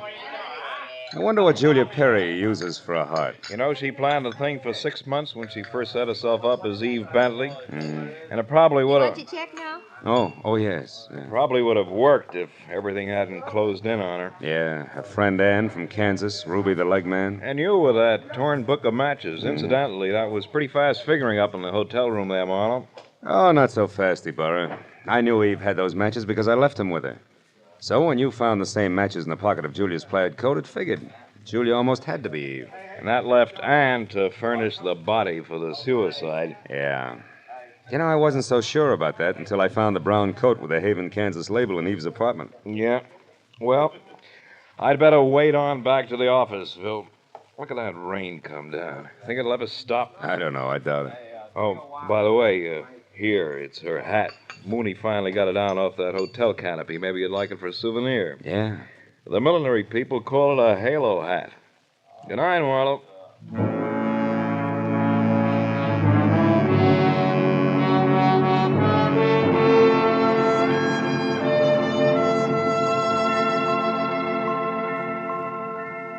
I sat there a while after Ibarra left, looking at the rain in the street and the cold coffee in front of me and Julia's little round halo on the table.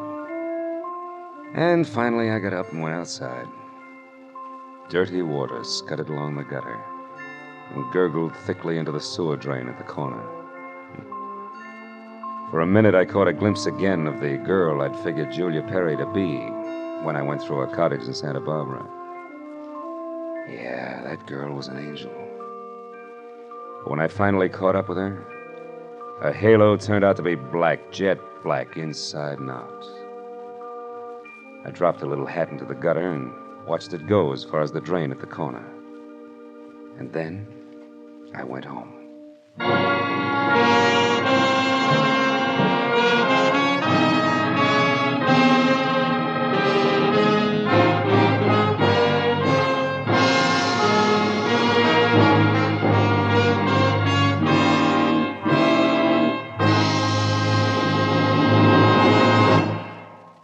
The Adventures of Philip Marlowe, created by Raymond Chandler, stars Gerald Moore and is produced and directed by Norman MacDonald. Script is by Mel Donnelly, Robert Mitchell, and Gene Levitt. Featured in the cast were Joan Banks, Paul Frees, Peter Leeds, Jack Crucian, and Lois Corbett.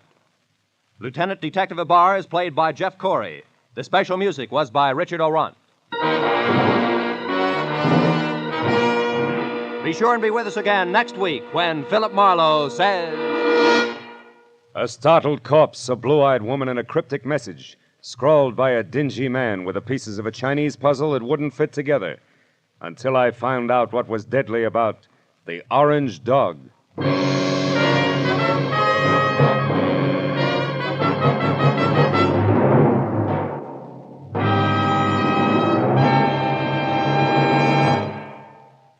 You'll find a whole hour of fun, variety, music, and thrills on Sing It Again tonight and every Saturday, for it's heard over most of these same CBS network stations. Now, stay tuned for Gangbusters, which follows immediately over most of these same stations.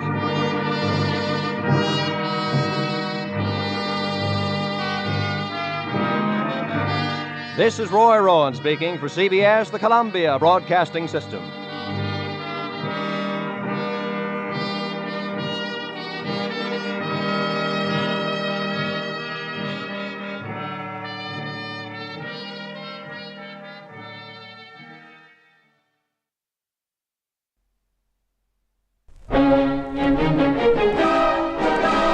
It's long ago, it's also now. Radio's Mystery Theater.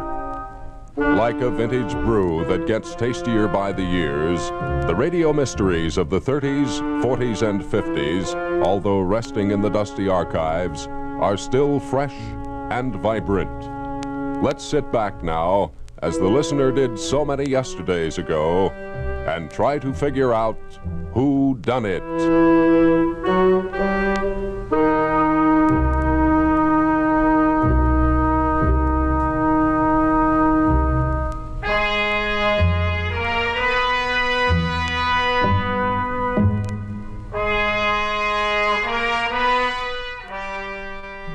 And now, with Gerald Moore, starred as Philip Marlowe, we bring you tonight's exciting story, The Orange Dog.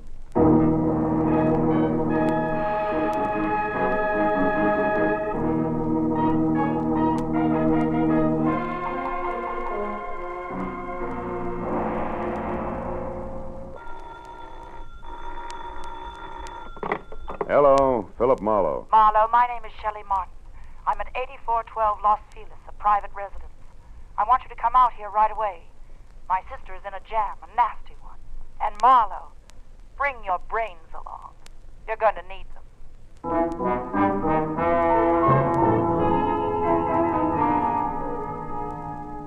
And that was the end of my quiet evening. But I just couldn't resist those government engravings of Mr. Lincoln. So I drove down to Weston, turned off on Los Feliz, and found the number 8412. The yard was an overgrown tangle of perennial plants losing their battle with the weeds.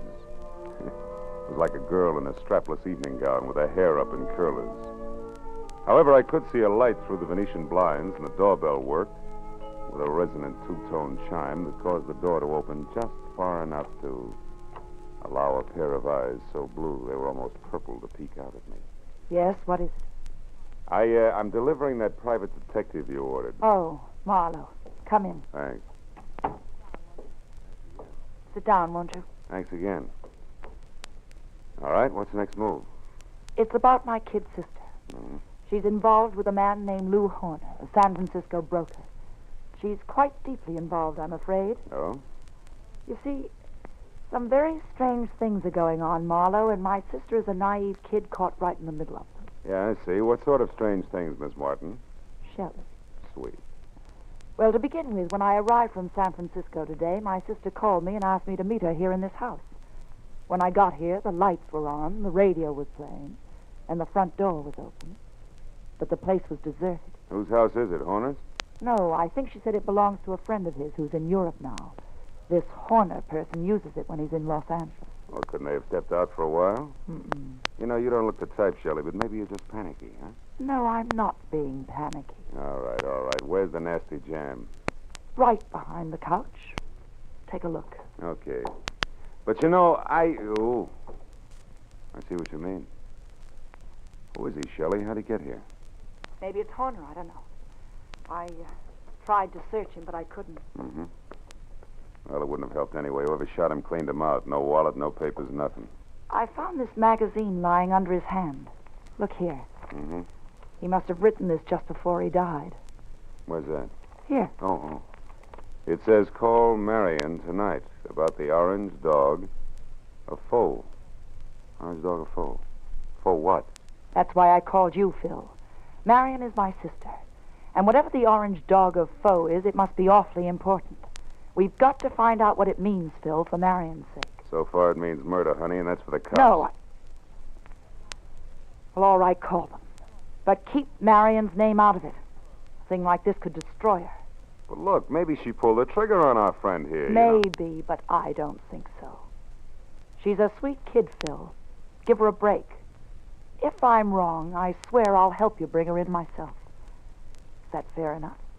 Okay, Shelley, it's a deal. It makes just as much sense as the orange dog of foe, but no more.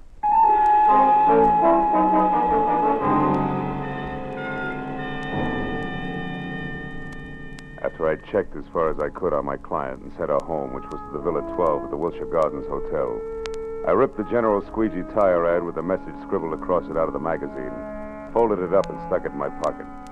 Next, I called Lieutenant Ibarra at Homicide and told him where I'd found a body, probably named Lou Horner, leaving out all the details about Shelley, Marion, and the orange dog. Then I started out the door, but got back as a shadow slid across the walk. I caught a glimpse of a large, ugly head of long, dirty hair set on a small, ugly body that was moving fast. By the time I got out on the walk, Longhair was already putting mileage on a green coupe with a broken tail light. It winked mockingly as it went out of sight. So I got in my car and headed for New Chinatown. It was a logical place to get some information regarding a Chinese dog. I saw a light filtering through a dingy window, illuminating the words James Tang, dealer in Oriental curios. Inside the musty shop, a little man, dressed in a black kimono, drifted forward, softly. Yes?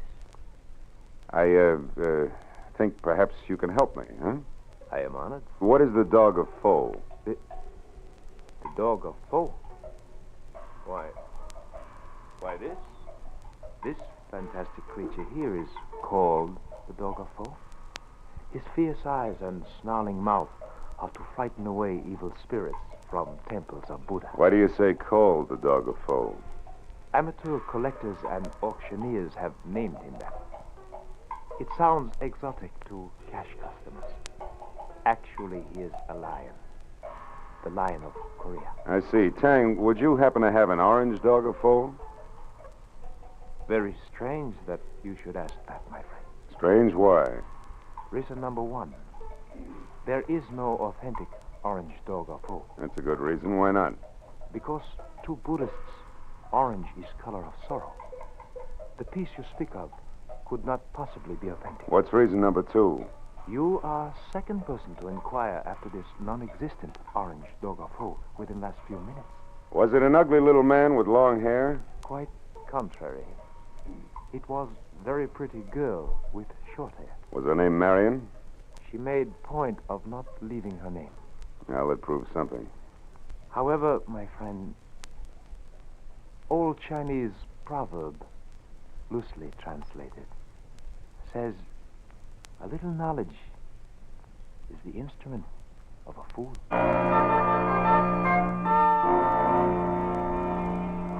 There were 9 other curio shops in the neighborhood, so I started making the rounds for the non-existent orange dog of foe and a girl who was interested in one.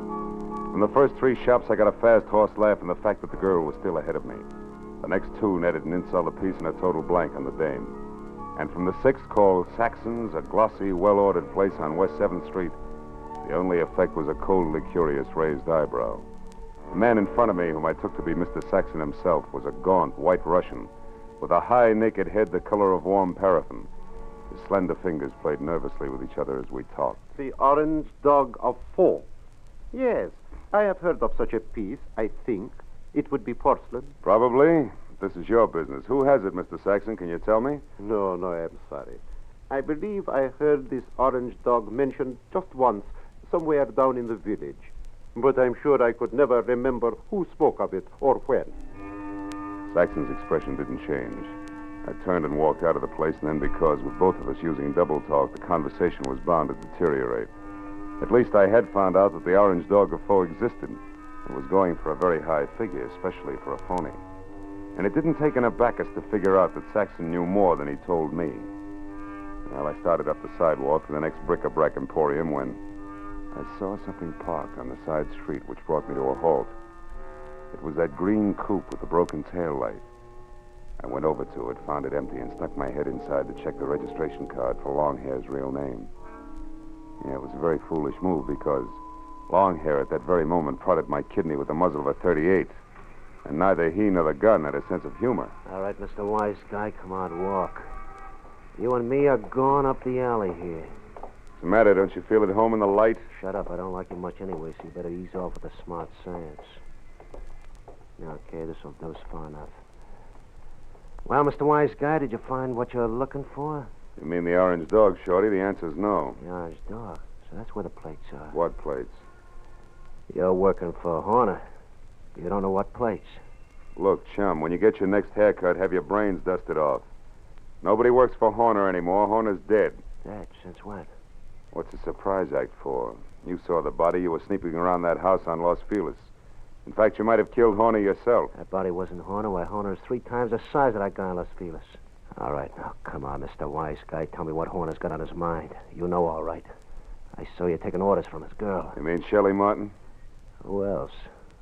Thought maybe you meant Marion. Marion? Who's Marion? Shelley Martin's sister. And don't let it worry you. Marion's got the orange dog eating out of her hand. You don't say. It ain't funny, mister. It's just peculiar. Because Shelley Martin don't have a sister, I know. So it seems like you're a very mixed-up character. In fact, Mr. Wise Guy, you're so mixed up, you're no good to me at all. So get over there with the rest of that.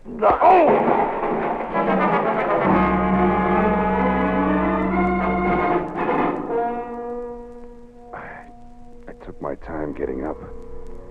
The dirty, long-haired little man was gone, and my head ached from the rap he'd given me with the pistol barrel. And I was disgusted with myself. Dry, dirty, disgusted like a drunk at sunrise because a nasty little jerk with an oversized head and a blue-eyed dynamo with auburn hair had me jumping through hoops like a trained ape. I stood in the alley and swore at myself until the futility of that routine dawned on me. Then I decided to go hunting. But I made one stop first at a telephone to at least get Ibarra off my conscience.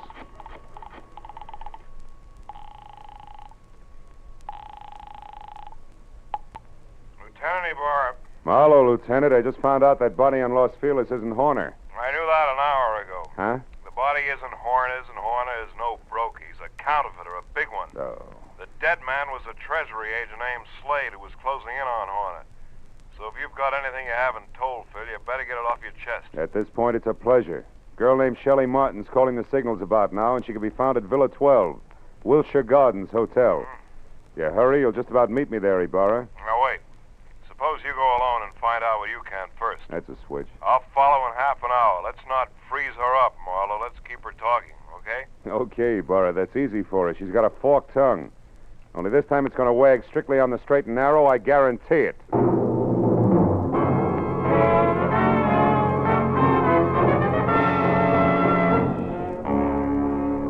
When I pointed my car toward the Wilshire Gardens and a beautiful liar named Shelley Martin, I was sure of 2 things. The plates that Long-Hair had wisecracked about just before he piled me into a row of garbage cans were the engraved kind that counterfeiters use to make money the easy way. And second, both Long-Hair and Lou Horner were racing for the plates as well as the orange dog, which could be one and the same thing. But 20 minutes later, as I pulled up near Villa 12, which was strips of yellow light and raised voices drifting out of half-open Venetian blinds, I forgot about the gentleman involved and concentrated on a lady who didn't have a sister called Marion. I went around to the back of the villa where I found the service door unlocked and the kitchen beyond dark. And when I entered and quietly moved to a spot near the living room where I could see Shelley snapping at a pompous, excitable man with a red face, All right, I figured that a little eavesdropping might pay where I off. belong. I'm here in Los Angeles. Is there anything wrong with that Mr. Horner? Yes, everything.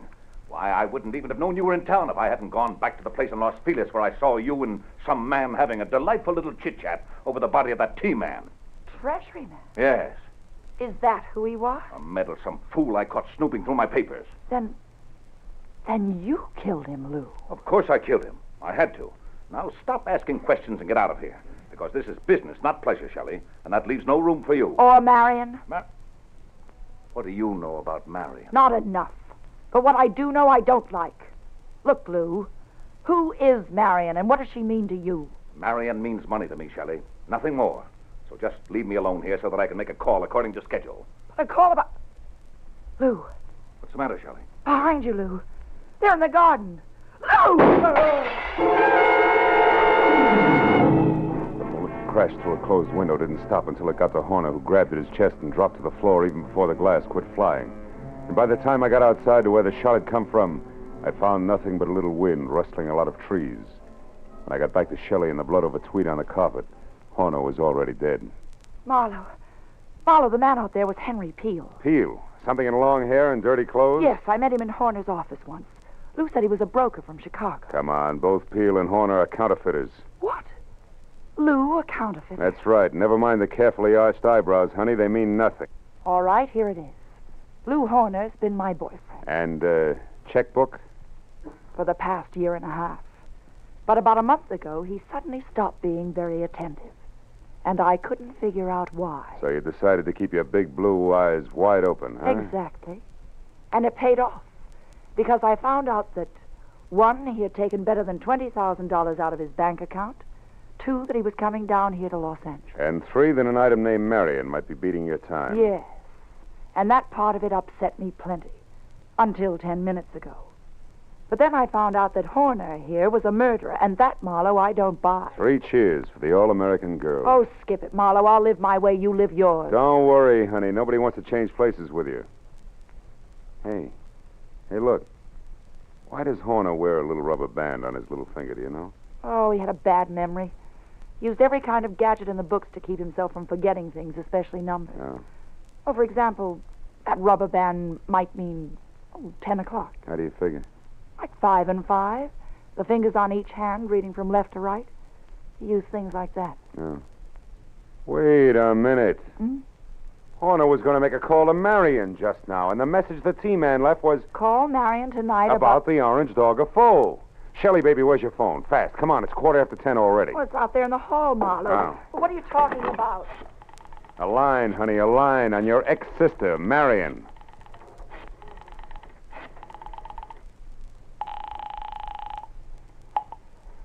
This is Mr. Saxon. Oh. Lou Horner, Mr. Saxon. I know I'm some 15 minutes late with this call, but I'd still like to see you about the orange dog of foe. Certainly, Mr. Horner. The orange dog is here, waiting for you. Good. I'll be right over. Marlowe, who is Mr. Saxon? A man very close to a lot of trouble, Shelley. Now, look, you wait right here for the law, and in particular, one Lieutenant Ibarra. Tell him nothing but the truth about Horner and what he meant to you in dollars and cents, and you may be all right. But where are you going, Marlowe? To a curio shop on West 7th Street to see, among other things, the orange dog of foe.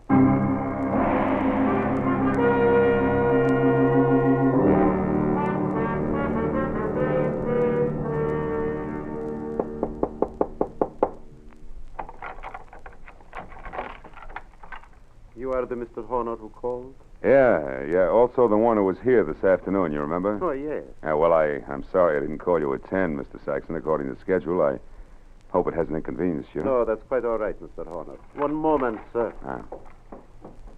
What's the matter? Is anything wrong tonight? Seem on edge, Mr. Saxon. I am. So please, Mr. Horner, don't make a single stupid move. What? Wait a minute. Why the gun, Mr. Saxon? I promised not to bite the orange dog. You won't even touch the orange dog. Now, who are you? Oh, we've been all through that. I'm Horner, Saxon. Lou Horner of San Francisco. No, you're not. Horner would have had no reason to wander around curio shops as you did this afternoon, asking any and everybody about the orange dog. Now, once more, who are you, and where is the real Lou Horner? All right, we'll take them in that order. I'm a private detective named Philip Marlowe, and Lou Horner's a corpse. But also, I'm a good friend of yours, Saxon, because I'm going to give you a little bit of advice for free. Call it quits, Buster. You're licked. What are you talking about, Marlowe? The T for Treasury man named Slade. Before he died, Saxon, he talked. I see. Yeah, and believe me, he said enough to put you away till orange dogs are as popular as lifesavers. And what do you say, Saxon? Do we play it smart? Very well, Marlowe. We will play it smart. My kind of smart. Now, turn around and walk through that curtain there. I want to show you something. Orange dog, maybe? Yes. The orange dog of foe. I want you to see it for yourself before you die. Saxon said die like it already happened. And after he relieved me of the comforting bulge of the gun in my pocket and marched me to a large, windowless room that was a little darker than the lining of an 8-ball, he told me to stand very still. Then he turned on a single lamp that rested on a large, scarred table, and next to it an ordinary shipping crate and cushioned on all sides by white wrapping paper. I finally saw the orange dog of foe. It was a porcelain lion, pop-eyed and majestic in a crazy way. And also it was colored orange, bright and clear. But now that I'd seen it, I knew that the next move was Saxon's. I turned to face him. It was then that I noticed the black curtain behind him move slightly, and Longhair quietly stepped into the room. This Mr. Saxon did not know about. Well, Marlowe, now that you have seen the orange dog for your first and last time, what do you think of it? He thinks it's just Jim Dandy, mister. Now drop your gun before I blow the top of your head off. Go on, drop it. It's better. Now sit down there and stay put. And you, Marlowe, get across the room. Okay. Thanks for showing up, Peel, before Saxon here ran out of small jokes. Don't kid yourself, Marlowe. I didn't just show up. I've been right behind you all the way. That's how I work. So what do you want, Peel? A couple of very fine engraved plates that I've been after for 6 months now. Plates which could be in the Orange Dog of Foe? No place else but. Or did you think that maybe the late Mr. Horner wanted as an ornament? But that's all it is. There are no plates in the orange dog. It is only a collector's item. And you're a liar, Saxon. And I know the best way to prove that.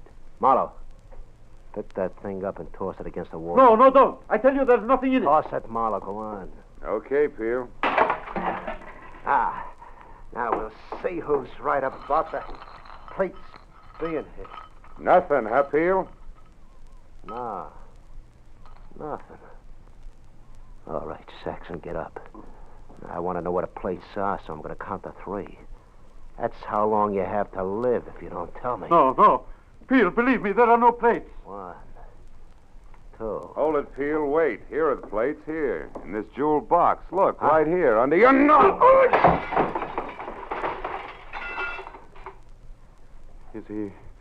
Is he out, Marlowe? Yeah, he's out, all right. He took the light with him, too. Is there another lamp in here? No, there isn't. Nor is there another gun. Why, you stinking little... Wait a minute, those sirens, Saxon, they're heading this way. Police? Yeah, the police.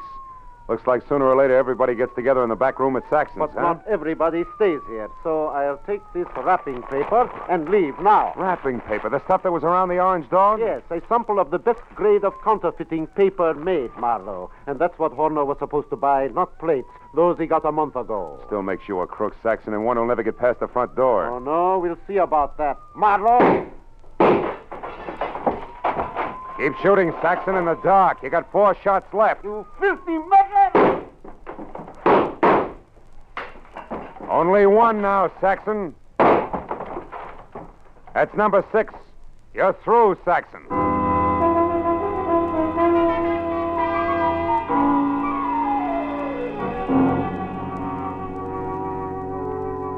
By the time Ibarra and his boys, plus a half a dozen very anxious team men, got into the room, Saxon was already coming apart at the seams. But after a half hour of steady questioning, he split wide open and led us all to a basement hideout where the team men went wild over a few thousand sheets of A1 counterfeiting paper.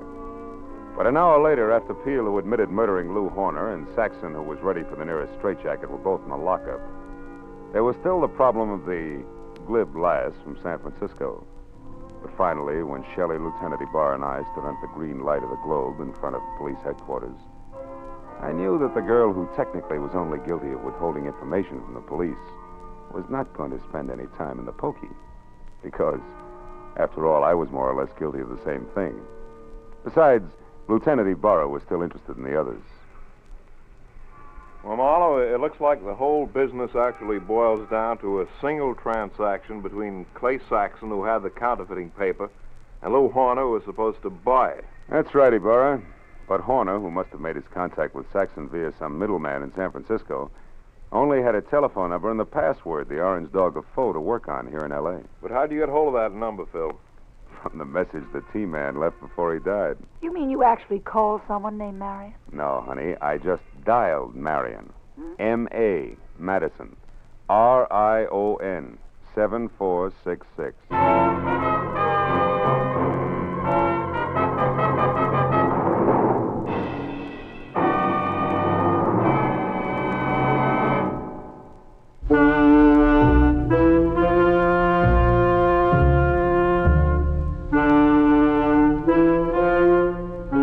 And that's Mystery Theater. Every week, we'll reach into the dusty file, brush it off, and present a still, up-to-date replica of a whodunit of yesterday.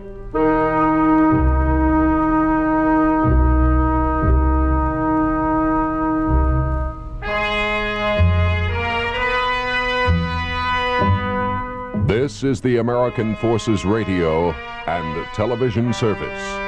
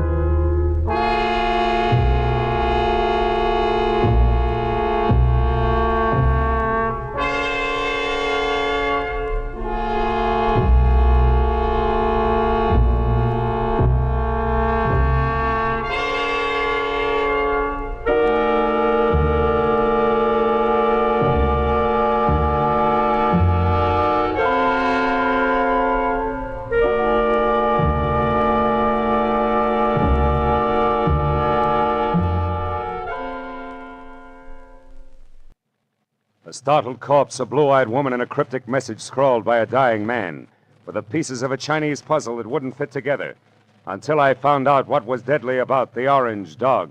From the pen of Raymond Chandler, outstanding author of crime fiction, comes his most famous character as CBS presents The Adventures of Philip Marlowe.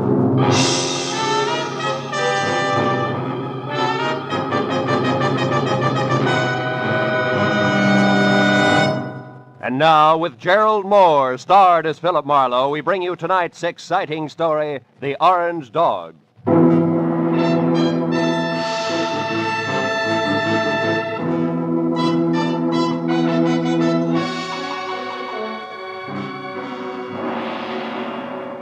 By 6 in the evening of a very slow day, I'd resigned myself to the business of no business.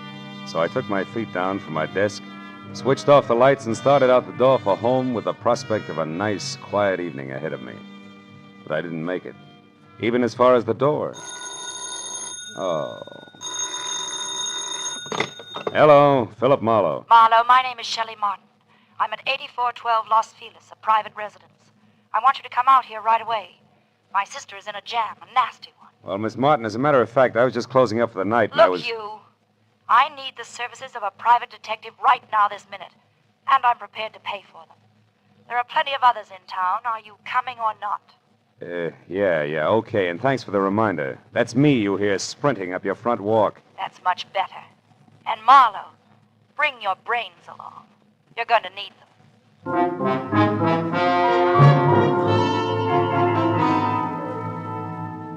And that was the end of my quiet evening. But I just couldn't resist those government engravings of Mr. Lincoln. So I drove down to Weston, turned off on Los Feliz, and found the number 8412. The yard was an overgrown tangle of perennial plants losing their battle with the weeds. It was like a girl in a strapless evening gown with her hair up in curlers. However, I could see a light through the Venetian blinds, and the doorbell worked with a resonant two-tone chime that caused the door to open just far enough to allow a pair of eyes so blue they were almost purple to peek out at me. Yes, what is it?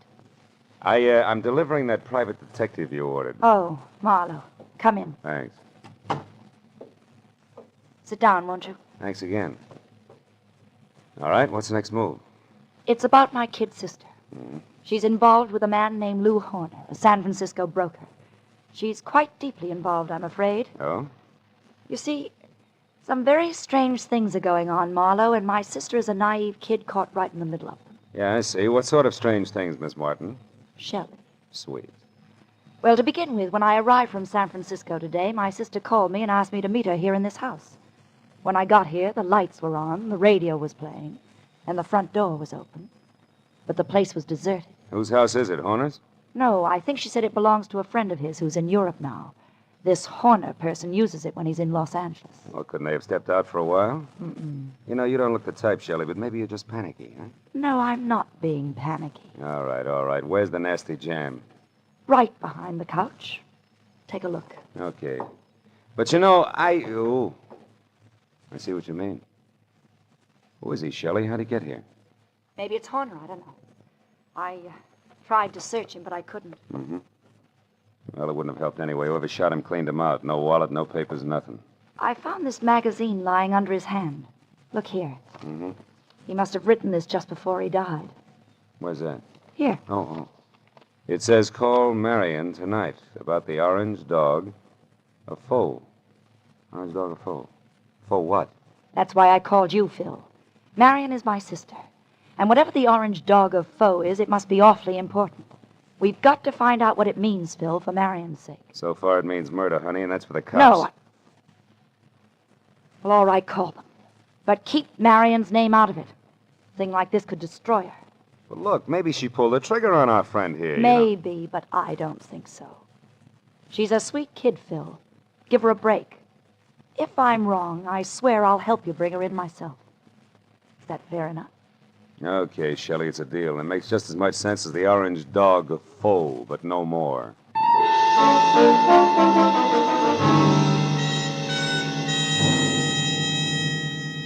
After I checked as far as I could on my client and sent her home, which was to the Villa 12 at the Wilshire Gardens Hotel, I ripped the General Squeegee tire ad with a message scribbled across it out of the magazine, folded it up and stuck it in my pocket.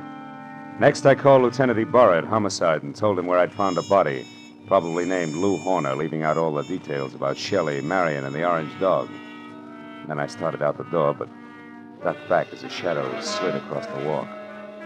I caught a glimpse of a large, ugly head of long, dirty hair set on a small, ugly body that was moving fast. By the time I got out on the walk, Longhair was already putting mileage on a green coupe with a broken tail light. It winked mockingly as it went out of sight. So I got in my car and headed for New Chinatown. It was the logical place to get some information regarding a Chinese dog. I saw a light filtering through a dingy window, illuminating the words James Tang, dealer in Oriental curios. Inside the musty shop, a little man, dressed in a black kimono, drifted forward, softly. Yes? I think perhaps you can help me, huh? I am honored. To be able to help will bring fragrance of plum blossoms to my nostrils, carpet of rose petals to my humble floor, and 1,000 blessings upon my head. Oh, that's very pretty. Tell me, what is the dog of foe? The dog of foe? Why this? This fantastic creature here is called the dog of foe. His fierce eyes and snarling mouth are to frighten away evil spirits from temples of Buddha. Why do you say called the dog of foe? Amateur collectors and auctioneers have named him that.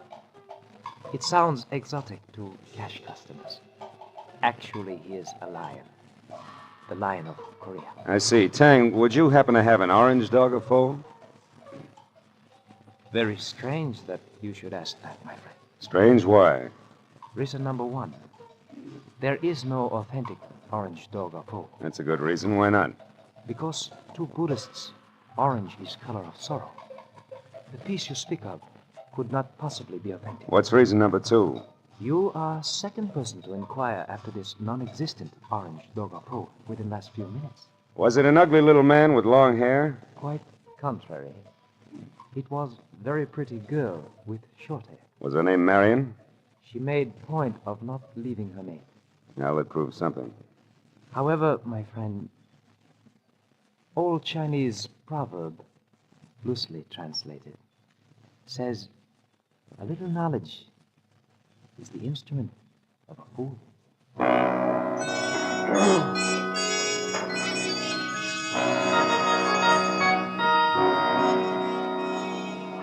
There were 9 other curio shops in the neighborhood, so I started making the rounds for the non-existent orange dog of foe and a girl who was interested in one. From the first 3 shops, I got a fast horse laugh in the fact that the girl was still ahead of me. The next 2 netted an insult apiece and a total blank on the dame. And from the 6th, called Saxon's, a glossy, well-ordered place on West 7th Street, the only effect was a coldly curious raised eyebrow.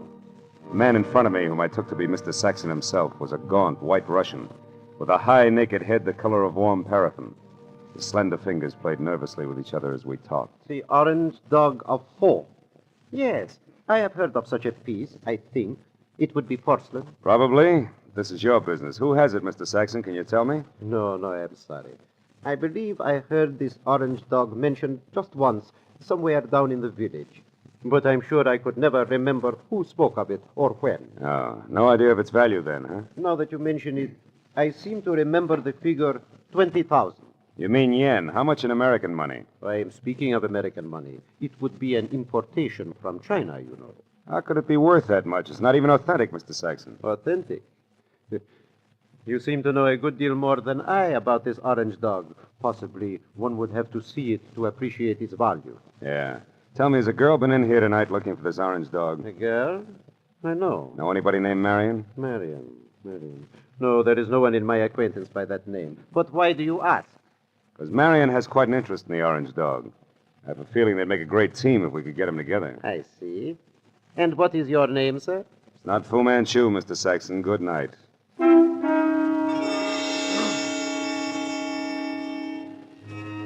Saxon's expression didn't change. I turned and walked out of the place, and then because, with both of us using double talk, the conversation was bound to deteriorate. At least I had found out that the orange dog of Foe existed and was going for a very high figure, especially for a phony. And it didn't take an abacus to figure out that Saxon knew more than he told me. Well, I started up the sidewalk to the next bric-a-brac emporium when I saw something parked on the side street, which brought me to a halt. It was that green coupe with the broken tail light. I went over to it, found it empty, and stuck my head inside to check the registration card for Longhair's real name. Yeah, it was a very foolish move because Longhair at that very moment prodded my kidney with the muzzle of a .38, and neither he nor the gun had a sense of humor. All right, Mr. Wise Guy, come on, walk. You and me are going up the alley here. What's the matter? Don't you feel at home in the light? Shut up. I don't like you much anyway, so you better ease off with the smart sayings. Okay, this'll do us far enough. Well, Mr. Wise Guy, did you find what you're looking for? You mean the orange dog, Shorty? The answer's no. The orange dog? So that's where the plates are. What plates? You're working for Horner. You don't know what plates. Look, chum, when you get your next haircut, have your brains dusted off. Nobody works for Horner anymore. Horner's dead. Dead? Since when?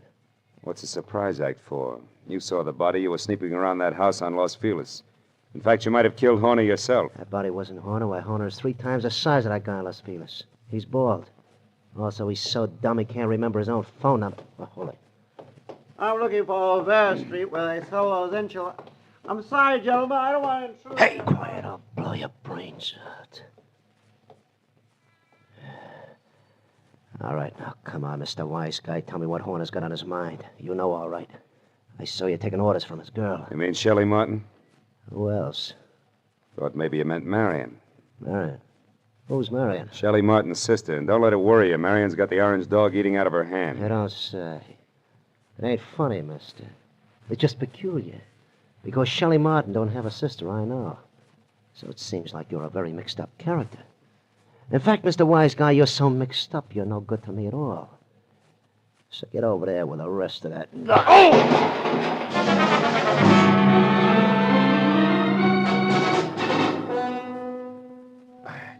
I took my time getting up. The dirty, long-haired little man was gone, and my head ached from the rap he'd given me with the pistol barrel. And I was disgusted with myself. Dry, dirty, disgusted like a drunk at sunrise because a nasty little jerk with an oversized head and a blue-eyed dynamo with auburn hair had me jumping through hoops like a trained ape. I stood in the alley and swore at myself until the futility of that routine dawned on me. Then I decided to go hunting. But I made one stop first at a telephone to at least get Ibarra off my conscience.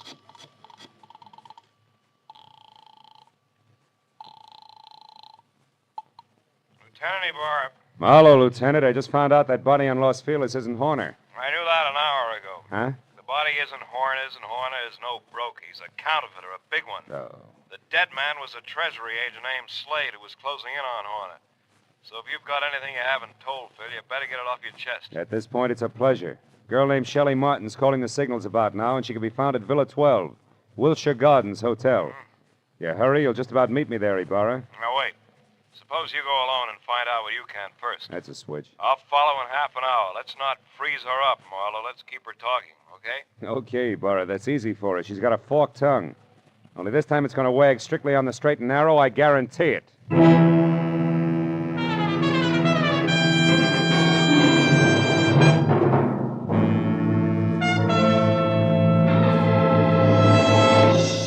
In just a moment, we will return to the second act of the adventures of Philip Marlowe. But first, it's no mystery that hunger and cold confront many families abroad this winter. CARE will help feed and clothe these needy people. CARE, the safe, sure, non-profit way to send supplies to Europe and Asia. A check to CARE for $10 will send a 21.5-pound, 41,000-calorie food package, or a baby food package, or a layette, or a baby blanket package, or material for clothing. CARE guarantees delivery. You get a signed receipt that your package has reached its destination. Write your check tonight. Mail it first thing in the morning to CARE, C-A-R-E, 50 Broad Street, New York City. And now, with our star, Gerald Moore, we return to the second act of Philip Marlowe and tonight's story, The Orange Dog.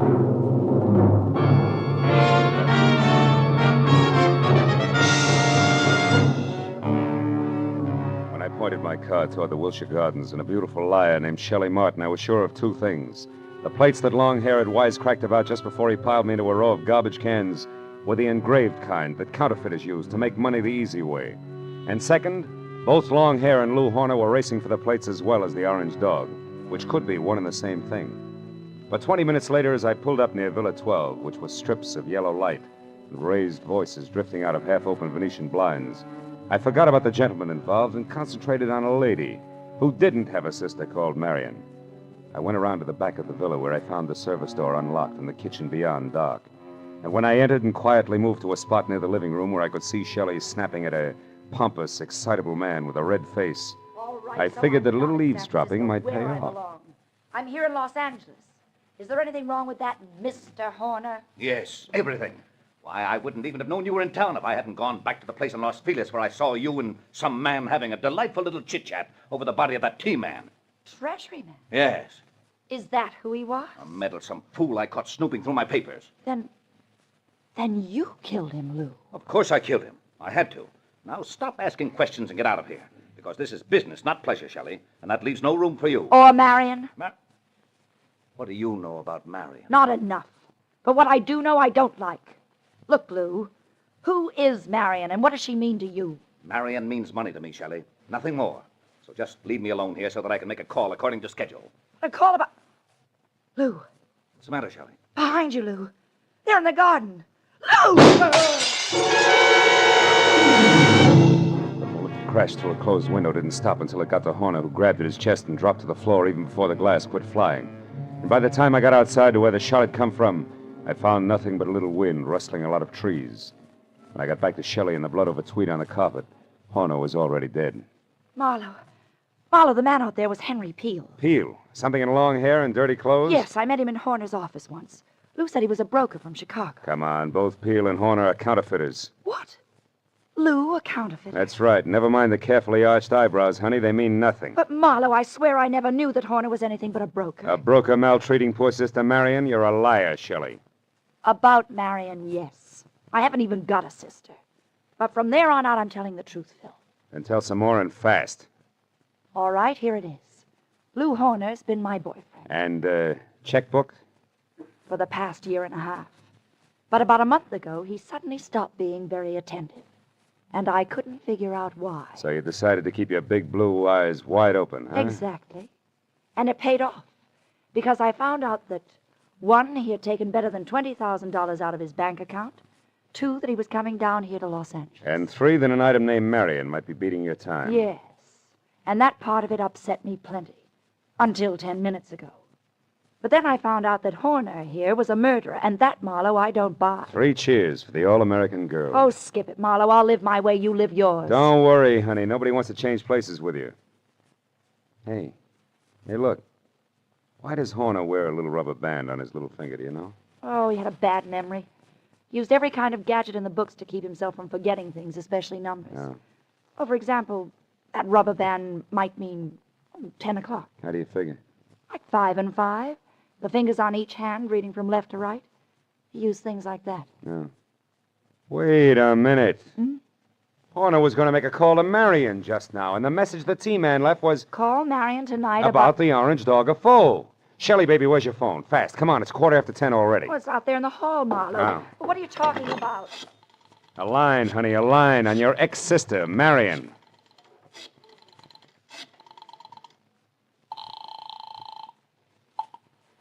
This is Mr. Saxon. Ah.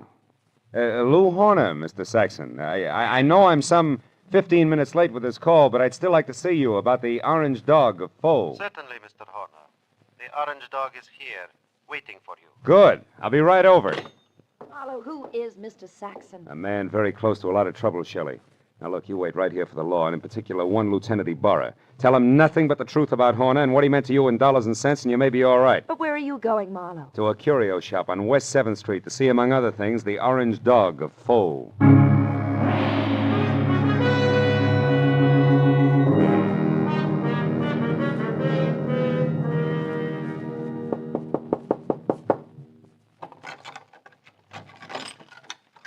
You are the Mr. Horner who called? Yeah. Also the one who was here this afternoon, you remember? Oh, yeah. Well, I'm sorry I didn't call you at 10, Mr. Saxon, according to schedule. I hope it hasn't inconvenienced you. No, that's quite all right, Mr. Horner. One moment, sir. What's the matter? Is anything wrong tonight? Seem on edge, Mr. Saxon. I am. So please, Mr. Horner, don't make a single stupid move. What? Wait a minute. Why the gun, Mr. Saxon? I promised not to bite the orange dog. You won't even touch the orange dog. Now, who are you? Oh, we've been all through that. I'm Horner, Saxon. Lou Horner of San Francisco. No, you're not. Horner would have had no reason to wander around curio shops as you did this afternoon, asking any and everybody about the orange dog. Now, once more, who are you, and where is the real Lou Horner? All right, we'll take them in that order. I'm a private detective named Philip Marlowe, and Lou Horner's a corpse. But also, I'm a good friend of yours, Saxon, because I'm going to give you a little bit of advice for free. Call it quits, Buster. You're licked. What are you talking about, Marlowe? A T for Treasury man named Slade. Before he died, Saxon, he talked. I see. Yeah, and believe me, he said enough to put you away till orange dogs are as popular as lifesavers. What do you say, Saxon? Do we play it smart? Very well, Marlowe. We will play it smart. My kind of smart. Now, turn around and walk through that curtain there. I want to show you something. Orange dog, maybe? Yes. The orange dog of foe. I want you to see it for yourself before you die. Saxon said die like it already happened. And after he relieved me of the comforting bulge of the gun in my pocket and marched me to a large, windowless room that was a little darker than the lining of an 8-ball, he told me to stand very still. Then he turned on a single lamp that rested on a large, scarred table, and next to it an ordinary shipping crate and cushioned on all sides by white wrapping paper. I finally saw the orange dog of foe. It was a porcelain lion, pop-eyed and majestic in a crazy way. And also it was colored orange, bright and clear. But now that I'd seen it, I knew that the next move was Saxon's. I turned to face him. It was then that I noticed the black curtain behind him moved slightly, and Longhair quietly stepped into the room. This Mr. Saxon did not know about. Well, Marlowe, now that you have seen the orange dog for your first and last time, what do you think of it? He thinks it's just Jim Dandy, mister. Now drop your gun before I blow the top of your head off. Go on, drop it. It's better. Now sit down there and stay put. You, Marlowe, get across the room. Okay. Thanks for showing up, Peel, before Saxon here ran out of small jokes. Don't kid yourself, Marlowe. I didn't just show up. I've been right behind you all the way. That's how I work. So what do you want, Peel? A couple of very fine engraved plates that I've been after for 6 months now. Plates which could be in the orange dog of foe? No place else but. Or did you think that maybe the late Mr. Horner wanted as an ornament? But that's all it is. There are no plates in the orange dog. It is only a collector's item. And you're a liar, Saxon. And I know the best way to prove that. Marlowe, pick that thing up and toss it against the wall. No, don't. I tell you, there's nothing in it. Toss it, Marlowe. Go on. Okay, Peel. Now we'll see who's right about the plates being here. Nothing, huh, Peel? No. Nothing. All right, Saxon, get up. I want to know what the plates are, so I'm going to count to 3. That's how long you have to live if you don't tell me. No. Peel, believe me, there are no plates. What? So. Hold it, Peel. Wait. Here are the plates. Here. In this jeweled box. Look, right here, under your nose. Is he out, Marlowe? Yeah, he's out, all right. He took the light with him, too. Is there another lamp in here? No, there isn't. Nor is there another gun. Why, you stinking little... Wait a minute, those sirens, Saxon, they're heading this way. Police? Yeah, the police. Looks like sooner or later everybody gets together in the back room at Saxon's, But not everybody stays here, so I'll take this wrapping paper and leave now. Wrapping paper? The stuff that was around the orange dog? Yes, a sample of the best grade of counterfeiting paper made, Marlowe. And that's what Horner was supposed to buy, not plates. Those he got a month ago. Still makes you a crook, Saxon, and one who'll never get past the front door. Oh, no, we'll see about that. Marlowe! Keep shooting, Saxon, in the dark. You got 4 shots left. You filthy maggot! Only one now, Saxon. That's number 6. You're through, Saxon.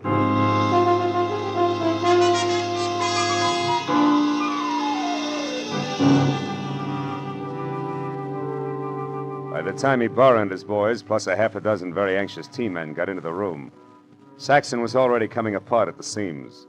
And after a half hour of steady questioning, he split wide open and led us all to a basement hideout where the team men went wild over a few thousand sheets of A1 counterfeiting paper. But an hour later, after Peel, who admitted murdering Lou Horner, and Saxon, who was ready for the nearest straitjacket, were both in the lockup, there was still the problem of the glib lass from San Francisco. Finally, when Shelley, Lieutenant Ibarra, and I stood under the green light of the globe in front of police headquarters, I knew that the girl who technically was only guilty of withholding information from the police was not going to spend any time in the pokey. Because, after all, I was more or less guilty of the same thing. Besides, Lieutenant Ibarra was still interested in the others. Well, Marlowe, it looks like the whole business actually boils down to a single transaction between Clay Saxon, who had the counterfeiting paper, and Lou Horner, who was supposed to buy it. That's right, Ibarra. But Horner, who must have made his contact with Saxon via some middleman in San Francisco, only had a telephone number and the password, the Orange Dog of Foe, to work on here in L.A. But how'd you get hold of that number, Phil? From the message the T-Man left before he died. You mean you actually called someone named Marion? No, honey, I just dialed Marion.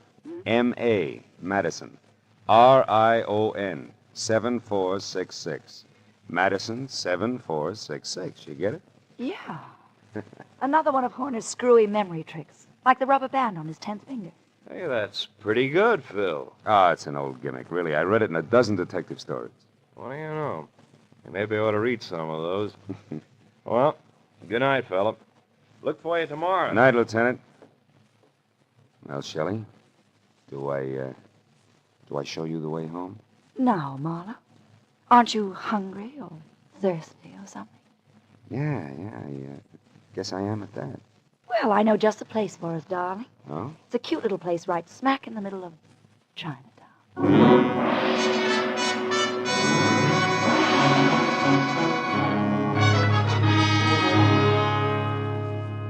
Well, we got through a small Chinese dinner without seeing or hearing from a single orange dog. And when it came time to leave, I was thinking that Shelley wasn't really too bad a kid at that. So when she left the table to powder her nose, I started to make plans. But when she got back, I forgot about them because in the meantime, she'd run into an old friend. Yeah, a rich old friend who was all alone in the big city. I said I didn't mind taking a rain check when she explained that he was from Kansas City and a broker at that. He certainly was overweight. Too much steak and potatoes. Steak and potatoes. Wonder if Lindy's is still open.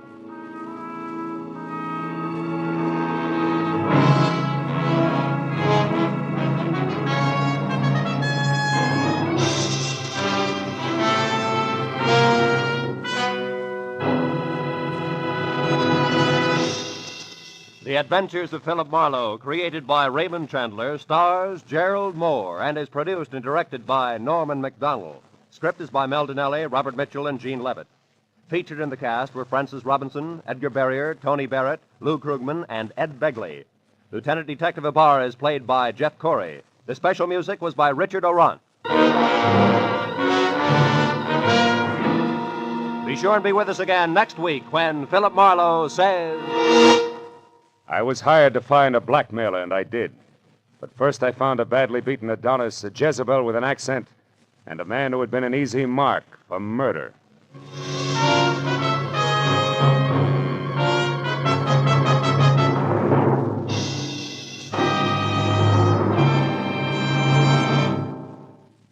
"90 minutes of unsurpassed comedy comes to you every Sunday night when CBS brings you The Spike Jones Show, The Jack Benny Show, and Amos and Andy in succession.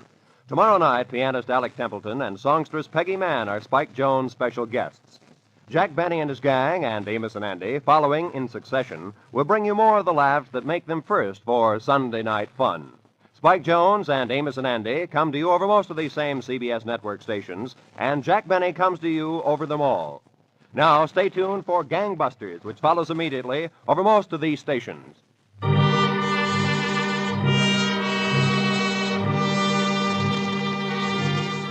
This is Roy Rowan speaking for CBS, the Columbia Broadcasting System.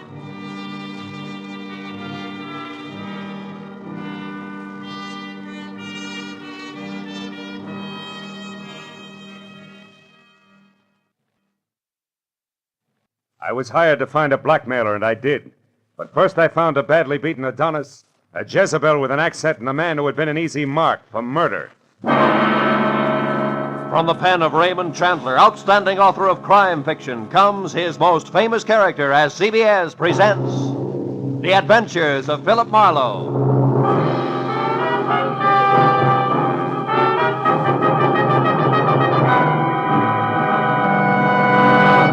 And now, with Gerald Moore starred as Philip Marlowe, we bring you tonight's exciting story, The Easy Mark.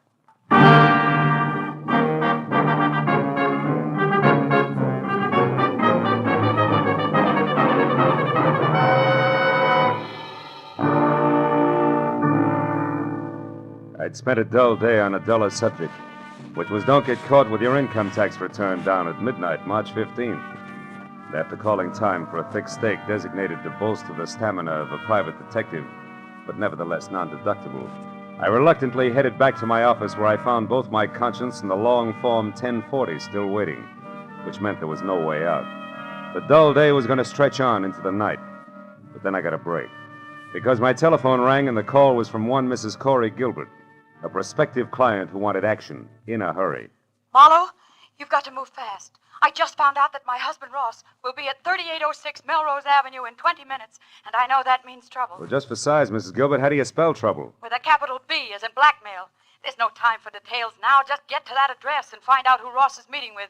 Only hurry, Marlowe, please. Well, hurry after what, Mrs. Gilbert? I've never met your husband, remember? Oh, yes. Well, he's tall, dark eyes, dark hair, very handsome. And the blackmailer, short, stocky, and repulsive, I suppose. I've never seen the blackmailer. All right, Mrs. Gilbert, where can I reach you?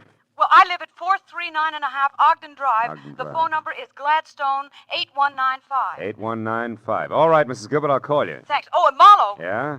Hurry, will you? You see, I love my husband.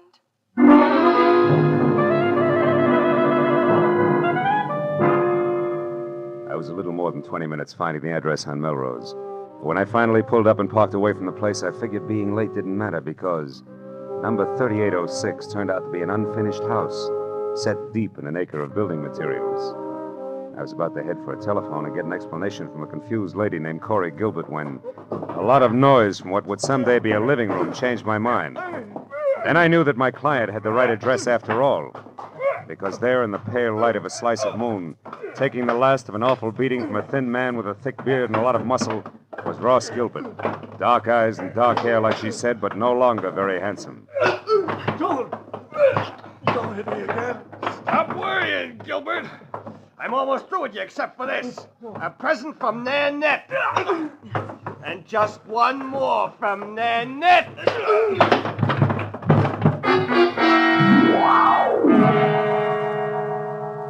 That last punch stacked Ross Gilbert onto a pile of rough lumber like he was another 1x12. And as he slowly scraped to the floor unconscious, thick beard dusted himself off lightly, jerked at his tie, and stepped out of the opening reserved for a future front door. I started over to help Ross Gilbert, but then I remembered that my client wanted to know who her husband was meeting and why, not how hard or fast he could swing. So I decided for the time being to play it quiet. When Thickbeard got into his car, I got into mine.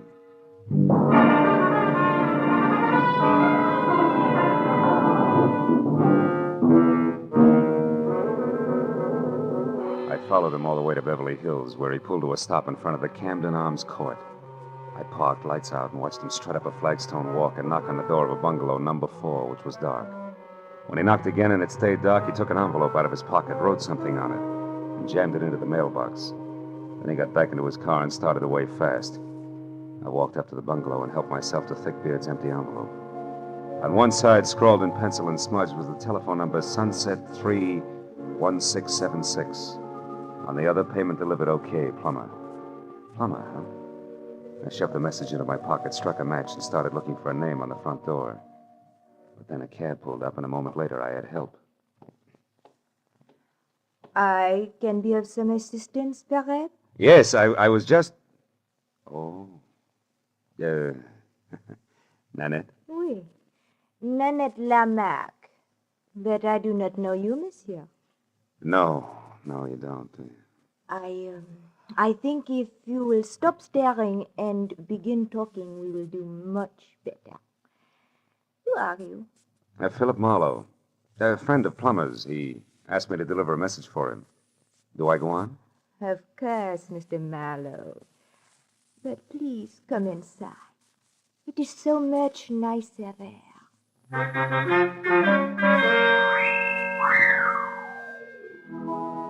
Nanette was so right about it being nicer inside. There were lights. And that made it easier to see that the lady with the thick French accent and the gorgeous waistline was something that could have mustered her own foreign legion. She was narrow green eyes and open red lips, topped by a lot of close-cropped, soft brown curls that kept running into each other. And for a dress, she was wearing about a quarter of a mile of draped chiffon that, in the right places, fitted a little closer than her own skin. When I told her what I claimed had been a message from Plummer himself, she purred her thanks and started to mix me a drink. When I brought up the subject of blackmail, she stopped abruptly, spilling a bottle of perfectly good Kentucky Tavern all over the table. Blackmail? What do you mean, Marlowe? Extortion, honey. The malpractice of getting a lot for knowing a little that's not nice. You're swinging wild now, mon cher. Maybe. But if it doesn't bother you, I'll stay right with it. Because I'd like to know why you and Plummer, who have such an easy mark, insist on throwing rocks. What easy mark are you talking about? A tall, dark, and used to be handsome guy named Ross Gilbert. Ross? Soda, Marlowe? Yeah. But don't make it too sweet, honey. I can't take it that way. Nanette will be very careful not to make it too sweet. There. Tell me, mon cher, when did you last see Plummer? Before tonight, I mean.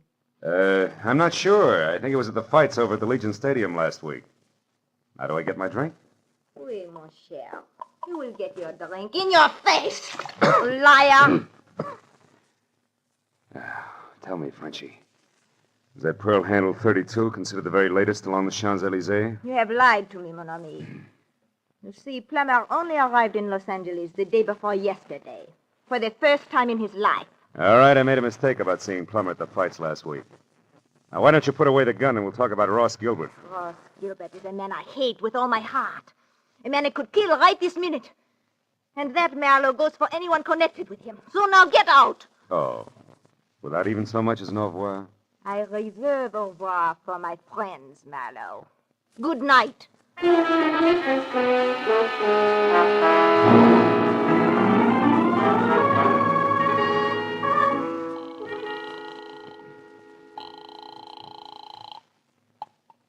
Hello? Marlowe, Mrs. Gilbert, is Ross all right? Ross isn't here, Marlowe. What happened to him? He ran into an ugly beating at that address on Melrose. Something nasty from out of town named Plummer is responsible. Ever hear of him and/or an imported Jezebel called Nanette Lamarck? No, I haven't. But what about Ross? What's wrong with him? Nothing that a pound of beefsteak and enough liniment can't cure. But before we worry about Ross, Mrs. Gilbert, one more thing. It's a phone number I found on the back of an envelope that belonged to Plummer. Number is Sunset 31676. What? Somebody you know? Yes, someone I know very well. It's the telephone number of my ex-husband, Emery Marsh. Emery Marsh, huh? Fancy dress designer on Wilshire? That's right. But what's he got to do with all this? Emery only met Ross once in Mexico, a party at Ensenada. Yeah, well, look, Mrs. Gilbert, why don't we postpone collecting Ross until I find out a little more? Where does your ex-husband Marsh live? In Santa Monica. But there's a good chance that he's still at his place on Wilshire. He does most of his work at night. Well, then Wilshire Boulevard's my next stop. I'll try to make it a quick one. Goodbye.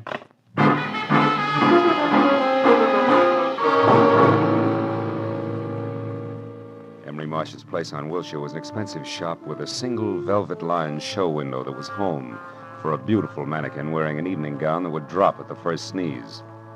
And after I spent 5 minutes thumping on a plush, leather-upholstered portal, a light finally clicked on someplace inside. And a moment later, Emery Marsh opened the door. He was tall, 45, sandy-haired, and looked less like a dress designer than I did. So after following his tweet back into an inner sanctum that was combed plywood behind Chinese modern furniture, I decided to play it almost straight. Now, Mr. Marlowe, what can I do for you? Well, it's a little too early to tell. I'm a private detective, Mr. Marsh, and I'm working for your ex-wife, Corey Gilbert. Corey? Mm-hmm. Is she in trouble, Mr. Marlowe? No, we're close to it.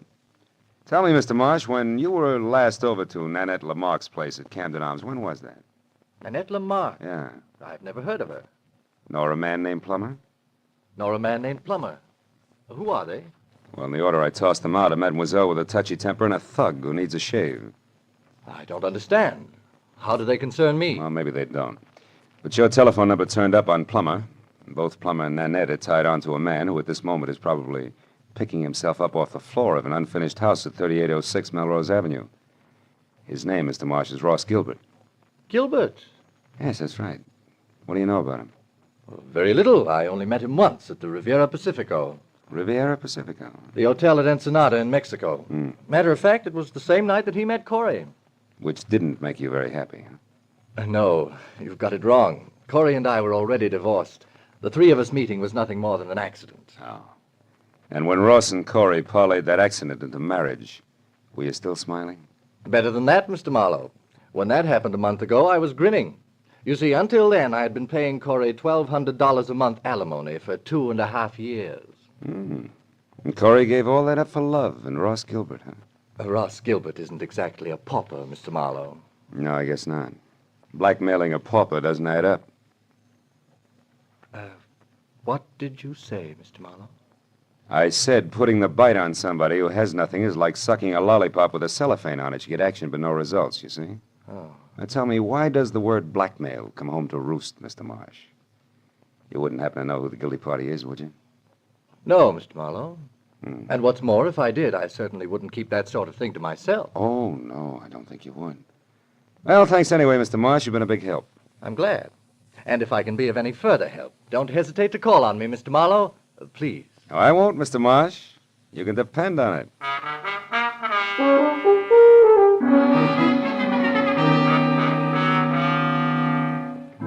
All the way from Wilshire Boulevard to Mrs. Gilbert's place on Ogden Drive, I kept wondering who wanted how much out of Ross Gilbert and why. About 20 minutes later, when I pulled up in front of the house, I started concentrating on my client, who had to be the woman standing next to a green coupe in the driveway and waiting in double time.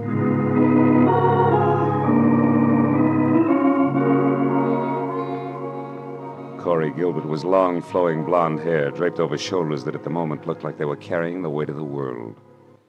But she was prettier worried than most women who always keep it gay. Mr. Marlowe? Yeah, Mrs. Gilbert? Yes. Your husband shown up yet? No. Marlowe, what do you suppose Take has it happened? easy. Maybe we better have another look at 3806 Melrose Avenue, huh? Whatever you say. Shall I drive? If you've got a license. Yes, Mr. Marlowe. I've got a license. Well, okay, let's go.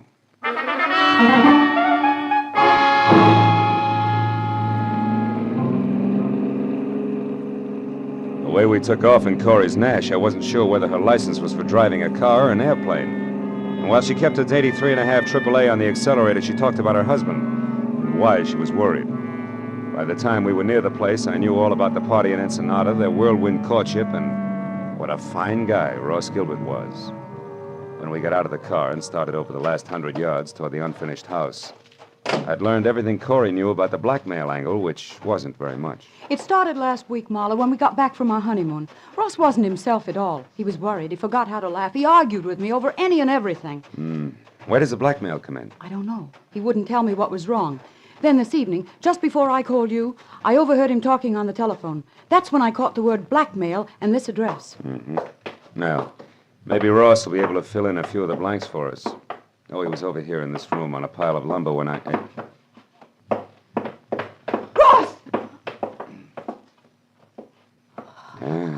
Plumber must have done a lot more damage than I figured. Ross! Ross! Take it easy, baby.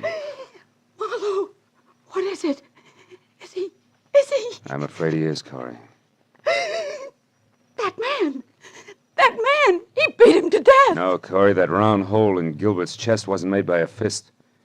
From where I stand, it looks like a .32 caliber bullet.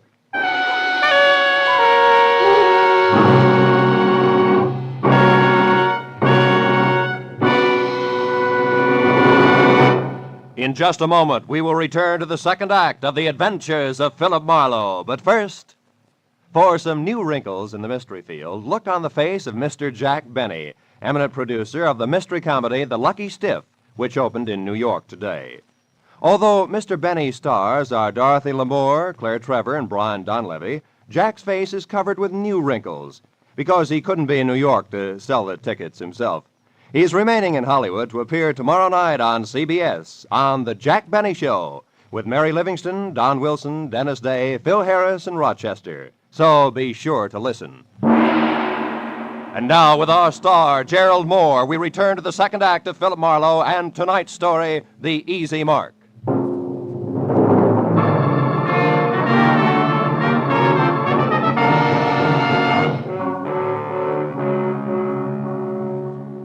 Corey Gilbert's face went sickly white, and her mouth twisted on the brink of hysteria as she stared at the dead man.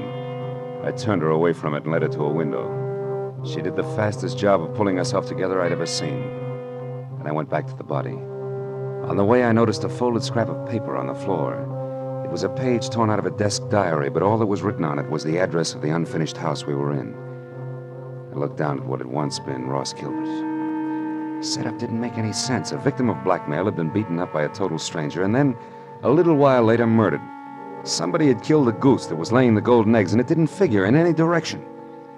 Well, I just about decided to go through his pockets when a sound from Corey changed my mind. Marlowe, come here, quick. What is it, Corey? There's someone out there. I saw a shadow move. Get away from the window. Marlowe, there, running. Why, it's a woman. Yeah. And quite a woman. What do you know? She's crossing the street now. Who is it, Marlowe? Who is she? Character as French as Milani's 1890. Only she's more like nitric acid than salad dressing, Corey. Her name is Nanette Lamarck. She's getting in that car. Aren't you going to stop her? No. I've got a line on Miss Lamarck. I can find her. But she was hiding here. She could be the one who shot Ross, couldn't she? Easily. In fact, right now, she's the odds-on favorite. But she's also cagey, and we'll have better luck if we get her on home ground where she'll talk. Besides, there's a big chunk of this business that doesn't follow. What do you mean? Well, look, the murder came out in reverse. Ross was paying off. So he should have been the killer instead of the corpse. Which means there's more than blackmail involved. I don't know what you're talking about. All I know is he's dead, and that woman killed him. Maybe. Come on, Corey, let's get out of here. Where are we going? Well, first you take me back to my car, and then I got a job for you to do. What kind of a job? Well, I found this page ripped out of a desk diary, probably Ross's. I want you to go through all his things and find that diary for me. There might be something else in it that'll give us a connection. All right. Where are you going? I'm going to pay a call on Nanette. Only this time I'm bringing my own welcome mat. I think I'll need it.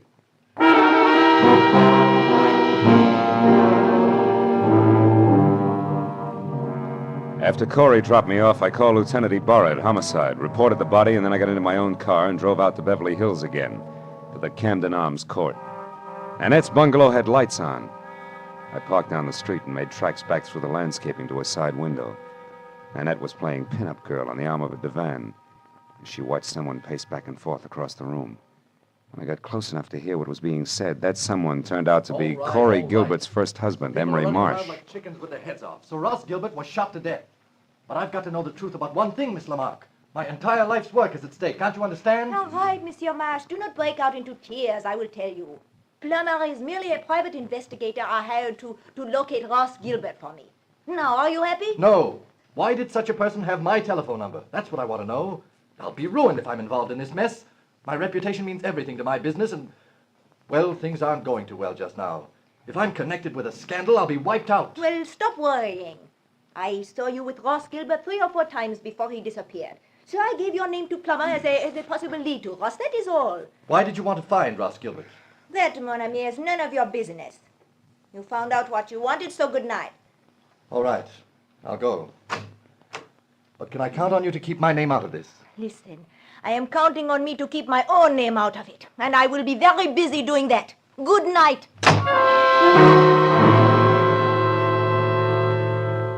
I plastered myself up against the side of the house and watched Emery Marsh leave. He looked anything but happy over the result of his interview with Nanette, but I figured I had the benefit of experience to work with and less to lose than he had. So I waited until he was out of sight, and then I stepped up to the door, braced myself, and tried my luck. You again. Yeah, and I want to talk to you. Get your foot out of my door. Oh, get out of here. Get out. Not until we've had a nice, quiet chat, Nanette, and I think we'll take up where Emery Marsh left off. What? Look, just who exactly are you, Marlowe? Your boy Plummer and I are distant fraternity brothers, but there the similarity ends. Just another chief private detective. Ooh! Okay, baby, if that tough stuff's the only language you understand, we'll talk that. Don't stop it. Leave me alone. Now get over there. Sit down. Oh, you ape. I'd be nice to me if I were you, Nanette. Because I just love to see a rope around that lovely neck of yours. And what's more, I can almost put one there. You're in a mess right up to your accent. So start making answers beautiful and keep them straight. First, why did you put Plummer on Ross Gilbert's trail? Because he double-crossed me, that is why. Double-crossed you how? He ran away from me. He was mine, all bought and paid for, you understand? Not exactly. When I met him, he was flat broke. I bought him every decent stitch of clothes that he had. Gave him everything he needed to be a gentleman because we were going to be married. And then he ran out on me and took everything with him that he could lay his hands on. Go on. Nobody does that to Nanette Lamarck. Nobody. So you hired that licensed thug Plummer to find him and beat him half to death, right? Exactly. Well, go ahead, baby. The story doesn't end there. Tell me the rest, the good part. About how you waited until Plummer got through with him, and then you went down to that unfinished blueprint out of House and Gardens and killed him. No, that is not true. I did not do that. Why, I could not. It's no bigger lie than the rest of it. Where's that pearl handle 32 of yours, Nanette? And don't reach for it. Just tell me. What do you want with I want to see if it's been fired. Now, where is it? Call it, Jack. Oh, fine. Plummer. Miss Lamarck might not like for you to see her gun. Oh, I thought you would never get here. Who's this character, Miss Lamarck? Another private detective. Marlowe by name. No kidding. Well, we got a lot in common, haven't we, Jack? Yes. We've each got 2 arms and 2 legs. And the name is Phil. Oh, that's the way it is, huh?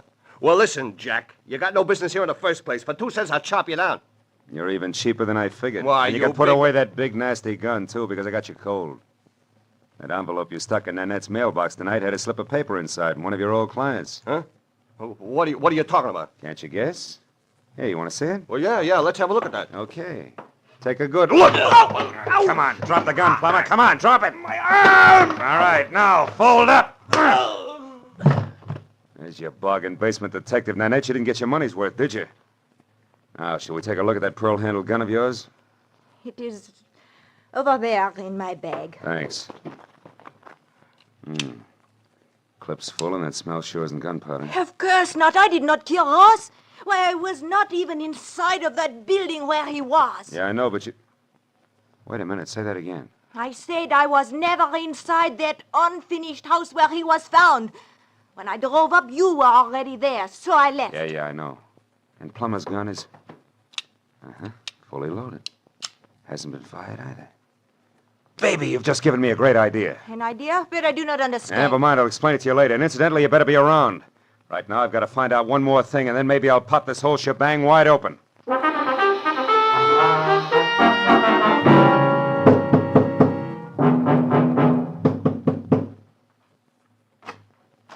Mr. Marlowe. Good evening, Mr. Marsh. Lucky to find you still working, huh? Late hours are a habit with me these days. Come in. Thanks. Mr. Marsh, I've come back for that help you offered me earlier this evening. I see. Well, the offer's still good. Fine. I think your ex-wife, Corey, is lying to me. She claims you didn't know Ross Gilbert, that you only met him once at that party in Ensenada, but you did know him, didn't you? Why, yes. As a matter of fact, I did get acquainted with Ross slightly. We had dinner together a few times. Uh-huh.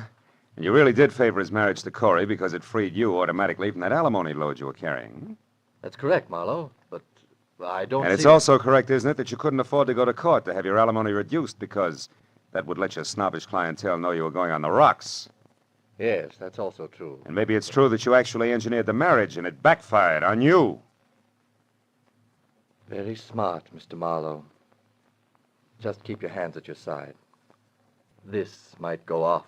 Yes. Well, I expected a reaction, but not quite so soon. Too bad. I'll trouble you for your gun, now that you've got it all figured out. Yes, Marlowe, I engineered that marriage. Corey was attracted to Gilbert, but he was broke. I knew that would scare Corey off if she found out. So you and Corey made a deal, particularly with Ross. He wanted to marry Corey. You supplied the cash for his courtship, right? Yes, only he wouldn't stop there. He kept demanding more. Sure, that figured from the start. Ross wasn't being blackmailed. He was the blackmailer himself, and that made you worse off than before, so you killed him. You're so right, Mr. Marlowe. And remember, the price for 2 murders is the same as for 1. So you've really left me no alternative. I'll give you an alternative, Emery. Corey! One thing you didn't count on. I really loved Ross Gilbert.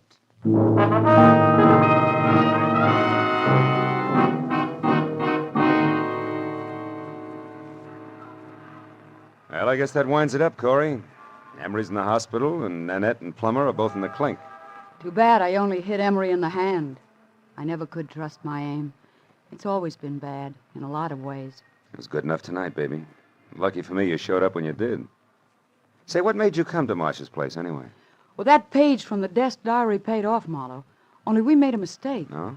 It didn't come from Ross's diary. It came from Emery's. I finally remembered his handwriting. Mm-hmm. Now, you tell me something, Marlowe. Yeah? How did you know Emery was guilty? Oh. Well, he made the oldest slip in the book. When he was talking to Nanette, I overheard him say that Ross had been shot. Emery had no way of knowing that Gilbert was dead or how he'd been killed unless Nanette told him. And for a while, I thought she had, but then I found out that she couldn't have because she'd never been inside the house where we found Ross. So it had to be Emery. Sure. I see. Well, Marlowe, what does a gal say at the end of a night like this? Thanks or something? Just thanks will be enough. I gotta do my income tax. Can I give you a lift? No, I'll walk a while. I've got some thinking to do about marksmanship. But call me sometime later on, will you? Just to see if I'm shooting in the right direction. You can count on it, Corey. Thanks. Good night, Phil.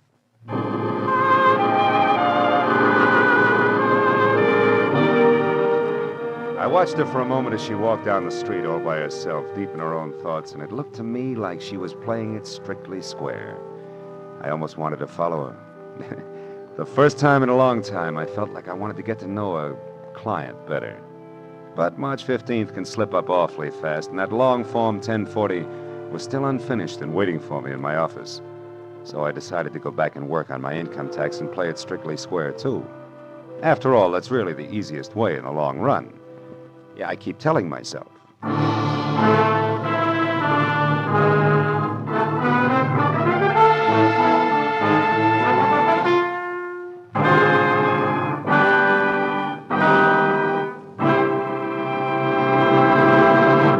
The Adventures of Philip Marlowe, created by Raymond Chandler, stars Gerald Moore, and is produced by Norman MacDonald. The script by Mel Donnelly, Robert Mitchell, and Gene Levitt was directed by Ralph Rose. Featured in the cast were Sylvia Sims, Laurette Philbrandt, Ken Harvey, and Paul Duboff. The special music was by Richard O'Runt. Be sure and be with us again next week when Philip Marlowe says... There was a man with a bad heart, a telephone number scribbled on a cash register receipt, and a corpse on the other side of town. But I couldn't see the connection between them until I realized they were all tied together by the same long rope, worth $30,000.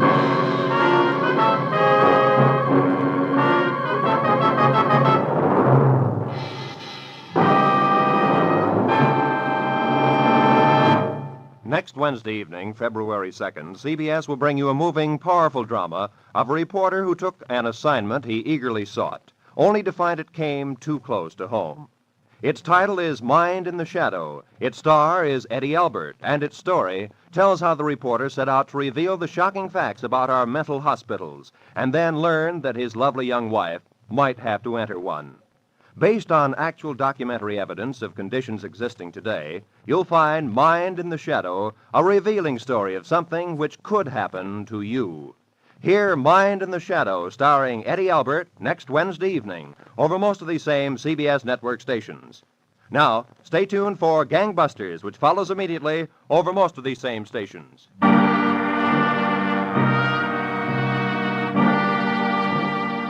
This is Roy Rowan speaking for CBS, Jack Benny's new address, Sunday night on CBS, the Columbia Broadcasting System.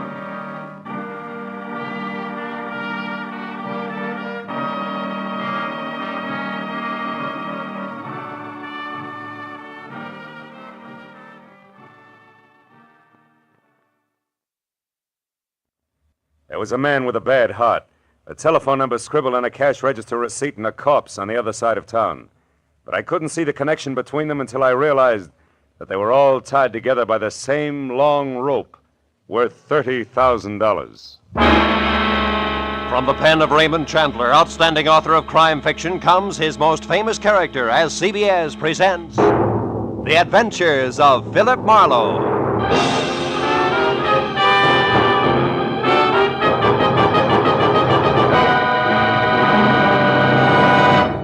And now, with Gerald Moore, starred as Philip Marlowe, we bring you tonight's exciting story, The Long Rope.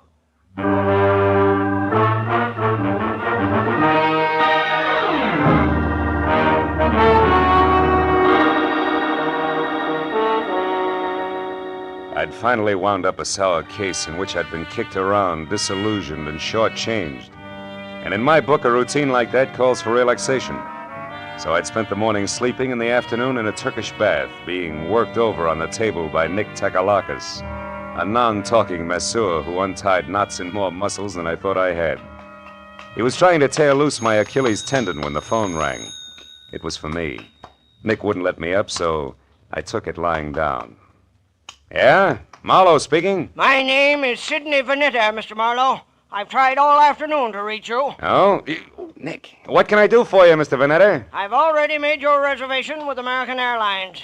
You're leaving on the 10 o'clock plane tonight, and you're taking with you a set of pearls for a certain buyer in Chicago. Now, wait a minute, Mr. Vanetta. Maybe I can... No, maybe, Marlowe. I've checked thoroughly on you and find you entirely qualified, which is important because the pearls are a perfectly matched set in a rope valued at about $30,000.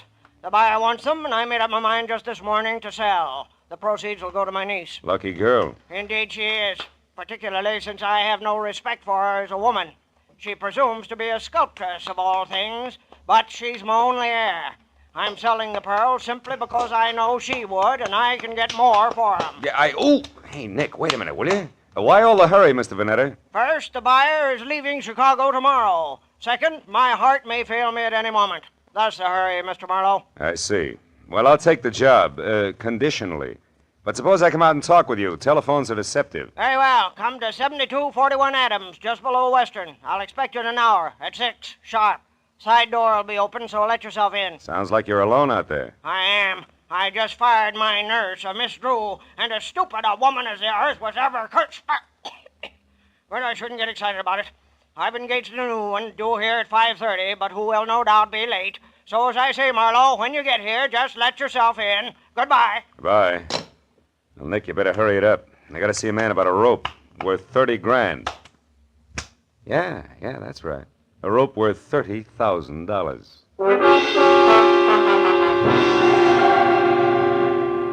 Vanetta's place on Adams was a big, fancy, and dirty gray place. 40 years ago, it had been a proud, expensive house. But now it squatted at the back end of a rundown yard like a bitter old man too tired to move. I found the side door unlocked and went in. The hallway was dusky and had the odor of moldy wool. I called Vanetta's name but got no answer. So I poked on in until I heard the snapping of an open fire. It came from the library. A big chair was drawn up in front of the fireplace, and there Vanetta sat, his chin sunk deep in his chest and his eyes closed.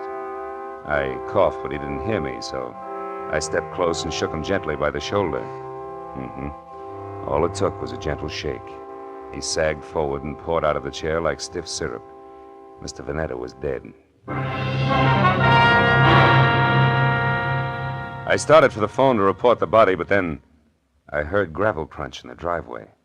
Someone else was coming in that side door, so I stepped out into the hall and waited. Mr. Vanetta, it's... Oh. Who are you? Philip Marlowe, who are you? Steve Temple. I'm Mr. Vanetta's business agent. Here on business now? Yes, I am. It's all the same to you. I came to see Mr. Vanetta regarding some pearls. So if you'll excuse... Oh. Yeah, the pearls can wait. Their owner's dead. So it finally happened, huh? You're taking the news very well, Temple. I've been expecting it every day for 5 years. You found him, I suppose? We had an appointment at 6. He wanted me to fly his pearls to Chicago. What are you staring at, Temple? Why, this bottle of medicine here. What about it? Well, for years, he's kept this stuff beside him in case of an attack. Yet, when he actually needed it, it was over here on the sideboard out of his reach. Ironic, isn't it? Very. He fired Miss Drew, his old nurse, today, and didn't expect the new one until 5:30. Say, do you happen to know her name? No one. You mean he's engaged a new nurse? That's right. She's an hour late already. Yeah. Well, for once, that doesn't matter to Mr. Vanetta. Say, Temple, are you acquainted with his niece? Vivian Russell? Of course. She's a sculptress. There's a studio out on Fountain, near Bronson, I believe. She was to get the proceeds from the pearls. Well, I assumed that, although nothing was ever said. She's his only heir. Where would those pearls be now? I kept them in a wall safe behind that picture there. Consistently against my advice. Yeah, sure.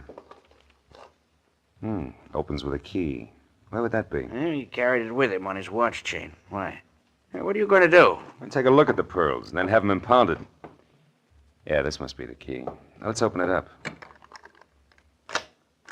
It's there, that velvet case. As big as an overnight bag. Must be some string of beads. It is, Marlowe. Here, let me open it. There. Right. It's nothing but tissue paper. Yeah. It's not too surprising. While Temple called the police and tried to keep the details straight on a natural death and an unnatural theft, I went over the room again with a new viewpoint. All that turned up without an easy explanation was one, a cash register receipt for $1.34 with the phone number Republic 2809 penciled on the back. And two, the peculiar position of Mr. Vanetta's medicine bottle, which Temple had already noticed. I dropped the receipt in my pocket and told Temple to wait for the law. He gave me his home address and phone number, and I promised to check in with him later and left. The first stop was a phone booth where I dug into the nurses' registries and hit pay dirt on the fourth call. Miss Drew? Yes, we have a Miss Drew. Is she the one who worked for Mr. Sidney Vanetta but was fired this afternoon? That's his opinion. Actually, Miss Drew quit. All right, have it your way. Where can I get in touch with her? She's right here where she's been since 3 o'clock this afternoon. What is the nature of your business, sir? Never mind. You've already answered my question. But look, Mr. Vanetta hired another nurse to replace Miss Drew. Is the new girl one of yours? Absolutely not. Mr. Vanetta will never get another nurse from this registry or from any other that I know of. You're so right. Impossible to please in any way, and we're through trying. Goodbye. Well, Miss Drew was in the clear, and Vanetta began to focus as a pretty odd Johnny. But I was still trying to figure why the new nurse hadn't shown up when I reached for a cigarette and brought out the cash register receipt with the phone number on the back. So I tried it. Republic 2809. It rang, but nothing happened. I got in my car then and drove up to Hollywood and out Fountain to Bronson, where the only Vanetta heir, Miss Vivian Russell, had a studio. It was a converted double garage with a lot of north windows, so her new close-to-the-ground Hudson sat outside in the driveway. The adjoining four-room apartment looked cozy enough, if you liked wading through chunks of marble and eating off of last week's newspaper. Yeah, I was braced for a dowdy Amazon with broken fingernails as I rang the bell.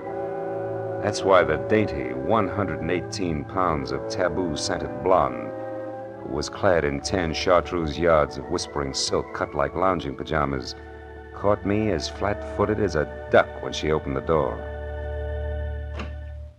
Hi. Did you want something? Yes. Yeah. My name is Marlowe. I'd like to speak to Miss Vivian Russell. You are. So go ahead and enjoy yourself, Marlowe. May I come inside? I have some bad news, Miss Russell. Oh, sure. Come on in. Now, shall I sit down or just hang on to something? Suit yourself. Your uncle, Mr. Vanetta, died this afternoon. Oh, his heart finally gave up, did it, huh? Yeah, but you shouldn't go all to pieces like that, Vivian. Now, wait. He meant nothing to me, but I'm glad his suffering is over. The pearls are missing, too. Well, really? What happened to them? They were stolen. And don't tell me that means nothing to you, because you're getting the money, $30,000 worth. What? Uncle Sidney intended to give me the money from those pearls? How do you know that? I'm a private detective. He told me he was my client. Oh, then you're out of a job. Say, how would you like to work for me, Marlowe? I'm serious. Now I want those pearls back, you know. Now, for $25 a day in expenses, it's a deal. Now, you tell me something. Who did your uncle hire today to replace Miss Drew? The nurse? Hmm. Why, I didn't even know Miss Drew had been fired. How did you know she didn't quit? With Uncle Sidney? Try me again. Republic 2809. That doesn't mean a thing. Hmm. You know, Marlowe, you've got an awfully good head. Are you speaking as a sculptress or just an ordinary chiseler? And what is that crack supposed to mean? You didn't know you were getting the money legally. You might have taken the pearls yourself. Oh, stop it, Marlowe. Okay, client. Well, I'll run along. I've got work to do. All right, but don't forget that all work and no play makes for a dull companion. Yes, and it also makes $25 a day. I'll be seeing you. All the way down Sunset Divine Street, I kept telling myself $1's a buck, regardless. But the idea that I'd been grabbed at stayed with me. Vivian Russell had plenty of motive as a dry land pearl diver, and if that's true, she'd need a patsy just to keep her abreast of the situation.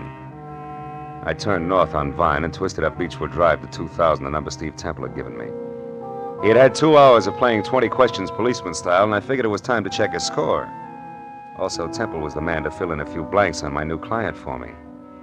His place was dark, but I got out anyway and started up the walk to his door. I'd gone about a dozen steps into a tunnel of overhanging shrubs when I heard it. Psst. Hey, you. I turned as a man stepped out onto the walk and came toward me slowly. He was tall, wiry, with a thin, arrogant face that sneered out from under an expansive forehead big enough for 3 sets of eyebrows. All shaggy. We're gonna have a talk, Mr. Hey, you're not Temple. Now we both know that. I'm a friend of his. What do you want with Temple? I've got a message for him, but it's personal. Who from? Like I say, it's personal, mister. I'll be back later. Come here. I said I'm a friend of Temple's. If you got a message for him, I'll see that he gets it. Well, okay, then. Tell him that some of his friends are too blasted nosy. Go! The guy with the forehead had a great left jab and a pair of hurdler's legs, and by the time I untangled myself from the brush and got out on the walk again, he was gone. Well, I knew it was a waste of time, but I tried Temple's doorbell twice before I went back to my car. Nothing made sense, except that somebody who knew his way around had stolen a long rope of pearls, and somewhere in the city was a nurse who hadn't shown up on a new job. Beyond that, it was all question marks. Well, I drove down to the filling station on the corner and went inside to the phone. I started to call police headquarters, but instead dropped the nickel in and dialed Republic 2809 again, just on a hunch.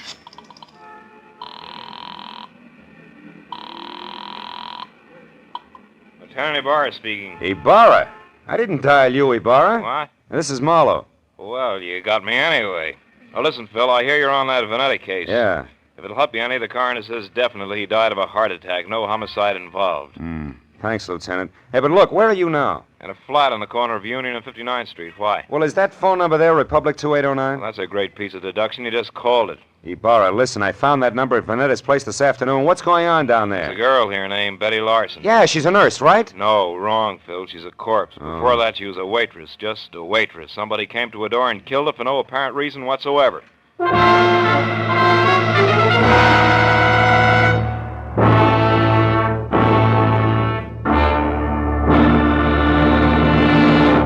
In just a moment, we will return to the second act of The Adventures of Philip Marlowe. But first, Jack Benny will be along on CBS tomorrow night with one of his funniest shows ever. In addition to his regular hecklers, Dennis, Don, Phil, Mary, and Rochester, Claudette Colbert and Vincent Price will pay a call on Jack. And with Don Wilson still wanting a raise in pay, and with Jack still trying to starve him into talking terms, you're sure to find the situations full of the hilarity and fast-moving fun that have made CBS's Jack Benny Show the top-rating comedy of all. Yes, remember, CBS also means Catch Benny Sundays. Now, with our star, Gerald Moore, we return to the second act of Philip Marlowe and tonight's story, The Long Rope.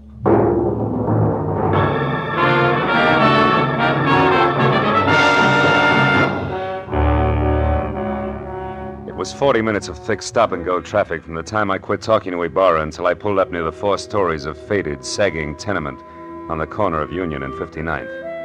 But even then, the crazy question that had been weaving in and out of my mind like a 2 a.m. drunk looking for the way to go home was still with me. Why was the telephone number Republic 2809 bracketed by a couple of dead people who, as far as I could see, should have had nothing to do with each other in the first place? And right there, for the 10th time running, I drew a complete and unabridged blank.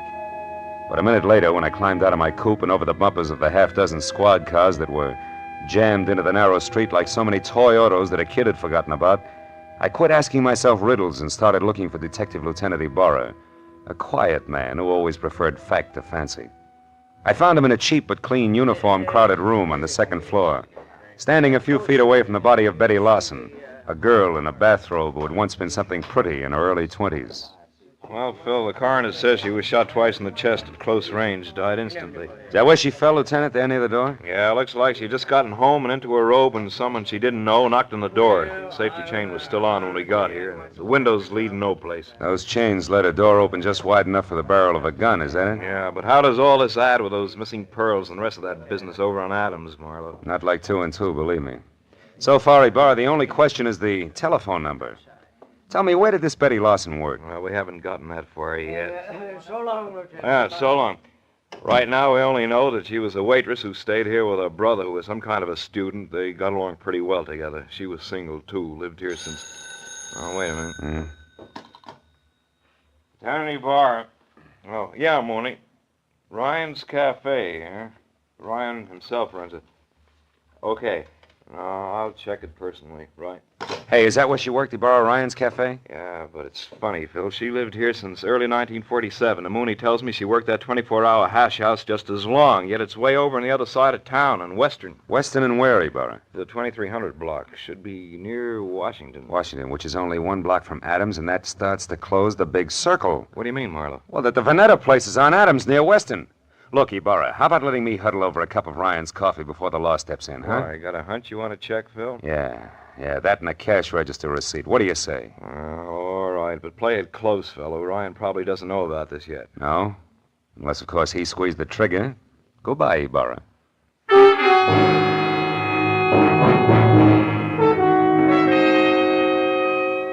I was a half hour getting over to Ryan's Cafe on Western, which turned out to be a lot of steamed-over plate glass, bragging about a 40-cent hot roast beef sandwich in 2-foot-high white chalk letters. And inside, the motif was the same. Everything that Mr. Ryan sold was a bargain. I slid onto a shaky stool opposite a cash customer who was something dirty in a torn overcoat buried deep in a handicap of sheet and coffee. He looked up once, grinned no teeth at me, then hollered for Ryan in the kitchen, who said that he only had 2 hands and would be out in a minute. But before those 60 seconds ran out, I looked around, and over in a corner, in a collection of trash piled next to a broom, I saw a very welcome piece of paper. It was a brother of the cash register receipt that I'd found on Sidney Vanetta's desk, the one that had tied Betty Lawson's murder onto the rope of pearls.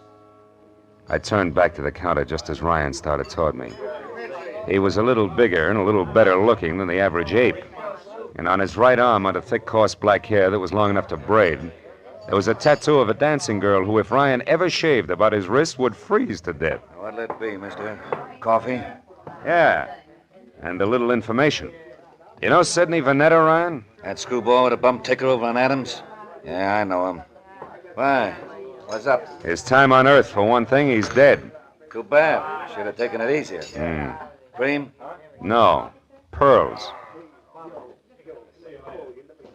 What'd you say? Nothing. Ryan, who brought that tray up to the Vanetta place this afternoon? I did. Sure it wasn't Betty Lawson? I'm positive. None of the girls would go near that place. Vanetta was hard to get along with. Now you tell me something. What are you, mister? Newshound, collection man, or cop? Getting warm, Ryan. I'm a private detective named Marlowe. I'm thrilled. Good night. Before I finish my coffee? Before I throw you out. I don't like too many questions. Not even easy ones, huh? Like who murdered Betty Larson? Betty's dead? Yeah. Over in her flat on 59th Street, shot twice with a .32. When'd you last see her, Ryan? Why, a couple of hours ago when she quit for the night. Marlowe, the cops got any idea who did it? I don't know. Right now, they're looking for a boyfriend. You're crazy. Betty didn't have a boyfriend. Outside of you? Outside of me. So I'm going over to straighten them out now. Mitzi! Mitzi! Yeah?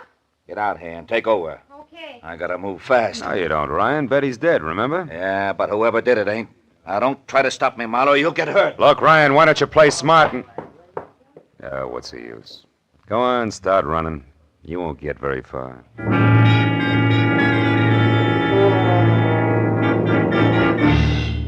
For the first time that night, I felt sure of what I was saying. Because even as Ryan had squared himself away to play Bounce the private detective, I suddenly noticed a friendly face working hard over a stale donut at the far end of the counter. It was Lieutenant Ibarra.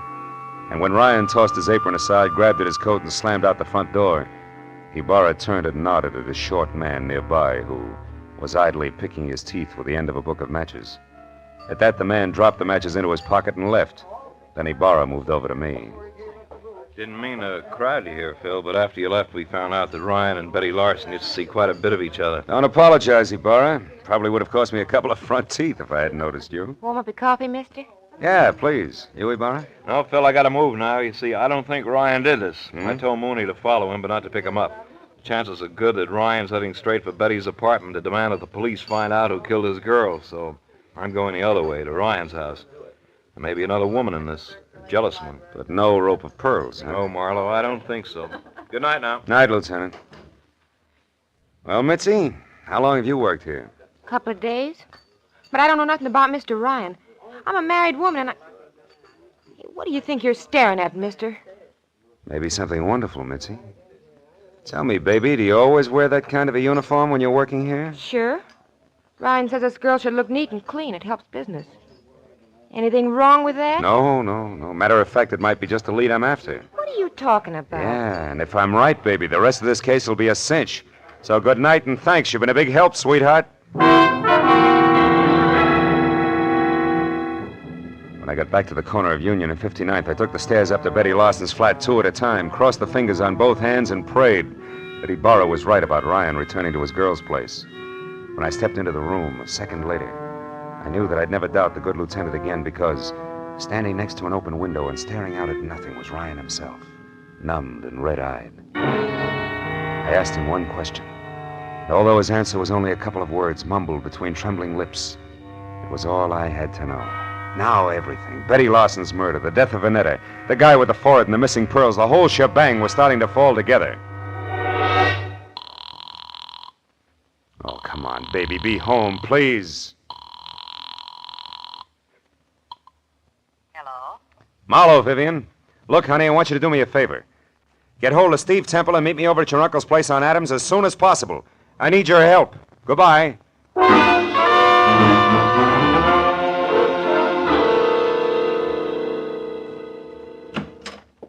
Well, Marlowe, what took you so long? I understood you needed our help and in a hurry at that. I had quite a way to come, Temple. Is Vivian here? Yes, Marlowe, Vivian's here, and that means that we can stop counting noses. Now, why do you need our help? Catch someone who stole once and murdered twice? Murdered twice? That's right. You know, it's my guess that whoever stole that rope of pearls also moved Vanetta's medicine out of reach when his heart started skipping beats. Can you prove that? No, I can't. But it doesn't matter, really, because the guilty one also killed a party named Larson. And when you pay for one, Vivian, you paid for them all. I don't follow you, Marlowe. Who are you talking about? I'm not sure, but this much is certain. Vanetta called me at 5. When I got here at 6, he was already dead and the pearls were gone.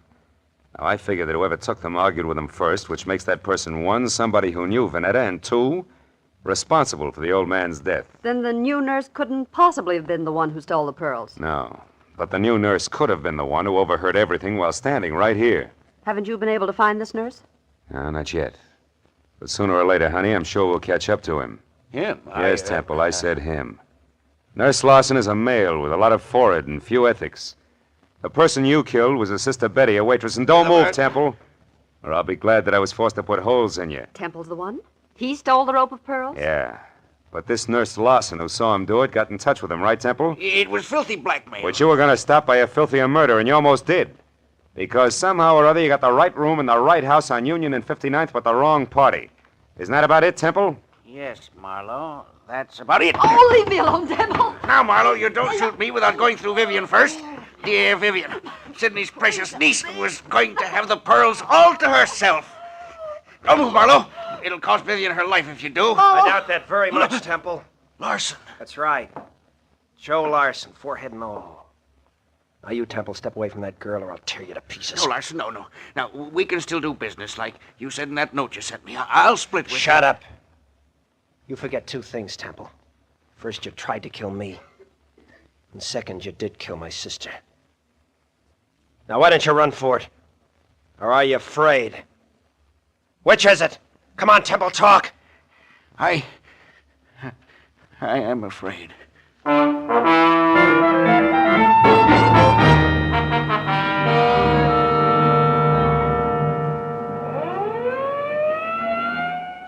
Marlowe, that just about winds things up. Yep.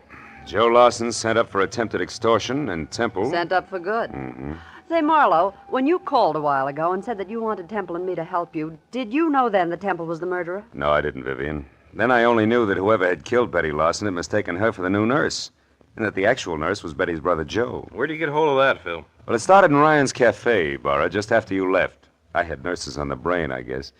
And when I took a good look at the waitress there, I suddenly realized that her white uniform, white shoes, and white cap could easily confuse a guy like Temple, who also had nurses on the brain. Well, I can see a killer making a mistake about appearances, all right, but I still don't understand how it is that the telephone number of my uncle's nurse turned out to be Betty's apartment. Because a nurse did live there, honey. Betty's brother was a medical student, part-time male nurse, and full-time bum. You see, Ryan, who brought food to Uncle Sidney, knew that he needed a new nurse, and he sold him on the idea of Joe Lawson, because he wanted his girlfriend's brother to have a job. Oh, I get it. Say, I know what I'm going to do with those pearls. Sell them? To the highest bidder. Oh, no, I'm going to break up that set. Break up the set. Yeah, I'd like very much to get a pair of earrings out of them. Oh, and for each of you, a set of cufflinks. Good night, gentlemen.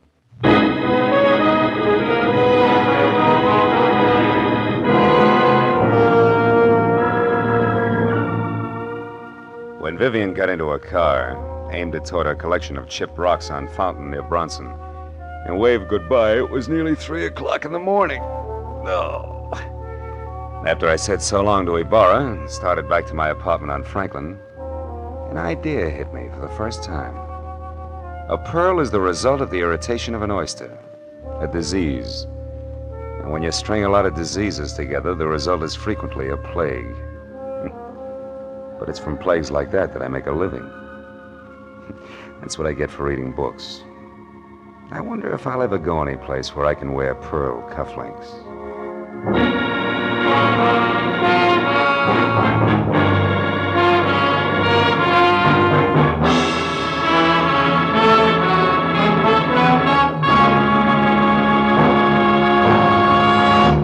The Adventures of Philip Marlowe, created by Raymond Chandler, stars Gerald Moore and is produced and directed by Norman McDonald. Script is by Mel Donnelly, Robert Mitchell, and Gene Levitt. Featured in the cast were Junius Matthews, Louis Van Ruten, Fay Baker, David Ellis, Lillian Baeff, and Ed Begley. Lieutenant Detective Ibarra is played by Jeff Corey. The special music is by Richard Orant. Be sure and be with us again next week when Philip Marlowe says... A corpse that wouldn't stay dead, a pistol with a silencer on it, and a fortune in a black satchel spelled death for the big city boys when they finally got together in lonesome Arizona. Population 802.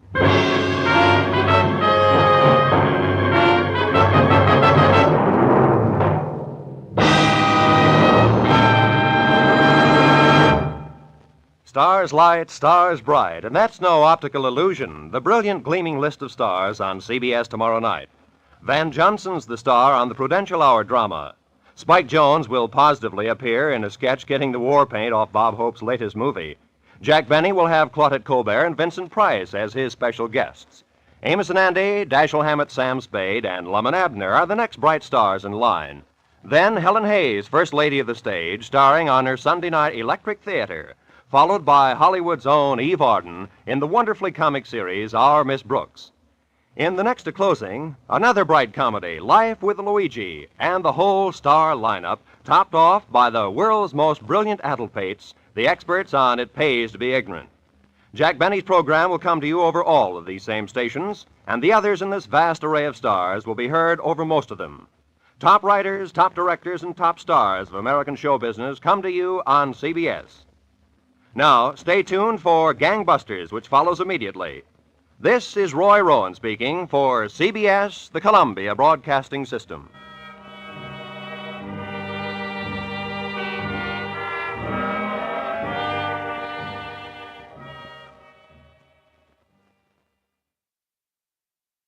A corpse that wouldn't stay dead. A pistol with a silencer on it and a fortune in a black satchel. Spelled death for the big city boys when they finally got together in Lonesome, Arizona. Population, 802. From the pen of Raymond Chandler, outstanding author of crime fiction, comes his most famous character as CBS presents The Adventures of Philip Marlowe.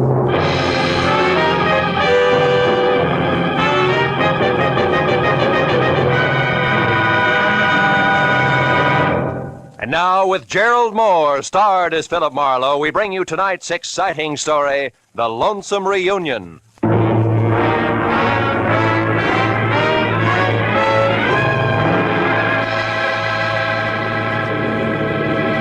At 8,000 feet on a clear afternoon, you can see enough Arizona real estate to become an authority on the subject. And as I huddled around a circle of window aboard an American Airlines flagship and gaped like a 2 weeks with pay vacationer at the carpet of sand, stone, and cactus unrolling a slow inch at a time below, I was impressed. Also, I was thinking about a job which was providing both the switch and scenery and 2 crisp $100 bills, less the cost of a round-trip ticket from L.A. to the capital city of Phoenix. But then, at the thought of money, I stopped sightseeing and started to think about the work ahead and how easy it had sounded that morning in my office. When Kay Gordon, who was something pretty and blonde, but slightly tarnished for 28, had hired me, all in one breath. Marlowe, my brother Joe Gordon is in a room at the Granada Court Hotel in Phoenix, Arizona. In one hand, he no doubt has his usual smelly cigar. In the other, a small suitcase filled with a mess of papers, all legal, all proper. You fly there, pick up the suitcase, fly back. For that, $200 cash. Yes or no? Yes, on one condition. The papers, do I get to see them? If I look, I go. All right, you look. Good, I go. Goodbye. That was the way it had started an hour after breakfast. Lunch was alone, and at the airport, dinner would wait until I'd seen Mr. Joe Gordon, a man who was willing to pay a lot for a little. My plane dropped out of the sky over Phoenix gently at 3. At 3:15, I was in room 111 of the Granada Hotel and only 36 smelly inches away from the usual cigar. The man behind it was heavy, pale, and maybe 40. And like his sister, Joe Gordon was overbearing in a hurry. This, Marlowe, is the bag. These, the papers. Stocks, bonds, and mortgages. In themselves, worthless to anyone else. They're non-negotiable. But as information to my competitors, they're priceless. Satisfied? More or less. Meaning what? Exactly what is your line, Mr. Gordon? Oh, I'm a broker. One who bets on long shots. When they come in, I don't like to split with the boys who sit on their hands. Anything else? Yeah. I've got some time to kill before I fly back. Do I take the bag now or later? You take the bag now, Marlowe. Okay. And, don't let go of it until you're with my sister in L.A. I'm paying you money to stay away from my enemies, not to shop for trinkets. Oh, and, incidentally, my enemies also play rough. So watch your step and act smart. Real smart.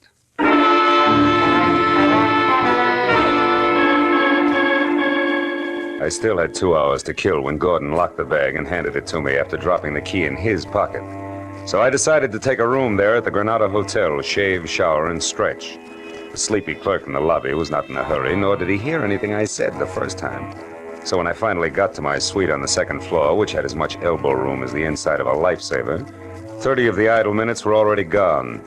I locked and bolted the door, checked all the windows carefully, and then peeled off my shirt, broke out my shave master, and reached for the knob on the bathroom door.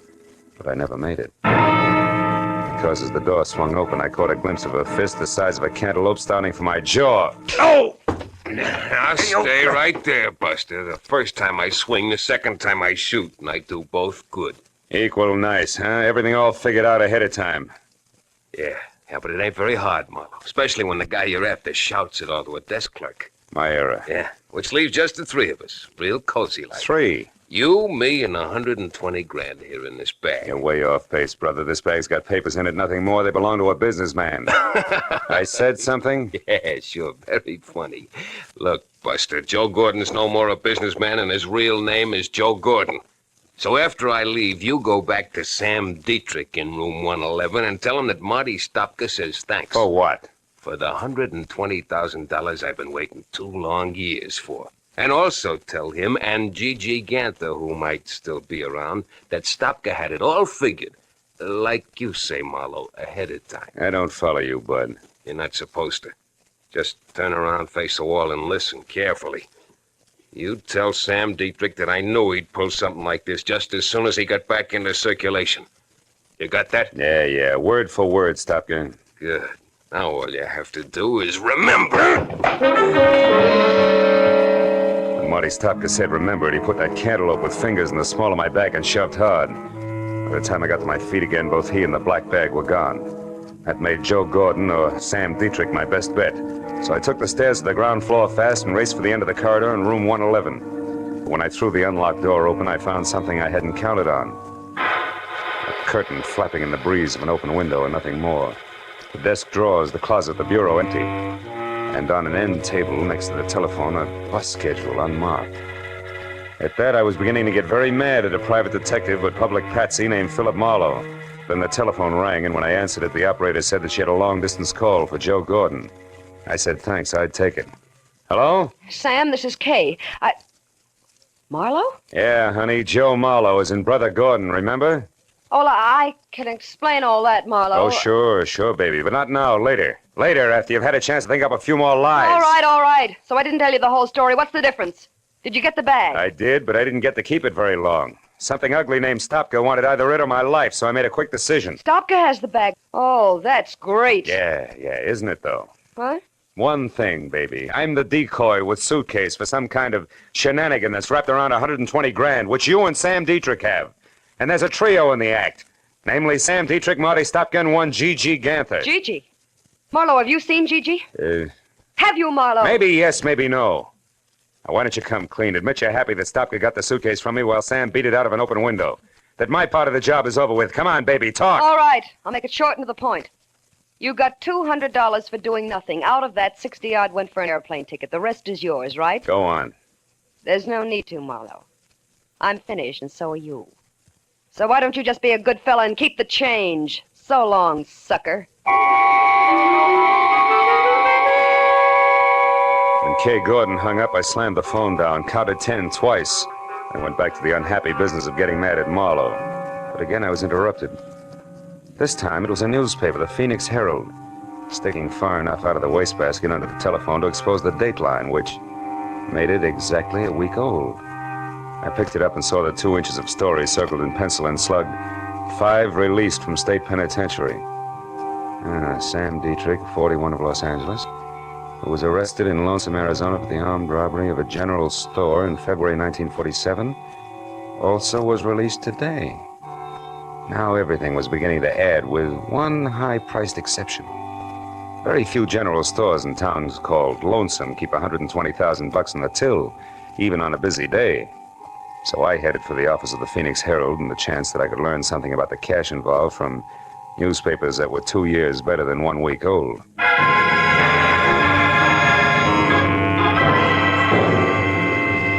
30 minutes later, I was in the back shop of the Herald receiving facts willingly supplied by a sandy-haired linotype operator with a sad face who had never heard the word forget. That's right, mister. It was the Second National Bank and Land Company here in town.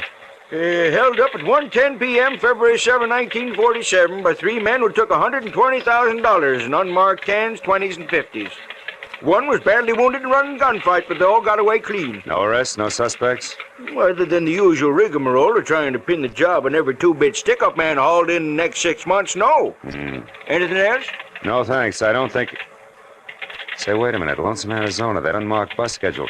Tell me, do you happen to know where something called Lonesome is? And if so, how a guy could get there if he doesn't have a car? Sure. It's 87 miles west of here, and the bus will do the trick. But not anymore today. Oh. The only bus left an hour ago.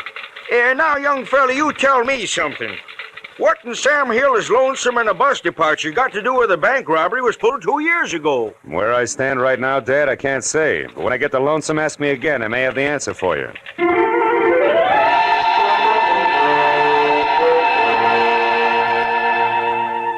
I was 30 minutes renting a car and an hour and 30 minutes getting to Lonesome. Population 802. I drove without seeing anything that could possibly be mistaken for Sam Dietrich. And I was about to turn back when I saw something that brought my right foot down hard on the brake. It was a brand new green Nash standing outside a motel. California license plate.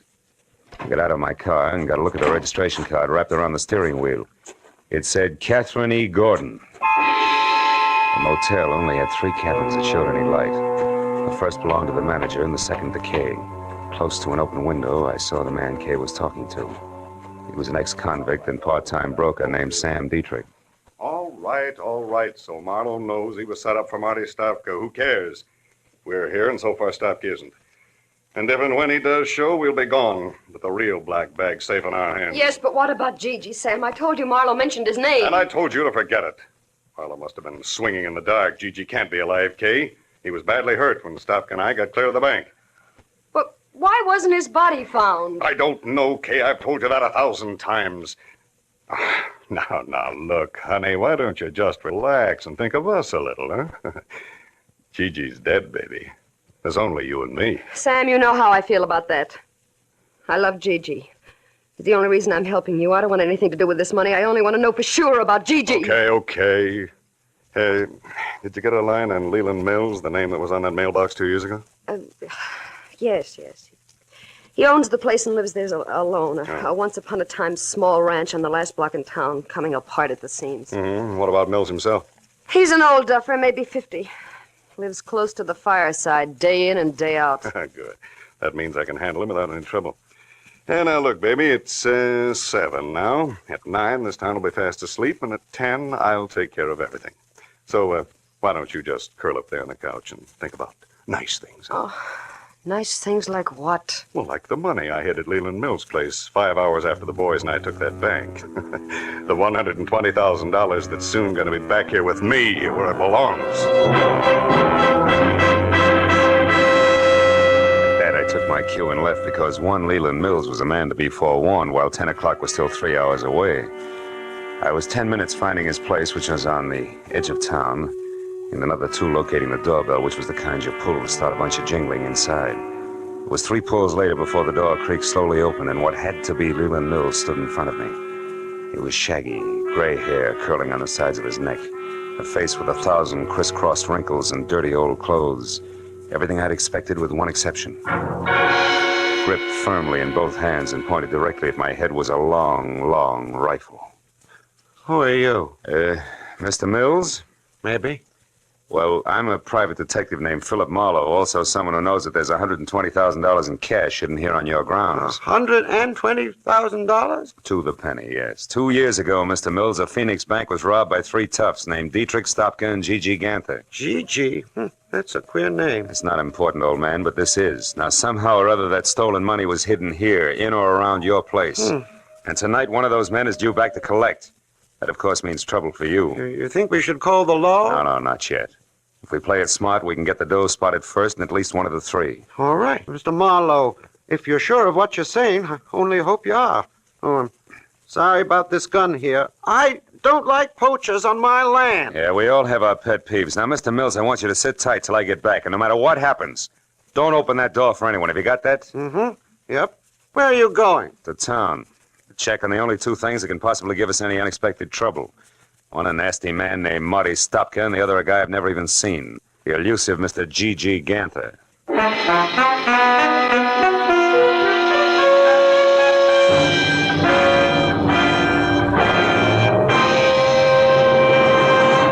In just a moment, we will return to the second act of The Adventures of Philip Marlowe. But first, that elusive phantom voice will be back on CBS's great show, Sing It Again, tonight. And the prize for identifying him has now climbed to a value of $24,500. Yes, for music, suspense, and sensational prizes. Don't miss the Sing It Again show tonight over most of these same CBS stations. And now, with Gerald Moore starred, we return to the second act of Philip Marlowe and tonight's story, The Lonesome Reunion.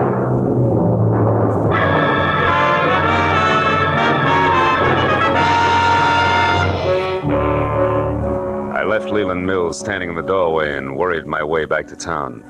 If Stopka and Gigi Ganther had no more trouble getting to Lonesome than I did, a reunion about as quiet as a truckload of hot dynamite was due to take place any minute. I passed the motel where Kay and Dietrich had holed up and saw that her car had been moved into the stall between cabins and draped with a blanket to hide its California plates. So they were thinking along the same line that I was. At the hub of town, I parked and started to case the lively spots on Main Street, which took me all of 10 minutes at a slow walk.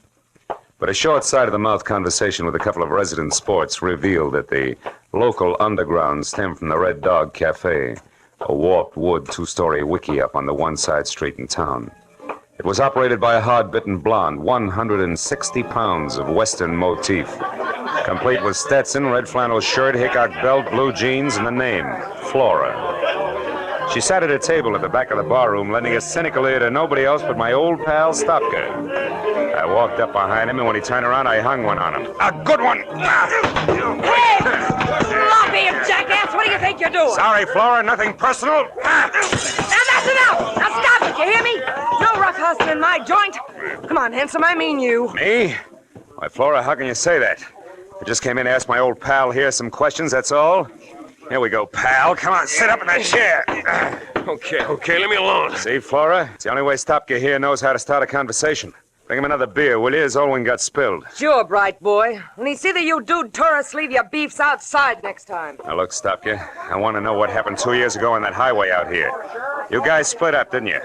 You better talk, Stopka. All right, we split up. The heat was on bad, and Gigi was half dead already from a cop slug in his back. Dietrich had all the dough, right? What do you think?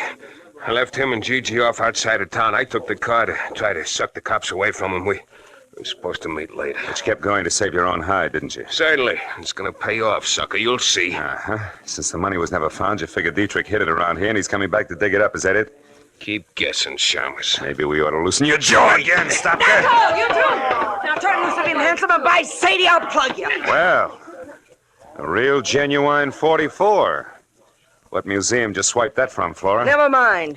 Got a legal right to defend the peace and quiet of my joint, and after 22 years in this dodge, I know how to do it. Now, I asked you nice once, now I'm telling you. You, get out. That back door there. Hey, sure, I'll go, sister. Thanks for nothing. Hey, wait a minute, Flora. Don't let that lug get away. Shut up. Now, you sit down right there and count up to 50. Then you leave by the front, quietly. Okay, you win. 1, 2, 3... Flora, look out, he's back. What? Sorry, Eddie. You buzzard bait! I'll leave this cannon on the back steps. So long, Flora. I beat it out the back door and into an alleyway between the shacks. Stopka was still in sight, but walking fast, and when I took after him, he saw me and started to run. There was a hard, flat sound, like someone striking wet sand with a hammer. Stopka faltered and lurched up on his toes as if he'd suddenly changed his mind about running. At the same instant, on a wall, even with him, I saw the shadow of a man, holding a pistol with a long, awkward barrel. The hard, flat sound came again. Stopka curled up on himself and fell. And the shadow slid off the wall, disappeared. I ran for the wounded man, but by the time I got to him, there was no trace of the gunman. I rolled Stopka over. He was hit hard, slipping away fast. Silence. Gigi always used the silencer. That punk Gigi. He's dead, huh? You wise guys never know when to quit, do you? You're in real trouble now, handsome. Hey, wait a minute. I didn't do this. How come I couldn't hear the shots, a silencer? Yeah, that's right. Trademark of a guy named Gigi Ganther. All I saw of him was his shadow on that wall there. Say, what kind of law have you got in this town, Flora? None. Except the highway patrol, they stop in every night. Okay, call him. Get him over here. This guy's Marty Stopka, wanted for a bank job, nearly 2 years old. No kidding. Who are you, his trainer? I'm a private detective who's got no business here, except I don't like to be pushed around. Now listen, do you know Leland Mills' place at the edge of town? Sure. Well, you get the cops out to Mills' place by 10:30, do you understand? That's where the big attraction's going to be, if I can keep Gigi and his silencer from interfering again. Now let me down, beautiful. I won't let you down, handsome. For a city boy, you're all right.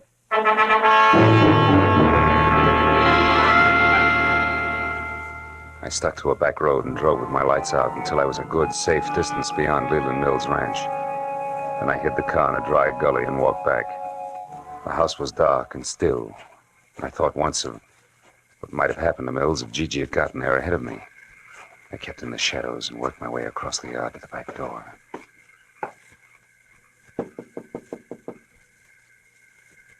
Who's there? Marlowe, open up. I was beginning to worry. It's pretty near 10 o'clock. Yeah, I know. Seen anybody so far? No. Nope, not a soul. Been watching close, too. Did you find them men, that GG, that Stopka? Yeah. Stopka's dead and his killer's due to show up here any time now. Oh. We're going to have our hands full. Wait a minute, is that a car? Sure sounds like one. Yep. There, you can just make it out. Turned in down by the culvert and stopped. Yeah. I think a man got out. Yeah, there he goes, across the field there behind your shed. It's Dietrich. I'm going out now, Mills. You stay here. No, I'm going too. That fellow's heading right for my water tank. All right, he's heading for your water tank. Don't get excited. You'll tip our mitt. Now get this, Mills. You've got to stay here and watch for Gigi. He's bound to show up, and when he does, you better have that rifle of yours handy because he's a killer. Do you understand? Yep. Sure, I understand. Don't worry, Marlowe. I'll keep my eyes open. Don't you worry about a thing.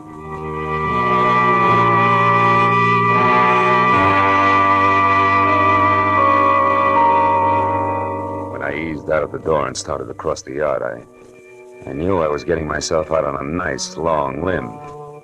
Leland Mills was about as reliable as William Tell with their hiccups, and the apple was on my head. It was too late to back up, so I skirted the barn, stayed below the crest of a low rise, and moved toward the elevated water tank until I heard a shovel biting dirt. I got a comfortable grip on my gun and headed up over the rise to where I could see. Yeah, it was Dietrich, all right. He was bent over under the tank and working on a hole as if his life depended on it. He didn't even look up until I was almost on top of him. Who is it? Who's there? Who is it?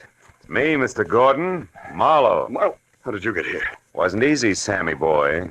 But I had to come and apologize for losing your precious bag full of waste paper. You sure picked a dangerous time to show, sucker.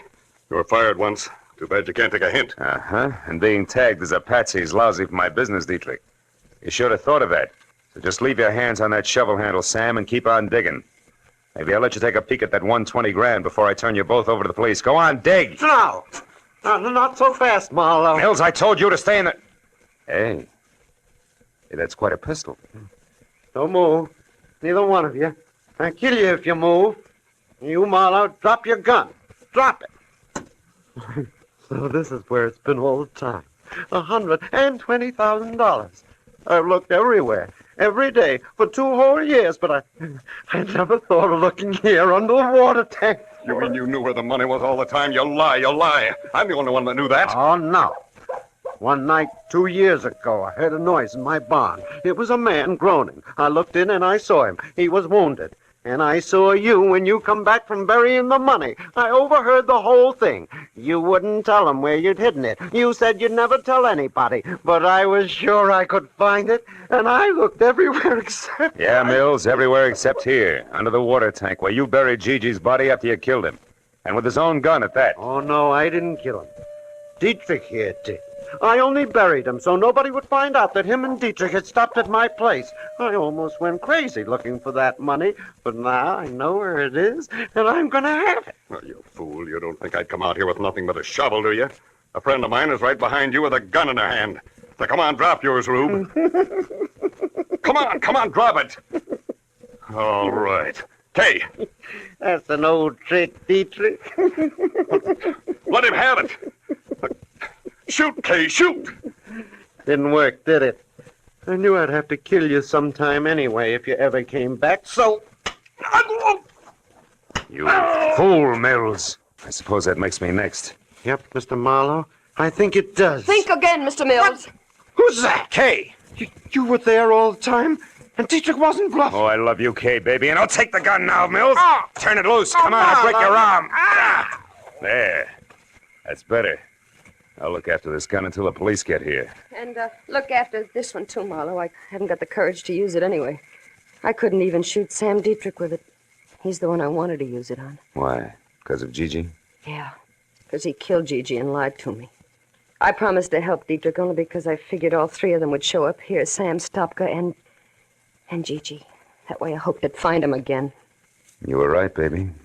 All three of them did show up. Only this time they finished their job. For good.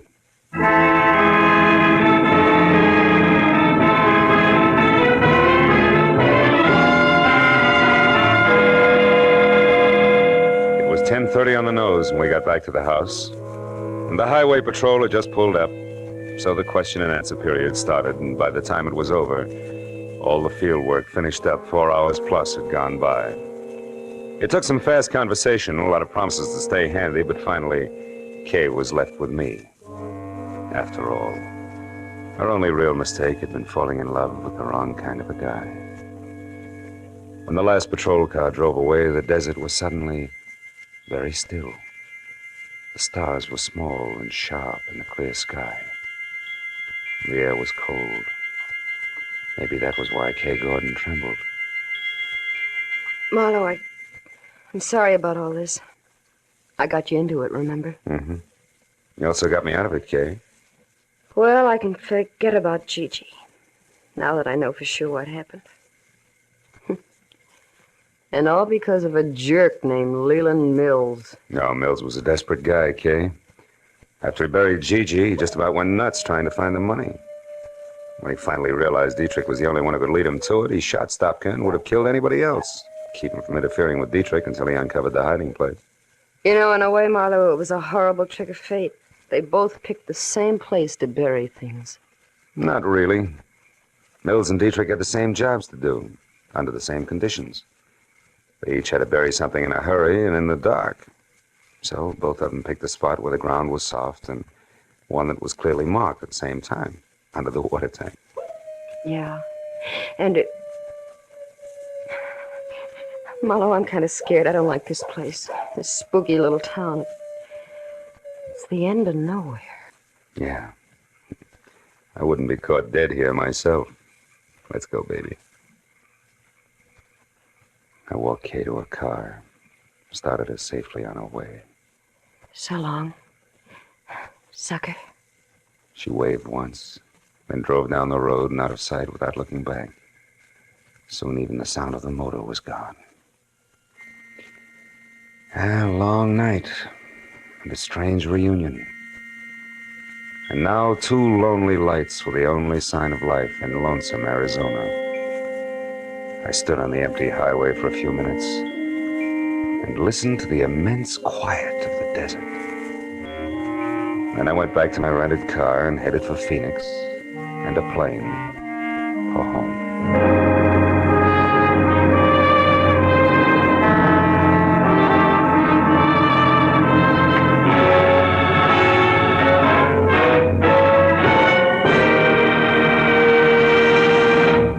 The Adventures of Philip Marlowe, created by Raymond Chandler, stars Gerald Moore, and is produced and directed by Norman MacDonald. Script is by Mel Dinelli, Robert Mitchell, and Gene Levitt. Featured in the cast were Joan Banks, Edgar Barrier, Virginia Gregg, Jeff Chandler, Bill Boucher, and Jack Crucian. The special music is by Richard O'Runt. Be sure and be with us again next week when Philip Marlowe says... It was a weird racket that mushroomed in a world of gaudy canvas, and the man with purple hair, the inquisitive midget, and the lady with strong hands each played a part. But all that was only a sideshow when death got into the act.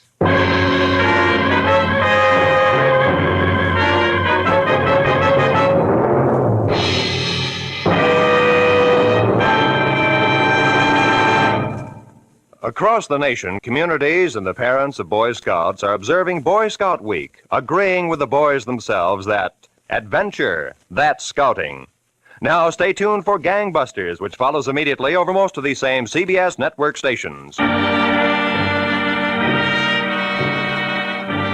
This is Roy Rowan speaking for CBS, the Columbia Broadcasting System.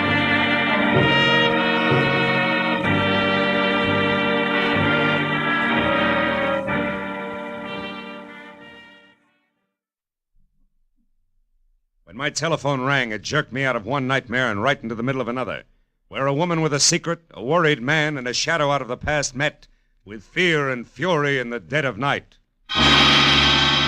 From the pen of Raymond Chandler, outstanding author of crime fiction, comes his most famous character as CBS presents The Adventures of Philip Marlowe.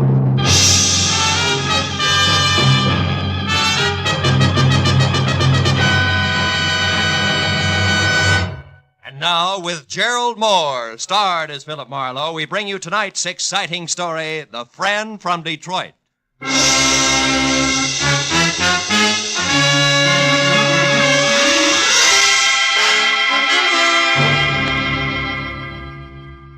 There was a wood nymph dressed in nothing but a veil of dewdrops. She was pirouetting from one huge bluebell to another on gossamer wings. And with every turn, she smiled and came closer. But just as I reached out for a hand, something happened. The bluebells changed into old tomato cans and started to ring. A bandy-legged little man with a jackhammer went to work on my head. I fell over a cliff, and just before I landed on a red-hot pile of broken Scotch bottles... Oh, I woke up. But the jackhammer didn't stop. I switched on the light and looked at my watch. It was 1 in the a.m., and the phone on my bed table was screaming for an answer. Hello? Marlowe, this is Dave. Betty's gone. She's in trouble. You gotta help me, Marlowe. You gotta come over to my apartment right away. Wait a minute. Who is this? Dave Pryor. I run the coffee joint on the corner. You know me. Yeah, sure, Dave. I remember. What's the matter? My wife, Betty, she's gone. You gotta help me. Dave, it's 1 o'clock in the morning. I'm in bed. Besides, you know I don't monkey with family quarrels. It's not like that, Phil. Believe me, I'm scared for her. Phil, please, come over to the apartment. 2000 Beechwood right away. It's a matter of life. Okay, I'll be there in 10 minutes.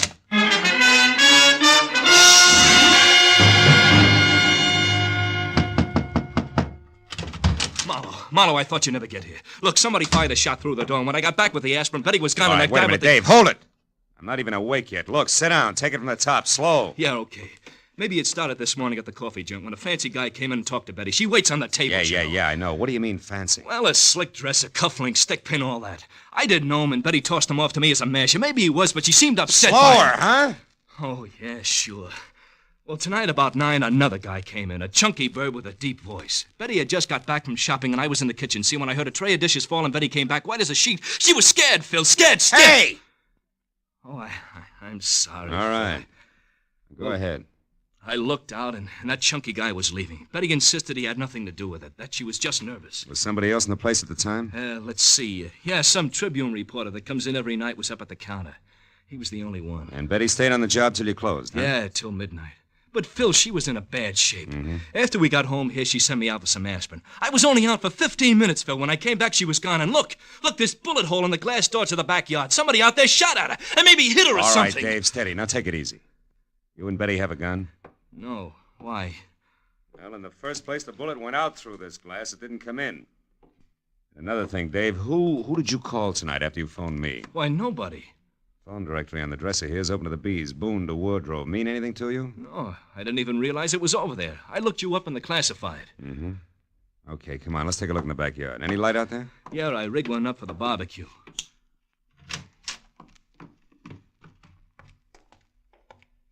Look, Marlowe, there must be something easy. Now, we'll straighten this out, believe me. Let's see. Line of sight seems to run somewhere between the barbecue and the gate. No footprints, though. Maybe... Marlowe! Marlowe, here by the tree. It's a hat. Gray snap brim, initials VR on the sweatband. VR. Mean anything to you? I know. Sure! That's Van Remini's hat. He's the newspaper guy I told you about. Tribune reporter that was in your place tonight? Yeah. Why should he be dodging bullets in your backyard? I don't know. Dave, where's Betty from? Detroit. When she came out here, I gave her a job. And then you both fell for each other and got married, huh? Yeah, 2 years ago next month. And we've been happy, Phil. We've been... Yeah. Now, look, Dave. Why did you call me instead of the cops? I guess I'm afraid she's mixed up in something bad. You know, if it turns out that way, I'll have to call him myself. Okay, Phil. But you're on my side until you know for sure. Yeah. All right, now you stay here, close to your phone. Okay. I'll check with you. Right now, I gotta get a line on a bare-headed reporter. He can get us started if he hasn't lost anything more than his hat when I find him. So long, Dave.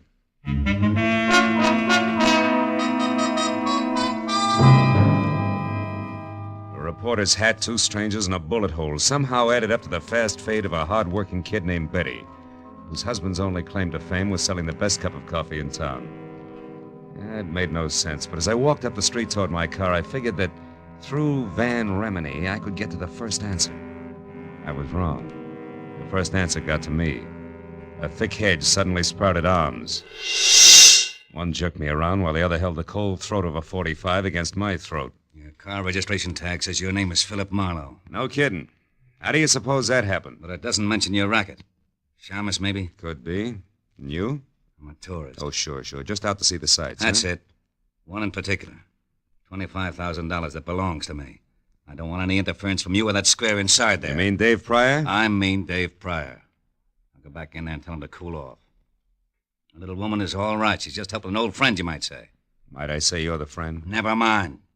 Unless Mr. Jitters in there kicks up a fuss, everything will be fine. Betty knows what she's doing, and she's got a lot of talent for it. Too much to waste slinging hash. And remember what I said, Marlowe. Lay off. I'll remember more than that about you, Foghorn. Just remember to count 10 before you move, boy. Well, there's no point in trying to outsmart a .45. And with 3 steps, Foghorn vanished in the night. Also gone was a big chunk of my respect for a doll named Betty Pryor and her taste in old friends. Just so I wasn't jumping to conclusions, I went to my car and drove down to Hollywood Boulevard. At the first all-night gas station, I stopped and put in a call to the Tribune, where a guy on the desk told me, through a mouthful of mangled cigar, that unless Remini was at Bungalow 24, Beverly Crest Hotel, covering the murder of an ex-Detroit hood, he was fired. And he hung up. But the one word Detroit made the call a jackpot, so I headed for the hotel on the double. It was pink and Spanish and squatted in a grove of well-behaved palm trees at the edge of a domesticated jungle, which gave the illusion of privacy to a string of bungalows that weren't. But number 24 had all the privacy of a glass-faced cutaway beehive when I pulled up in the middle of 2 squad cars and an ambulance and went inside. Sprawled on the floor in front of a desk was the very well-dressed Exhibit A, complete with cufflinks and stickpin, and presiding as usual was Detective Lieutenant Ibarra, who didn't see me until I walked up beside him. What are you doing here, Marlowe?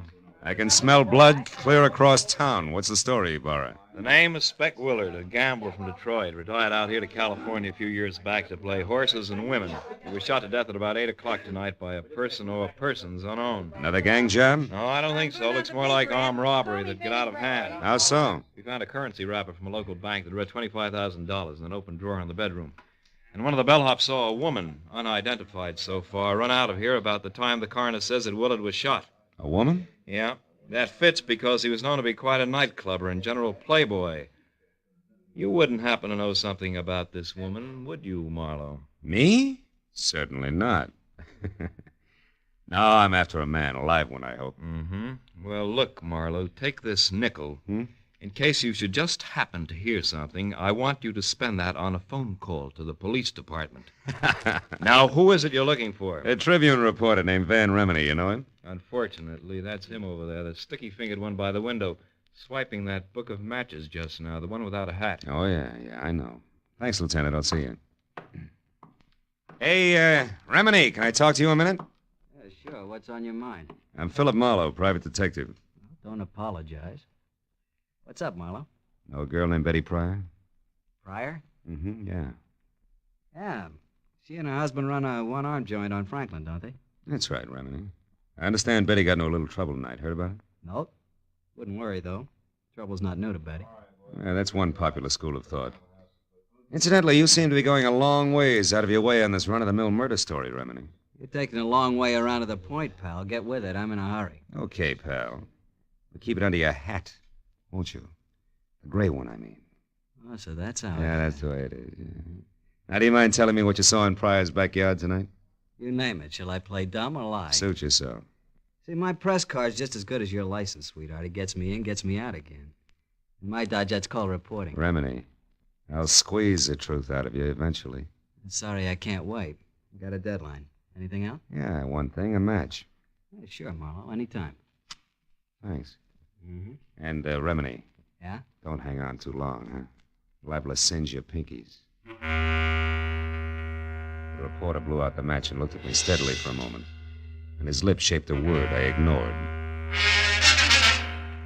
Then he walked away. I had seen enough of the book of matches he'd stolen to know it was from the Star-Kissed Room, a glossy, glass-roofed, dine, dance, and drink emporium near Arthur Murray's studio on Wilshire Boulevard. So I made like I was in for the night and watched Remini leave. All the way to his car, he kept looking back over his shoulder as if he expected to be followed. I waited till he was out of sight, and then I headed for Wilshire in the Star-Kissed room. But when I got there, it was closed. Lemony's car wasn't in the neighborhood, and the only thing that kept the trip from being a total loss was a spotlighted picture.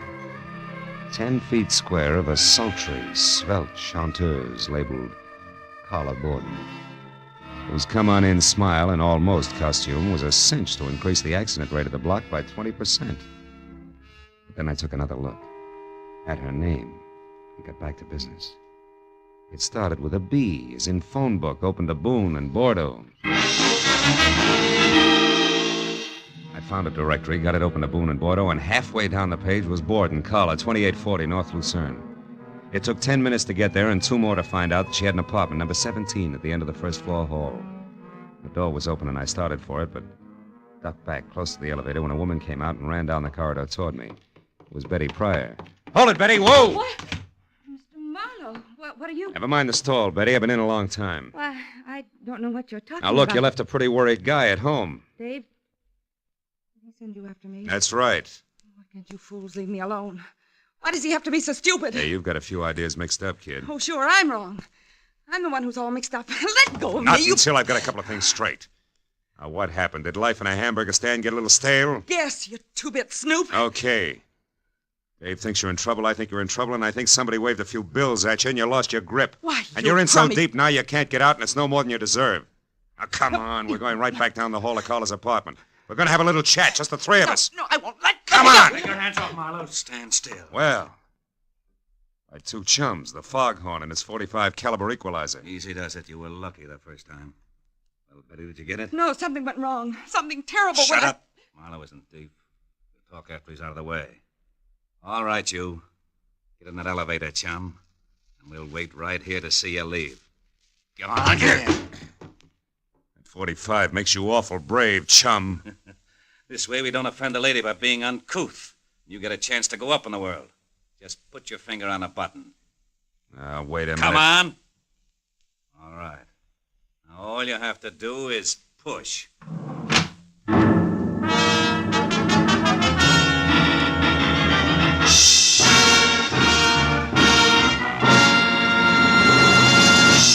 In just a moment, we will return to the second act of The Adventures of Philip Marlowe. But first, the most famous neighbors in radio, the Ronald Colmans, will pay Jack Benny a visit again tomorrow as CBS's Great Sunday Night gets underway with another star-studded group of famous entertainers. Amos and Andy, Lum and Abner, Eve Arden as the gay schoolmistress, our Miss Brooks, and Helen Hayes as a hillbilly. These are only 4 more of the 10 great entertainments which will come your way tomorrow night.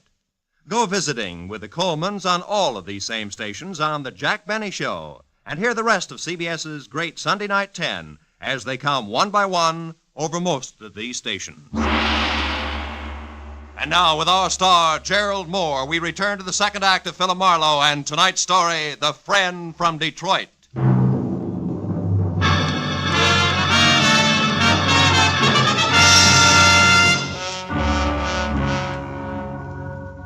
My cage on cables was 10 exasperating seconds getting to the next floor.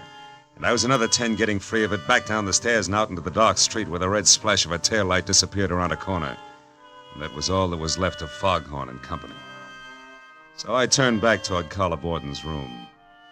When I stepped across the threshold, I found that with the exception of a single bureau that was still intact, apartment number 17 looked like it had just played host to the vortex of a cyclone. The bed, a chest of drawers, another bureau, a desk, everything was inside out. In the middle of all that was the body of Carla Borden. Blood from a deep, ugly cut on her head, staining the snow-white front of her Angora sweater. I saw something else, which reminded me that this was not the first corpse of the night. The plush leather frame was shaped like an oversized lifesaver, and in it was the picture of a handsome man, all smiles, inscribed, "With love to my very best girl, Speck Willard." It was 10 minutes before I got through to Lieutenant Ibarra, who was still up at the Beverly Crest Hotel. After I told him about Carla and her connection with the late Mr. Willard and Betty Pryor and my connection with Dave, I stopped talking and listened. Marlowe, we just learned that Willard had some kind of a $25,000 caper going with one of his old mobster friends from Detroit, named Joe Lazar. Maybe it's something with a voice an octave below bottom? The same, Phil. Anyhow, it looks like they worked out a gambling deal for old time's sake. At the last minute, Willard tried to welch on Lazar and got killed for his trouble. And Lazar searched the place until he found the $25,000. No. That part doesn't fit, Ibarra. How so? Well, I've run into Lazar twice tonight. I know he and the money are still strangers. Oh? After what happened here with the team of Betty and Lazar getting to the Singer Carla, I figured they're still looking for it. Also, I figured Carla was somewhere near when Lazar killed Spec Willard, and that she took the money and... Call you later, Ibarra. I got clumsy company in the hall outside. All right, ballerina, get your foot out of that bucket and come on in with your hands up. Well, the man with the very long nose for news. What brings you around, Remini? For one thing, the fact that you got no corner on brains, Marlowe, and for another... Who did that to her? Our mutual friend, Betty Pryor, and her running mate. I believe they were looking for $25,000. Did she and Joe Lazar get the money, Marlowe? No, they... Remini, how did you know the man with Betty was named Joe Lazar? Haven't you heard? I'm a good reporter, Marlowe. The kind that keeps eyes and ears open and mouth shut. It isn't until I know the whole story. Which, as far as you're concerned, is precisely what? That I happen to be... You happen to be? That I happened to be in Dave's restaurant early this evening, where I recognize the only other cash customer is Joe Lazar, an out-of-work mobster from Detroit. He said something to Betty that scared her right out of a tray of dishes, so I figured I'd find out what was going on. I've been in on the show ever since. Yeah, including a corny blackout up at 2000 Beechwood Drive where you lost your hat running away from a bullet. That's right. Yeah. And just so you don't toss and turn when you get around to going to bed tonight, I'll fill in the rest. I followed Betty and Dave from the restaurant to their apartment. I watched her get rid of Dave, and then when I saw Lazar come in, I moved up close to the window. And stayed there until Lazar spotted you and threw a bullet your way? You're very clever. Yes, I am, man. But before that happened, I heard him tell Betty that Spec Willard had talked about a girl singer at the Starkiss room named Carla Borden. And that since he didn't know Carla on sight, she could have been the lady he'd seen running out of Spec's apartment with a 25 gram. Oh, now that phone book of Dave's open to the bees ties in. I'm so glad. Now, Marlowe, lest we digress too far, how come this one bureau here hasn't been turned upside down along with everything else? I don't know. Any more than I know why you're holding back so much from the law. Well, maybe it's because I don't like cops, Marlowe. Oh, black ones. Or maybe it's because I'm in the same kind of racket as you. Chin way out and a lot of fast talk, just so papers can know what's going on an hour ahead of the rest of the world. Well, there's no 25,000 in here. I got to blow. Before Ibarra shows? Before Ibarra shows. He always arrives with an entourage, Marlowe, one that includes other news hounds. So it's me for a fast cab and downtown to my paper with his story. So long, fella. I'll see you around. Hey, wait a minute, Remini. Yeah? I'll give you a lift. I'm going that way myself. Okay. I got a story, too. A lousy story I've got to tell a nice guy named Dave. Come on.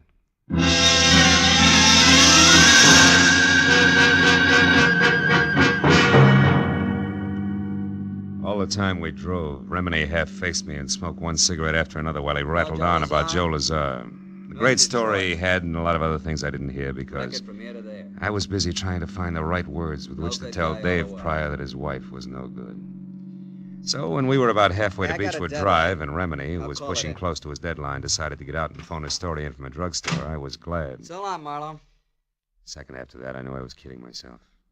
Because even with just silence for company, I was still no place with the right words.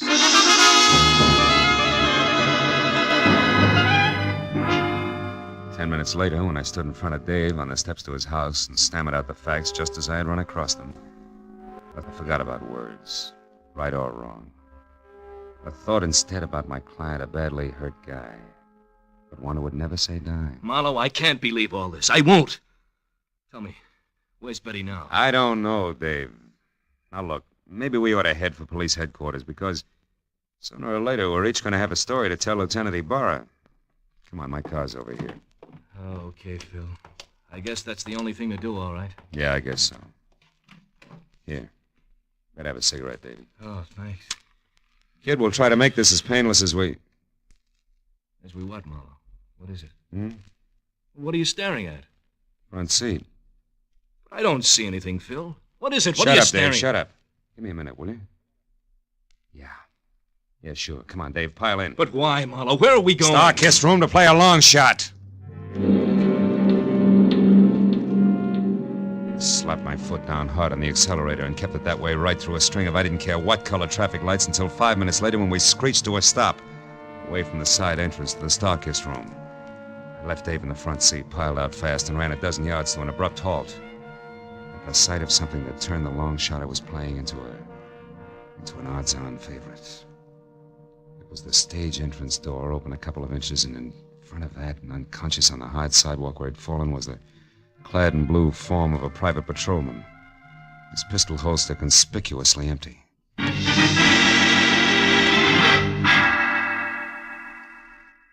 Inside, I slowly picked my way along an L-shaped corridor until I saw a shaft of bright yellow from a flashlight that was moving away from a door marked Carla Borden. It brought me up short and flat against the wall. But then as the man on the other end of the beam of light moved away from me, I got a very steady grip on the .38 in my pocket and started after him. A minute later, he entered the main room of the club, and it was there, as he started across the glass-ceiling dance floor, that I recognized the very self-confident gait of a very self-confident guy. That made the next move mine. Bar's closed, Remini, and don't move, Buster. I'll blow your head off. Ah, looks like you're making news this time, good reporter. Or isn't that package in your hand the 25 grand you just found in Carla Borden's dressing room, huh? The same Carla Borden you murdered not an hour ago in an apartment on Lucerne, where you first thought the money was, where Betty Pryor surprised you before you could finish searching, where you later returned in the role of an all-American newsboy so you could get to that last bureau. All right, I've heard enough, Marlowe. But I'm not going to stick around for more details. You make a break and I'll shoot, Remini. Try it, Eagle. Stop, Remini, stop! Marlowe! Nice shooting, Marlowe. But don't turn around because where I'm standing it's dark, and where you're standing it's light. Now throw your gun away, fella. Come on, toss it! That's better. All right, Betty. Get over to that dead newspaper guy and get the money. And we'll take care of the private detective here. What do you mean, take care, Joe? I can't go along with murder. Spec Willard's death didn't seem to bother you any. Shut up, Marlowe. Spec Willard. Joe, you killed... Yes, I killed Spec, that Welcher. 8 o'clock tonight. And I had to stay undercover, but still get my hands on the money. So I came to you for help. I didn't tell you about the killing because I didn't think you'd play ball if you knew about it. Now, all that's history now, and I'll still go to your dear husband Dave and talk lots about the kind of cheap kid you used to be in Detroit if you don't get moving. Now, what do you say, Betty? I say no, Joe. I also say I made a mistake in the first place, letting you use me to run your filthy errands, just so the guy I love wouldn't have to know about the kind of people I once ran around with, before I had any brains. All right. That's the dumb way you want it. That's the dumb way it'll be. Taking care of 2 years isn't much harder than taking care of one. What about 3, Lazar? Dave, stay back! No, Marlowe, no. I've stayed back too long already. I've stayed back while Betty has been risking her life to protect what we've got. If you take another step, I'll shoot, kid. I warned you for the last time. Stay back. No, Lazar, I won't. You stinking scum, Lazar! Oh, Dave, you're hit. Yeah, but I'll be all right. I'll be all right now, Betty.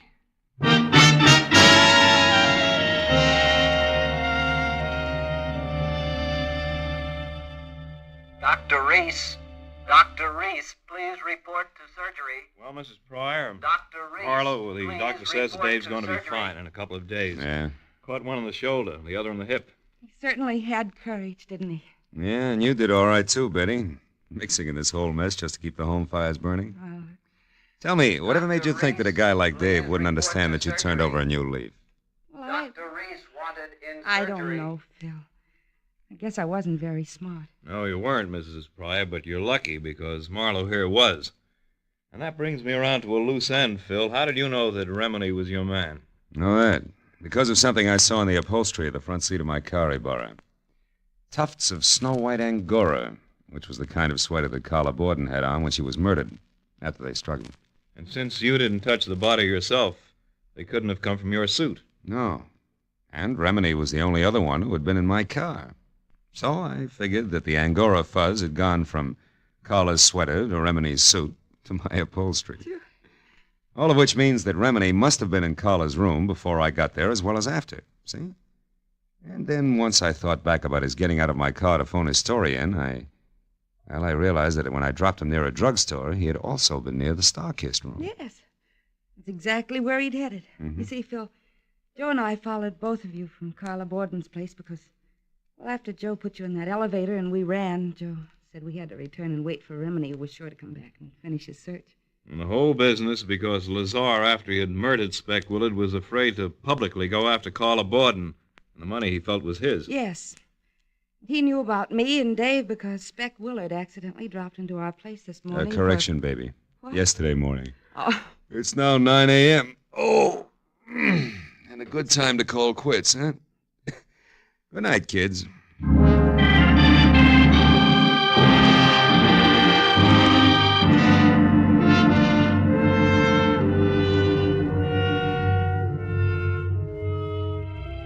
Well, by the time I got back to my apartment on Franklin, it was 10:30 in the too bright morning.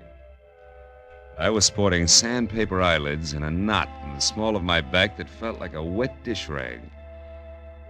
Oh, but once I had all the shades down and was undressed and in bed, I forgot about that. And I thought instead of the wood nymph dressed in nothing, with a veil of dewdrops. But then suddenly I stopped. The telephone. I got out of bed. I picked it up with both hands, opened the dresser drawer, and jammed it deep under all the socks I owned. And then I got back to bed. And the wood nymph, in her veil of dewdrops, she was pirouetting from one huge bluebell to another. Oh, my. On gossamer wings.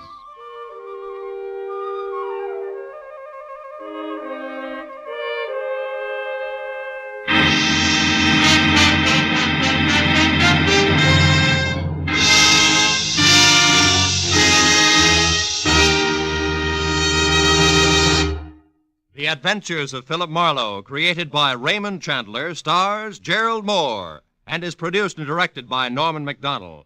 Script is by Mel Dinelli, Robert Mitchell, and Gene Levitt. Featured in the cast were Virginia Gregg as Betty Pryor, Peter Leeds as Dave Pryor, Harry Bartell as Van Remini, and Ed Begley as Joe Lazar. Lieutenant Detective Ibarra was played by Jeff Corey. The special music was by Richard Orant. Be sure and be with us again next week when Philip Marlowe says... It was a hunt through a jungle of city streets, with danger waiting at every intersection, until halfway through, when the hunters became the hunted, and death brought an end to the game.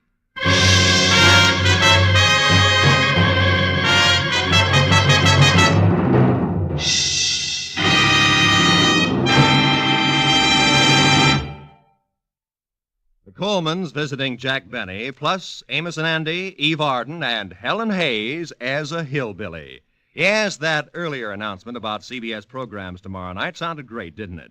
Except you Philip Marlowe fans may have been wondering, isn't there a mystery show among that great Sunday night 10 on CBS? Of course there is. One of the great detectives in the mystery world, Dashiell Hammett's one and only Sam Spade. Sam will be here, hard-hitting, fast-moving as always, tomorrow night on most of the same CBS network stations. This is Roy Rowan speaking. Now, stay tuned for Gangbusters, which follows immediately over most of the same CBS stations.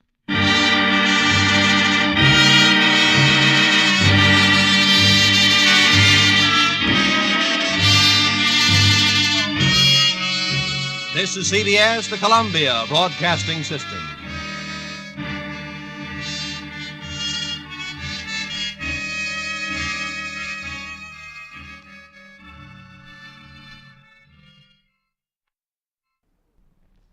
It was a hunt through a jungle of city streets, with danger waiting at every intersection, until halfway through when the hunters became the hunted, and death brought an end to the game.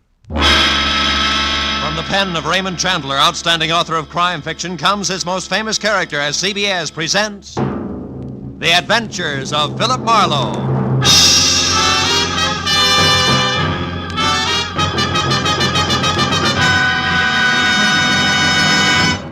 Now, with Gerald Moore, starred as Philip Marlowe, we bring you tonight's exciting story, The Grim Hunters. The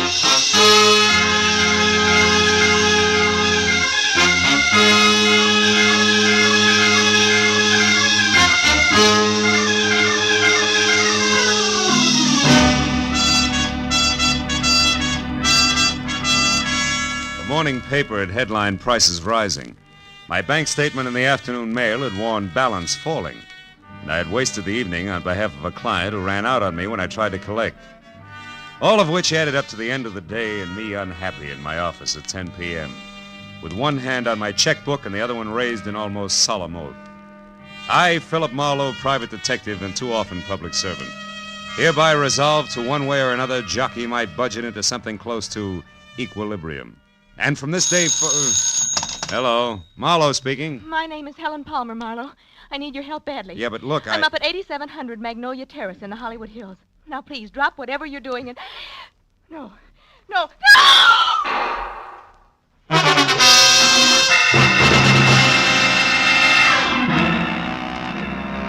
I must have let go of the phone, grabbed my hat and coat, opened and closed the office door, piled into my car outside, and raced up into the Hollywood Hills because the next thing I remember after Helen Palmer's scream was swinging off North Bronson Drive onto Magnolia Terrace. But a minute later, when I screeched to a stop away from number 8700, scrambled out from under the wheel and started on the run for the front door, I was no longer sure of anything. Because the house in question, a stock southern mansion complete with stable boy statue and a gravel driveway, which according to the book should have been as dark and as quiet as the inside of a coffin, was anything else but. And when I got to the oversized bronze door knocker and dropped it hard, I was beginning to doubt that I had the right address. Can I be of some assistance, sir? I don't know. I'm looking for a woman named Helen Palmer who called me at my office. Said she needed help. And a second after that, she screamed, huh? Tell me, sir, what is your name and occupation? In that order, Philip Marlowe, private detective. Good for Helen, good Happy, girl. aren't you? What's going on here? What is this? Why, it's a party, sir. A scavenger hunt. It looks like Helen Palmer's the winner. Now, wait a minute, laughing boy. I had a call that was interrupted by pistol shots, and I... All just part of the play, sir. Yeah, Helen Palmer had to bring back one private detective. Yeah, you see, Marlowe, each list, aside from the usual hard-to-find objects, had a human being on it. That's right. I had to bring back a Hoover vacuum cleaner salesman, and believe it or not, he's already sold our good host, Thaddeus Grover, the deluxe model. Yes, sir, he did at that. You see, Mr. Marlowe, Helen Palmer wasn't permitted to actually hire you. That's why she had to pretend to be in trouble. With the net result that I nearly broke my neck getting up here. Mr. Grover, where is Miss Palmer? Well, I don't know for sure, Marlowe. She called just a bit ago and said that she only had to catch on to you and one other item and would be back after that. Which makes her the winner, Mr. Marlowe, because none of us did better than half our list. Oh, by the by, you don't happen to have the breech lock of a 57mm anti-tank gun with you. At the moment, no. Nor do I have time for scavenger hunters. Not even when they most cordially invite you in with the finest serving of party-style Southern fried chicken imaginable? Come on, Mr. Marlowe. No, I'm sorry. Oh, come on. Well, come on. It's delicious chicken. Well, okay, the chicken did it. The inside of Thaddeus Grover's house was also a stock southern mansion from a giant cut glass punch bowl. Belonged to my mother, sir, First Lady of Atlanta, Georgia, sir, to a wide and winding colonial staircase. It left you expecting the descent of Scarlett O'Hara at any moment. There was one strange note in the soft southern surroundings. Piled 3 feet high in the middle of the room were the crazy quilt results of the evening scavenger hunt, including a wooden cigar store Indian, a pair of Hickok suspenders from the local fire chief, one red motorcycle, a stuffed owl, a set of antlers, and more. And behind all that, my counterparts, the bring 'em back alive items from each list. A streetcar conductor in uniform, a waiter bald and under 40, a school teacher red-headed and over 50. But I was the center of attention. But Thaddeus introduced one after another of the guests to the genuine, 100% non-shrinkable private detective. And now, Mr. Marlowe, sir, a very special friend of mine. At 31, sir, the president of Sample and Claiborne, best building contractors in the city of Los Angeles. Oh, that's so very interesting, Mr. Grover. Yeah, moreover, Mr. Marlowe, Sample made it right to the top in the past 2 years. Uh-huh. Yeah, ever since old Joshua Claiborne got killed falling off a scaffold. He did. Cause between you and me and the gatepost, some folks say it was suicide. Oh, Larry, boy, I'd like you to meet Mr. Marlowe, private detective. Mr. Marlowe, Larry Sample. How do you do? Hello, Mr. Marlowe. Glad you're with us. Thaddeus, has Rhonda called in yet? Last time I heard from her was when we split our list in two, and she headed out after a Latin American rumba team. Well, if she went after a boy, she'll bring him back. That's Rhonda Langley we're speaking of, Mr. Marlowe, Larry's lady friend. Oh? Nicest person I know. Except, of course, my fiancée, Helen. Helen is in Palma, my patron, Mr. Grover. Yes, sir. One and the same, sir. Well, we certainly have a lot of fun, even if we don't make much money, eh, Marlowe? Yeah, you certainly... Mr. Grover, did you say money? Most surely did, boy. You know, dollars and cents. Yes. Well, gentlemen, you'll excuse me, please, but I do have to run. Good night, Mr. Sample. And Mr. Grover, sir, it's been a distinct pleasure, sir. I bid you goodbye, sir. Goodbye, sir. You're a card.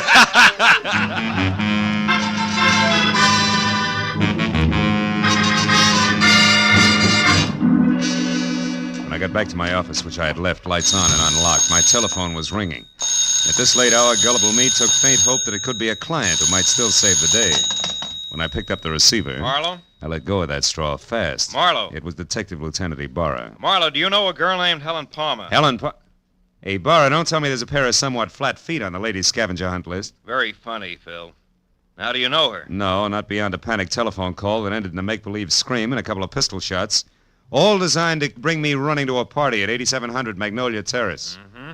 Well, that adds all right, because the only items not checked off a list are a night watchman's badge and one detective private, which must be you, since your name is circled in the classified directory here in this phone booth. You're in what phone booth? Where are you, Ibarra? At a closed filling station on Van Ness off Hollywood Boulevard. Yeah, but wait a minute. Why is the girl's list there with you? Because it's clenched in her right hand, Phil, and she's folded up on the floor of this booth, dead. Oh, no. 2 bullet holes in her back. Oh, yeah, but Ibarra, her call was a gag. The shots weren't. Anyhow, it looks like a stick-up since the lady's purse is gone and a wino we picked up. A wino we picked up saw what he calls a curly-headed guy with short legs do it and run. Also, the wino says that the murderer had been hanging around for a couple of hours like he was looking for a well-to-do prospect. Yeah, I know, but it's still kind of strange. Me getting that call, I mean. Well, I'll drop around to headquarters tomorrow morning, Lieutenant, if you need any statement from me. I think you'd better make that tonight, Phil. At the 8700 address. I'm sending Mooney up there now. Oh, but wait a minute, Ibarra. You don't need me, and I do need business. If you think I'm going to get it by... Phil. Huh? Phil, let's say that I'd appreciate it if you'd show for a few minutes. Okay? No. Well, okay, a few minutes. Just so long as you appreciate it. Goodbye.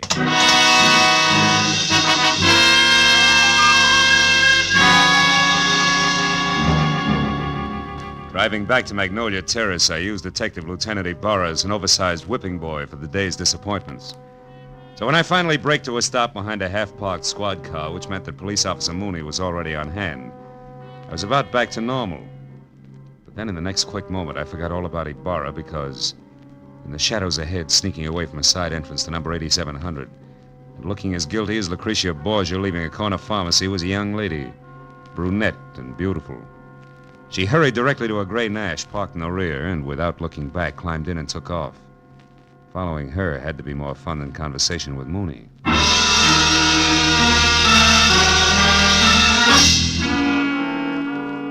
10 minutes later, the lady came to a stop in front of a dark, politely landscaped cottage on North Ogden Drive. In another 2, she was inside and the light was on. When I got to the front door and leaned against the bell, a card over it said that this could be one Rhonda Langley, Mr. Larry Sample's girlfriend. But that same card also gave another name, Helen Palmer, the lady dead in the phone booth. I rang again. When the door opened, it was the brunette, still beautiful. Only this time something had been added. In her right hand, a .45, ugly and pointed straight at my head. What do you want? One straight answer, Miss Langley. Why did you run away from 8700 Magnolia Terrace and a cop with routine questions? Wait a minute. Who are you? How do you know my name? I'm a private detective labeled Philip Marlowe, item number 8 on the late Miss Palmer's list. And I know about you because I've already been to Thaddeus Grover's party. Now, after you put this gun away, we'll get back to my question. Why'd you run? Come on, talk, lady, now before I yell copper. Well, all right. Come in. Thanks. Mr. Marlowe, I don't think Helen Palmer's murder was any run-of-the-mill robbery. You don't think what? I stayed just long enough to hear the policeman say Helen had been killed. Oh. When I got to your welcome mat, I was greeted with a .45. Talk some more, Miss Langley. Real plain Well, all like, right, huh? give me half a chance, will you? I didn't say anything to the police about this because I don't want to do any damage before I'm sure about a few things. Like what? Like the kind of a mess that Helen was in. Mr. Marlowe, I need help. I've got to know some facts. Please, will you work for me? I'll pay you anything. Well, at this point, let's call anything 25 a day in expenses, huh? What about Helen and the mess you spoke of? How much do you know? Very little. Only that I think Helen was blackmailing somebody. Somebody who was at the party tonight. Like Grover, your boyfriend Larry Sample? I don't know. Oh, you've got to believe me, Mr. Marlowe. Well, all right. For the time being, I will. Now, first of all, how'd you latch onto this blackmail? Well, yesterday morning, I accidentally overheard Helen talking to someone on the telephone. She spoke of a payoff that was to be made at Thaddeus's party. I don't know who she was talking to, but she warned the person not to try anything rash. As in murder? She didn't say. But she did say that she'd already airmailed a letter to her lawyers in San Francisco that would protect her from any harm. Then she laughed about the scheduled scavenger hunt and hung up. Mm-hmm. You said nothing to her about this, huh? Well, no, I was afraid All right, the letter to San Francisco. Did you see her mail it? Well, I mailed it myself earlier in the day, along with one of my own. Mm-hmm. I didn't think about it until after her call, when she pointedly asked me if I'd remembered to mail a letter. My letter, that is, which she knew that I'd written to an aunt I have in Passaic, New Jersey. Well? Well, that's the whole story. If you want me, I'll be over at Thaddeus's place. Thaddeus? Yes, he was in love with Helen. Yeah. Maybe she was returning that love with blackmail. What do you think, Rhonda? I don't know. The thinking is now your job, Mr. Marlowe. When I left Rhonda Langley and started back to my car as a bona fide private detective with client, I wasn't sure whether or not I was happy about the whole thing. But a second later, at the sight of a man in the dark ahead, half crouched behind a tree, I quit deliberating the point and got ready for trouble because, from what I could see, the gentleman in hiding had both the curly hair and very short legs that Ibarra had mentioned as a sign of Helen Palmer's killer. I kept walking straight until I was abreast the tree, and then I pivoted sharply, took one step toward him, and swung! Come on, brother. Why, you dirty... You haven't got the time. They believe me. Enough, fella. Enough. Will you leave me alone? Sure. Sure I will, after you start talking. Now, get up. Okay. Okay, don't hit me again. I'll talk. I'll tell you everything. Hey. Hey, look there. No, don't! Oh, that lousy note.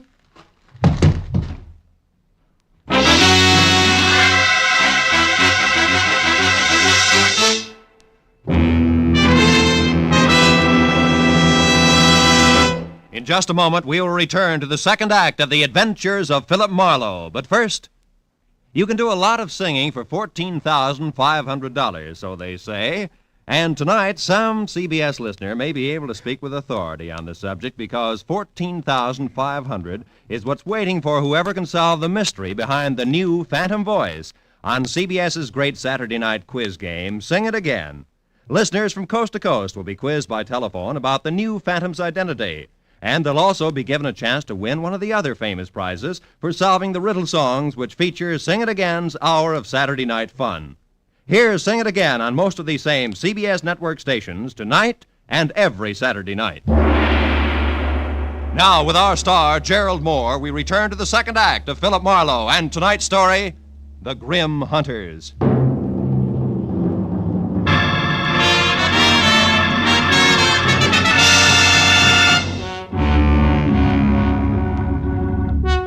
The shots crashed out of the darkness. The life ran out of the little man like air from a kid's balloon. I couldn't figure exactly where the shots had come from, and I stopped trying when a pair of spiked heels clicked fast across the concrete driveway between me and the house. Then a motor started, and a second later a car roared by with Rhonda Langley at the wheel. I yelled at her to stop as she went by, and ran out in the street after her and yelled again at the retreating car. But she ignored me. When another car came around the curve behind me, I tried to flag it down, but the driver didn't even slow up. So I just stood there while the two cars twisted out of sight down the winding street, leaving nothing but silence and a lot of unanswered questions hanging in midair. I walked back to the corpse, went over it carefully. But there was no identification, nothing but a gun to indicate how he fitted into the screwy mosaic of murder, scavenging, and blackmail. I went inside to call Ibarra, and 5 minutes of tracers, relays, and busy signals went by before I finally got through to him with my news about Helen Palmer's killer. What? Where are you, Marlowe? In a house on Ogden Drive, 4310 North. Was shared by Helen Palmer and my new client, Rhonda Langley. Uh-huh. Did she kill my suspect, Marlowe? It could be. She left here in a big hurry. Another thing, Ibarra, there's more behind this business than robbery. Like what? Like blackmail. Maybe so. We just found the Palmer's girl handbag in a trash can. Nothing left but a lipstick and 2 letters. Incidentally, one is addressed to your client, Rhonda Langley. That figures. They shared the house, so Helen happened to pick up the day's mail. What's the other letter? It was one returned for insufficient postage. They forgot that airmail is 6 cents these days. Oh, return. Wait a minute. Is that letter addressed to a law firm in San Francisco? No, it's addressed to Sophie Kilberty. Sophie Kill who? Kilberty of Passaic, New Jersey. Why? Well, Ibarra, listen. Helen was blackmailing somebody, and she covered herself by mailing a letter to her lawyers in San Francisco. Mm-hmm.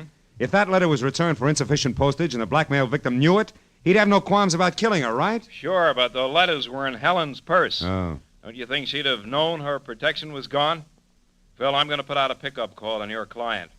And you get on down here so we can go over this mess one step at a time. Where's here? Still at the gas station on Van Ness off Hollywood Boulevard. Okay, Ibarra. How long are you going to be there? Just until Thaddeus Grover shows up to identify the body and give me some answers personally about that scavenger hunt he threw tonight. What about this curly-headed corpse I've got here? Have you gone over him? Yeah. Nothing but a gun, some small bills on him. Then he'll keep. I'll expect you in a few minutes. Okay. So long, Ibarra. When I put down the phone, I was convinced that a big switch was due any minute because finding those letters in Helen Palmer's purse made a lot of sense in one direction and not a bit in another. I could have made more heads and tails by flipping a ball bearing than I got out of the facts Ibarra had given me. Just then, the shadow of a man slid up the walk. I heard a pair of feet mount the stairs, 2 at a time. It was the Wonder Boy executive I'd met at the party. Better hold it right there, Sample. What? Marlowe. Why the gun? So the same thing won't happen to me that happened to the dead little guy outside? Another murder? Marlowe, where's Rhonda? Is she all right? She left here as fast as an 8-cylinder motor wide open could move just after it happened. Then it was Rhonda I saw. On my way over here, a speeding car almost crowded me off the road. It looked like Rhonda's, but I wasn't sure. And Marlowe, she was being chased by another car, a fast one. Chased, are you sure? Yes. The first car missed me by inches when it swung around a curve. I don't know yet how she made it. Then a second car came along and passed the curve, but it stopped, backed up, and then took the same road Rhonda had taken. You think she got away? I don't know. Well, come on outside, Sample. I want you to take a look at this. By the way, how long have you known Rhonda? About a year. Mm-hmm. She's a brilliant girl, Marlowe. Came out from the East, and I gave her a job as my secretary. She's more than that now, huh? I'm in love with her, if that's what you mean. Yeah. Oh, here it is. Well, Marlowe, I know this man. That's Nate Murdoch. He used to be a foreman with our firm. He left and went back to Atlanta right after Claiborne's death. Atlanta? Isn't your host Thaddeus Grover from Atlanta? Why, yes, he is. Oh, brother. When did you see Grover last? Well, the police asked him to go and identify Helen's body. He left the party while the officer was still questioning the rest of us. Yeah, and on the way he could have taken time off to drop by here, kill Murdoch, and make a try for Rhonda, too. Come on, let's get to the phone. But why, Marlowe? Good heavens, Grover's our friend. He and Helen were engaged to be married. All right, so it doesn't make sense. But his fiancée and his short friend from Atlanta are both dead. And Rhonda's burning the tires off a car to keep out of reach. Those are the facts. Will make sense later. Now call Grover's place and hurry up. Yes. That's where she intended to go when she left here, to console him, no less. Scavenger hunt my Aunt Minnie. Hello? Hello, is Mr. Grover there? No? Well, has Miss Langley arrived yet? Oh, it's the maid, Marlowe. Mm-hmm. Rhonda had... What's that? She's coming up the walk now? Hold the line a minute, please. She just got there, Marlowe. What'll I tell her? Tell her to leave again. Tell her... No. Where do you live? 4406 Ardmore. All right. Tell her I said for her to wait outside in the back of the house until you can get over there to pick her up. Take her to your place, and I'll pin Grover down. Right. Where are you going now? See Lieutenant Ibarra, and I can get there faster than I can call him on the phone. Good luck, Sample.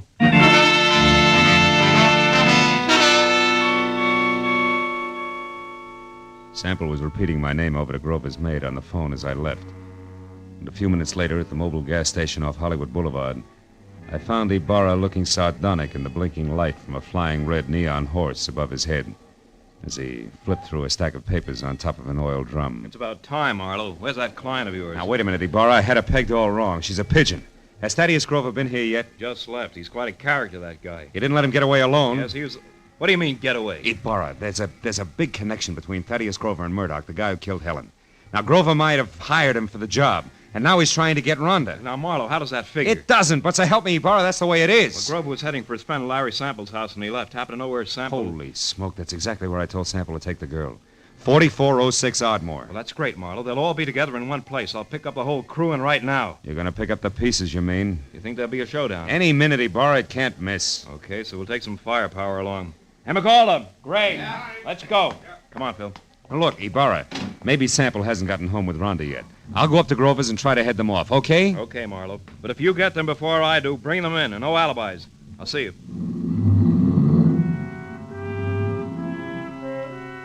Ibarra was grim as he climbed in his car and drove off fast. I headed for my car. Then, as I turned, my arm swept the scavenger lists Ibarra had left on the oil drum off onto the ground. When I picked them up, Rhonda Langley's name was on top. Her list was as goony as the others, but near the bottom was an item strangely familiar to me, which hadn't been checked off. It was a canceled ticket from Woodhaven Ballroom. All at once, I realized why it was familiar. The sign I'd been half conscious of on top of the big squat building across the street read, Woodhaven Ballroom, closed tonight. On a hunch, I dug for Helen Palmer's list. Yeah, Ibarra was right. Everything but a night watchman's badge and one detective private had been checked off. And that gave me half of the switch I knew I had to show up. I ran to my car and headed for that southern mansion in the Hollywood Hills, the end of a very complicated frolic. And with every turn of the road, I gave myself another whack for being such a nearsighted sucker. When I got there, the big house on Magnolia Terrace was dark, except for a light in the servants' quarters. I stepped down the block, walked back, and edged around to the patio where the garage, the hothouse, and the king-size barbecue loomed only as shapeless lumps of shadow. I stood still and watched. Then I saw him move, walking slowly, gun in hand along the fence toward the hothouse. I started toward him quietly, just as he found out what he was looking for. Oh, you're clever, my dear. But it's all over now. I know you're in there, so come on out with your hands up. Oh, no. You're hanging yourself for murder right now, Larry Sample. I've got all the proof I need. I don't know what good it'll do you, Rhonda. I'll never pay you a cent for it, you blackmailing tramp. I'll kill you first. And that protection letter you wrote to your lawyers was returned, darling. I found it accidentally in Helen's purse tonight at the party. So no one will know. Now come on out or I'm going in after you. I wouldn't try that if I were you, Sample. Marlowe's due here any minute now. He called me and told me. That was I, dear. You? I used his name when I talked to the maid. Oh, I should have done this myself in the first place instead of trusting that stupid Murdoch. Are you going to come out of there? No, and I've got a gun. You can't see me, and I know it. But your white dress makes a perfect target, you little fool. Drop it, Sample! Now let's have that gun. Marlowe, I'm so glad you got here. No, he's not dead. Oh. And he won't be from bullets. Give me your gun, too, huh? Come on. All right. I was too scared to use it anyway. Thanks. Now sit down and shut up. We're going to wait for Lieutenant Ibarra, then you're both going to the pokey. What? But... Listen, you, I don't go for blackmailers, male or female. Even the cute ones are ugly, lady. Very ugly. No, Phil, wait. You've got to understand something. 2 years ago, Larry Sample killed his partner, Joshua Claiborne. I knew it, but I couldn't prove it. So I pretended I could and blackmailed him. Don't you see, if he paid off or tried to kill me, that would be proof of his guilt. And he did, Marlowe. Mm-hmm. Why should you pull a stunt like that? I'm a divorcee, Marlowe. Langley is only my married name. Okay, so what? My maiden name was Claiborne. Claiborne? I'm Josh Claiborne's daughter. Oh. And I can prove that. Is that reason enough? Well, why didn't you level with me instead of labeling Helen a blackmailer? Helen was already dead. And I needed your help desperately. I thought I had to lie to get it. Okay? Yeah. Okay, baby.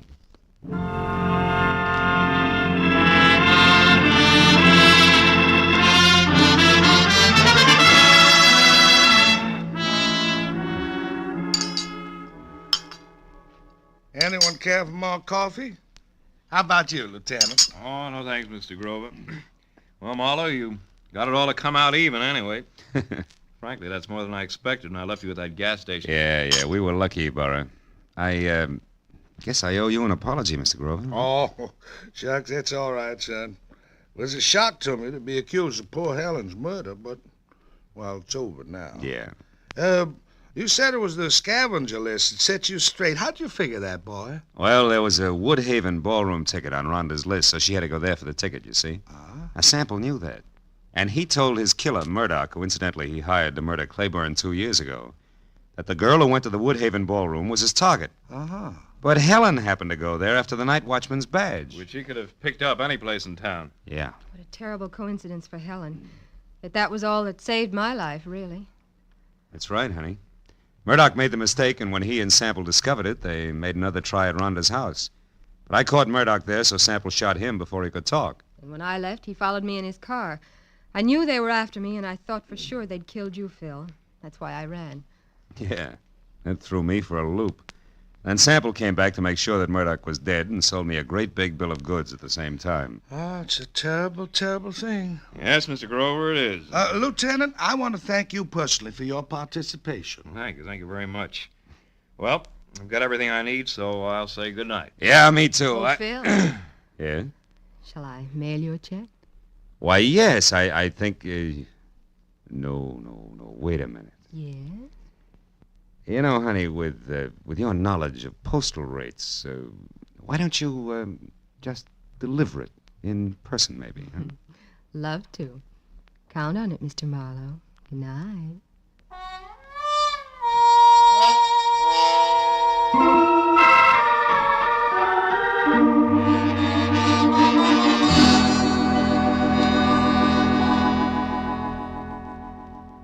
I drove down from the Hollywood Hills with a check warming my wallet and the echo of a soft invitation warming my imagination. You know, that was quite a party at Grover's house. Scavenger hunt. People determined to have a good time even if it killed them. You know what? It did. I know another game. Associations. It goes like this. Grover's party. Rhonda Langley. Rhonda... Date. I wonder if she likes baseball.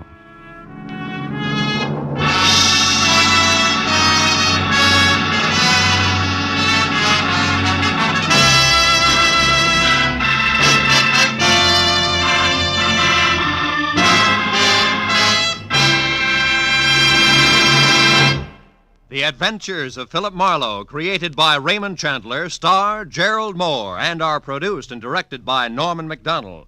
Script is by Mel Dinelli, Robert Mitchell, and Gene Levitt. Featured in the cast were Ellen Reed, Mary Shipp, Jack Moyles, Richard Benedict, and Lorette Philbrandt. Lieutenant Detective Ibarra is played by Jeff Corey. The special music is by Richard Orant. Be sure and be with us again next week when Philip Marlowe says... They were born on the same hour on the same day of the same parents, and they were identical in beauty and talent. Only one was deadly, and the other was not. And I couldn't tell which was which until I found a green purse, a fresh corpse, and a pair of dancing hands.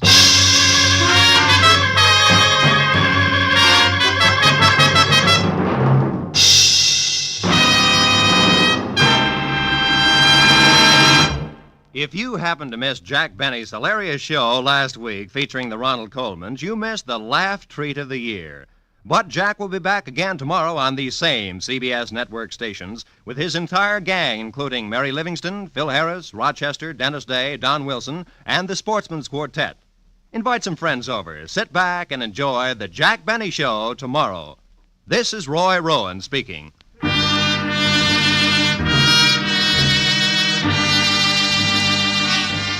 This is CBS, where 99 million people gather every week, the Columbia Broadcasting System.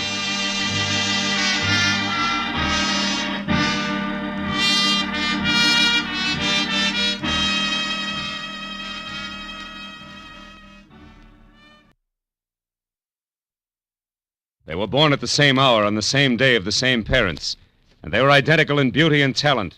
Only one was deadly, but the other was not. And I couldn't tell which was which until I found a green purse, a fresh corpse, and a pair of dancing hands. From the pen of Raymond Chandler, outstanding author of crime fiction, comes his most famous character as CBS presents The Adventures of Philip Marlowe.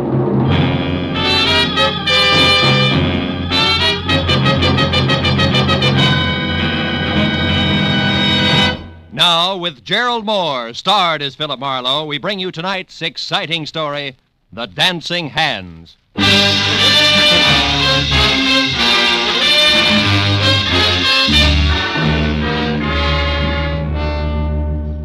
telegram I found stuck in the mail slot when I got back to my office after a long and roundabout day read. Enclosed, find a $50 money order. I want you to investigate a man. A table is reserved for you at the Saddle Club where I work. Come in time for the second show at 11, important. It was signed Beth Tyler.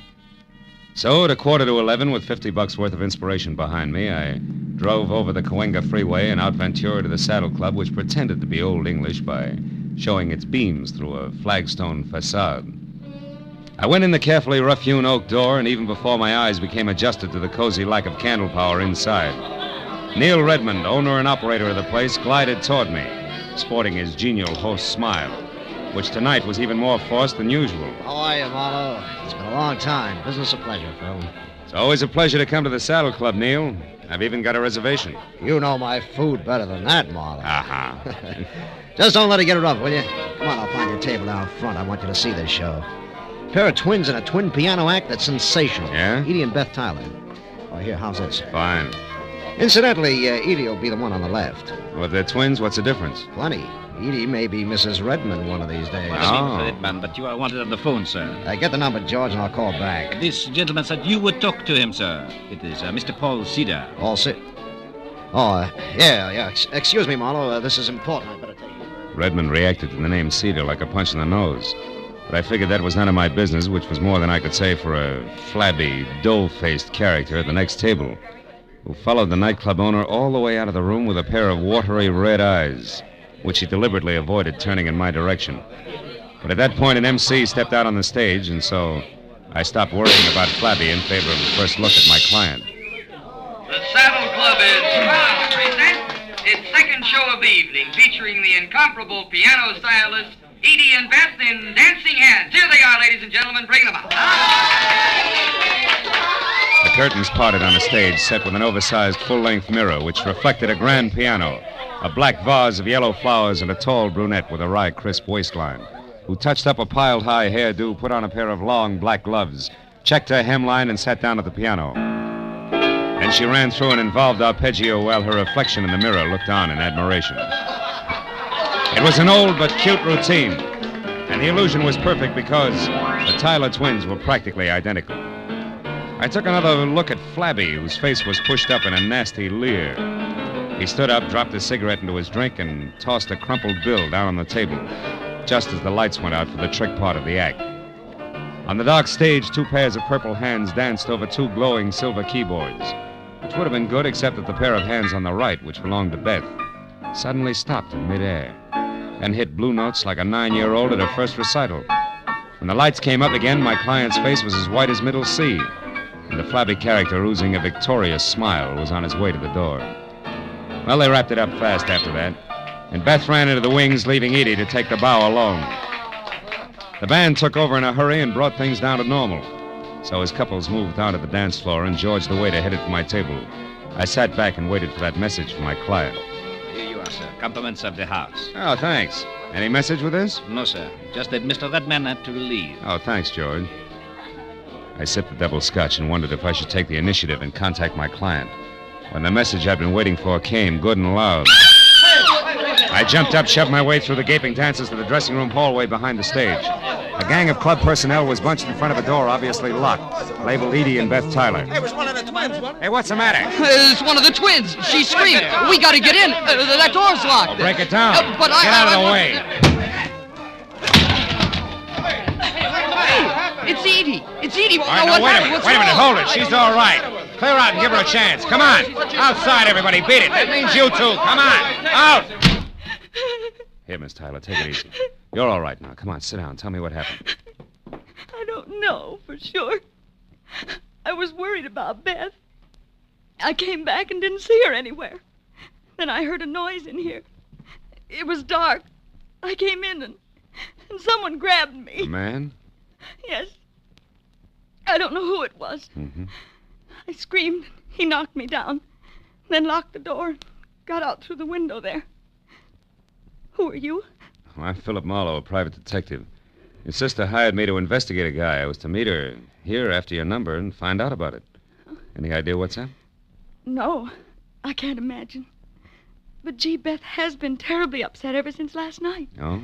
What happened last night? Well, for one thing, my purse was stolen. Mm-hmm. But I don't see why that should upset her. Gee, there was nothing in it but $12 and my makeup stuff. Where's Beth now, do you know? No, I haven't seen her since she ran off the stage. I'm not even sure she came in here. No, she was here, all right. She dropped one of her gloves. You're still wearing both of yours. Where do you girls live? Maybe she went home. Well, Beth has a cottage out on Hazeltine, 4179. You don't live together? How come? Well, gee, Mr. Marlowe, just working with Beth is hard enough. She's so sarcastic. Okay, I'll wear my thick skin.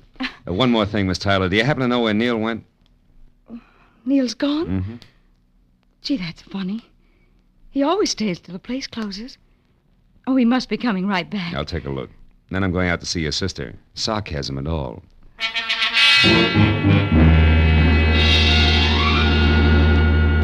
I spent 10 minutes questioning the help on the whereabouts of the boss and got nothing but double talk for answers. So since I was still carrying Beth's glove around with me, I dropped it in my pocket and went outside to my car. I'd opened the door and slid far enough under the wheel so I couldn't back out before I realized that the dough-faced Flab was already there on the seat. His right hand wrapped around something blunt and menacing in his sloppy jacket pocket. You better come on in. What are you doing in my car, blubber boy? Don't get sassy now, mister. And the name is Sippy. That's no improvement, and it's no answer. All right. I saw you inside making with the big talk, so I says to myself, he's an interested party. I should look him up. Maybe we can do business together. All right, stay over there. What kind of business? I'm particular about the gutters I crawl in. It has to do with the twins inside there. You can get in touch with me later for further details. I got an angle, mister. You'll see when I leave. Yeah? When you tried to work that angle, you got to the wrong twin in the dressing room. Did you know that? I don't know what you're talking about. Mm-hmm. Okay, Sippy, where can I reach you? You'll find out if you really know what's up. Don't try to follow me, though. I'll be seeing you. When Sippy slid out of the car and beat it, I made one move after him and then stopped cold. Because lying on the seat where he'd been sitting was a green leather handbag with the name Edie etched on it. I snapped it open. It had been stripped of everything but the scent of Amir and a smudged slip of paper that read, Number 9 Arrow Motel, Lancashire Boulevard. So that was Sippy's address, and he had the stolen purse. But the why of all the commotion over 12 missing bucks was still the number one question mark. And I figured the best place for an answer to it was at Beth Tyler's. So I drove out to Hazeltine. But even before I stopped at number 4179, I heard the piano. I walked to the door and stood there a moment, listening. I eased it open, slipped inside. Soft, indirect lighting accented the figure of the girl at the piano. The little waves of iridescent crimson chased themselves over the smooth satin gown as she played. Glossy blue-black hair fell to her shoulders. Beside her, a burning cigarette sent a single plume of smoke into the still air. Just for a moment, I found it difficult to remember that she was my client. Oh?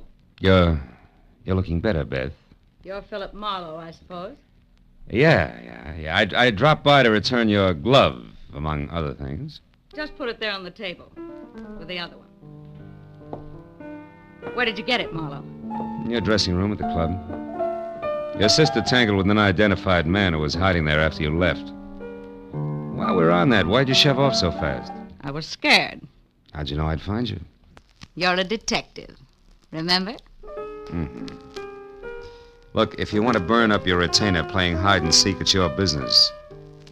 Now, who's the guy you want me to check on? The flabby one who made you blow up tonight? Yeah, that's right. Why?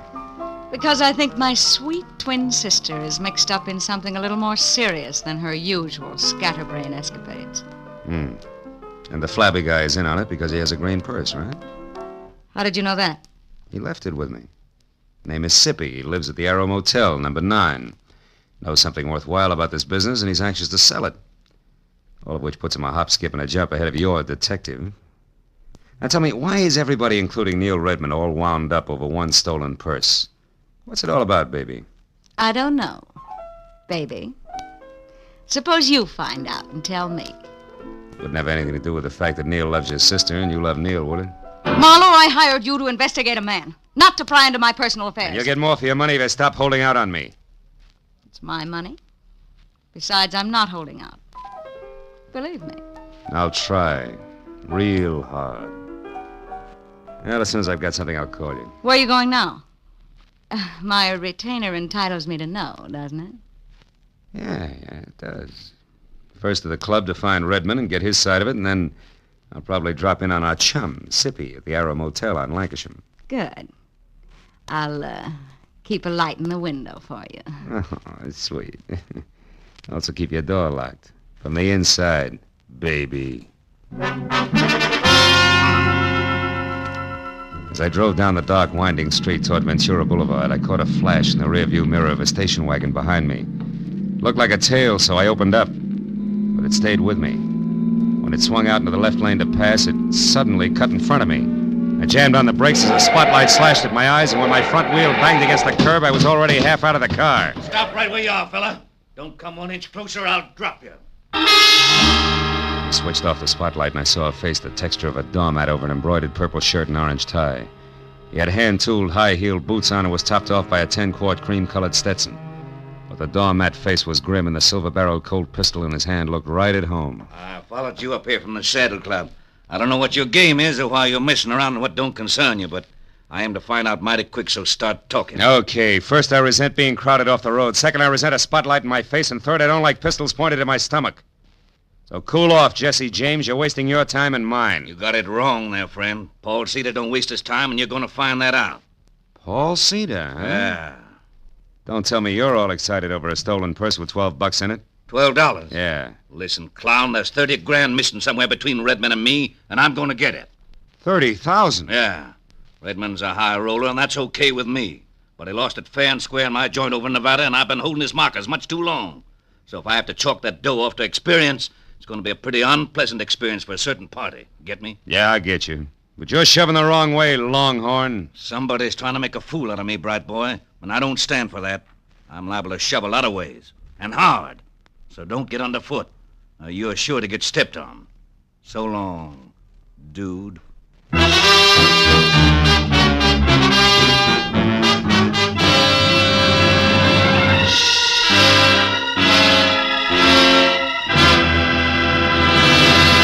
In just a moment, we'll return to the second act of The Adventures of Philip Marlowe. But first, tomorrow marks the anniversary of an important event in American history, the signing of the first peace treaty between the Indians and the Plymouth colonists.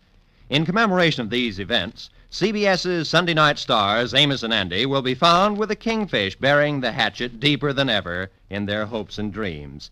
And CBS's own Jack Benny will be back again tomorrow with his special guest, Van Johnson. Invite some friends over. Sit back and enjoy the Jack Benny program. You can hear Amos and Andy every Sunday on most of these same CBS network stations, and Jack Benny over them all. Now, with our star, Gerald Moore, we return to the second act of Philip Marlowe and tonight's story, The Dancing Hands.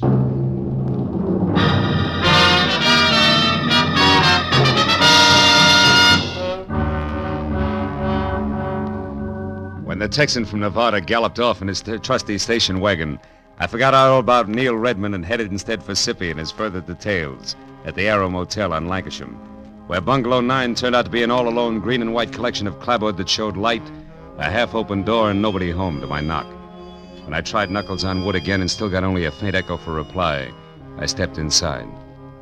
There in the center of an ivory-white throw rug and clamoring for attention like an only child at a family reunion was a wide and wet circle of red. From there, the ugly splotches that narrowed as they got farther away trailed off until, finally, in the next room, the path ended where I expected it to.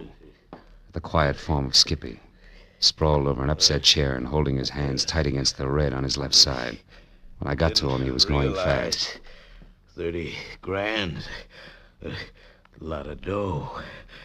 Didn't know I was shooting that high. And the twins... One what, Sippy? One of them... Did one of them do this to... He's dead, isn't he, Marlowe? Yeah.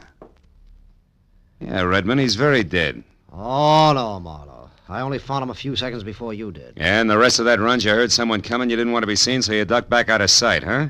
I don't buy it, Redmond, because for one thing, it's too pat. For another, how do you explain being here in the first place? Come on, fast. Okay, I'm here because I'm in a nasty jam. Like what? Like $30,000 I've got to pay in the next hour to a guy named Paul Cedar who's running out of patience in a hurry, believe me. About that, I do. I've already met the gentleman. But right now, Redmond, we're talking about Sippy. Okay. Last night I had things to do, so I gave Edie Tyler the money for the payoff to Cedar. A couple of minutes after she stepped out of the club, somebody roughed her up and got away with her purse and the 30 grand. You're a liar, Redmond. Edie herself told me that purse only had $12 in it. How come? Simple like, Marlowe. In my business, you never yell copper too soon or too loud. It doesn't pay. Mm-hmm. Now, look, for the third time, Redmond, you and Sippy, how do you figure? I don't know. He was at the club tonight, acting funny. When he left, I got a glimpse of Edie's green purse sticking out of his topcoat pocket. Later on, I saw him run away from the car near the club, so I followed.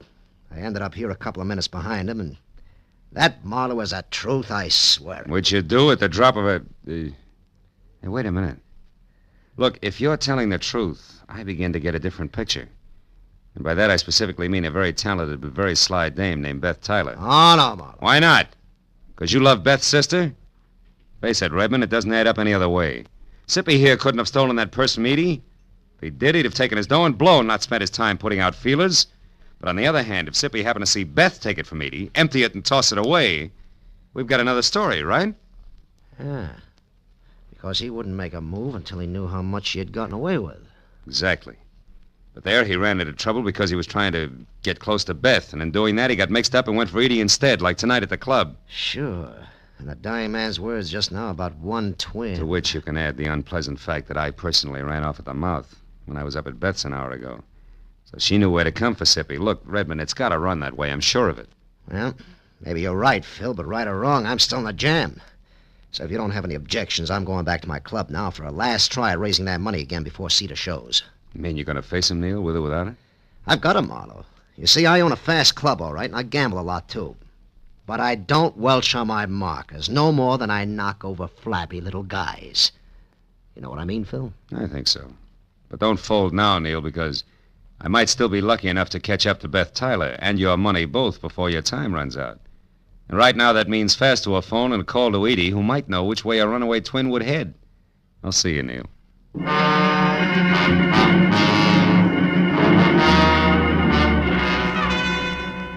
The nearest phone was at an all-night mobile gas station a block away.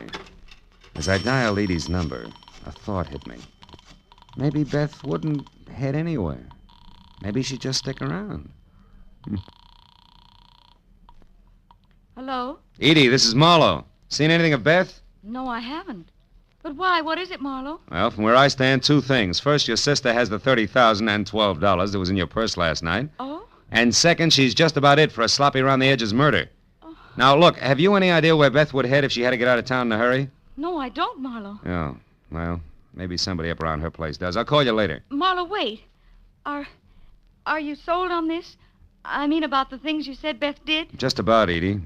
But for your sake, let's hope I'm wrong. All the way, honey. Goodbye.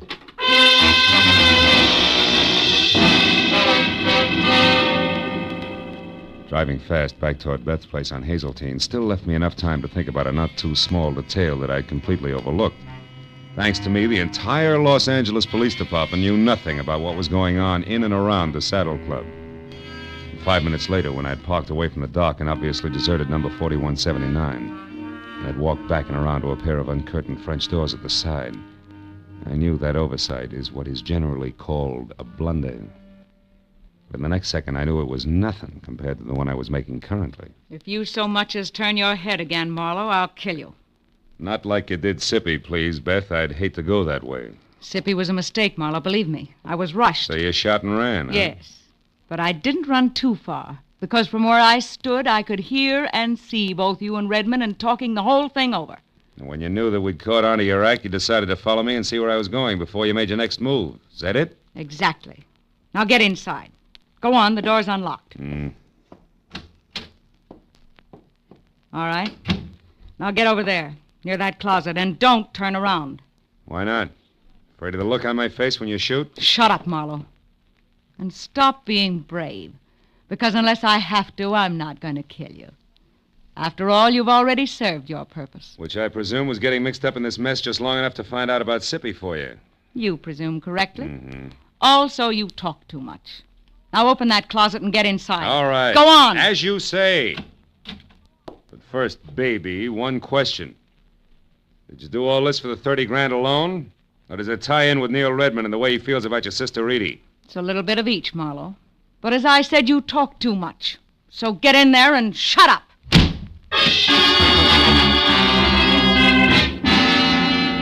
Getting out of Beth Taylor's half-inch thick oak closet was like arguing with an umpire. You couldn't be subtle. So 20 tiring minutes went by, and the heels on both my feet were numb before the paneling finally gave in, and I was out and over to the telephone to put in a call to the police. It should have been made a long time ago. But then, even as I was halfway through dialing the numbers, I saw something on an end table nearby that made me slowly change my mind. It was the 2 black gloves that Beth wore in the Dancing Hands act. And while I stared at them like they were alive and beckoning, I thought hard for what must have been a full minute. And then suddenly I knew that my next stop had to be the Saddle Club.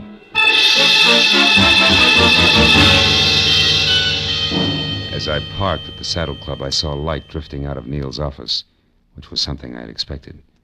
Inside, I moved along a dark hall toward what I knew would be the trio of Neil Redmond, the Nevada Texan, and Eddie Tyler. All right, Redmond. The raucous voice of Paul Cedar was anything but happy. Just how stupid do you think I am?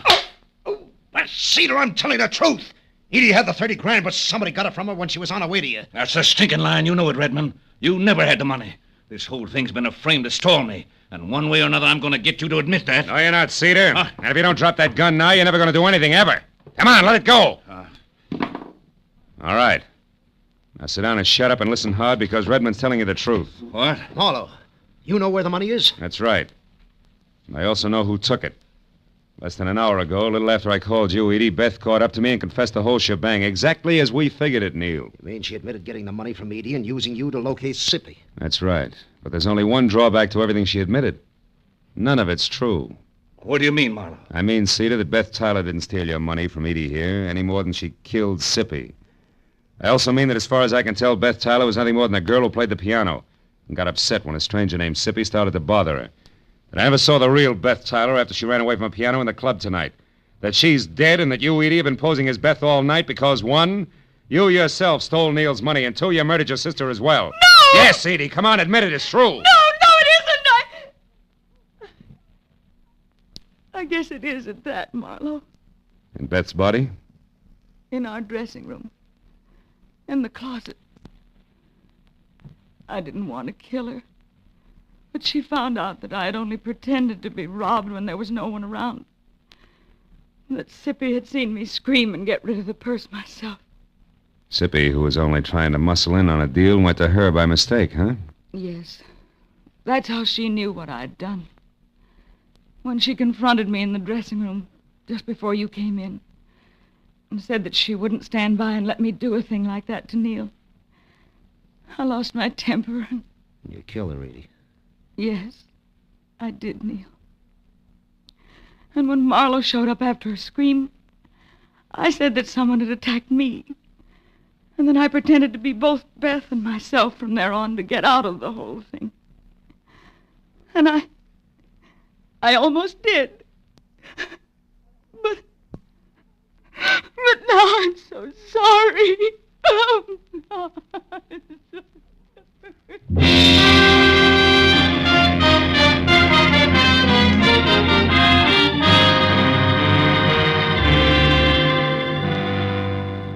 A couple of bad hours went by before the police had everybody's story, and Paul Cedar and the 30,000 was gone for Nevada, and Edie was gone for good. That left just Neil Redmond and me alone and standing near the main bar in the club. Neil was doing his best to stay all in one piece. Well, Marlowe, it's been a tough night for you, hasn't it? Yeah, but a tougher one for you, Neil. What with Cedar and the money and... The girls, Marlowe? Yeah. Yeah. At least it came out right before the cowboy got too tough, thanks to you. So tell me, Phil, how'd you know that Beth was dead and that Edie was both people all along? That was a couple of gloves, Neil, the ones they wore in their Dancing Hands act. You see, when I first met Edie in the dressing room, she was wearing hers, and one of Beth's was on the floor. Hey, pour me one, will you? Yeah. Okay. I took it, and later when I met what I thought was Beth, I returned it, and she put it with what we both thought was its mate. I hear you. Thanks. But a little while ago, when I got close to the gloves again, I saw that couldn't be, that they were both for the left hand, Neil. Ah. Then when Edie went to Beth's place to pass herself off as her sister, who she had already killed, she was smart enough to know that she should have only one glove around. Yeah, but not smart enough to think about which glove it should be. From there, I worked backwards. Until you got to the three of us at the club and tried what you knew might be the right answer. Mm-hmm. Well, you were right, Phil, all the way. Yeah, but I was still gambling. If I had been wrong, Neil, I was giving the real Beth a long head start. It's always that way when you gamble, Phil. I know. Sometimes you pick right, sometimes wrong. Mm-hmm. Cards, dice. Even with twins. Good night, fella.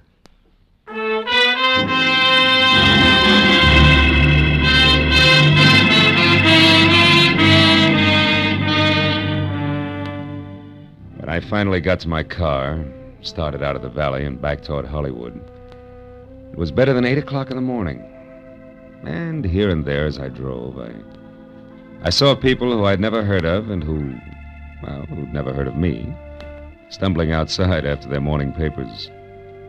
And I got to wondering what they were going to think when they read about a girl who had killed both her twin sister in a nightclub and a flabby guy in a motel who wasn't much good. Oh, well, it was hard to say. And for myself, I was too tired to think. Or maybe I just didn't want to.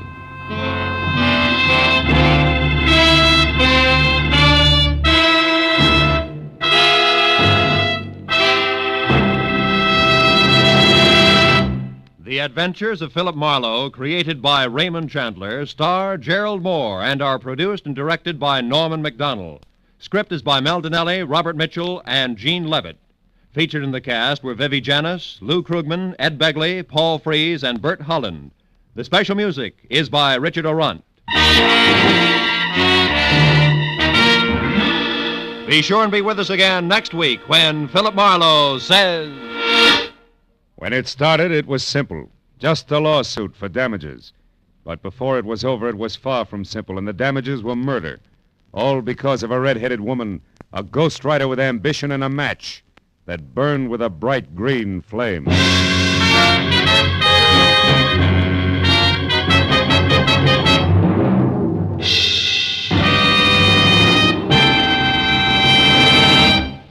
With part of its star-studded Sunday nights devoted to shows named after great personalities such as Jack Benny, Lum and Abner, and Amos and Andy, CBS also goes to famous fiction for one of the brightest, most dramatic of its Sunday galaxy, The Adventures of Sam Spade. Created by the master hand of Dashiell Hammett, Sam Spade cuts a new and deadly caper with mystery, murder, and adventure on most of these same CBS network stations every Sunday. Join him tomorrow night. This is Roy Rowan speaking.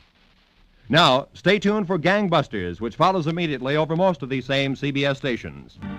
This is CBS, the Columbia Broadcasting System.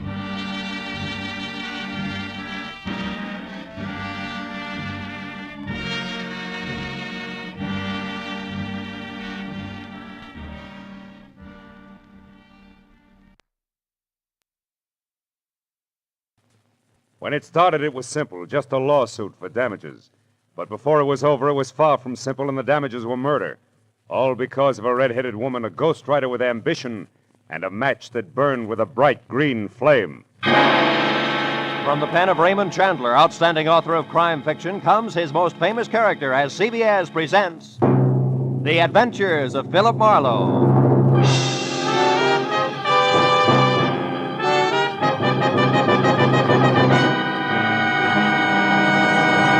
Now, with Gerald Moore starred as Philip Marlowe, we bring you tonight's exciting story, The Green Flame.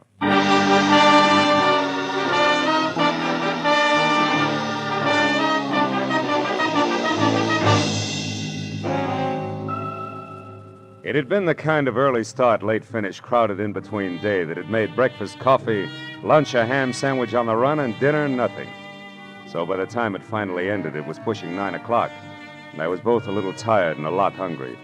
All of which made the feast I could imagine spread out in front of me over an emerald green tablecloth something better than good enough to eat.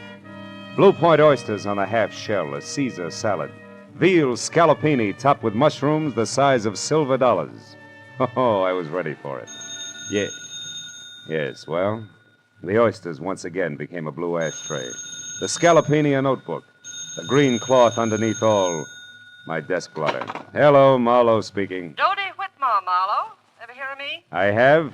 I've also heard you own half a dozen screen magazines, a local radio station, and a daily published for the motion picture industry called the Hollywood Trades.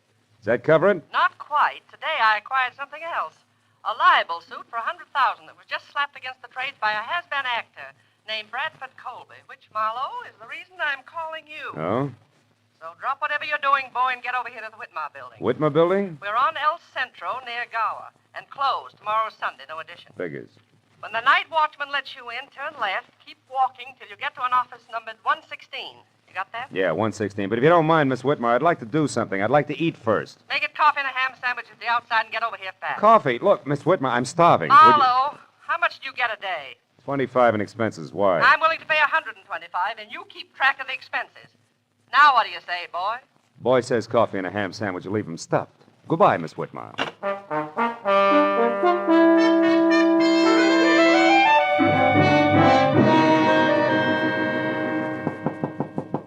Come in, Marlowe. Sit down over here, and if you smoke cigars, don't. I can't stand them. Drink? No, thanks. Marlowe, our A1 gossip columnist, Stanley McGrath, had this to say in today's edition of the Trades. Mm-hmm. The sometimes actor Bradford Colby won't call it quits. When refused a part by an independent producer who's short on funds, Colby offered to hawk all and come up with $20,000 if the producer would change his mind. The producer wouldn't. End of quote. And beginning of noise from Colby, huh? Yes, a clamor that we can only silence by proving that McGrath, what he said, is true, which shouldn't be impossible because Max was a thorough man and never heard of the word rumor. Wait a minute. What do you mean was a thorough man? He died of a stroke, Marlowe, at 5 this morning en route to the hospital, age 61. His column, as usual, arrived here yesterday afternoon in the mail. He always wrote from his home, which is a junk-filled cracker box up on North Bronson. Yeah, now you're being sued by Colby for damages, huh? And the late Mr. McGrath isn't around to prove what he said is true. You catch. And being very unpopular with producers myself these past 30 years, Marlowe, I've no chance of any help from the one who actually turned Colby down for that part, whoever he is. All of which makes my job what? Precisely this. Find Mac's source of information. Come in, Larry. Larry North, Marlowe. My editor and anybody's Napoleon. Larry, meet Mr. Marlowe. How do you do? How do you... Dodie, I've just found out that old Mac's only legman, a queer duck named Leonard Phipps, left town sometime yesterday for San Diego. May or may not be back by now. Where's Marlowe going to start? Well, I At figured... old Mac's place. Larry and I have already checked there, Marlowe. 8312 North Bronson. Maybe you'll grab onto something that we overlooked. Here's the key. Thanks. Mac lived alone. Don't get wrapped up in his notes. That gibberish. And remember, my lawyers are sure that we'll lose this case if we can't prove what Mac said was the truth. Well, yeah, Call as soon as you get a lead, and if I'm out, Larry will be in his office next door. And, Marlowe, don't waste any time. There's a lot at stake, boy.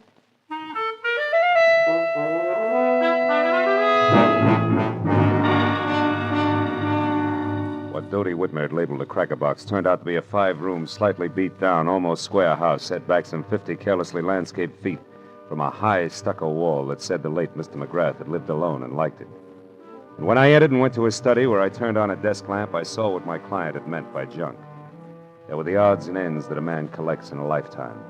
On his desk, a tarnished loving cup for excellence in reporting, dated 1927. Beyond that, on the mantel, an autographed picture of Teddy Roosevelt, and next to it, a paperweight from Niagara Falls. And then an item I hadn't expected. In a shadowed corner of the room, there was somebody else. A tall, gaunt somebody else, wearing horn-rimmed glasses and papers sticking out of every pocket. He was slowly, an inch at a time, backing off from the edge of the circle of light in which I stood. I took one casual step toward the desk and then nailed him. Oh, get your hands off me. Why? So you can start running, Mr. Leonard Phipps? How do you know my name? I'm psychic. I also know you just got back from San Diego. What I don't know is what you're doing here. Now, come on. Talk, fast. Please let go. Leave me alone. I'll talk. I've got nothing to hide from the right party. Who are you? Philip Marlowe, private detective who's working for Dodie Whitmer, a lady impatient to know which producer McGrath was talking about. In that article on Colby this morning. Now, do I qualify? Yes, of course. We're both after the same piece of information, Mr. Marlowe. No? I want to find that answer, too, and then whisper it into Dodie's ear. Just to save her $100,000? No. just to get a chance to fill McGrath's shoes. And don't laugh, because I've been ghosting that column for the past month now. Didn't McGrath write this morning's column himself? No, he didn't. I did. But the piece on Colby was not mine. McGrath must have added that himself, the fool. Ah, you don't sound like you're happy in your work, Phipps. I wasn't. Mac was a tyrant. I put up with him because he promised sooner or later to let Dodie Whitmore know that I was doing his work. Don't be too bitter, Phipps. Mac couldn't have known exactly when he was going to die. Well, what if he But to could? get back to the subject, have you any idea where we can get a hold of something real to go on? Yes. Yes, I do. Out there in the living room. Oh. Follow me, Marlowe. If you can, in the dark. Come back here! Ow! Ooh!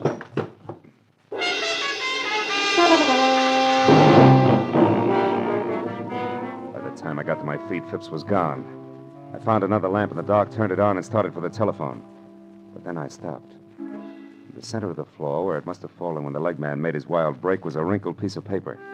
When I picked it up and turned it over, I was suddenly glad that Mr. Phipps had gotten away because, in his hurry to leave, he had dropped his checkoff list for Operation Bradford Colby.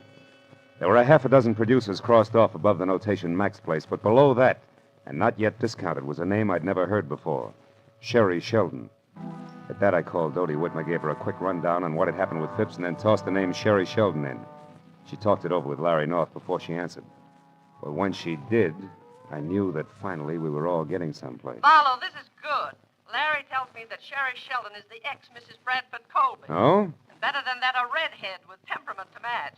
That kind'll talk. Mm-hmm. Any idea where this item lives? Yes, a bungalow on Cherimoya, 5800. 5800, huh? Larry says it's a quiet, dead-end street, but not to let that throw you. Because from what he's heard about the lady herself, she's very much alive. So play it smart, boy. You're probably in the big time now. Good luck.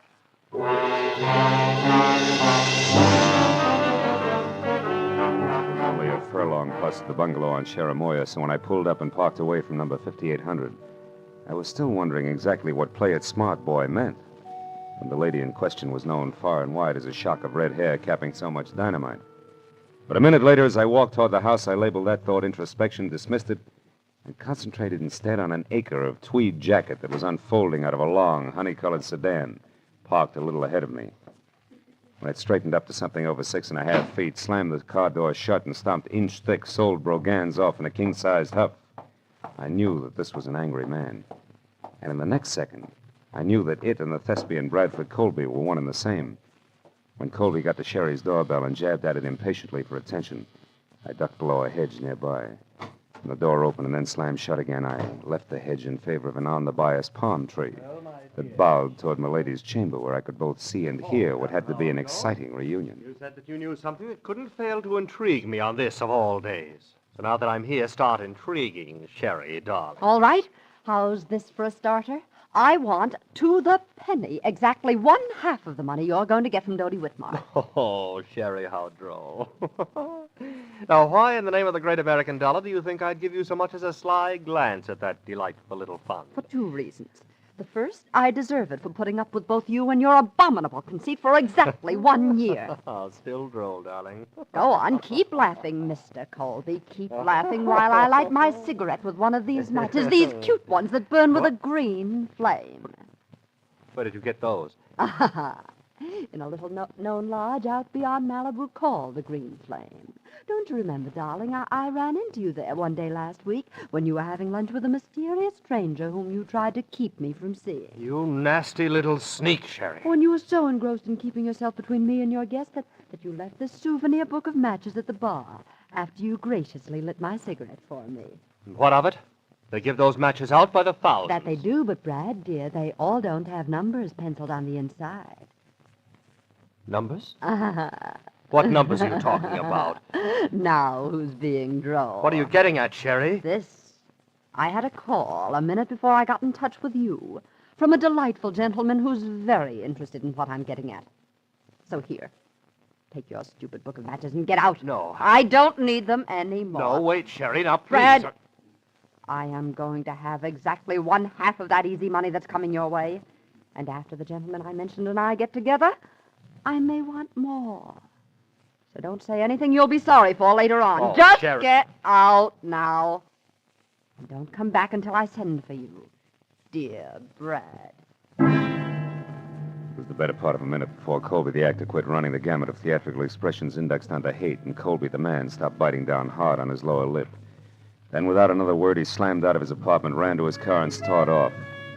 I waited long enough for the steam in the room to condense, and then I walked to the front door and rang the bell delicately, the way I imagined a delightful gentleman like Mr. Leonard Phipps might. Yes? Can I help you? I think so, Miss Sheldon. It's only a matter of a simple question. Did you give that Brad Colby story to McGrath yesterday? Wait a minute. Who are you? Why, Leonard Phipps, of course. I talked to you on the phone, remember? Oh. Oh, yes. It was only half an hour ago, Mr. Phipps, and yet in those 30 minutes, it's surprising how your voice has gone from tenor right down to bass. Good night, Dad. Not so fast, baby. It's hard on my shoe shine. All right. Come in. I'll tell you what you want to know. I did give that story to McGrath. I did it for revenge. I hate Colby. Uh-huh. And when your revenge boomeranged and the ex came out 100,000 ahead of you, you decided to cut back in. Is that it? Yeah, Wait a minute. You've been listening. How else would you know all this about Brad and me? Same way I know you're a liar about giving McGrath that story. Your in, honey, is strictly something different, like a book of matches that burn with a green flame, an accidental meeting at the lodge of the same name. Let's take it from there. Huh? Yes, why don't you? Right outside, where both you and it belong. Good night, mister. Marlowe, Philip Marlowe, Sherry. But tell me, why the hurry? Anxious to powder your nose before Mr. Phipps arrives? Frankly, Philip, I'm anxious to do just about anything that doesn't involve talking to... What is that? Somebody's hit. Come on. He's over there near the curb. The car didn't stop, Marlowe. No, and that scream sounded pretty bad. Oh, he's dead, isn't he, Marlowe? Yeah. That can mean only one thing to you, baby. To me. Why, who is it? Your late date, Sherry. One Mr. Leonard Phipps.